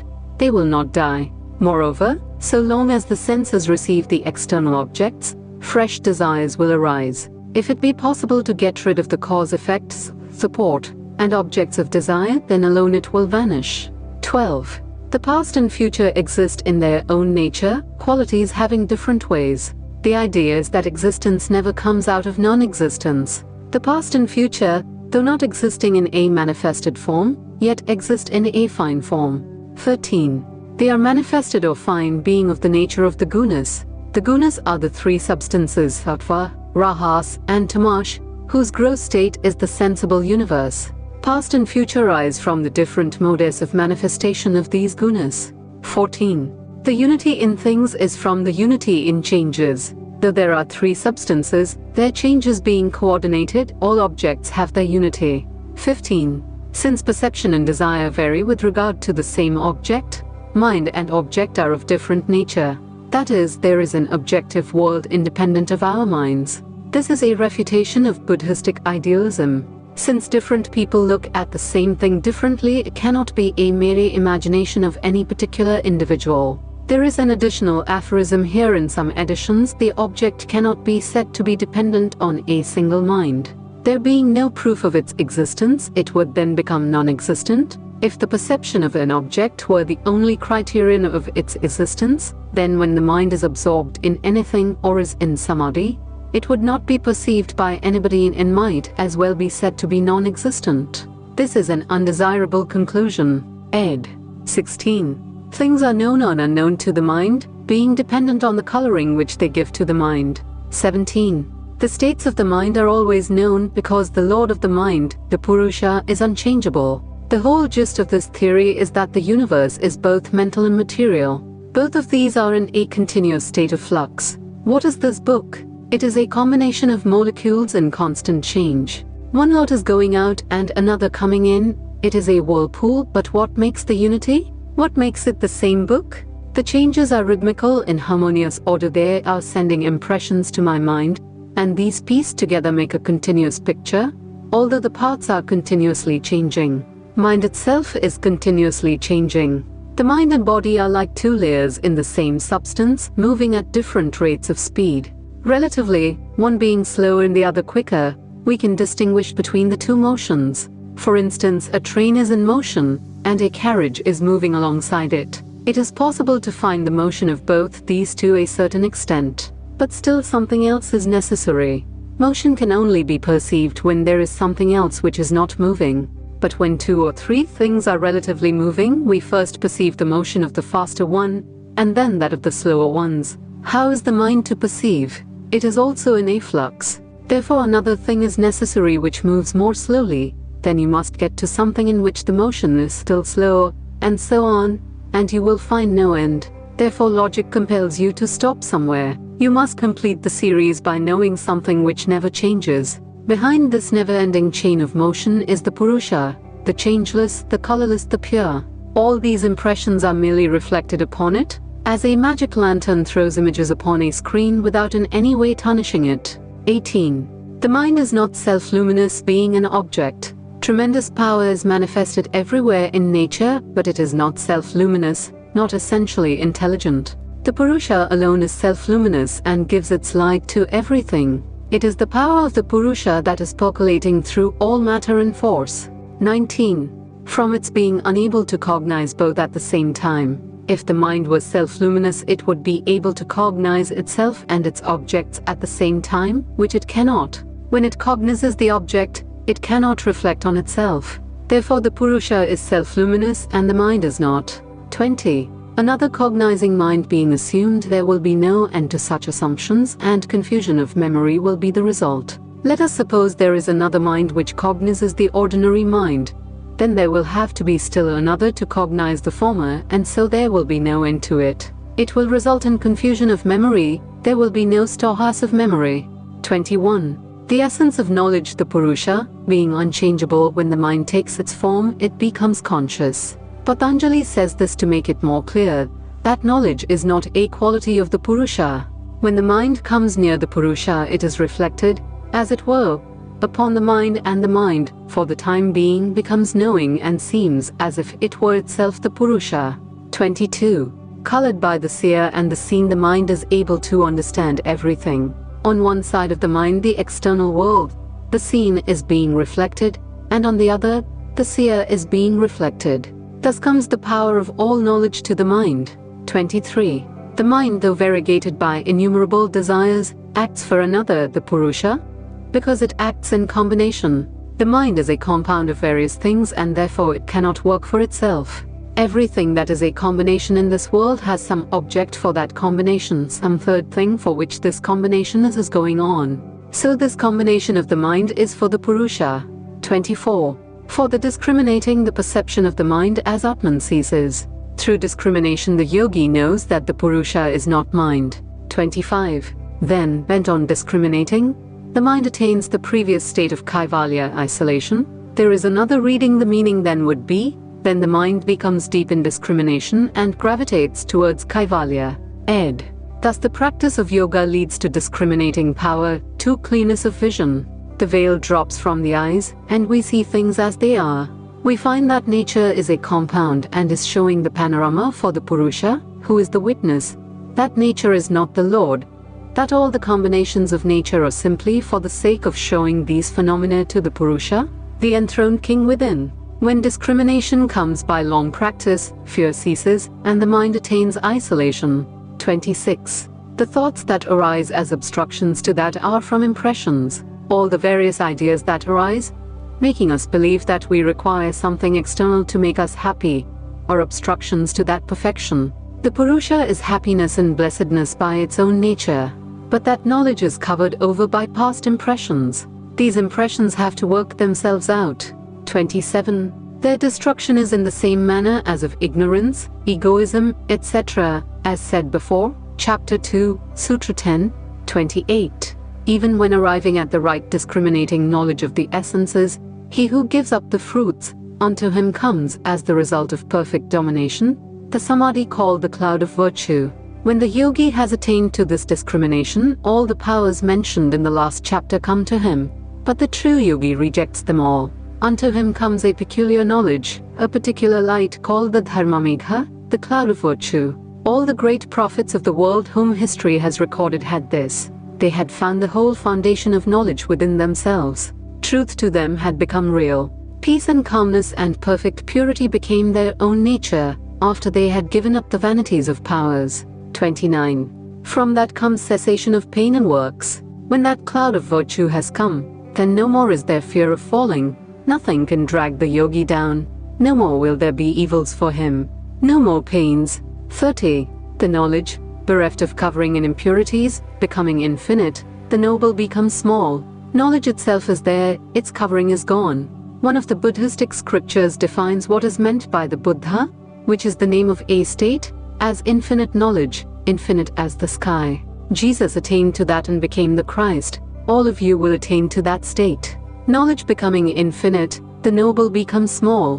The whole universe, with all its objects of knowledge, becomes as nothing before the Purusha. The ordinary man thinks himself very small, because to him the noble seems to be infinite. 31. Then are finished the successive transformations of the qualities, they having attained the end. Then all these various transformations of the qualities which change from species to species, cease forever. 32. The changes that exist in relation to moments and which are perceived at the other end, at the end of a series, are succession. Patanjali here defines the word succession, the changes that exist in relation to moments. While I think, many moments pass and with each moment there is a change of idea, but I only perceive these changes at the end of a series. This is called succession, but for the mind that has realized omnipresence there is no succession. Everything has become present for it, to it the present alone exists, the past and future are lost. Time stands, controlled. All knowledge is there in 1 second. Everything is known like a flash. 33. The resolution in the inverse order of the qualities, bereft of any motive of action for the Purusha, is Kaivalya, or it is the establishment of the power of knowledge in its own nature. Nature's task is done, this unselfish task which our sweet nurse, Nature, had imposed upon herself. She gently took the self-forgetting soul by the hand, as it were, and showed him all the experiences in the universe, all manifestations, bringing him higher and higher through various bodies, till his lost glory came back, and he remembered his own nature. Then the kind mother went back the same way she came, for others who also have lost their way in the trackless desert of life. And thus is she working without beginning and without end, and thus through pleasure and pain, through good and evil, the infinite river of souls is flowing into the ocean of perfection or self-realization. Glory unto those who have realized their own nature. May their blessings be on us all. 1395 Patanjali's Yoga Aphorisms Appendix References to Yoga Shvetashvatara Upanishad Chapter 2. 6. Where the fire is rubbed, where the air is controlled, where the soma flows over, there a perfect mind is created. 8. Placing the body in a straight posture with the chest, the throat and the head held erect, making the organs enter the mind, the sage crosses all the fearful currents by means of the raft of Brahman. 9. The man of well-regulated endeavors controls the prana and when it has become quieted, breathes out through the nostrils. The persevering sage holds his mind as a charioteer holds the rest of horses. 10. In lonely places as mountain caves where the floor is even free of pebbles, fire, or sand, where there are no disturbing noises from men or waterfalls, inauspicious places helpful to the mind and pleasing to the eyes. Yoga is to be practiced, mind is to be joined. 11. Like snowfall, smoke, sun, wind, fire, firefly, lightning, crystal, moon, these forms, coming before, gradually manifest the Brahman in yoga. 12. When the perceptions of yoga, arising from earth, water, light, fire, ether, have taken place, then yoga has begun. Unto him does not come disease, nor old age, nor death, who has got a body made up of the fire of yoga. 13. The first signs of entering yoga are lightness, health, non-covetousness, cleanness of complexion, a beautiful voice, an agreeable odor in the body, and scantiness of excretions. 14. As gold or silver, first covered with earth, and then cleaned, shines full of light, so the embodied man, seeing the truth of the Atman as one, attains the goal and becomes sorrowless. Yajnavalkya quoted by Shankara in Svetashvatara Upanishad Bhashya. After practicing the postures as desired, according to rules, then, O Gargi, the man who has conquered the posture will practice pranayama, seated in an easy posture, on a deer or tiger skin, placed on kusha grass, worshipping Ganpati with fruits in sweetmeats, placing the right palm on the left, holding the throat and head in the same line, The lips closed and firm, facing the east or the north. The eyes fixed on the tip of the nose, avoiding too much food or fasting. The nadis should be purified, without which the practice will be fruitless. Thinking of the seed word, at the junction of Pingala and Ida, the right in the left nostrils, the Ida should be filled with external air in 12 metras seconds. Then the yogi meditates on fire in the same place with the word Rung, and while meditating, thus slowly ejects the air through the Pingala, right nostril. Again filling in through the Pingala, the air should be slowly ejected through the Ida in the same way. This should be practiced for 3 or 4 years, or 3 or 4 months, according to the directions of a guru, in secret, alone in a room, in the early morning, at midday, in the evening, and at midnight, until the nerves become purified. Lightness of body, clear complexion, good appetite, hearing of the nada are the signs of the purification of nerves. Then should be practiced pranayama composed of rachaka, exhalation, kumbhaka, retention, and puraka, inhalation. Joining the prana with the apanya is pranayama. In 16 matras, filling the body from the head to the feet. In 32 matras, the prana is to be thrown out, and with 64 the kumbhaka should be made. There is another pranayama in which the kumbhaka should first be made with 64 matras, then the prana should be thrown out with 16 and the body next filled with 16 matras. By pranayama, impurities of the body are thrown out, by dharana the impurities of the mind, by pratyahara impurities of attachment, and by samadhi is taken off everything that hides the lordship of the soul. Sankhya Book 329. By the achievement of meditation, there come to the Pure One, the Purusha, all powers of nature. 30. Meditation is the removal of attachment. 31. It is perfected by the suppression of the modifications. 32. By dharana, posture, and performance of one's duties it is perfected. 33. Restraint of the prana is by means of expulsion and retention. 34. Posture is that which is steady and easy. 36. Also by non-attachment and practice, meditation is perfected. 74. By reflection on the principles of nature, and by giving them up as, not it, discrimination is perfected. Book I5. As the hawk becomes unhappy if the food is taken away from him and happy if he gives it up himself, so he who gives up everything voluntarily is happy. 6. As the snake is happy in giving up his old skin. 3. Instruction is to be repeated. 8. That which is not a means of liberation is not to be thought, or it becomes a cause of bondage, as in the case of Bharat. 9. From the association of many things there is obstruction to meditation, through passion, aversion, etc., like the shell bracelets on the virgin's hand. 10. It is the same even in the case of 2. 11.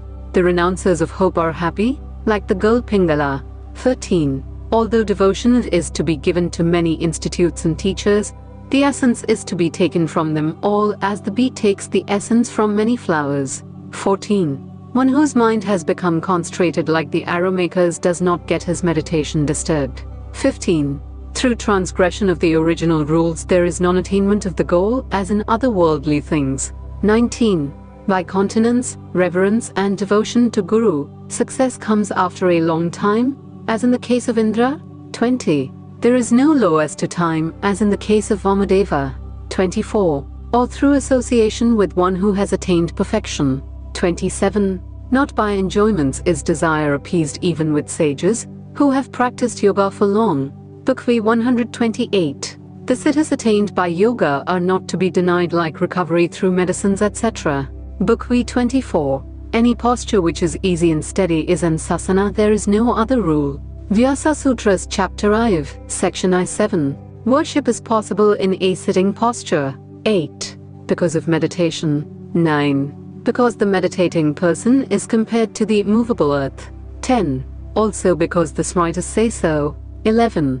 There is no law of place. Wherever the mind is concentrated, their worship should be performed. These several extracts give an idea of what other systems of Indian philosophy have to say upon yoga. 1-4 Lectures and Discourses. 1-4 Soul, God and Religion. Through the vistas of the past, the voice of the centuries is coming down to us.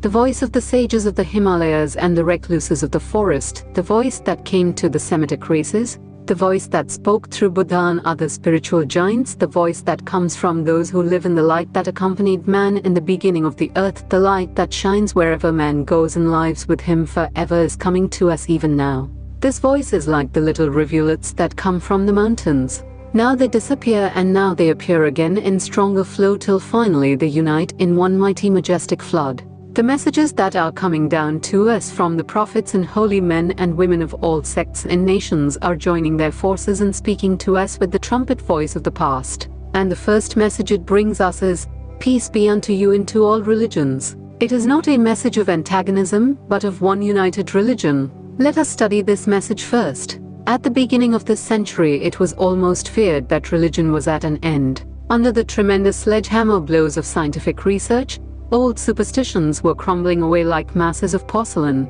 Those to whom religion meant only a bundle of creeds and meaningless ceremonials were in despair. They were at their wits' end. Everything was slipping between their fingers. For a time it seemed inevitable that the surging tide of agnosticism and materialism would sweep all before it. There were those who did not dare utter what they thought. Many thought the case hopeless and the cause of religion lost once and forever. But the tide has turned and to the rescue has come what? The study of comparative religions. By the study of different religions we find that in essence they are one. When I was a boy, the skepticism reached me and it seemed for a time as if I must give up all hope of religion. But fortunately for me, I studied the Christian religion, the Mohammedan, the Buddhistic and others. And what was my surprise to find that the same foundation principles taught by my religion were also taught by all religions. It appealed to me this way. What is the truth? I asked. Is this world true? Yes.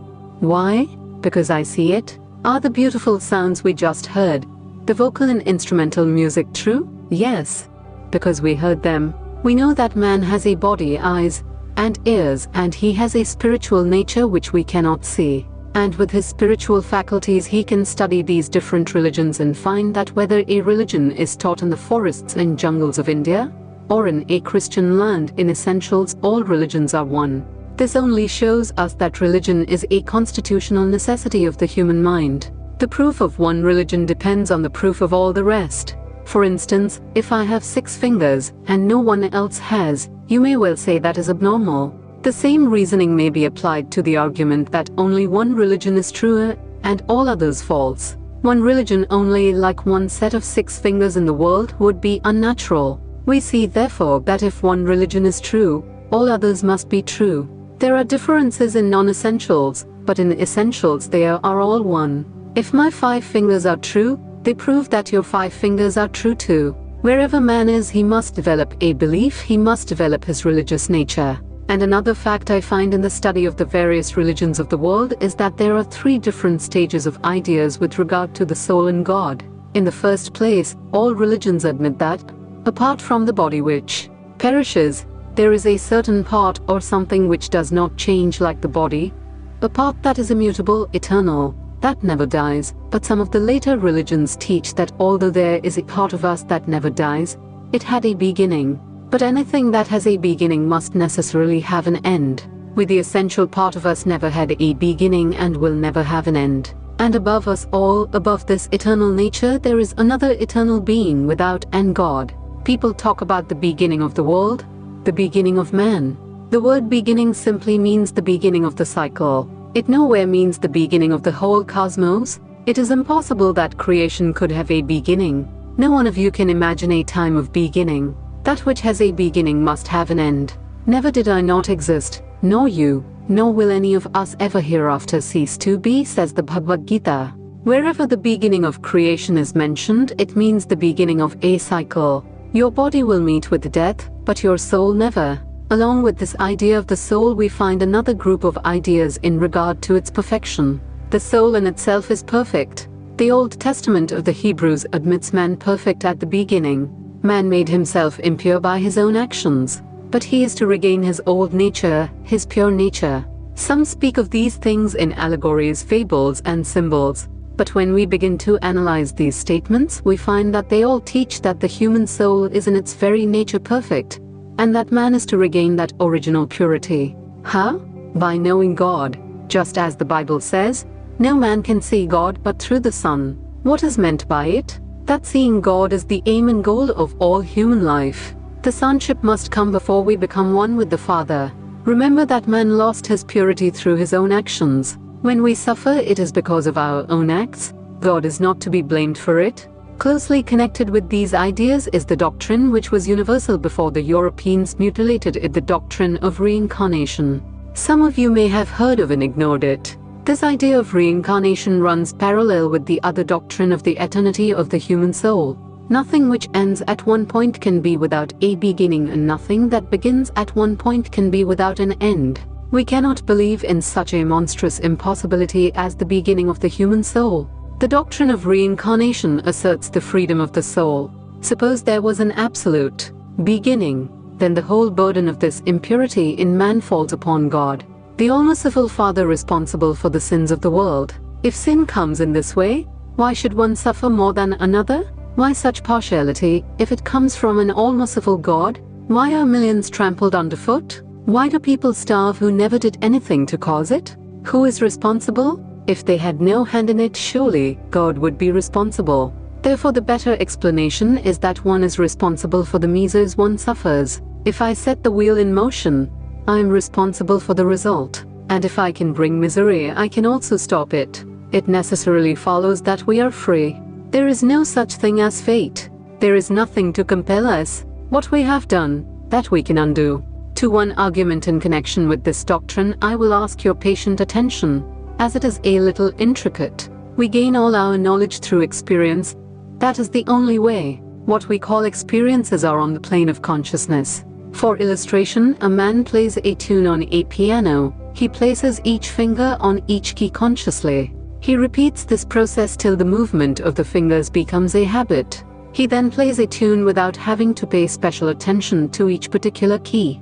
Similarly, we find in regard to ourselves that our tendencies are the result of past conscious actions. A child is born with certain tendencies. Whence do they come? No child is born with a tabula rasa, with a clean blank page of a mind. The page has been written on previously. The old Greek and Egyptian philosophers taught that no child came with a vacant mind. Each child comes with 100 tendencies generated by past conscious actions. It did not acquire these in this life, and we're bound to admit that it must have had them in past lives. The rankest materialist has to admit that these tendencies are the result of past actions. Only they add that these tendencies come through heredity. Our parents, grandparents, and great-grandparents come down to us through this law of heredity. Now, if heredity alone explains this, there is no necessity of believing in the soul at all, because body explains everything. We need not go into the different arguments and discussions on materialism and spiritualism. So far the way is clear for those who believe in an individual soul. We see that to come to a reasonable conclusion, we must admit that we have had past lives. This is the belief of the great philosophers and sages of the past and of modern times. Such a doctrine was believed in among the Jews. Jesus Christ believed in it. He says in the Bible, "Before Abraham was I am." And in another place it is said, "This is Elias who is said to have come." All the different religions which grew among different nations under varying circumstances and conditions had their origin in Asia, and the Asiatics understand them well. When they came out from the motherland, they got mixed up with errors. The most profound and noble ideas of Christianity were never understood in Europe, because the ideas and images used by the writers of the Bible were foreign to it. Take for illustration the pictures of the Madonna. Every artist paints his Madonna according to his own preconceived ideas. I have been seeing hundreds of pictures of the Last Supper of Jesus Christ, and he is made to sit at a table. Now, Christ never sat at a table.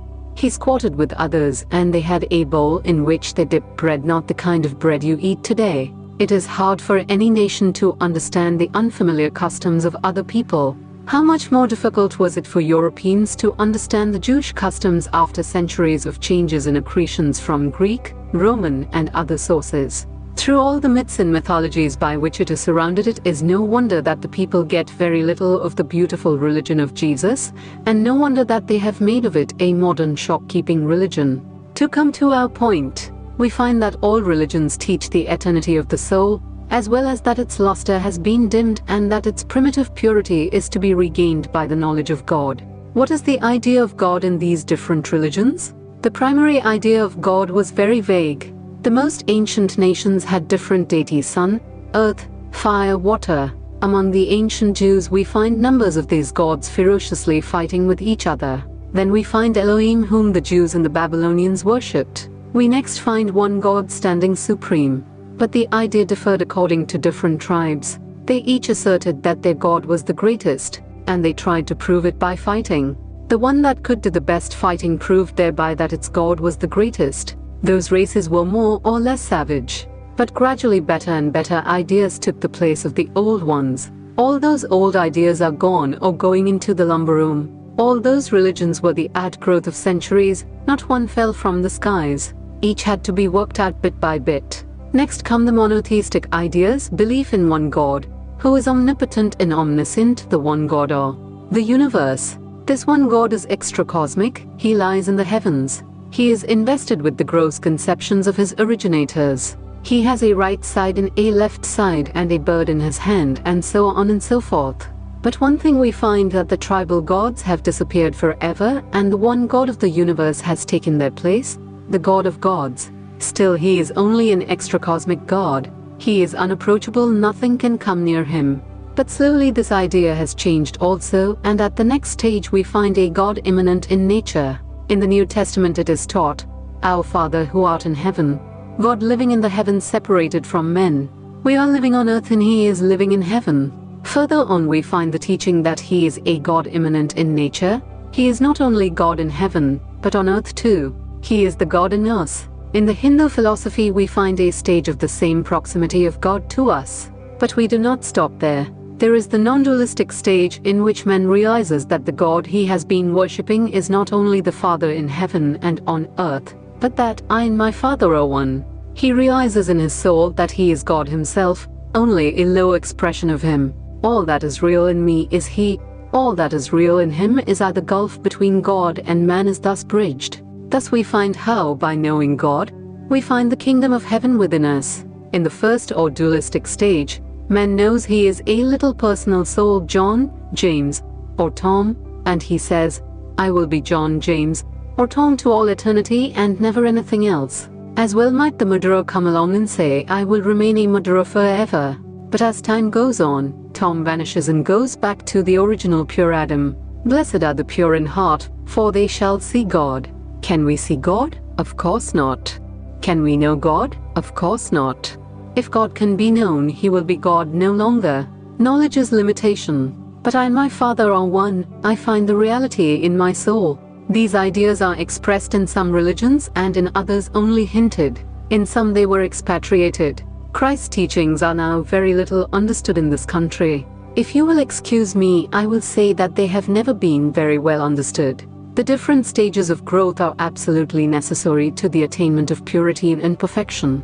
The varying systems of religion are at bottom founded on the same ideas. Jesus says the kingdom of heaven is within you. Again he says, Our Father who art in heaven. How do you reconcile the two sayings? In this way he was talking to the uneducated masses when he said the latter. The masses who were uneducated in religion. It was necessary to speak to them in their own language. The masses want concrete ideas, something the senses can grasp.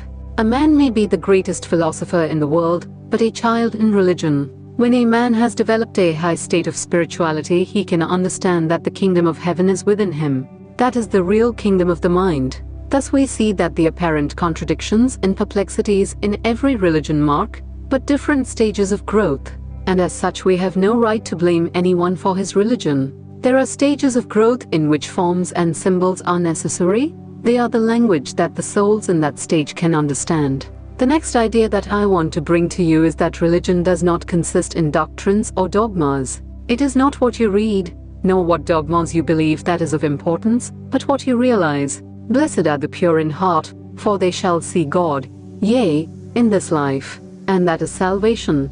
There are those who teach that this can be gained by the mumbling of words, but no great master ever taught that external forms were necessary for salvation. The power of attaining it is within ourselves. We live and move in God. Creeds and sects have their parts to play, but they are for children. They last but temporarily. Books never make religions, but religions make books. We must not forget that. No book ever created God, but God inspired all the great books. and no book ever created a soul. We must never forget that. The end of all religions is the realizing of God in the soul. That is the one universal religion. If there is one universal truth in all religions, I place it here in realizing God. Ideals and methods may differ, but that is the central point. There may be 8,000 different radii, but they all converge to the one center, and that is the realization of God. Something behind this world of sense, this world of eternal eating and drinking and talking nonsense, this world of false shadows and selfishness. There is that beyond all books, beyond all creeds, beyond the vanities of this world, and it is the realization of God within yourself. A man may believe in all the churches in the world. He may carry in his head all the sacred books ever written. He may baptize himself in all the rivers of the earth.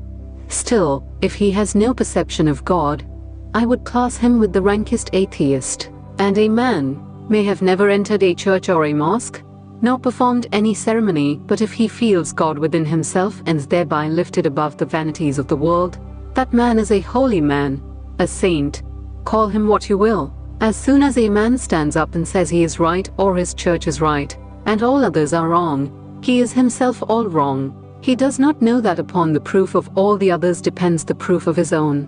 Love and charity for the whole human race, that is the test of true religiousness. I do not mean the sentimental statement that all men are brothers, but that one must feel the oneness of human life. So far as they are not exclusive, I see that the sects and creeds are all mine. They are all grand. They are all helping men towards the real religion. I will add, it is good to be born in a church, but it is bad to die there. It is good to be born a child, but bad to remain a child. Churches, ceremonies, and symbols are good for children, but when the child is grown, he must burst the church or himself.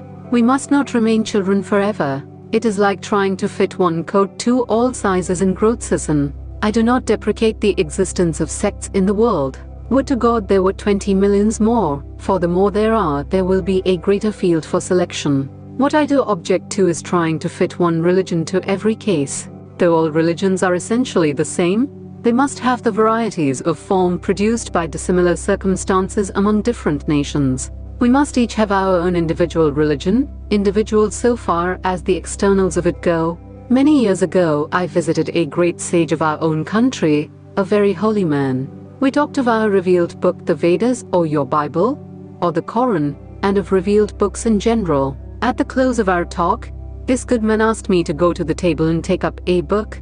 It was a book which, among other things, contained a forecast of the rainfall during the year. The sage said, "Read that." And I read out the quantity of rain that was to fall. He said, "Now take the book and squeeze it." I did so, and he said, "Why, my boy, not a drop of water comes out. Until the water comes out, it is all book, book.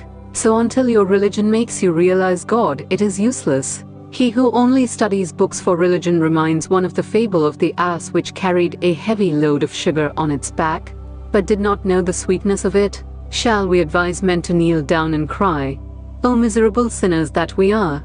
No, rather let us remind them of their divine nature. I will tell you a story. A lioness in search of prey came upon a flock of sheep, and as she jumped at one of them, she gave birth to a cub and died on the spot. The young lion was brought up in the flock, ate grass, and bleated like a sheep, and it never knew that it was a lion. One day a lion came across the flock and was astonished to see in it a huge lion eating grass and bleating like a sheep. At his sight the flock fled and the lion sheep with them. But the lion watched his opportunity and in one day found the lion sheep asleep. He woke him up and said, "You are a lion." The other said, "No," and began to bleat like a sheep. But the stranger lion took him to a lake and asked him to look in the water at his own image and see if it did not resemble him. The stranger lion. He looked and acknowledged that it did. Then the stranger lion began to roar and asked him to do the same. The lion sheep tried his voice and was soon roaring as grandly as the other. And he was a sheep no longer. My friends, I would like to tell you all that you are mighty as lions. If the room is dark, do you go about beating your chest and crying, "It is dark, dark, dark"? No, the only way to get the light is to strike a light, and then the darkness goes. The only way to realize the light above you is to strike the spiritual light within you, and the darkness of sin and impurity will flee away. Think of your higher self, not of your lower. Some questions and answers here followed. QE man in the audience said, if ministers stop preaching hellfire, they will have no control over their people. They had better lose it then. The man who is frightened into religion has no religion at all. Better teach him of his divine nature than of his animal. Q. What did the Lord mean when he said, the kingdom of heaven is not of this world? That the kingdom of heaven is within us. The Jewish idea was a kingdom of heaven upon this earth. That was not the idea of Jesus. Q. Do you believe we come up from the animals? I believe that. By the law of evolution, the higher beings have come up from the lower kingdoms. Q. Do you know of anyone who remembers his previous life? I have met some who told me they did remember their previous life. They had reached a point where they could remember their former incarnations. Q. Do you believe in Christ's crucifixion? Christ was God incarnate. They could not kill him. That which was crucified was only a semblance, a mirage. Q. If he could have produced such a semblance as that, would not that have been the greatest miracle of all? I look upon miracles as the greatest stumbling blocks in the way of truth.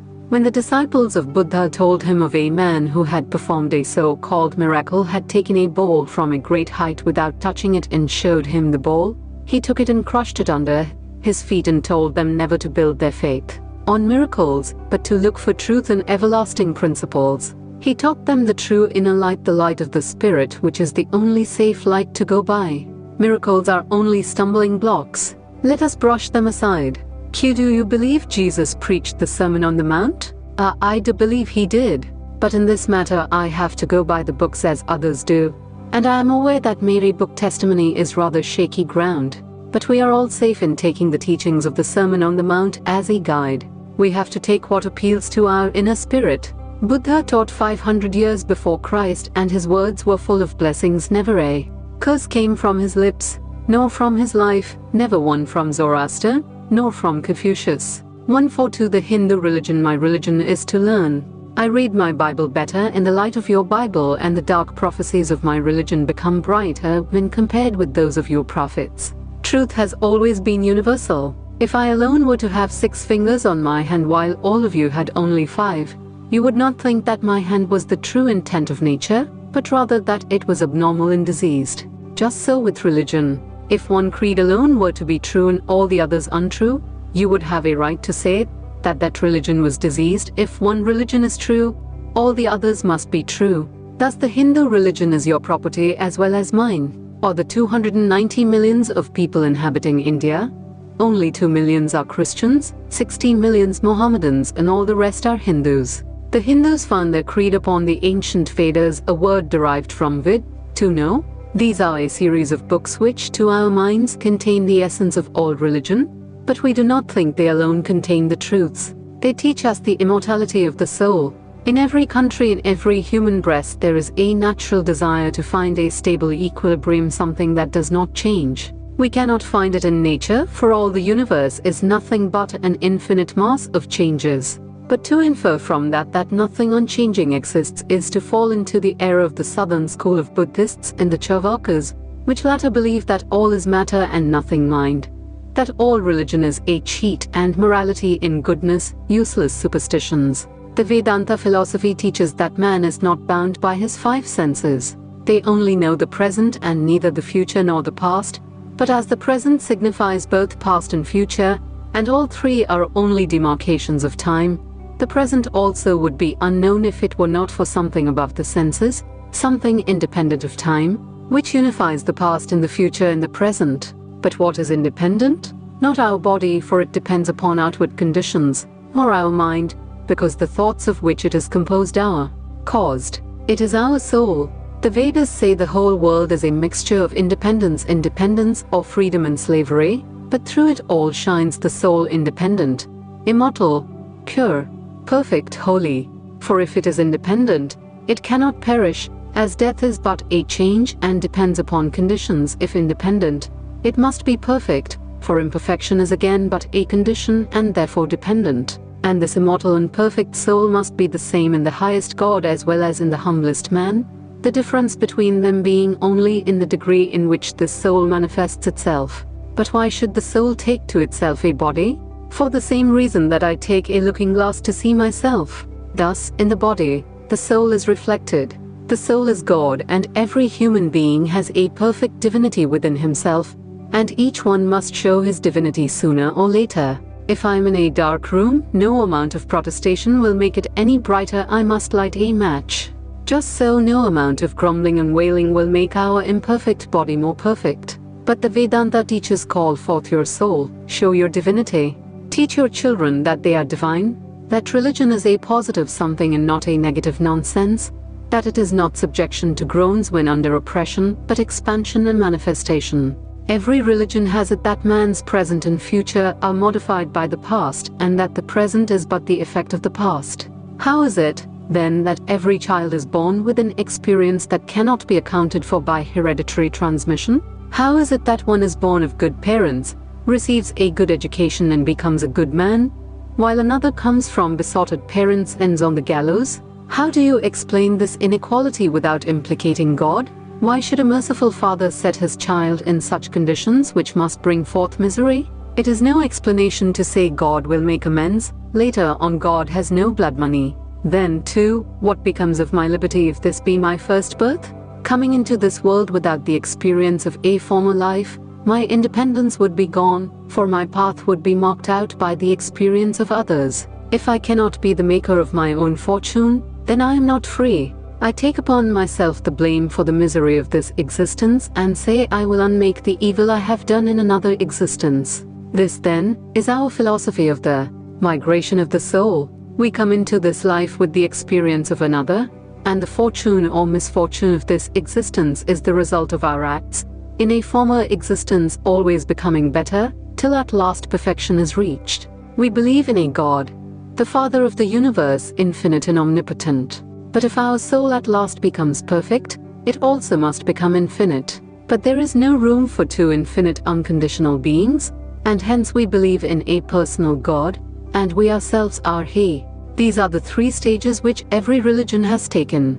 First we see God in the far beyond, then we come nearer to Him and give Him omnipresence so that we live in Him, and at last we recognize that we are He. The idea of an objective God is not untrue. In fact, every idea of God, and hence every religion, is true, as each is but a different stage in the journey, the aim of which is the perfect conception of the Vedas. Hence too we not only tolerate, but we Hindus accept every religion, praying in the mosque of the Mohammedans, worshipping before the fire of the Zoroastrians, and kneeling before the cross of the Christians, knowing that all the religions, from the lowest fetishism to the highest absolutism, mean so many attempts of the human soul to grasp and realize the infinite, each determined by the conditions of its birth and association, and each of them marking a stage of progress. We gather all these flowers and bind them with the twine of love, making a wonderful bouquet of worship. If I am God, then my soul is a temple of the highest, and my every motion should be a worship, love for love's sake, duty for duty's sake, without hope of reward or fear of punishment. Thus my religion means expansion, and expansion means realization and perception in the highest sense, no mumbling words or genuflections. Man is to become divine, realizing the divine more and more from day to day in an endless progress. Summary of a lecture delivered before the Ethical Society, Brooklyn, at the Pouch Gallery in Clinton Avenue, on the 30th of December 1894, reproduced from the Brooklyn Standard Union. 143. What is religion? A huge locomotive has rushed on over the line, and a small worm that was creeping upon one of the rails saved its life by crawling out of the path of the locomotive. Yet this little worm, so insignificant that it can be crushed in a moment, is a living something, while this locomotive, so huge, so immense, is only an engine, a machine. You say the one has life and the other is only dead matter, and all its powers and strength and speed are only those of a dead machine, a mechanical contrivance. Yet the poor little worm which moved upon the rail, in which the least touch of the engine would have deprived of its life, is a majestic being compared to that huge locomotive. It is a small part of the infinite, and therefore it is greater than this powerful engine. Why should that be so? How do we know the living from the dead? The machine mechanically performs all the movements its maker made it to perform. Its movements are not those of life. How can we make the distinction between the living and the dead then? In the living there is freedom, there is intelligence. In the dead all is bound and no freedom is possible, because there is no intelligence. This freedom that distinguishes us from mere machines is what we are all striving for. To be more free is the goal of all our efforts, for only in perfect freedom can there be perfection. This effort to attain freedom underlies all forms of worship, whether we know it or not. If we were to examine the various sorts of worship all over the world, we would see that the rudest of mankind are worshipping ghosts, demons, and the spirits of their forefathers, serpent worship of tribal gods, and worship of the departed ones. Why do they do this? Because they feel that in some unknown way these beings are greater, more powerful than themselves, and limit their freedom. They therefore seek to propitiate these beings in order to prevent them from molesting them. In other words, to get more freedom. They also seek to win favor from these superior beings, to get by gift of the gods what ought to be earned by personal effort. On the whole, this shows that the world is expecting a miracle. This expectation never leaves us, and however we may try, we are all running after the miraculous and extraordinary. What is mind but that ceaseless inquiry into the meaning and mystery of life? We may say that only uncultivated people are going after all these things, but the question still is there. Why should it be so? The Jews were asking for a miracle. The whole world has been asking for the same these thousands of years.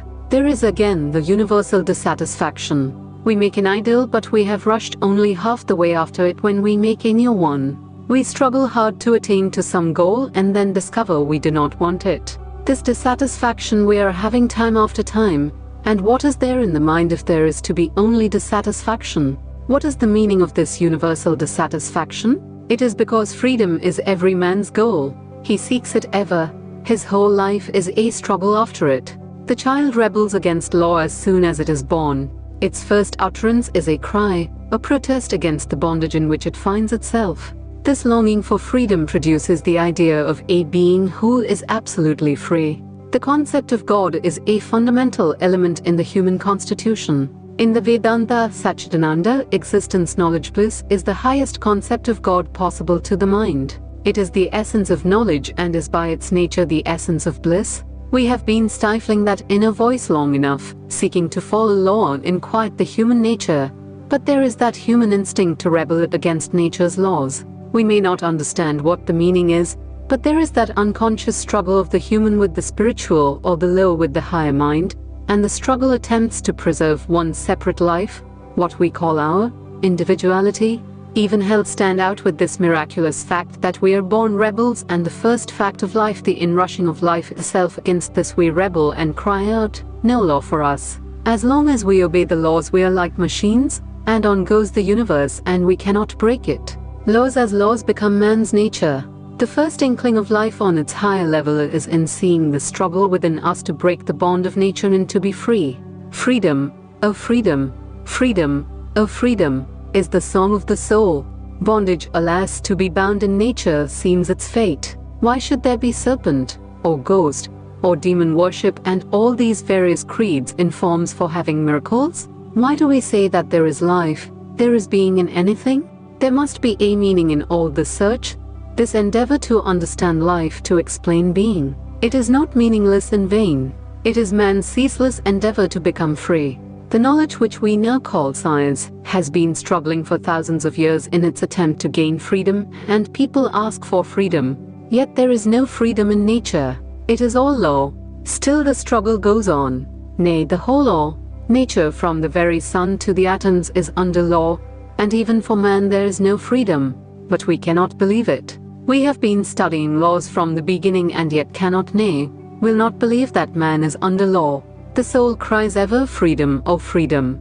With the conception of God as a perfectly free being, man cannot rest eternally in this bondage. Higher he must go, and unless the struggle were for himself, he would think it too severe. Man says to himself, I am a born slave, I am bound nevertheless. There is a being who is not bound by nature. He is free and master of nature. The conception of God, therefore, is as essential and as fundamental a part of mind as is the idea of bondage. Both are the outcome of the idea. There cannot be life, even in the plant, without the idea of freedom. In the plant or in the worm, life has to rise to the individual concept. It is there, unconsciously working, the plant living its life to preserve the variety, principle, or form, not nature. The idea of nature controlling every step onward overrules the idea of freedom. Onward goes the idea of the material world. Onward moves the idea of freedom. Still the fight goes on. We are hearing about all the quarrels of creeds and sects, yet creeds and sects are just and proper, they must be there. The chain is lengthening and naturally the struggle increases, but there need be no quarrels if we only knew that we are all striving to reach the same goal. The embodiment of freedom, the master of nature, is what we call God. You cannot deny him. No, because you cannot move or live without the idea of freedom. Would you come here if you did not believe you were free? It is quite possible that the biologist can and will give some explanation of this perpetual effort to be free. Take all that for granted, still the idea of freedom is there. It is a fact as much so as the other fact that you cannot apparently get over, the fact of being under nature. Bondage and liberty, light and shadow, good and evil must be there, but the very fact of the bondage shows also this freedom hidden there. If one is a fact, the other is equally a fact. There must be this idea of freedom. While now we cannot see that this idea of bondage, in uncultivated man, is his struggle for freedom, yet the idea of freedom is there. The bondage of sin, impurity in the uncultivated savage is to his consciousness very small, for his nature is only a little higher than the animals. What he struggles against is the bondage of physical nature, the lack of physical gratification, but out of this lower consciousness grows and broadens the higher conception of a mental or moral bondage and a longing for spiritual freedom. Here we see the divine dimly shining through the veil of ignorance. The veil is very dense at first and the light may be almost obscured, but it is there ever pure and undimmed, the radiant fire of freedom and perfection.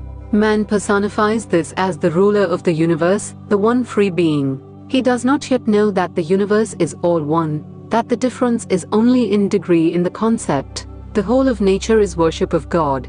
Wherever there is life, there is the search for freedom, and that freedom is the same as God. Necessarily this freedom gives us mastery over all nature and is impossible without knowledge. The more we are knowing, the more we are becoming masters of nature. Mastery alone is making us strong, and if there be some being entirely free and master of nature, that being must have a perfect knowledge of nature, must be omnipresent and omniscient. Freedom must go hand in hand with these, and that being alone who has acquired these will be beyond nature.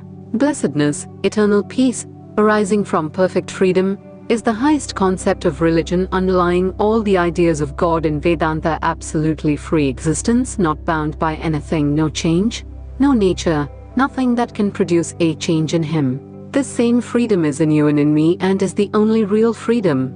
God is still established upon his own majestic changeless self. You and I try to be one with him, but plant ourselves upon nature, upon the trifles of daily life, on money, on fame, on human love, and all these changing forms in nature which make for bondage. When nature shines, upon what depends the shining? Upon God and not upon the sun, nor the moon, nor the stars. Wherever anything shines, whether it is the light in the sun or in our own consciousness, it is He shining, all shines after Him. Now we have seen that this God is self-evident, impersonal, omniscient, the known master of nature, the Lord of all. He is behind all worship, and it is being done according to Him, whether we know it or not. I go one step further. That at which all marvel, that which we call evil, is His worship too. This too is a part of freedom. Nay, I will be terrible even and tell you that when you are doing evil, the impulse behind is also that freedom.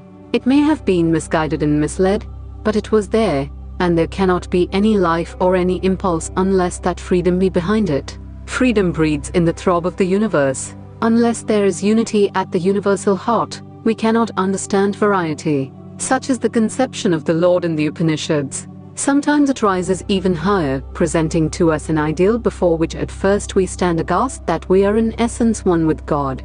He who has the coloring in the wings of the butterfly, and the blossoming of the rosebud, is the power that is in the plant and in the butterfly.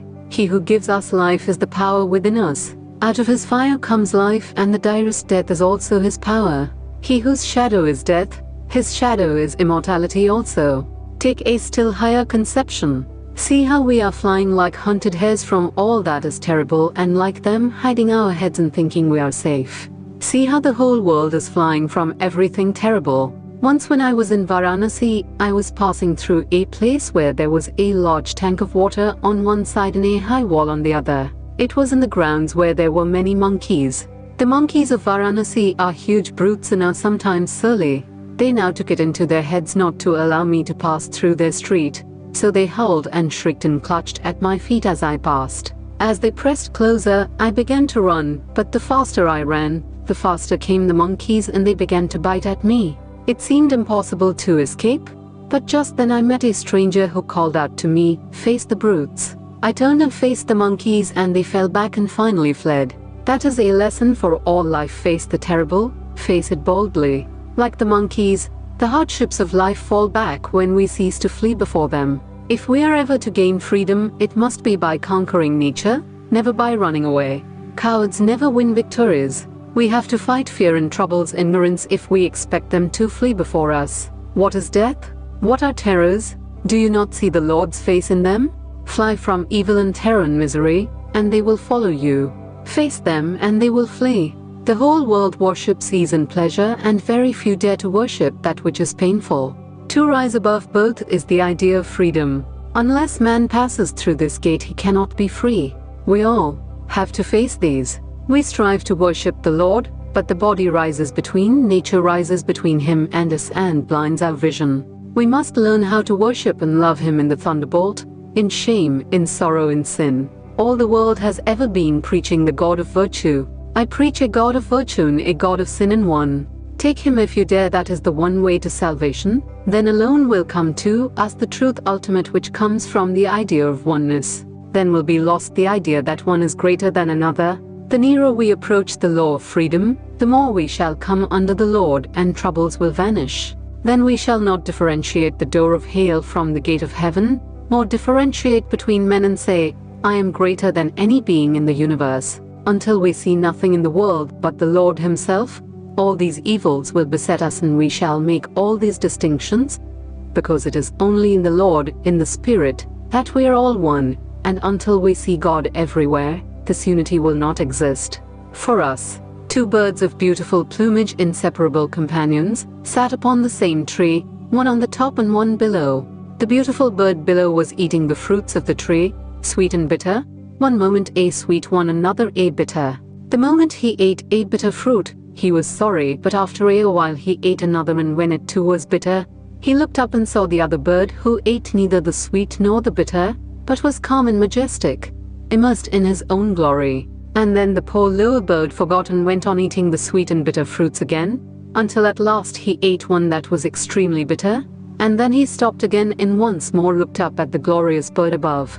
Then he came nearer and nearer to the other bird, and when he had come near enough, rays of light shone upon him and enveloped him, and he saw he was transformed into the higher bird. He became calm, majestic, free, and found that there had been but one bird all the time on the tree. The lower bird was but the reflection of the one above. So we are in reality one with the Lord, but the reflection makes us seem many. As when the one sun reflects in a million dewdrops and seems a million tiny suns. The reflection must vanish if we are to identify ourselves with our real nature, which is divine. The universe itself can never be the limit of our satisfaction. That is why the miser gathers more and more money. That is why the robber robs, the sinner sins. That is why you are learning philosophy. All have one purpose. There is no other purpose in life, save to reach this freedom. Consciously or unconsciously, we are all striving for perfection. Every being must attain to it. The man who is groping through sin, through misery, the man who is choosing the path through hells, will reach it, but it will take time. We cannot save him. Some hard knocks on his head will help him to turn to the Lord. The path of virtue, purity, unselfishness to spirituality becomes known at last in what all are doing unconsciously, we are trying to do consciously. The idea is expressed by Saint Paul, the God that ye ignorantly worship, him declare I unto you. This is the lesson for the whole world to learn.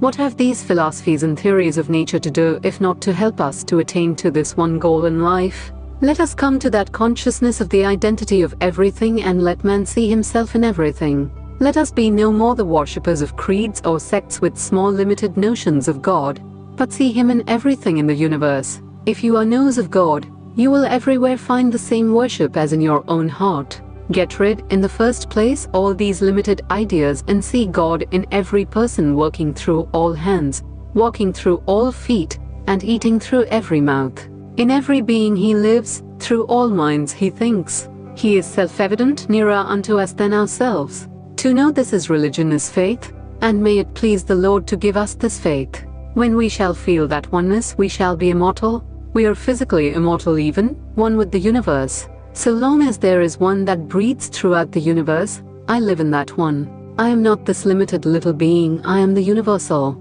I am the life of all the sons of the past. I am the soul of Buddha, or Jesus, or Muhammad. I am the soul of the teachers, and I am all the robbers that robbed, and all the murderers that were hanged. I am the universal. Stand up then, this is the highest worship. You are one with the universe. That only is humility, not crawling upon all fours and calling yourself a sinner. That is the highest evolution, when this veil of differentiation is torn off. The highest creed is oneness. I am so-and-so is a limited idea, not true of the real I. I am the universal. Stand upon that and ever worship the highest through the highest form, for God is spirit and should be worshipped in spirit and in truth. Through lower forms of worship, man's material thoughts rise to spiritual worship, and the universal infinite one is at last worshipped in and through the spirit. That which is limited is material. The spirit alone is infinite. God is spirit, is infinite, man is spirit and therefore infinite, and the infinite alone can worship the infinite. We will worship the infinite. That is the highest spiritual worship. The grandeur of realizing these ideas, how difficult it is. I theorize, talk, philosophize, and the next moment something comes against me, and I unconsciously become angry. I forget there is anything in the universe but this little limited self. I forget to say, I am the spirit. What is this trifle to me? I am the spirit. I forget it is all myself playing. I forget God. I forget freedom. Sharp as the blade of a razor, long and difficult and hard to cross is the way to freedom. The sages have declared this again and again. Yet do not let these weaknesses and failures bind you. The Upanishads have declared, arise, awake, and stop not until the goal is reached. We will then certainly cross the path, sharp as it is like the razor, and long and distant and difficult though it be. Man becomes the master of gods and demons. No one is to blame for our misers but ourselves. Do you think there is only a dark cup of poison if man goes to look for nectar? The nectar is there and is for every man who strives to reach it. The Lord Himself tells us, give up all these paths and struggles. Do thou take refuge in me? I will take thee to the other shore, be not afraid. We hear that from all the scriptures of the world that come to us. The same voice teaches us to say, thy will be done upon earth, as it is in heaven, for thine is the kingdom and the power and the glory. It is difficult, all very difficult. I say to myself, this moment I will take refuge in thee, O Lord. Unto thy love I will sacrifice all, and on thine altar I will place all that is good and virtuous. My sins, my sorrows, my actions, good and evil, I will offer unto thee. Do thou take them and I will never forget. One moment I say, thy will be done, and the next moment something comes to try me and I spring up in a rage. The goal of all religions is the same, but the language of the teachers differs. The attempt is to kill the false, I, so that the real, I the Lord, will reign. I the Lord thy God am a jealous God. Thou shalt have no other gods before me, say the Hebrew scriptures. God must be there all alone. We must say, not I but thou, and then we should give up everything but the Lord. He and He alone should reign. Perhaps we struggle hard and yet the next moment our feet slip, and then we try to stretch out our hands to Mother. We find we cannot stand alone. Life is infinite, one chapter of which is thy will be done, and unless we realize all the chapters we cannot realize the whole. Thy will be done. Every moment the traitor mind rebels against it, yet it must be said, again and again, if we are to conquer the low self, we cannot serve a traitor and yet be saved. There is salvation for all except the traitor, and we stand condemned as traitors, traitors against our own selves, against the majesty of Mother when we refuse to obey the voice of our higher self. Come what will, we must give our bodies and minds up to the supreme will. Well has it been said by the Hindu philosopher, if man says twice, thy will be done, he commits sin. Thy will be done, what more is needed? Why say it twice? What is good is good. No more shall we take it back. thy will be done on earth as it is in heaven, for thine is the kingdom and the power and the glory forevermore. 144 Vedic religious ideals. What concerns us most is the religious thought on soul and God and all that appertains to religion. We will take the Smritis. These are collections of hymns forming, as it were, the oldest Aryan literature, properly speaking, the oldest literature in the world. There may have been some scraps of literature of older date here and there, older than that even, but not books, or literature properly so called. As a collected book, this is the oldest the world has, and herein is portrayed the earliest feeling of the Aryans, their aspirations, the questions that arose about their manners and methods, and so on.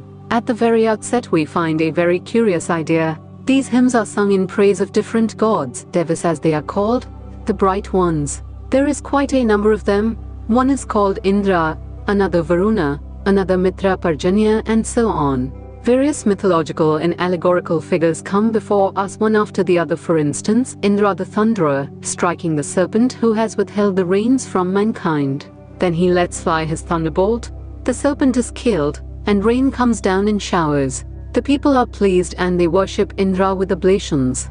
They make a sacrificial pyre, kill some animals, roast their flesh upon spits and offer that meat to Indra. And they had a popular plant called Soma. What plant it was nobody knows now, it has entirely disappeared.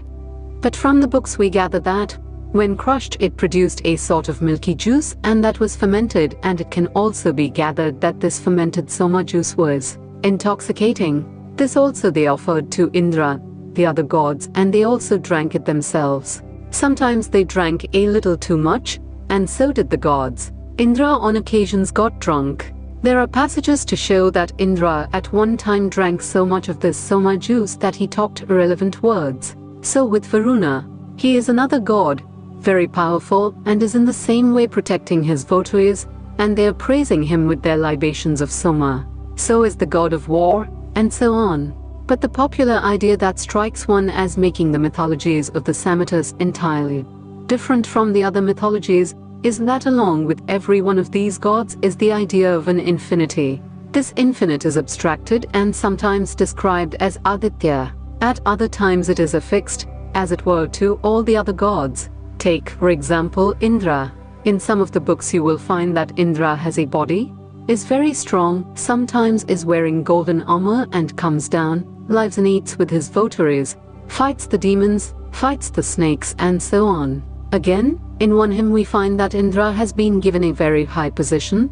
He is omnipresent and omnipotent, and Indra sees the heart of every being. So with Varuna, this Varuna is god of the air and is in charge of the water, just as Indra was previously, and then, all of a sudden, we find him raised up and said to be omnipresent, omnipotent, and so on. I will read one passage about this Varuna in his highest form, and you will understand what I mean. It has been translated into English poetry, so it is better that I read it in that form. The mighty Lord on high our deeds, as if at hand espies. The gods know all men do, though men would fain their acts disguise. Whoever stands, whoever moves, or steals from place to place, or hides him in his secret cell, the gods his movements trace. Wherever two together plot, and deem they are alone, King Varuna is there a third, and all their schemes are known.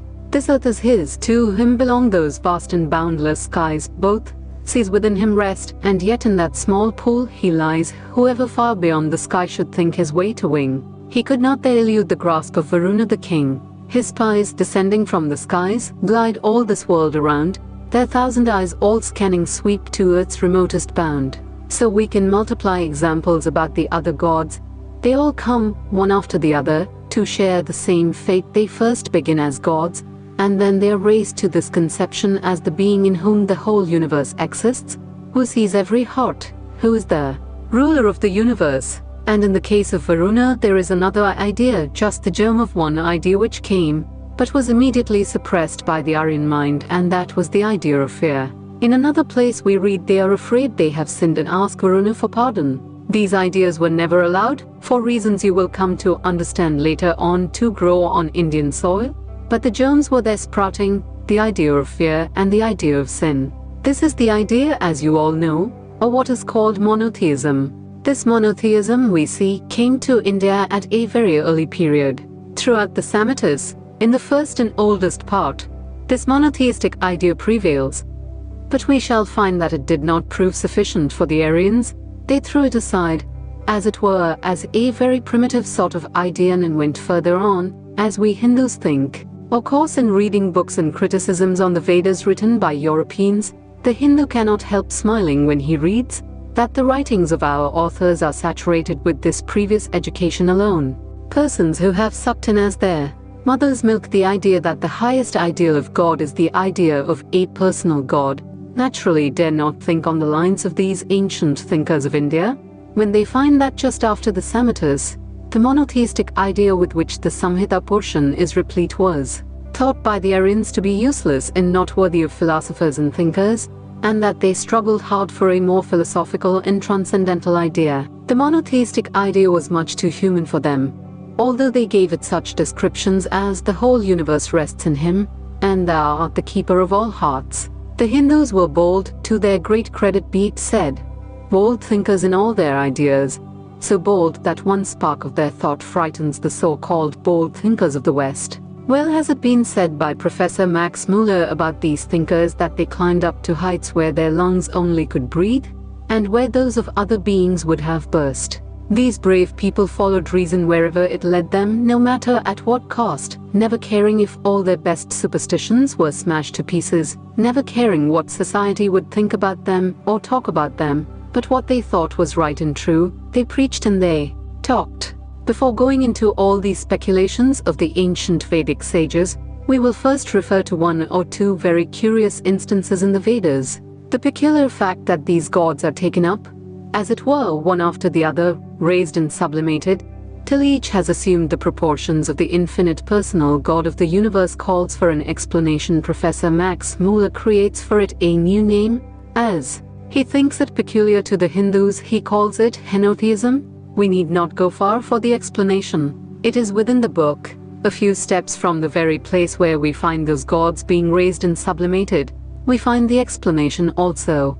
The question arises how the Hindu mythologies should be so unique, so different from all others. In Babylonian or Greek mythologies, we find one god struggling upwards, and he assumes a position and remains there, while the other gods die out. All the Molochs, Jehovah becomes supreme, and the other Molochs are forgotten, lost forever. He is the god of gods. So too are all the Greek gods. Zeus comes to the front and assumes big proportions, becomes the god of the universe, and all the other gods become degraded into minor angels. This fact was repeated in later times. The Buddhists and the Jains raised one of their prophets to the godhead, and all the other gods they made subservient to Buddha or to Jina. This is the worldwide process, but there we find an exception, as it were. One god is praised, and for the time being it is said that all the other gods obey his commands, and the very one who is said to be raised up by Varuna is himself raised up, in the next book, to the highest position. They occupy the position of the personal god in turns, but the explanation is there in the book, and it is a grand explanation, one that has given the theme to all subsequent thought in India, and one that will be the theme of the whole world of religions. Ekam sat vipra bahuda vadant, that which exists is one. Sages call it by various names. In all these cases where hymns were written about all these gods, the being perceived was one and the same. It was the perceiver who made the difference. It was the hymnist, the sage, the poet, who sang in different languages and different words, the praise of one and the same being.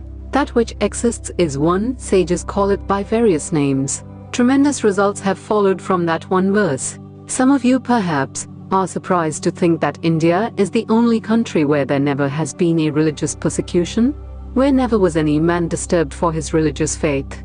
Theists or atheists, monists, duists, monotheists are there and always live unmolested.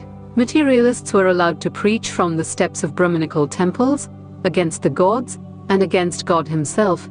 They went preaching all over the land that the idea of God was a mere superstition, and that gods and Vedas and religion was simply superstitions, invented by the priests for their own benefit, and they were allowed to do this unmolested. And so wherever he went, Buddha tried to pull down every old thing sacred to the Hindus to the dust, and Buddha died of ripe old age. So did the Jains, who laughed at the idea of God. How can it be that there is a God? They asked. It must be a mere superstition. So on. Endless examples there are. Before the Mohammedan wave came into India, it was never known what religious persecution was. The Hindus had only experienced it as made by foreigners on themselves. And even now it is a patent fact how much Hindus have helped to build Christian churches, and how much readiness there is to help them. There never has been bloodshed.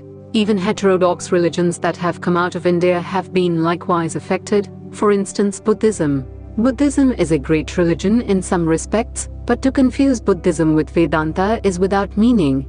Anyone may mark just the difference that exists between Christianity and the Salvation Army. There are great and good points in Buddhism, but these great points fell into hands which were not able to keep them safe. The jewels which came from philosophers fell into the hands of mobs, and the mobs took up their ideas. They had a great deal of enthusiasm, some marvelous ideas, great and humanitarian ideas, but after all, there is something else that is necessary: thought and intellect to keep everything safe. Wherever you see the most humanitarian ideas fall into the hands of the multitude, the first result, you may notice, is degradation. It is learning and intellect that keep things sure. Now this Buddhism went as the first missionary religion to the world, penetrated the whole of the civilized world as it existed at that time, and never was a drop of blood shed for that religion. We read how in China the Buddhist missionaries were persecuted and thousands were massacred by 2 or 3 successive emperors. But after that, fortune favored the Buddhists, and one of the emperors offered to take vengeance on the persecutors, but the missionaries refused. All that we owe to this one verse. That is why I want you to remember it. Whom they call Indra Mitra, Varuna, that which exists is one. Sages call it by various names. It was written nobody knows at what date. It may be 8,000 years ago, in spite of all modern scholars may say it may be 9,000 years ago. Not one of these religious speculations is of modern date, but they are as fresh today as they were when they were written, or rather fresher, for at that distant date man was not so civilized as we know him now. He had not learned to cut his brother's throat because he differed a little in thought from himself. He had not deluged the world in blood. He did not become demon to his own brother. In the name of humanity he did not massacre whole lots of mankind then. Therefore these words come to us today very fresh, as great stimulating, life-giving words, much fresher than they were when they were written. That which exists is one. Sages call it by various names. We have to learn yet that all religions, under whatever name they may be called, either Hindu, Buddhist, Mohammedan, or Christian, have the same God, and he who derides any one of these derides his own God. That was the solution they arrived at. But as I have said, this ancient monotheistic idea did not satisfy the Hindu mind. It did not go far enough. It did not explain the visible world. A ruler of the world does not explain the world, certainly not. A ruler of the universe does not explain the universe, and much less an external ruler, one outside of it. He may be a moral guide, the greatest power in the universe, but that is no explanation at all. The universe, and the first question that we find now arising, assuming proportions, is the question about the universe. Whence did it come? How did it come? How does it exist? Various hymns are to be found on this question, struggling forward to assume form, and nowhere do we find it so poetically, so wonderfully expressed as in the following hymn. Then there was neither up nor not, nor air, nor sky, nor anything. What covered all? Where rested all? Then death was not, nor deathlessness, nor change to night and day. The translation loses a good deal of the poetical beauty. Then death was not, nor deathlessness, nor change to night and day. The very sound of the Sanskrit is musical. That existed, that breath, covering as it were, that God's existence, but it did not begin to move. It is good to remember this one idea, that it existed motionless, because we shall find how this idea sprouts up afterwards in the cosmology. How, according to the Hindu metaphysics and philosophy, this whole universe is a mass of vibrations, as it were motions, and there are periods when this whole mass of motion subsides and becomes finer and finer, remaining in that state for some time. That is the state described in this hymn. It existed unmoved, without vibration, and when this creation began, this began to vibrate, and all this creation came out of it. That one breath, calm, self-sustained, not else beyond it. Gloom existed first. Those of you who have ever been in India or any tropical country and have seen the bursting of the monsoon, will understand the majesty of these words. I remember 3 poets' attempts to picture this. Milton says, "No light, but rather darkness visible." Kalidasa says, "Darkness which can be penetrated with a needle, but none comes near this Vedic description. Gloom hidden in gloom. Everything is parching and sizzling, the whole creation seems to be burning away." And for days it has been so, when one afternoon there is in one corner of the horizon a speck or cloud, and in less than half an hour it has extended unto the whole earth, until, as it were, it is covered with cloud, cloud over cloud, and then it bursts into a tremendous deluge of rain. The cause of creation was described as will. That which existed at first became changed into will, and this will began to manifest itself as desire. This also we ought to remember, because we find that this idea of desire is said to be the cause of all we have. This idea of will has been the cornerstone of both the Buddhist and the Vedantic system, and later on has penetrated into German philosophy and forms the basis of Schopenhauer's system of philosophy. It is here we first hear of it. Now first arose desire, the primal seed of mind. Sages, searching in their hearts by wisdom, found the bond between existence and non-existence. It is a very peculiar expression. The poet ends by saying that perhaps he even does not know. We find in this hymn, apart from its poetical merits, that this questioning about the universe has assumed quite definite proportions, and that the minds of these sages must have advanced to such a state when all sorts of common answers would not satisfy them. We find that they were not even satisfied with this governor above. There are various other hymns where the same idea comes in, about how this all came, and just as we have seen, when they were trying to find a governor of the universe, a personal God, they were taking up one deva after another, raising him up to that position. So now we shall find that in various hymns one or other idea is taken up, and expanded infinitely and made responsible for everything in the universe. One particular idea is taken as the support, in which everything rests and exists, and that support has become all this. So on with various ideas. They tried this method with prana, the life principle. They expanded the idea of the life principle until it became universal and infinite. It is the life principle that is supporting everything, not only the human body, but it is the light of the sun and the moon. It is the power moving everything, the universal motive energy. Some of these attempts are very beautiful, very poetical. Some of them, as "He ushers the beautiful morning," are marvelously lyrical in the way they picture things. Then this very desire which, as we have just read, arose as the first primal germ of creation began to be stretched out, until it became the universal God. But none of these ideas satisfied. Here the idea is sublimated and finally abstracted into a personality. He alone existed in the beginning. He is the one Lord of all that exists. He supports this universe. He who is the author of souls, he who is the author of strength, whom all the gods worship, whose shadow is life, whose shadow is death, whom else shall we worship? Whose glory the snowtops of the Himalayas declare, whose glory the oceans with all their waters proclaim. So on it goes. But as I told you just now, this idea did not satisfy them. At last we find a very peculiar position. The Aryan mind had so long been seeking an answer to the question from outside. They questioned everything they could find, the sun, the moon and stars, and they found all they could in this way. The whole of nature at best could teach them only of a personal being who is the ruler of the universe. It could teach nothing further. In short, out of the external world we can only get the idea of an architect, that which is called the design theory. It is not a very logical argument, as we all know. There is something childish about it, yet it is the only little bit of anything we can know about God from the external world, that this world required a builder.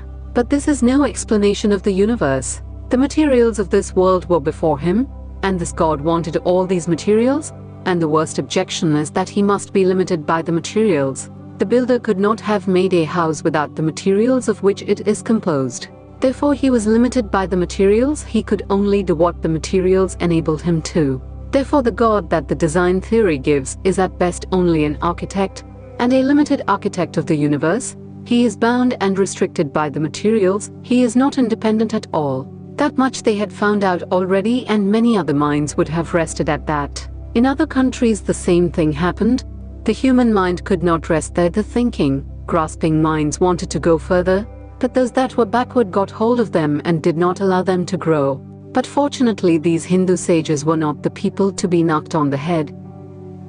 The first thing that struck them was that it is not with the eyes and the senses that we perceive that external world and know anything about religion. The first idea, therefore, was to find the deficiency, and that deficiency was both physical and moral, as we shall see. You do not know, says one of these sages, the cause of this universe. There has arisen a tremendous difference between you and me. Why? Because you have been talking sense things and are satisfied with sense objects and with the merry ceremonials of religion, while I have known the Purusha beyond. Along with this progress of spiritual ideas that I am trying to trace for you, I can only hint to you a little about the other factor in the growth, for that has nothing to do with our subject. Therefore I need not enlarge upon it. The growth of rituals. As those spiritual ideas progressed in arithmetical progression, so the ritualistic ideas progressed in geometrical progression. The old superstitions had by this time developed into a tremendous mass of rituals, which grew and grew till it almost killed the Hindu life, and it is still there. It has got hold of and permeated every portion of our life and made us born slaves. Yet, at the same time, we find a fight against this advance of ritual from the very earliest days. The one objection raised there is this, that love for ceremonials, dressing at certain times, eating in a certain way, and shows, in mummeries of religion like these are only external religion because you are satisfied with the senses and do not want to go beyond them. This is a tremendous difficulty with us, with every human being. At best, when we want to hear of spiritual things, our standard is the senses. Or a man hears things about philosophy, and God, and transcendental things, and after hearing about them for days, he asks, after all, how much money will they bring? How much sense enjoyment will they bring? For his enjoyment is only in the senses, quite naturally. But that satisfaction in the senses, says our sage, is one of the causes which have spread the veil between truth and ourselves. Devotion to ceremonials, a satisfaction in the senses, and forming various theories, have drawn a veil between ourselves and truth.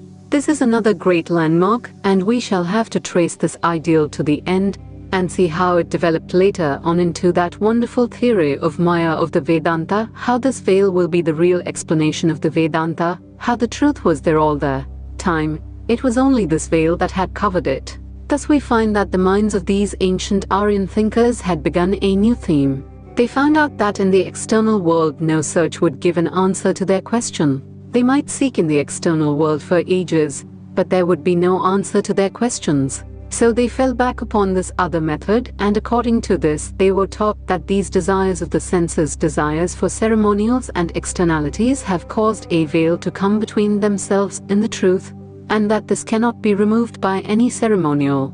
They had to fall back on their own minds and analyze the mind to find the truth in themselves. The outside world failed and they turned back upon the inside world, and then it became the real philosophy of the Vedanta. From here the Vedanta philosophy begins. It is the foundation stone of Vedanta philosophy. As we go on, we find that all its inquiries are inside. From the very outset they seem to declare, look not for the truth in any religion, it is here in the human soul. The miracle of all miracles in the human soul, the emporium of all knowledge, the mine of all existence, seek here. What is not here cannot be there. And they found out step by step that that which is external is but a dull reflection at best of that which is inside. We shall see how they took, as it were, this old idea of God, the governor of the universe, who is external to the universe, and first put him inside the universe. He is not a God outside, but he is inside, and they took him from there into their own hearts. Here he is in the heart of man, the soul of our souls, the reality in us. Several great ideas have to be understood in order to grasp properly the workings of the Vedanta philosophy. In the first place, it is not philosophy in the sense we speak of the philosophy of Kant and Hegel. It is not one book or the work of one man. Vedanta is the name of a series of books written at different times. Sometimes in one of these productions there will be 50 different things. Neither are they properly arranged. The thoughts, as it were, have been jotted down. Sometimes in the midst of other extraneous things we find some wonderful idea, but one fact is remarkable, that these ideas in the Upanishads would be always progressing. In that crude old language, the working of the mind of every one of the sages has been, as it were, painted just as it went. how the ideas are at first very crude and they become finer and finer till they reach the goal of the Vedanta, and this goal assumes a philosophical name. Just at first it was a search after the devas, the bright ones, and then it was the origin of the universe, and the very same search is getting another name, more philosophical, clearer, the unity of all things, knowing which everything else becomes known. 145 The Vedanta philosophy. The Vedanta philosophy, as it is generally called at the present day, really comprises all the various sects that now exist in India. Thus there have been various interpretations, and to my mind they have been progressive, beginning with the dualistic or Dvaita and ending with the non-dualistic or Advaita.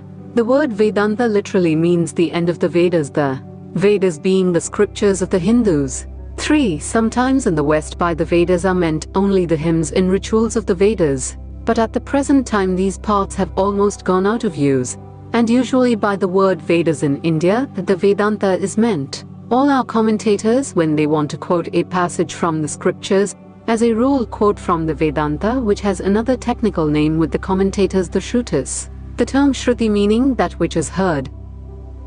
Now all the books known by the name of the Vedanta were not entirely written after the ritualistic portions of the Vedas. For instance, one of them, the Isha Upanishad, forms the 40th chapter of the Yajurveda, that being one of the oldest parts of the Vedas. There are other Upanishads, 4, which form portions of the Brahmanas or ritualistic writings, and the rest of the Upanishads are independent, not comprised in any of the Brahmanas or other parts of the Vedas, but there is no reason to suppose that they were entirely independent of other parts, for, as we well know, many of these have been lost entirely and many of the Brahmanas have become extinct. So it is quite possible that the independent Upanishads belonged to some Brahmanas, which in course of time fell into disuse while the Upanishads remained. These Upanishads are also called forest books or Arnyakas.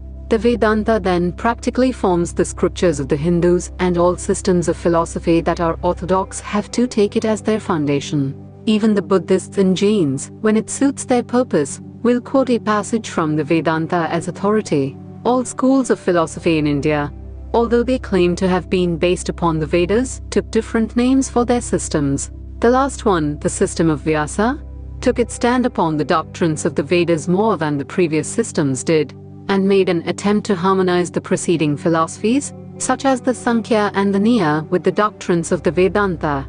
So it is especially called the Vedanta philosophy, and the sutras or aphorisms of Vyasa are, in modern India, the basis of the Vedanta philosophy. Again, these sutras of Vyasa have been variously explained by different commentators. In general, there are 3 sorts of commentators, 5 in India now. From their interpretations have arisen 3 systems of philosophy and sects. One is the dualistic or Dvaita, a second is the qualified non-dualistic or Vishishtadvaita, and a third is the non-dualistic or Advaita. Or these, the dualistic and the qualified non-dualistic, include the largest number of the Indian people. The non-dualists are comparatively few in number. Now I will try to lay before you the ideas that are contained in all these 3 sects. But before going on, I will make one remark, that these different Vedanta systems have one common psychology, and that is the psychology of the Sankhya system. The Sankhya psychology is very much like the psychologies of the Nyaya and Vaisheshika systems, differing only in minor particulars. All the Vedantists agree on 3 points. They believe in God, in the Vedas as revealed, and in cycles. We have already considered the Vedas. The belief about cycles is as follows. All matter throughout the universe is the outcome of one primal matter called Akasha, and all force, whether gravitation, attraction or repulsion, or life, is the outcome of one primal force called Prana. Prana acting on Akasha is creating or projecting 6 the universe. At the beginning of a cycle, Akasha is motionless, unmanifested. Then Prana begins to act, more and more, creating grosser and grosser forms out of Akasha, plants, animals, men, stars, and so on. After an incalculable time, this evolution ceases and involution begins, everything being resolved back through finer and finer forms into the original Akasha and Prana, when a new cycle follows. Now there is something beyond Akasha and Prana. Both can be resolved into a third thing called Mahat, the cosmic mind. This cosmic mind does not create Akasha and Prana, but changes itself into them. We will now take up the beliefs about mind, soul, and God. According to the universally accepted Sankhya psychology, in perception in the case of vision, for instance, there are, first of all, the instruments of vision, the eyes. Behind the instruments, the eyes is the organ of vision, or indriya, the optic nerve in its centers, which is not the external instrument, but without which the eyes will not see. More still is needed for perception. The mind or manas must come and attach itself to the organ, and besides this, the sensation must be carried to the intellect or buddhi, the determinative, reactive state of the mind. When the reaction comes from buddhi, along with it flashes the external world and egoism.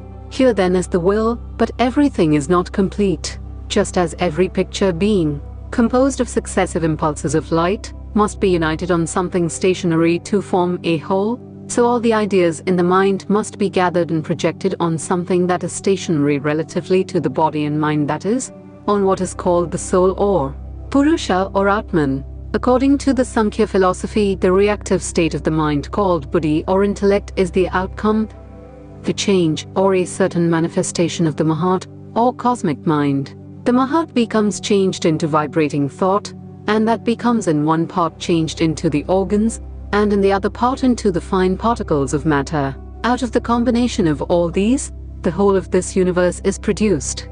Behind even Mahat, the Sankhya conceives of a certain state which is called avyakta or unmanifested, where even the manifestation of mind is not present, but only the causes exist. It is also called Prakriti. Beyond this Prakriti and eternally separate from it is the Purusha, the soul of the Sankhya, which is without attributes and omnipresent. The Purusha is not the doer but the witness.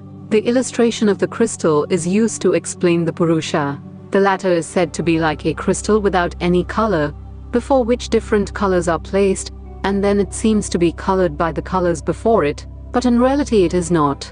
The Vedantists reject the Sankhya ideas of the soul and nature. They claim that between them there is a huge gulf to be bridged over. On the one hand, the Sankhya system comes to nature, and then at once it has to jump over to the other side and come to the soul, which is entirely separate from nature. How can these different colors, as the Sankhya calls them, be able to act on that soul which by its nature is colorless? So the Vedantists from the very first affirm that the soul and this nature are one. 7. Even the dualistic Vedantists admit that the Atman or God is not only the efficient cause of this universe, but also the material cause. But they only say so in so many words. They do not really mean it, for they try to escape from their conclusions. In this way they say there are three existences in this universe: God, soul and nature. Nature and soul are, as it were, the body of God, and in this sense it may be said that God and the whole universe are one. But this nature and all these various souls remain different from each other through all eternity. Only at the beginning of a cycle do they become manifest, and when the cycle ends, they become fine and remain in a fine state. The Advaita Vedantists, the non-dualists, reject this theory of the soul, and having nearly the whole range of the Upanishads in their favor, build their philosophy entirely upon them. All the books contained in the Upanishads have one subject, one task before them, to prove the following theme: just as by the knowledge of one lump of clay, we have the knowledge of all the clay in the universe. So what is that? No, which we know everything in the universe? The idea of the Advaitists is to generalize the whole universe into one, that something which is really the whole of this universe. And they claim that this whole universe is one, that it is one being manifesting itself in all these various forms. They admit that what the Sankhya calls nature exists, but say that nature is God. It is this being, the Sat, which has become converted into all this, the universe, man's soul and everything that exists. Mind and Mahat are but the manifestations of that one Sat. But then the difficulty arises that this would be pantheism. How came that Sat which is unchangeable, as they admit, for that which is absolute is unchangeable, to be changed into that which is changeable and perishable? The Advaitists here have a theory which they call Vivata Veda, or apparent manifestation. According to the dualists and the Sankhyas, the whole of this universe is the evolution of primal nature. According to some of the Advaitists and some of the dualists, the whole of this universe is evolved from God. And according to the Advaitists proper, the followers of Shankaracharya, the whole universe is the apparent evolution of God. God is the material cause of this universe, but not really, only apparently. The celebrated illustration used is that of the rope and the snake, where the rope appeared to be the snake, but was not really so. The rope did not really change into the snake. Even so, this whole universe as it exists is that being. It is unchanged, and all the changes we see in it are only apparent. These changes are caused by Dishay, Kala in nimitta, space, time, and causation, or, according to a higher psychological generalization, by Noman and Rupa, name and form. It is by name and form that one thing is differentiated from another. The name and form alone cause the difference. In reality they are one and the same. Again, it is not, the Vedantists say, that there is something as phenomenon in something as noumenon. The rope is changed into the snake apparently only, and when the delusion ceases, the snake vanishes. When one is in ignorance, he sees the phenomenon and does not see God. When he sees God, this universe vanishes entirely for him. Ignorance, or Maya, as it is called, is the cause of all this phenomenon, the absolute, the unchangeable, being taken as this manifested universe. This Maya is not absolute zero nor non-existence. It is defined as neither existence nor non-existence. It is not existence because that can be said only of the absolute, the unchangeable, and in this sense, Maya is non-existence. Again, it cannot be said it is non-existence, for if it were, it could never produce phenomenon. So it is something which is neither, and in the Vedanta philosophy it is called anirvachan or inexpressible. Maya then is the real cause of this universe. Maya gives the name and form to what Brahman or God gives the material, and the latter seems to have been transformed into all this. The Advaitists then have no place for the individual soul. They say individual souls are created by Maya. In reality they cannot exist. If there were only one existence throughout, how could it be that I am one and you are one and so forth? We are all one, and the cause of evil is the perception of duality. As soon as I begin to feel that I am separate from this universe, then first comes fear, and then comes misery. Where one hears another, one sees another that is small. Where one does not see another, where one does not hear another, that is the greatest, that is God. In that greatest is perfect happiness. In small things there is no happiness. According to the Advaita philosophy, then this differentiation of matter, these phenomena, are, as it were, for a time hiding the real nature of man. But the latter really has not been changed at all. In the lowest worm as well as in the highest human being, the same divine nature is present. The worm form is the low form in which the divinity has been more overshadowed by Maya. That is the highest form in which it has been least overshadowed. Behind everything the same divinity is existing, and out of this comes the basis of morality. Do not injure another. Love everyone as your own self, because the whole universe is one. In injuring another, I am injuring myself. In loving another, I am loving myself. From this also springs that principle of Advaita morality which has been summed up in one word: self-abnegation. The Advaitist says, this little personalized self is the cause of all my misery. This individualized self, which makes me different from all other beings, brings hatred and jealousy in misery, struggle and all other evils. And when this idea has been got rid of, all struggle will cease, all misery vanish. So this is to be given up. We must always hold ourselves ready even to give up our lives for the lowest beings. When a man has become ready even to give up his life for a little insect, he has reached the perfection which the Advaitist wants to attain. And at that moment when he has become thus ready, the veil of ignorance falls away from him, and he will feel his own nature. Even in this life he will feel that he is one with the universe. For a time, as it were, the whole of this phenomenal world will disappear for him, and he will realize what he is. But so long as the karma of this body remains, he will have to live. The state when the veil has vanished and yet the body remains for some time, is what the Vedantists call the Jivan Mukti, the living freedom. If a man is deluded by a mirage for some time, and one day the mirage disappears, if it comes back again the next day, or at some future time, he will not be deluded. Before the mirage first broke, the man could not distinguish between the reality and the deception. But when it has once broken, as long as he has organs and eyes to work with, he will see the image, but will no more be deluded. That fine distinction between the actual world and the mirage he has caught, and the latter cannot delude him anymore. So when the Vedantist has realized his own nature, the whole world has vanished for him. It will come back again, but no more the same world of misery. The prison of misery has become changed into sat chit, ananda, existence absolute, knowledge absolute, bliss absolute, and the attainment of this is the goal of the Advaita philosophy.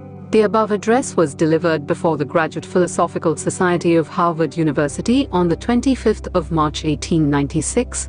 A discussion following this is available at volume V146 Reason in Religion. Delivered in England, a sage called Narada went to another sage named Sanat Kumara to learn about truth, and Sanat Kumara inquired what he had studied already.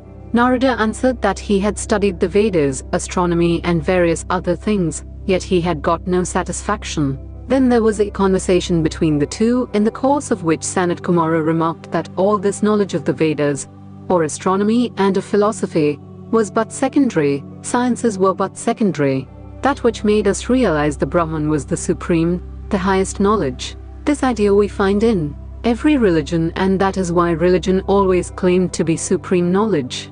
Knowledge of the sciences covers, as it were, only part of our lives, but the knowledge which religion brings to us is eternal, as infinite as the truth it preaches. Claiming the superiority, religions have many times looked down, unfortunately, on all secular knowledge, and not only so, but many times have refused to be justified by the aid of secular knowledge. In consequence, all the world over there have been fights between secular knowledge and religious knowledge, the one claiming infallible authority as its guide, refusing to listen to anything that secular knowledge has to say on the point, the other with its shining instrument of reason wanting to cut to pieces everything religion could bring forward. This fight has been and is still waged in every country. Religions have been again and again defeated, and almost exterminated. The worship of the goddess of reason during the French Revolution was not the first manifestation of that phenomenon in the history of humanity. It was a reenactment of what had happened in ancient times, but in modern times it has assumed greater proportions. The physical sciences are better equipped now than formerly, and religions have become less and less equipped. The foundations have been all undermined, and the modern man, whatever he may say in public, knows in the privacy of his heart that he can no more believe.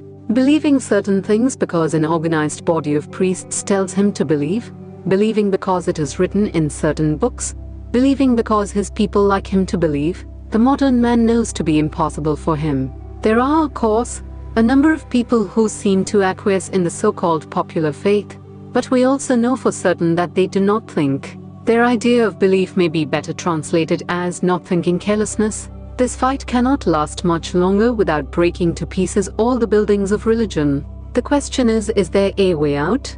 To put it in a more concrete form, is religion to justify itself by the discoveries of reason, through which every other science justifies itself? Are the same methods of investigation which we apply to sciences and knowledge outside to be applied to the science of religion? In my opinion, this must be so, and I am also of opinion that the sooner it is done the better. If a religion is destroyed by such investigations, it was then all the time useless, unworthy superstition, and the sooner it goes the better. I am thoroughly convinced that its destruction would be the best thing that could happen. All that is dross will be taken off, no doubt, but the essential parts of religion will emerge triumphant out of this investigation. Not only will it be made scientific, at least as any of the conclusions of physics or chemistry, but will have greater strength, because physics or chemistry has no internal mandate to vouch for its truth, which religion has. People who deny the efficacy of any rationalistic investigation into religion seem to me somewhat to be contradicting themselves. For instance, the Christian claims that his religion is the only true one because it was revealed to so-and-so. The Mohammedan makes the same claim for his religion. His is the only true one because it was revealed to so-and-so. But the Christian says to the Mohammedan, certain parts of your ethics do not seem to be right.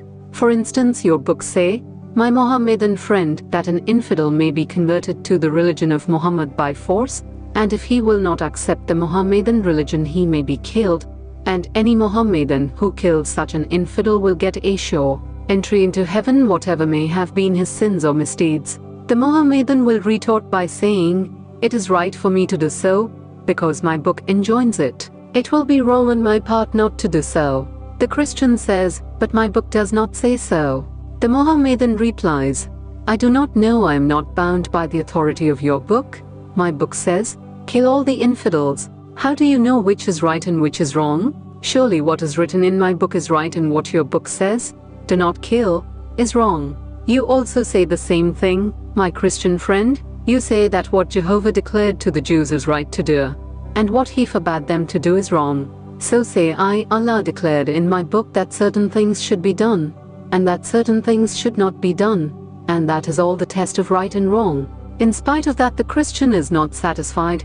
He insists on a comparison of the morality of the Sermon on the Mount with the morality of the Quran. How is this to be decided? Certainly not by the books, because the books, fighting between themselves, cannot be the judges. Decidedly then we have to admit that there is something more universal than these books, something higher than all the ethical codes that are in the world, something which can judge between the strength of inspirations of different nations. Whether we declare it boldly, clearly, or not, it is evident that here we appeal to reason. Now the question arises if this light of reason is able to judge between inspiration and inspiration, and if this light can uphold its standard when the quarrel is between prophet and prophet, if it has the power of understanding anything whatsoever of religion. If it has not, nothing can determine the hopeless fight of books and prophets which has been going on through ages, for it means that all religions are merely lies, hopelessly contradictory, without any constant idea of ethics. The proof of religion depends on the truth of the constitution of man and not on any books. These books are the outgoings, the effects of man's constitution. Man made these books. We are yet to see the books that made man. Reason is equally an effect of that common cause, the constitution of man, where our appeal must be. And yet, as reason alone is directly connected with this constitution, it should be resorted to, as long as it follows faithfully the same. What do I mean by reason? I mean what every educated man or woman is wanting to do at the present time, to apply the discoveries of secular knowledge to religion. The first principle of reasoning is that the particular is explained by the general by the more general, until we come to the universal. For instance, we have the idea of law. If something happens and we believe that it is the effect of such and such a law, we are satisfied that is an explanation for us. What we mean by that explanation is that it is proved that this one effect which had dissatisfied us is only one particular of a general mass of occurrences which we designate by the word law. When one apple fell, Newton was disturbed, but when he found that all apples fell, it was gravitation, and he was satisfied. This is one principle of human knowledge. I see a particular being, a human being in the street. I refer him to the bigger conception of man, and I am satisfied. I know he is a man by referring him to the more general. So the particulars are to be referred to the general to the more general, and everything at last to the universal, the last concept that we have, the most universal, that of existence. Existence is the most universal concept. We are all human beings. That is to say, each one of us, as it were, a particular part of the general concept humanity. A man and a cat and a dog are all animals. These particular examples, as man, or dog, or cat, are parts of a bigger and more general concept animal. The man and the cat, and the dog, and the plant, and the tree all come under the still more general concept life. Again, all these, all beings and all materials, come under the one concept of existence, for we all are in it. This explanation merely means referring the particular to a higher concept, finding more of its kind. The mind, as it were, has stored up numerous classes of such generalizations. It is, as it were, full of pigeonholes where all these ideas are grouped together, and whenever we find a new thing, the mind immediately tries to find out its type in one of these pigeonholes. If we find it, we put the new thing in there and are satisfied, and we are said to have known the thing. This is what is meant by knowledge, and no more. And if we do not find that there is something like it, we are dissatisfied, and have to wait until we find a further classification for it, already existing in the mind. Therefore, as I have already pointed out, knowledge is more or less classification. There is something more. A second explanation of knowledge is that the explanation of a thing must come from inside and not from outside. There had been the belief that, when a man threw up a stone and it fell, some demon dragged it down. Many occurrences which are really natural phenomena are attributed by people to unnatural beings. That a ghost dragged down the stone was an explanation that was not in the thing itself. It was an explanation from outside, But the second explanation of gravitation is something in the nature of the stone. The explanation is coming from inside. This tendency you will find throughout modern thought. In one word, what is meant by science is that the explanations of things are in their own nature and that no external beings or existences are required to explain what is going on in the universe. The chemist never requires demons or ghosts or anything of that sort to explain his phenomena. The physicist never requires any one of these to explain the things he knows, nor does any other scientist. And this is one of the features of science which I mean to apply to religion. In this, religions are found wanting, and that is why they are crumbling into pieces. Every science wants its explanations from inside, from the very nature of things, and the religions are not able to supply this. There is an ancient theory of a personal deity entirely separate from the universe, which has been held from the very earliest time. The arguments in favor of this have been repeated again and again, how it is necessary to have a God entirely separate from the universe, an extracosmic deity, who has created the universe out of his will, and is conceived by religion to be its ruler. We find, apart from all these arguments, the Almighty God painted as the all-merciful, and at the same time, inequalities remain in the world. These things do not concern the philosopher at all, but he says the heart of the thing was wrong. It was an explanation from outside and not inside. What is the cause of the universe? Something outside of it, some being who is moving this universe. And just as it was found insufficient to explain the phenomenon of the falling stone, so this was found insufficient to explain religion. And religions are falling to pieces because they cannot give a better explanation than that. Another idea connected with this, the manifestation of the same principle, that the explanation of everything comes from inside it, is the modern law of evolution. The whole meaning of evolution is simply that the nature of a thing is reproduced, that the effect is nothing but the cause in another form, that all the potentialities of the effect were present in the cause, that the whole of creation is but an evolution and not a creation. That is to say, every effect is a reproduction of a preceding cause, changed only by the circumstances, and thus it is going on throughout the universe. And we need not go outside the universe to seek the causes of these changes, they are within. It is unnecessary to seek for any cause outside. This also is breaking down religion. What I mean by breaking down religion is that religions that have held on to the idea of an extracosmic deity, that he is a very big man and nothing else, can no more stand on their feet. They have been pulled down, as it were. Can there be a religion satisfying these two principles? I think there can be. In the first place, we have seen that we have to satisfy the principle of generalization. The generalization principle ought to be satisfied along with the principle of evolution. We have to come to an ultimate generalization which not only will be the most universal of all generalizations, but out of which everything else must come. It will be of the same nature as the lowest effect, the cause the highest. The ultimate, the primal cause, must be the same as the lowest and most distant of its effects, a series of evolutions. The Brahman of the Vedanta fulfills that condition, because Brahman is the last generalization to which we can come. It has no attributes but is existence, knowledge, and bliss absolute. Existence, we have seen, is the very ultimate generalization which the human mind can come to. Knowledge does not mean the knowledge we have, but the essence of that which is expressing itself in the course of evolution in human beings or in other animals as knowledge.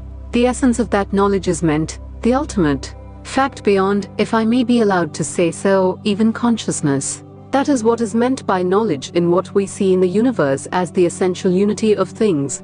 To my mind, if modern science is proving anything again and again, it is this, that we are one mentally, spiritually, and physically. It is wrong to say we are even physically different. Supposing we are materialists for argument's sake, we shall have to come to this, that the whole universe is simply an ocean of matter, of which you and I are like little whirlpools. Masses of matter are coming into each whirlpool, taking the whirlpool form and coming out as matter again. The matter that is in my body may have been in yours a few years ago, or in the sun, or may have been the matter in a plant, and so on, in a continuous state of flux. What is meant by your body and my body? It is the oneness of the body. So with thought, it is an ocean of thought, one infinite mass, in which your mind and my mind are like whirlpools. Are you not seeing the effect now, how my thoughts are entering into yours and yours into mine?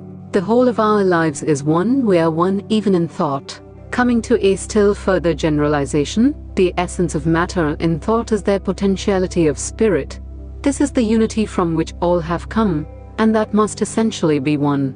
We are absolutely one, we are physically one, we are mentally one, and as spirit, it goes without saying that we are one, if we believe in spirit at all. This oneness is the one fact that is being proved every day by modern science. To proud man it is told, you are the same as that little worm there, think not that you are something enormously different from it, you are the same. You have been that in a previous incarnation, and the worm has crawled up to this man state, of which you are so proud. This grand preaching, the oneness of things making us one with everything that exists, is the great lesson to learn, for most of us are very glad to be made one with higher beings, but nobody wants to be made one with low beings. Such is human ignorance that if anyone's ancestors were men whom society honored, even if they were brutish, if they were robbers, even robber barons, every one of us would try to trace our ancestry to them. But if among our ancestors we had poor, honest gentlemen, none of us wants to trace our ancestry to them. But the scales are falling from our eyes, truth is beginning to manifest itself more and more, and that is a great gain to religion. That is exactly the teaching of the Advaita, about which I am lecturing to you. The Self is the essence of this universe, the essence of all souls. He is the essence of your own life. Nay, thou art that. You are one with this universe. He who says he is different from others, even by a hair's breadth, immediately becomes miserable. Happiness belongs to him who knows this oneness, who knows he is one with this universe. Thus we see that the religion of the Vedanta can satisfy the demands of the scientific world by referring it to the highest generalization and to the law of evolution. That the explanation of a thing comes from within itself is still more completely satisfied by Vedanta. The Brahman, the god of the Vedanta, has nothing outside of himself, nothing at all. All this indeed is he is in the universe, he is the universe himself. Thou art the man, thou art the woman, thou art the young man walking in the pride of youth, thou art the old man tottering in his step. He is here, him we see and feel, in him we live, and move, and have our being. You have that conception in the New Testament. It is that idea God immanent in the universe, the very essence, the heart, the soul of things. He manifests himself, as it were, in this universe. You and I are little bits, little points, little channels, little expressions, all living inside of that infinite ocean of existence, knowledge, and bliss. The difference between man and man, between angels and man, between man and animals, between animals and plants, between plants and stones is not in kind, because everyone from the highest angel to the lowest particle of matter is but an expression of that one infinite ocean, and the difference is only in degree. I am a low manifestation, you may be a higher, but in both the materials are the same. You and I are both outlets of the same channel, and that is God. As such, your nature is God, and so is mine. You are of the nature of God by your birthright. So am I. You may be an angel of purity, and I may be the blackest of demons. Nevertheless, my birthright is that infinite ocean of existence, knowledge, and bliss. So is yours. You have manifested yourself more today. Wait, I will manifest myself more yet, for I have it all within me. No extraneous explanation is sought, none is asked for. The sum total of this whole universe is God himself. Is God then matter? No, certainly not. For matter is that God perceived by the five senses, that God as perceived through the intellect as mind, and when the spirit sees, he is seen as spirit. He is not matter, but whatever is real in matter is he. Whatever is real in this chair is he, for the chair requires two things to make it. Something was outside which my senses brought to me, and to which my mind contributed something else, and the combination of these two is the chair. That which existed eternally, independent of the senses and of the intellect, was the Lord himself. Upon him the senses are painting chairs and tables, and rooms, houses and worlds, and moons and suns and stars and everything else. How is it, then, that we all see the same chair, that we are all alike painting these various things on the Lord, on this existence, knowledge, and bliss? It need not be that all paint the same way, but those who paint the same way are on the same plane of existence, and therefore they see one another's paintings, as well as one another.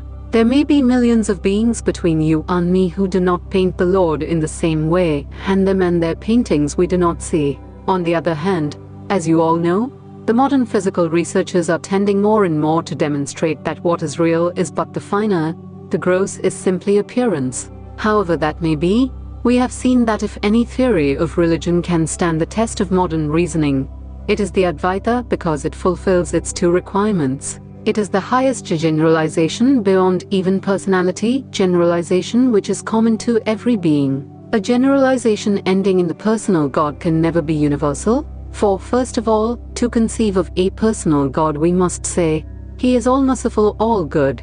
But this world is a mixed thing, some good and some bad. We cut off what we like, and generalize that into a personal God. Just as you say a personal God is this and that, so you have also to say that He is not this and not that. And you will always find that the idea of a personal God has to carry with it a personal devil. That is how we clearly see that the idea of a personal God is not a true generalization. We have to go beyond to the impersonal, in that the universe exists, with all its joys and misers, for whatever exists in it has all come from the impersonal. What sort of a God can He be to whom we attribute evil and other things?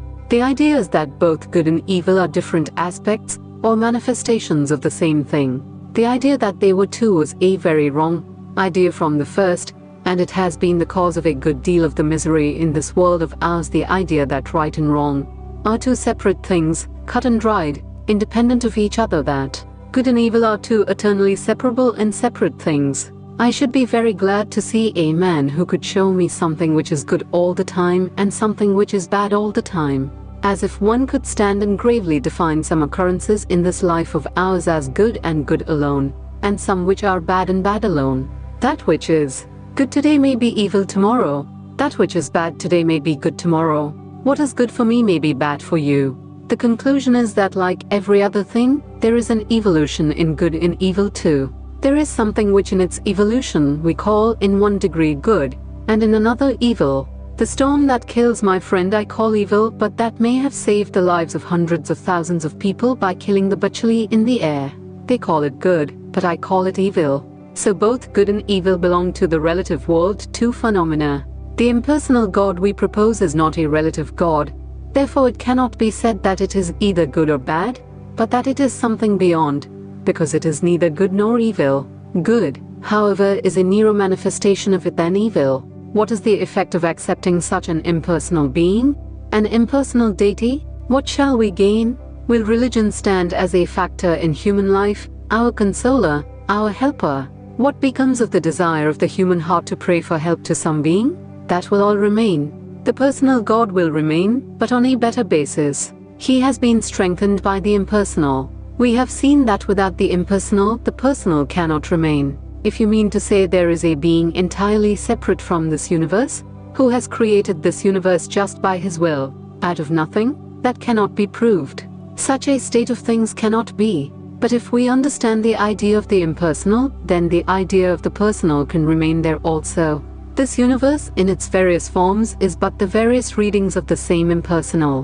When we read it with the five senses, we call it the material world. If there be a being with more senses than five, he will read it as something else. If one of us gets the electrical sense, he will see the universe as something else again.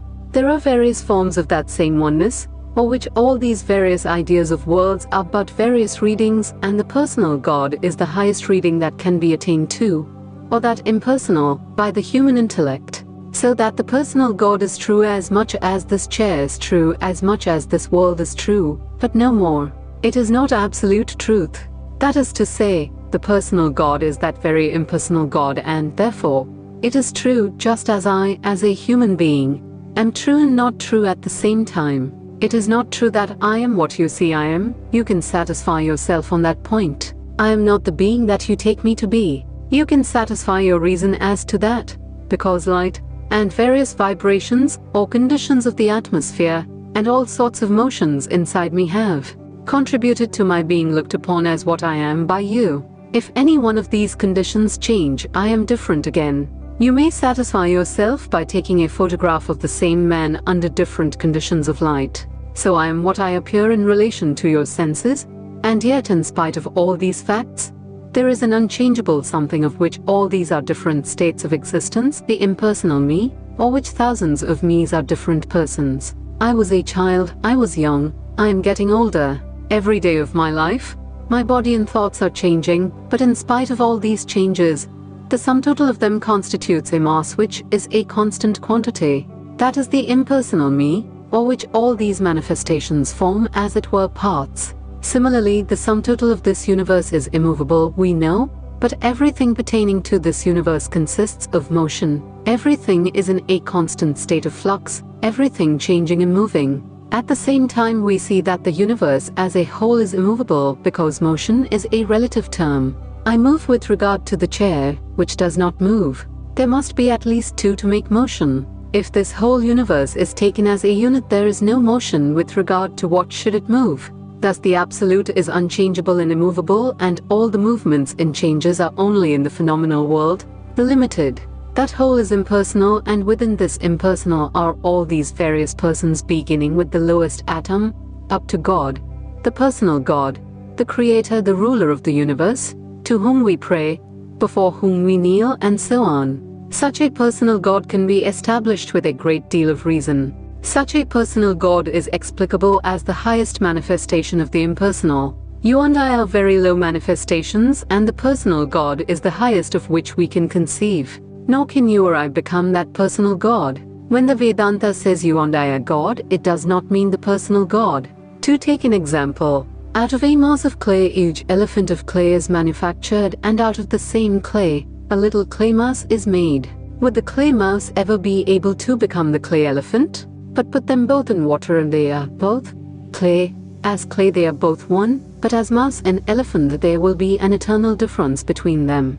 The infinite, the impersonal, is like the clay in the example. We and the ruler of the universe are one, but as manifested beings, men, we are his eternal slaves, his worshippers. Thus we see that the personal God remains, everything else in this relative world remains, and religion is made to stand on a better foundation. Therefore it is necessary that we first know the impersonal in order to know the personal. As we have seen, the law of reason says, the particular is only known through the general. So all these particulars from man to God are only known through the impersonal, the highest generalization. Prayers will remain, only they will get a better meaning. All those senseless ideas of prayer, the low stages of prayer, which are simply giving words to all sorts of silly desire, in our minds perhaps, will have to go. In all sensible religions, they never allow prayers to God, they allow prayers to gods. That is quite natural. The Roman Catholics pray to the saints. That is quite good. But to pray to God is senseless. To ask God to give you a breath of air, to send down a shower of rain, to make fruits grow in your garden, and so on, is quite unnatural. The saints, however, who were little beings like ourselves, may help us. But to pray to the ruler of the universe, prating every little need of ours, and from our childhood saying, "O Lord, I have a headache, let it go," is ridiculous. There have been millions of souls that have died in this world, and they are all here. They have become gods and angels, let them come to your help. But God, it cannot be. Unto him we must go for higher things. A fool indeed is he who, resting on the banks of the Ganga, digs a little well for water. A fool indeed is he who, living near a mine of diamonds, digs for bits of crystal. And indeed we shall be fools if we go to the Father of all mercy, Father of all love, for trivial earthly things. Unto him, therefore, we shall go for light, for strength, for love. But so long as there is weakness and a craving for servile dependence in us, there will be these little prayers and ideas of the worship of the personal God. But those who are highly advanced do not care for such little helps. They have well nigh forgotten all about the seeking things for themselves, wanting things for themselves. The predominant idea in them is not I, but thou, my brother. Those are the fit persons to worship the impersonal God. And what is the worship of the impersonal God? No slavery there, O Lord. I am nothing, have mercy on me. You know the old Persian poem, translated into English, I came to see my beloved. The doors were closed. I knocked and a voice came from inside. Who art thou? I am so-and-so. The door was not opened. A second time I came and knocked. I was asked the same question and gave the same answer. The door opened not. I came a third time and the same question came. I answered, I am thee, my love, and the door opened. Worship of the impersonal God is through truth. And what is truth? That am He. When I say that I am not thou, it is untrue. When I say I am separate from you, it is a lie, a terrible lie. I am one with this universe, born one. It is self-evident to my senses that I am one with the universe. I am one with the air that surrounds me, one with heat, one with light, eternally one with the whole universal being, who is called this universe, who is mistaken for the universe. For it is He and nothing else, the eternal subject in the heart, who says, I am. In every heart the deathless one, the sleepless one, ever awake, the immortal, whose glory never dies, whose powers never fail. I am one with that. This is all the worship of the impersonal, and what is the result? The whole life of man will be changed. Strength it is that we want so much in this life, for what we call sin and sorrow have all one cause, and that is our weakness. With weakness comes ignorance, and with ignorance comes misery. It will make us strong. Then misers will be laughed at, then the violence of the vile will be smiled at, and the ferocious tiger will reveal behind its tiger's nature, my own self. That will be the result. That soul is strong that has become one with the Lord, none else is strong. In your own Bible, what do you think was the cause of that strength of Jesus of Nazareth? That immense infinite strength which laughed at traitors, and blessed those that were willing to murder Him? It was that, I and my Father are one. It was that prayer, Father, just as I am one with you, so make them all one with me. That is the worship of the impersonal God. Be one with the universe, be one with Him. And this impersonal God requires no demonstrations, no proofs. He is nearer to us than even our senses, nearer to us than our own thoughts. It is in and through Him that we see and think. To see anything, I must first see Him. To see this wall, I first see Him, and then the wall, for He is the eternal subject. Who is seeing whom? He is here in the heart of our hearts. Bodies and minds change, misery, happiness, good and evil come and go, days and years roll on, life comes and goes, but He dies not.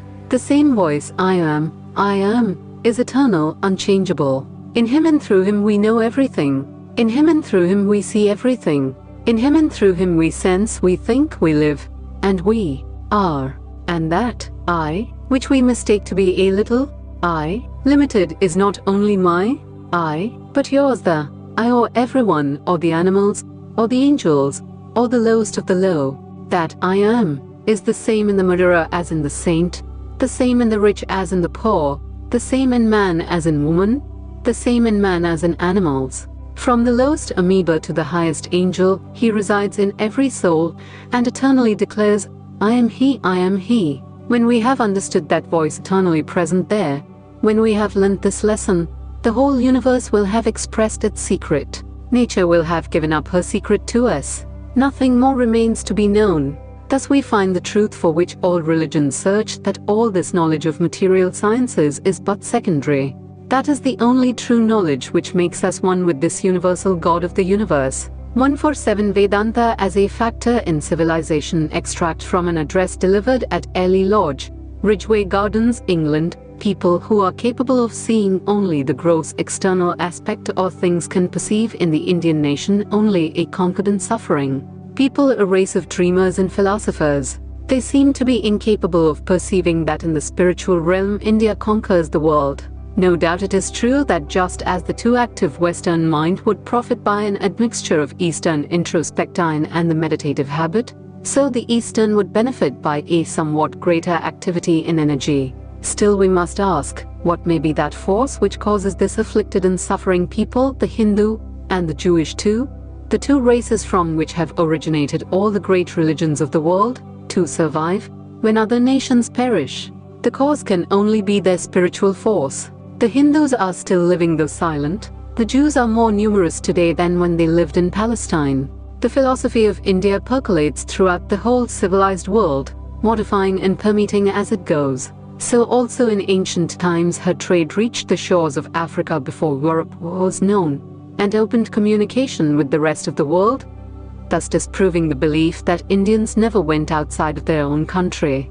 It is remarkable also that the possession of India by a foreign power has always been a turning point in the history of that power, bringing to it wealth, prosperity, dominion, and spiritual ideas. While the Western man tries to measure how much it is possible for him to possess and to enjoy, the Eastern seems to take the opposite course and to measure how little of material possessions he can do with. In the Vedas we trace the endeavor of that ancient people to find God. In their search for him they came upon different strata, beginning with ancestor worship. They passed on to the worship of Agni, the fire god, or Indra, the god of thunder, and of Varuna, the god of gods. We find the growth of this idea of God, from many gods to one God. In all religions, its real meaning is that he is the chief of the tribal gods, who creates the world, rules it, and sees into every heart. The stages of growth led up from a multiplicity of gods to monotheism. This anthropomorphic conception, however, did not satisfy the Hindus. It was too human for them who were seeking the divine. Therefore they finally gave up searching for God in the outer world of sense and matter, and turned their attention to the inner world. Is there an inner world? And what is it? It is Atman. It is the self. It is the only thing an individual can be sure of. If he knows himself, he can know the universe, and not otherwise. The same question was asked in the beginning of time, even in the Rigveda in another form. Who or what existed from the beginning? That question was gradually solved by the Vedanta philosophy. The Atman existed. That is to say, what we call the Absolute, the universal soul, the Self, is the force by which from the beginning all things have been and are and will be manifested. While the Vedanta philosophers solved that question, they at the same time discovered the basis of ethics. Though all religions have taught ethical precepts, such as do not kill, do not injure, love your neighbor as yourself, etc., yet none of these has given the reason. Why should I not injure my neighbor? To this question there was no satisfactory or conclusive answer forthcoming, until it was evolved by the metaphysical speculations of the Hindus, who could not rest satisfied with mere dogmas. So the Hindus say that this Atman is absolute and all-pervading, therefore infinite. There cannot be two infinites, for they would limit each other and would become finite. Also, each individual soul is a part and parcel of that universal soul, which is infinite. Therefore, in injuring his neighbor, the individual actually injures himself. This is the basic metaphysical truth underlying all ethical codes. It is too often believed that a person in his progress towards perfection passes from error to truth, that when he passes on from one thought to another, he must necessarily reject the first. But no error can lead to truth. The soul passing through its different stages goes from truth to truth, and each stage is true. It goes from lower truth to higher truth. This point may be illustrated in the following way. A man is journeying towards the sun and takes a photograph at each step. How different would be the first photograph from the second, and still more from the third or the last, when he reaches the real sun. But all these, though differing so widely from each other, are true, only they are made to appear different by the changing conditions of time and space. It is the recognition of this truth which has enabled the Hindus to perceive the universal truth of all religions, from the lowest to the highest. It has made of them the only people who never had religious persecutions. The shrine of a Mohammedan saint, which is at the present day neglected and forgotten by Mohammedans, is worshipped by Hindus. Many instances may be quoted, illustrating the same spirit of tolerance. The Eastern mind could not rest satisfied till it had found that goal, which is the end sought by all humanity, namely, unity. The Western scientist seeks for unity in the atom or the molecule. When he finds it, there is nothing further for him to discover, and so when we find that unity of soul or self, which is called Atman, we can go no further. It becomes clear that everything in the sense world is a manifestation of that one substance. Further, the scientist is brought to the necessity of recognizing metaphysics, when he supposes that atoms having neither breadth nor length, yet become, when combined, the cause of extension, length, and breadth. When one atom acts upon another, some medium is necessary. What is that medium? It will be a third atom. If so, then the question still remains unanswered. For how do these two act on the third? A manifest reductio ad absurdum. This contradiction in terms is also found in the hypothesis necessary to all physical science, that a point is that which has neither parts nor magnitude, and a line has length without breadth. These cannot be either seen or conceived. Why? Because they do not come within the range of the senses. They are metaphysical conceptions. So we see, it is finally the mind which gives the form to all perception. When I see a chair, it is not the real chair, external to my eye which I perceive, but an external something plus the mental image formed. Thus even the materialist is driven to metaphysics in the last extremity. 148 The Spirit and Influence of Vedanta, delivered at the 20th Century Club, Boston. Before going into the subject of this afternoon, will you allow me to say a few words of thanks? Now that I have the opportunity, I have lived 3 years amongst you. I have traveled over nearly the whole of America, and as I am going back from here to my own country, it is meet that I should take this opportunity of expressing my gratitude in this Athens of America. When I first came to this country, after a few days I thought I would be able to write a book on the nation.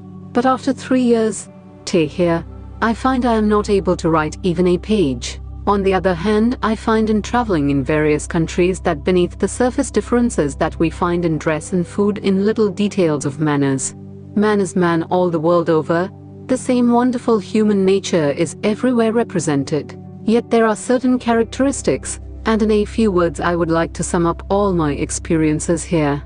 In this land of America, no question is asked about a man's peculiarities. If a man is a man, that is enough, and they take him into their hearts, and that is one thing I have never seen in any other country in the world. I came here to represent a philosophy of India which is called the Vedanta philosophy. This philosophy is very, very ancient. It is the outcome of that mass of ancient Aryan literature known by the name of the Vedas. It is, as it were, the very flower of all the speculations and experiences and analyses embodied in that mass of literature collected and culled through centuries. This Vedanta philosophy has certain peculiarities. In the first place, it is perfectly impersonal. It does not owe its origin to any person or prophet. It does not build itself around one man as a center. Yet it has nothing to say against philosophies which do build themselves around certain persons. In later days in India, other philosophies and systems arose, built around certain persons such as Buddhism, or many of our present sects. They each have a certain leader to whom they owe allegiance, just as the Christians and Mohammedans have. But the Vedanta philosophy stands at the background of all these various sects, and there is no fight and no antagonism between the Vedanta and any other system in the world. One principle it lays down in that the Vedanta claims is to be found in every religion in the world, that man is divine, that all this which we see around us is the outcome of that consciousness of the divine. Everything that is strong and good and powerful in human nature is the outcome of that divinity and the potential in many. There is no difference between man and man essentially, all being alike divine. There is, as it were, an infinite ocean behind, and you and I are so many waves coming out of that infinite ocean, and each one of us is trying his best to manifest that infinite outside. So potentially each one of us has that infinite ocean of existence, knowledge, and bliss as our birthright, our real nature, and the difference between us is caused by the greater or lesser power to manifest that divine. Therefore the Vedanta lays down that each man should be treated not as what he manifests, but as what he stands for. Each human being stands for the divine, and therefore every teacher should be helpful, not by condemning man, but by helping him to call forth the divinity that is within him. It also teaches that all the vast mass of energy that we see displayed in society and in every plane of action is really from inside out, and therefore what is called inspiration by other sects, the Vedantist begs the liberty to call the expiration of man. At the same time, it does not quarrel with other sects. The Vedanta has no quarrel with those who do not understand this divinity of man. Consciously or unconsciously, every man is trying to unfold that divinity. Man is like an infinite spring coiled up in a small box, and that spring is trying to unfold itself, and all the social phenomena that we see the result of this trying to unfold. All the competitions and struggles and wills that we see around us are neither the causes of these unfoldments, nor the effects. As one of our great philosophers says, in the case of the irrigation of a field, the tank is somewhere upon a higher level, and the water is trying to rush into the field, and is barred by a gate. But as soon as the gate is opened, the water rushes in by its own nature, and if there is dust and dirt in the way, the water rolls over them. But dust and dirt are neither the result nor the cause of this unfolding of the divine nature of man. They are coexistent circumstances, and therefore can be remedied. Now this idea claims the Vedanta is to be found in all religions, whether in India or outside of it.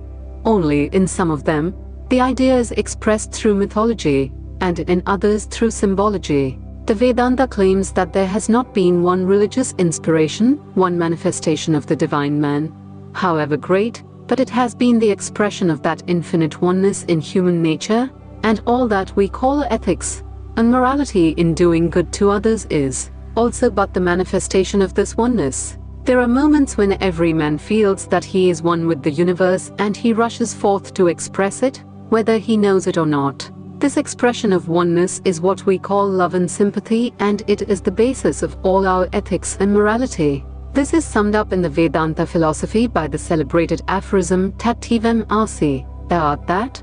To every man this is taught, thou art one with this universal being, and as such every soul that exists is your soul, and every body that exists is your body, and in hurting anyone, you hurt yourself, in loving anyone you love yourself. As soon as a current of hatred is thrown outside whomsoever else it hurts, it also hurts yourself, and if love comes out from you, it is bound to come back to you. For I am the universe, this universe is my body, I am the infinite, only I am not conscious of it now, but I am struggling to get this consciousness of the infinite, and perfection will be reached when full consciousness of this infinite comes. Another peculiar idea of the Vedanta is that we must allow this infinite variation in religious thought, and not try to bring everybody to the same opinion because the goal is the same. As the Vedantist says in his poetical language, as so many rivers having their source in different mountains, roll down crooked or straight, and at last come into the ocean, so all these various creeds in religions, taking their start from different standpoints, in running through crooked or straight courses, at last come unto thee. As a manifestation of that, we find that this most ancient philosophy has, through its influence, directly inspired Buddhism, the first missionary religion of the world, and indirectly, it has also influenced Christianity through the Alexandrians, the Gnostics, and the European philosophers of the Middle Ages, and later, influencing German thought. It has produced almost a revolution in the regions of philosophy and psychology. Yet all this mass of influence has been given to the world almost unperceived. As the gentle falling of the dew at night brings support to all vegetable life, so slowly and imperceptibly, this divine philosophy has been spread through the world for the good of mankind. No march of armies has been used to preach this religion. In Buddhism, one of the most missionary religions of the world, we find inscriptions remaining of the great Emperor Ashoka recording how missionaries were sent to Alexandria, to Antioch, to Persia, to China, and to various other countries of the then civilized world. 300 years before Christ, instructions were given them not to revile other religions. The basis of all religions is the same. Wherever they are, try to help them all you can, teach them all you can, but do not try to injure them. Thus in India there never was any religious persecution by the Hindus, but only that wonderful reverence which they have for all the religions of the world. They sheltered a portion of the Hebrews when they were driven out of their own country, and the Malabar Jews remain as a result. They received at another time the remnant of the Persians, when they were almost annihilated, and they remain to this day as a part of us and loved by us, as the modern Parsis of Bombay. There were Christians who claimed to have come with Saint Thomas, the disciple of Jesus Christ, and they were allowed to settle in India and hold their own opinions, and a colony of them is even now in existence in India. And the spirit of toleration has not died out. It will not and cannot die there. This is one of the great lessons that the Vedanta has to teach, knowing that, consciously or unconsciously, we are struggling to reach the same goal. Why should we be impatient? If one man is slower than another, we need not be impatient. We need not curse him or revile him. When our eyes are opened and the heart is purified, the work of the same divine influence, the unfolding of the same divinity in every human heart, will become manifest, and then alone we shall be in a position to claim the brotherhood of man. When a man has reached the highest, when he sees neither man nor woman, neither sect nor creed, nor color, nor birth, nor any of these differentiations, but goes beyond and finds that divinity which is the real man behind every human being, then alone he has reached the universal brotherhood, and that man alone is a Vedantist. Such are some of the practical historical results of the Vedanta. 149 Steps of Hindu Philosophic Thought. The first group of religious ideas that we see coming up, I mean recognized religious ideas, and not the very low ideas which do not deserve the name of religion, all include the idea of inspiration in revealed books and so forth. The first group of religious ideas starts with the idea of God. Here is the universe, and this universe is created by a certain being. Everything that is in this universe has been created by him. Along with that, at a later stage, comes the idea of soul, that there is this body, and something inside this body which is not the body. This is the most primitive idea of religion that we know. We can find a few follows of that in India, but it was given up very early. The Indian religions take a peculiar start. It is only by strict analysis and much calculation and conjecture that we can ever think that that stage existed in Indian religions. The tangible state in which we find them is the next step, not the first one. At the earliest step, the idea of creation is very peculiar, and it is that the whole universe is created out of zero, at the will of God. That all this universe did not exist, and out of this nothingness all this has come. In the next stage we find this conclusion is questioned. How can existence be produced out of non-existence? At the first step in the Vedanta, this question is asked. If this universe is existent, it must have come out of something, because it was very easy to see that nothing comes out of nothing anywhere. All work that is done by human hands requires materials. If a house is built, the material was existing before. If a boat is made, the material existed before. If any implements are made, the materials were existing before. So the effect is produced. Naturally, therefore, the first idea that this world was created out of nothing was rejected, and some material out of which this world was created was wanted. The whole history of religion, in fact, is this search after that material. Out of what has all this been produced? Apart from the question of the efficient cause, or God, apart from the question that God created the universe, the great question of all questions is, out of what did he create it? All the philosophies are turning, as it were, on this question. One solution is that nature, God, and soul are eternal existences, as if three lines are running parallel eternally, or which nature and soul comprise what they call the dependent and God the independent reality. Every soul, like every particle of matter, is perfectly dependent on the will of God. Before going to the other steps, we will take up the idea of soul, and then find that with all the Vedantic philosophers, there is one tremendous departure from all Western philosophy. All of them have a common psychology. Whatever their philosophy may have been, their psychology is the same in India, the old Sankhya psychology. According to this, perception occurs by the transmission of the vibrations which first come to the external sense organs, from the external to the internal organs, from the internal organs to the mind, from the mind to the buddhi, from the buddhi or intellect to something, which is a unit, which they call the Atman. Coming to modern physiology, we know that it has found centers for all the different sensations. First it finds the lower centers and then a higher grade of centers, and these two centers exactly correspond with the internal organs in the mind, but not one center has been found which controls all the other centers. So physiology cannot tell what unifies all these centers. Where do the centers get united? The centers in the brain are all different, and there is not one center which controls all the other centers. Therefore, so far as it goes, the Indian psychology stands unchallenged upon this point. We must have this unification, something upon which the sensations will be reflected, to form a complete whole. Until there is that something, I cannot have any idea of you, or a picture, or anything else. If we had not that unifying something, we would only see, then after a while breathe, then hear, and so on. And while I heard a man talking, I would not see him at all, because all the centers are different. This body is made of particles which we call matter, and it is dull and insentient. So is what the Vedantists call the fine body. The fine body, according to them, is a material but transparent body made of very fine particles, so fine that no microscope can see them. What is the use of that? It is the receptacle of the fine forces. Just as this gross body is the receptacle of the gross forces, so the fine body is the receptacle of the fine forces, which we call thought, in its various modifications. First is the body, which is gross matter with gross force. Force cannot exist without matter. It must require some matter to exist, so the grosser forces work in the body, and those very forces become finer. The very force which is working in a gross form works in a fine form and becomes thought. There is no distinction between them, simply one is the gross and the other the fine manifestation of the same thing. Neither is there any distinction between this fine body and the gross body.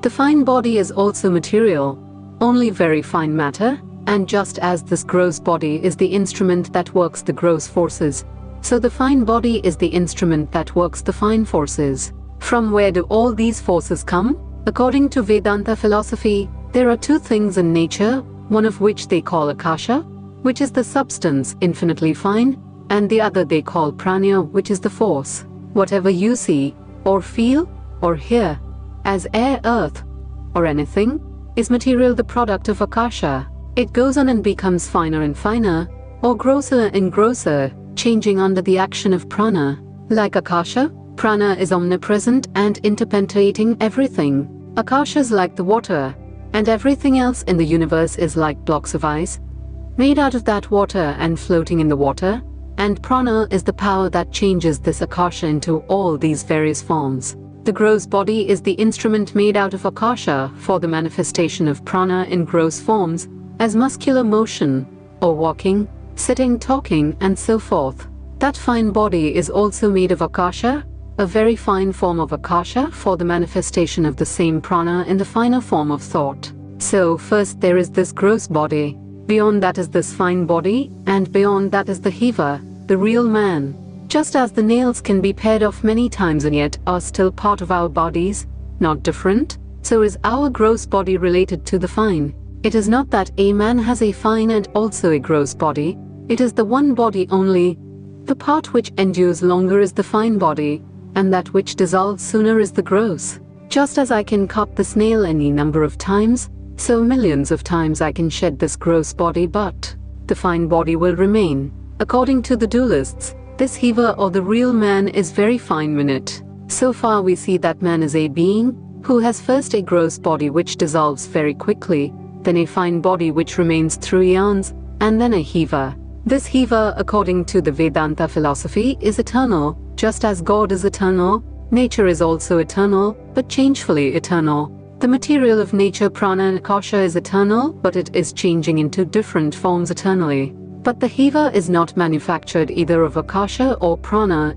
It is immaterial and therefore will remain forever. It is not the result of any combination of prana and akasha, and whatever is not the result of combination will never be destroyed, because destruction is going back to causes. The gross body is a compound of akasha and prana and therefore will be decomposed. The fine body will also be decomposed after a long time, but the jiva is simple and will never be destroyed. It was never born for the same reason.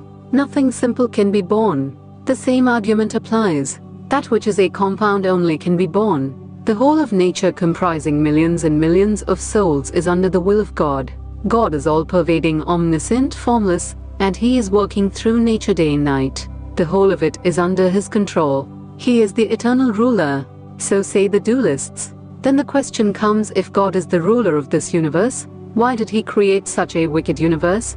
Why must we suffer so much? They say, it is not God's fault. It is our fault that we suffer. Whatever we sow we reap. He did not do anything to punish us. Man is born poor or blind, or some other way. What is the reason? He had done something before he was born that way. The jiva has been existing for all time, was never created. It has been doing all sorts of things all the time. Whatever we do reacts upon us. If we do good, we shall have happiness, and if evil, unhappiness. So the jiva goes on enjoying and suffering and doing all sorts of things. What comes after death? All these Vedanta philosophers admit that this jiva is by its own nature pure. But ignorance covers its real nature, they say. As by evil deeds it has covered itself with ignorance, so by good deeds it becomes conscious of its own nature again. Just as it is eternal, so its nature is pure. The nature of every being is pure. When through good deeds all its sins and misdeeds have been washed away, then the jiva becomes pure again, and when it becomes pure, it goes to what is called devyana. Its organ of speech enters the mind. You cannot think without words. Wherever there is thought, there must be words. As words enter the mind, so the mind is resolved into the prana and the prana into the jiva. Then the Hiva gets quickly out of the body and goes to the solar regions. This universe has sphere after sphere. This earth is the world sphere, in which are moons, suns and stars. Beyond that here is the solar sphere, and beyond that another which they call the lunar sphere. Beyond that there is the sphere which they call the sphere of lightning, the electric sphere, and when the Hiva goes there comes another Hiva, already perfect to receive it, and takes it to another world, the highest heaven, called the Brahmaloka, where the Hiva lives, eternally, no more to be born or to die. It enjoys through eternity and gets all sorts of powers, except the power of creation. There is only one ruler of the universe, and that is God. No one can become God. The dualists maintain that if you say you are God, it is a blasphemy. All powers except the creative come to the Hiva, and if it likes to have bodies and work in different parts of the world, it can do so. If it orders all the gods to come before it, if it wants its forefathers to come, they all appear at its command. Such are its powers that it never feels any more pain, and if it wants, it can live in the Brahmaloka through all eternity. This is the highest man who has attained the love of God, who has become perfectly unselfish, perfectly purified, who has given up all desires, and who does not want to do anything except worship and love God. There are others that are not so high who do good works, but want some reward. They say they will give so much to the poor, but want to go to heaven in return. When they die, what becomes of them? The speech enters the mind enters the prana enters the Hiva, and the Hiva gets out and goes to the lunar sphere, where it has a very good time for a long period. There it enjoys happiness, so long as the effect of its good deeds endures. When the same is exhausted, it descends and once again enters life on earth according to its desires. In the lunar sphere the Hiva becomes what we call a god, or what the Christians or Mohammedans call an angel. These gods are the names of certain positions. For instance, Indra, the king of the gods, is the name of a position. Thousands of men get to that position. When a virtuous man who has performed the highest of Vedic rites dies, he becomes a king of the gods. By that time the old king has gone down again and become man.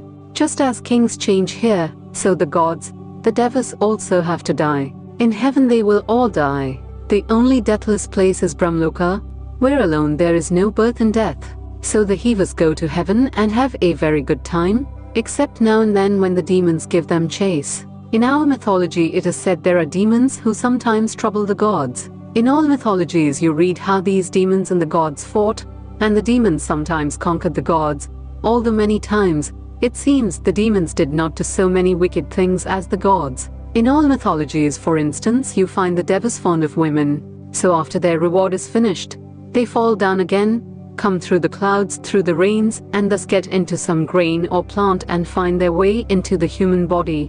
When the grain or plant is eaten by men, the Father gives them the material out of which to get a fitting body. When the material suits them no longer, they have to manufacture other bodies. Now there are the very wicked fellows who do all sorts of diabolical things. They are born again as animals, and if they are very bad, they are born as very low animals, or become plants or stones. In the Deva form they make no karma at all, only man makes karma. Karma means work which will produce effect. When a man dies and becomes a Deva, he has only a period of pleasure and during that time makes no fresh karma. It is simply a reward for his past good karma. When the good karma is worked out, then the remaining karma begins to take effect, and he comes down to earth. He becomes man again, and if he does very good works, and purifies himself, he goes to Brahmaloka and comes back no more. The animal is a state of sojourn for the Hiva evolving from lower forms. In course of time the animal becomes man. It is a significant fact that as the human population is increasing, the animal population is decreasing.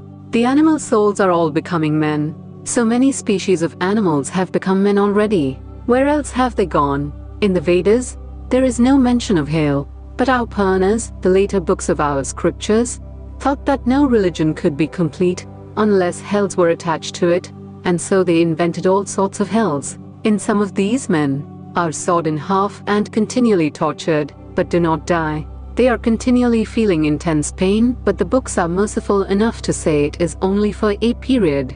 Bad karma is worked out in that state and then they come back on earth and get another chance. So this human form is the great chance. It is called the karma body, in which we decide our fate. We are running in a huge circle, and this is the point in the circle which determines the future. So this is considered the most important form that there is. Man is greater than the gods. So far with dualism, pure and simple. Next comes the higher Vedantic philosophy, which says that this cannot be. God is both the material and the efficient cause of this universe. If you say there is a God who is an infinite being, and a soul which is also infinite, and a nature which is also infinite, you can go on multiplying infinites without limit, which is simply absurd. You smash all logic. So God is both the material and the efficient cause of the universe. He projects this universe out of himself. Then how is it that God has become these walls and the stable? That God has become the pig and the murderer and all the evil things in the world? We say that God is pure. How can he become all these degenerate things? Our answer is, just as I am a soul and have a body, and in a sense this body is not different from me, yet I, the real I, in fact, am not the body. For instance, I say, I am a child, a young man or an old man, but my soul has not changed. It remains the same soul. Similarly, the whole universe, comprising all nature and an infinite number of souls, is as it were the infinite body of God. He is interpenetrating the whole of it. He alone is unchangeable, but nature changes and soul changes. He is unaffected by changes in nature and soul. In what way does nature change? In its forms, it takes fresh forms. But the soul cannot change that way. The soul contracts and expands in knowledge. It contracts by evil deeds. Those deeds which contract the real natural knowledge and purity of the soul are called evil deeds. Those deeds, again, which bring out the natural glory of the soul, are called good deeds. All these souls were pure, but they have become contracted through the mercy of God, and by doing good deeds, they will expand and recover their natural purity. Everyone has the same chance, and in the long run must get out. But this universe will not cease, because it is eternal. This is the second theory. The first is called dualism. The second holds that there are God, soul and nature, and soul and nature form the body of God, and therefore these three form one unit. It represents a higher stage of religious development and goes by the name of qualified monism. In dualism, the universe is conceived as a large machine set going by God, while in qualified monism, it is conceived as an organism interpenetrated by the divine self. The last are the non-dualists. They raise the question also that God must be both the material and the efficient cause of this universe. As such, God has become the whole of this universe and there is no going against it. And when these other people say that God is the soul and the universe is the body, and the body is changing, but God is changeless, the non-dualists say, all this is nonsense. In that case, what is the use of calling God the material cause of this universe? The material cause is the cause become effect. The effect is nothing but the cause in another form. Wherever you see an effect, it is the cause reproduced. If the universe is the effect and God the cause, it must be the reproduction of God. If you say that the universe is the body of God, and that the body becomes contracted and fine and becomes the cause, and out of that the universe is evolved, the non-dualists say that it is God himself who has become this universe. Now comes a very fine question. If this God has become this universe, you all these things are God. Certainly, this book is God, everything is God. My body is God, and my mind is God, and my soul is God. Then why are there so many Hivas? Has God become divided into millions of Hivas? Does that one God turn into millions of Hivas? Then how did it become so? How can that infinite power and substance, the one being of the universe, become divided? It is impossible to divide infinity. How can that pure being become this universe? If he has become the universe, he is changeful, and if he is changeful, he is part of nature, and whatever is nature and changeful is born and dies. If our God is changeful, he must die someday. Take note of that. Again, how much of God has become this universe? If you say X, the unknown algebraical quantity, then God is God minus X now, and therefore, not the same God as before this creation, because so much has become this universe. So the non-dualists say this universe does not exist at all. It is all illusion. The whole of this universe, these devas, gods, angels, and all the other beings born and dying, all this infinite number of souls coming up and going down, are all dreams. There is no Hiva at all. How can there be many? It is the one infinity. As the one sun reflected on various pieces of water appears to be many and millions of globules of water reflect so many millions of suns, and in each globule will be a perfect image of the sun, yet there is only one sun, so are all these heavers, but reflections in different minds. These different minds are like so many different globules, reflecting this one being. God is being reflected in all these different heavers. But a dream cannot be without a reality, and that reality is that one infinite existence. You as body, mind, or soul are a dream, but what you really are is existence, knowledge, bliss. You are the God of this universe. You are creating the whole universe and drawing it in. Thus says the Advaitist. So all these births and rebirths, coming and going, are the figments of Maya. You are infinite. Where can you go? The sun, the moon, and the whole universe are but drops in your transcendent nature. How can you be born or die? I never was born, never will be born. I never had father or mother, friends or foes, for I am existence, knowledge, bliss absolute. I am He, I am He. So, what is the goal, according to this philosophy? That those who receive this knowledge are one with the universe. For them, all heavens and even Brahmloka are destroyed. The whole dream vanishes and they find themselves the eternal God of the universe. They attain their real individuality with its infinite knowledge and bliss and become free. Pleasures in little things cease. We are finding pleasure in this little body, in this little individuality. How much greater the pleasure when this whole universe is my body? If there is pleasure in one body, how much more when all bodies are mine? Then is freedom attained. And this is called Advaita, the non-dualistic Vedanta philosophy. These are the 3 steps which Vedanta philosophy has taken, and we cannot go any further, because we cannot go beyond unity. When a science reaches a unity, it cannot by any manner of means go any further. You cannot go beyond this idea of the absolute. All people cannot take up this Advaita philosophy. It is hard.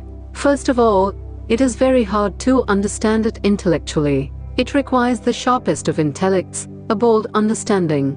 Secondly, it does not suit the vast majority of people. So there are these 3 steps. Begin with the first one. Then by thinking of that and understanding it, the second will open itself. Just as a race advances, so individuals have to advance. The steps which the human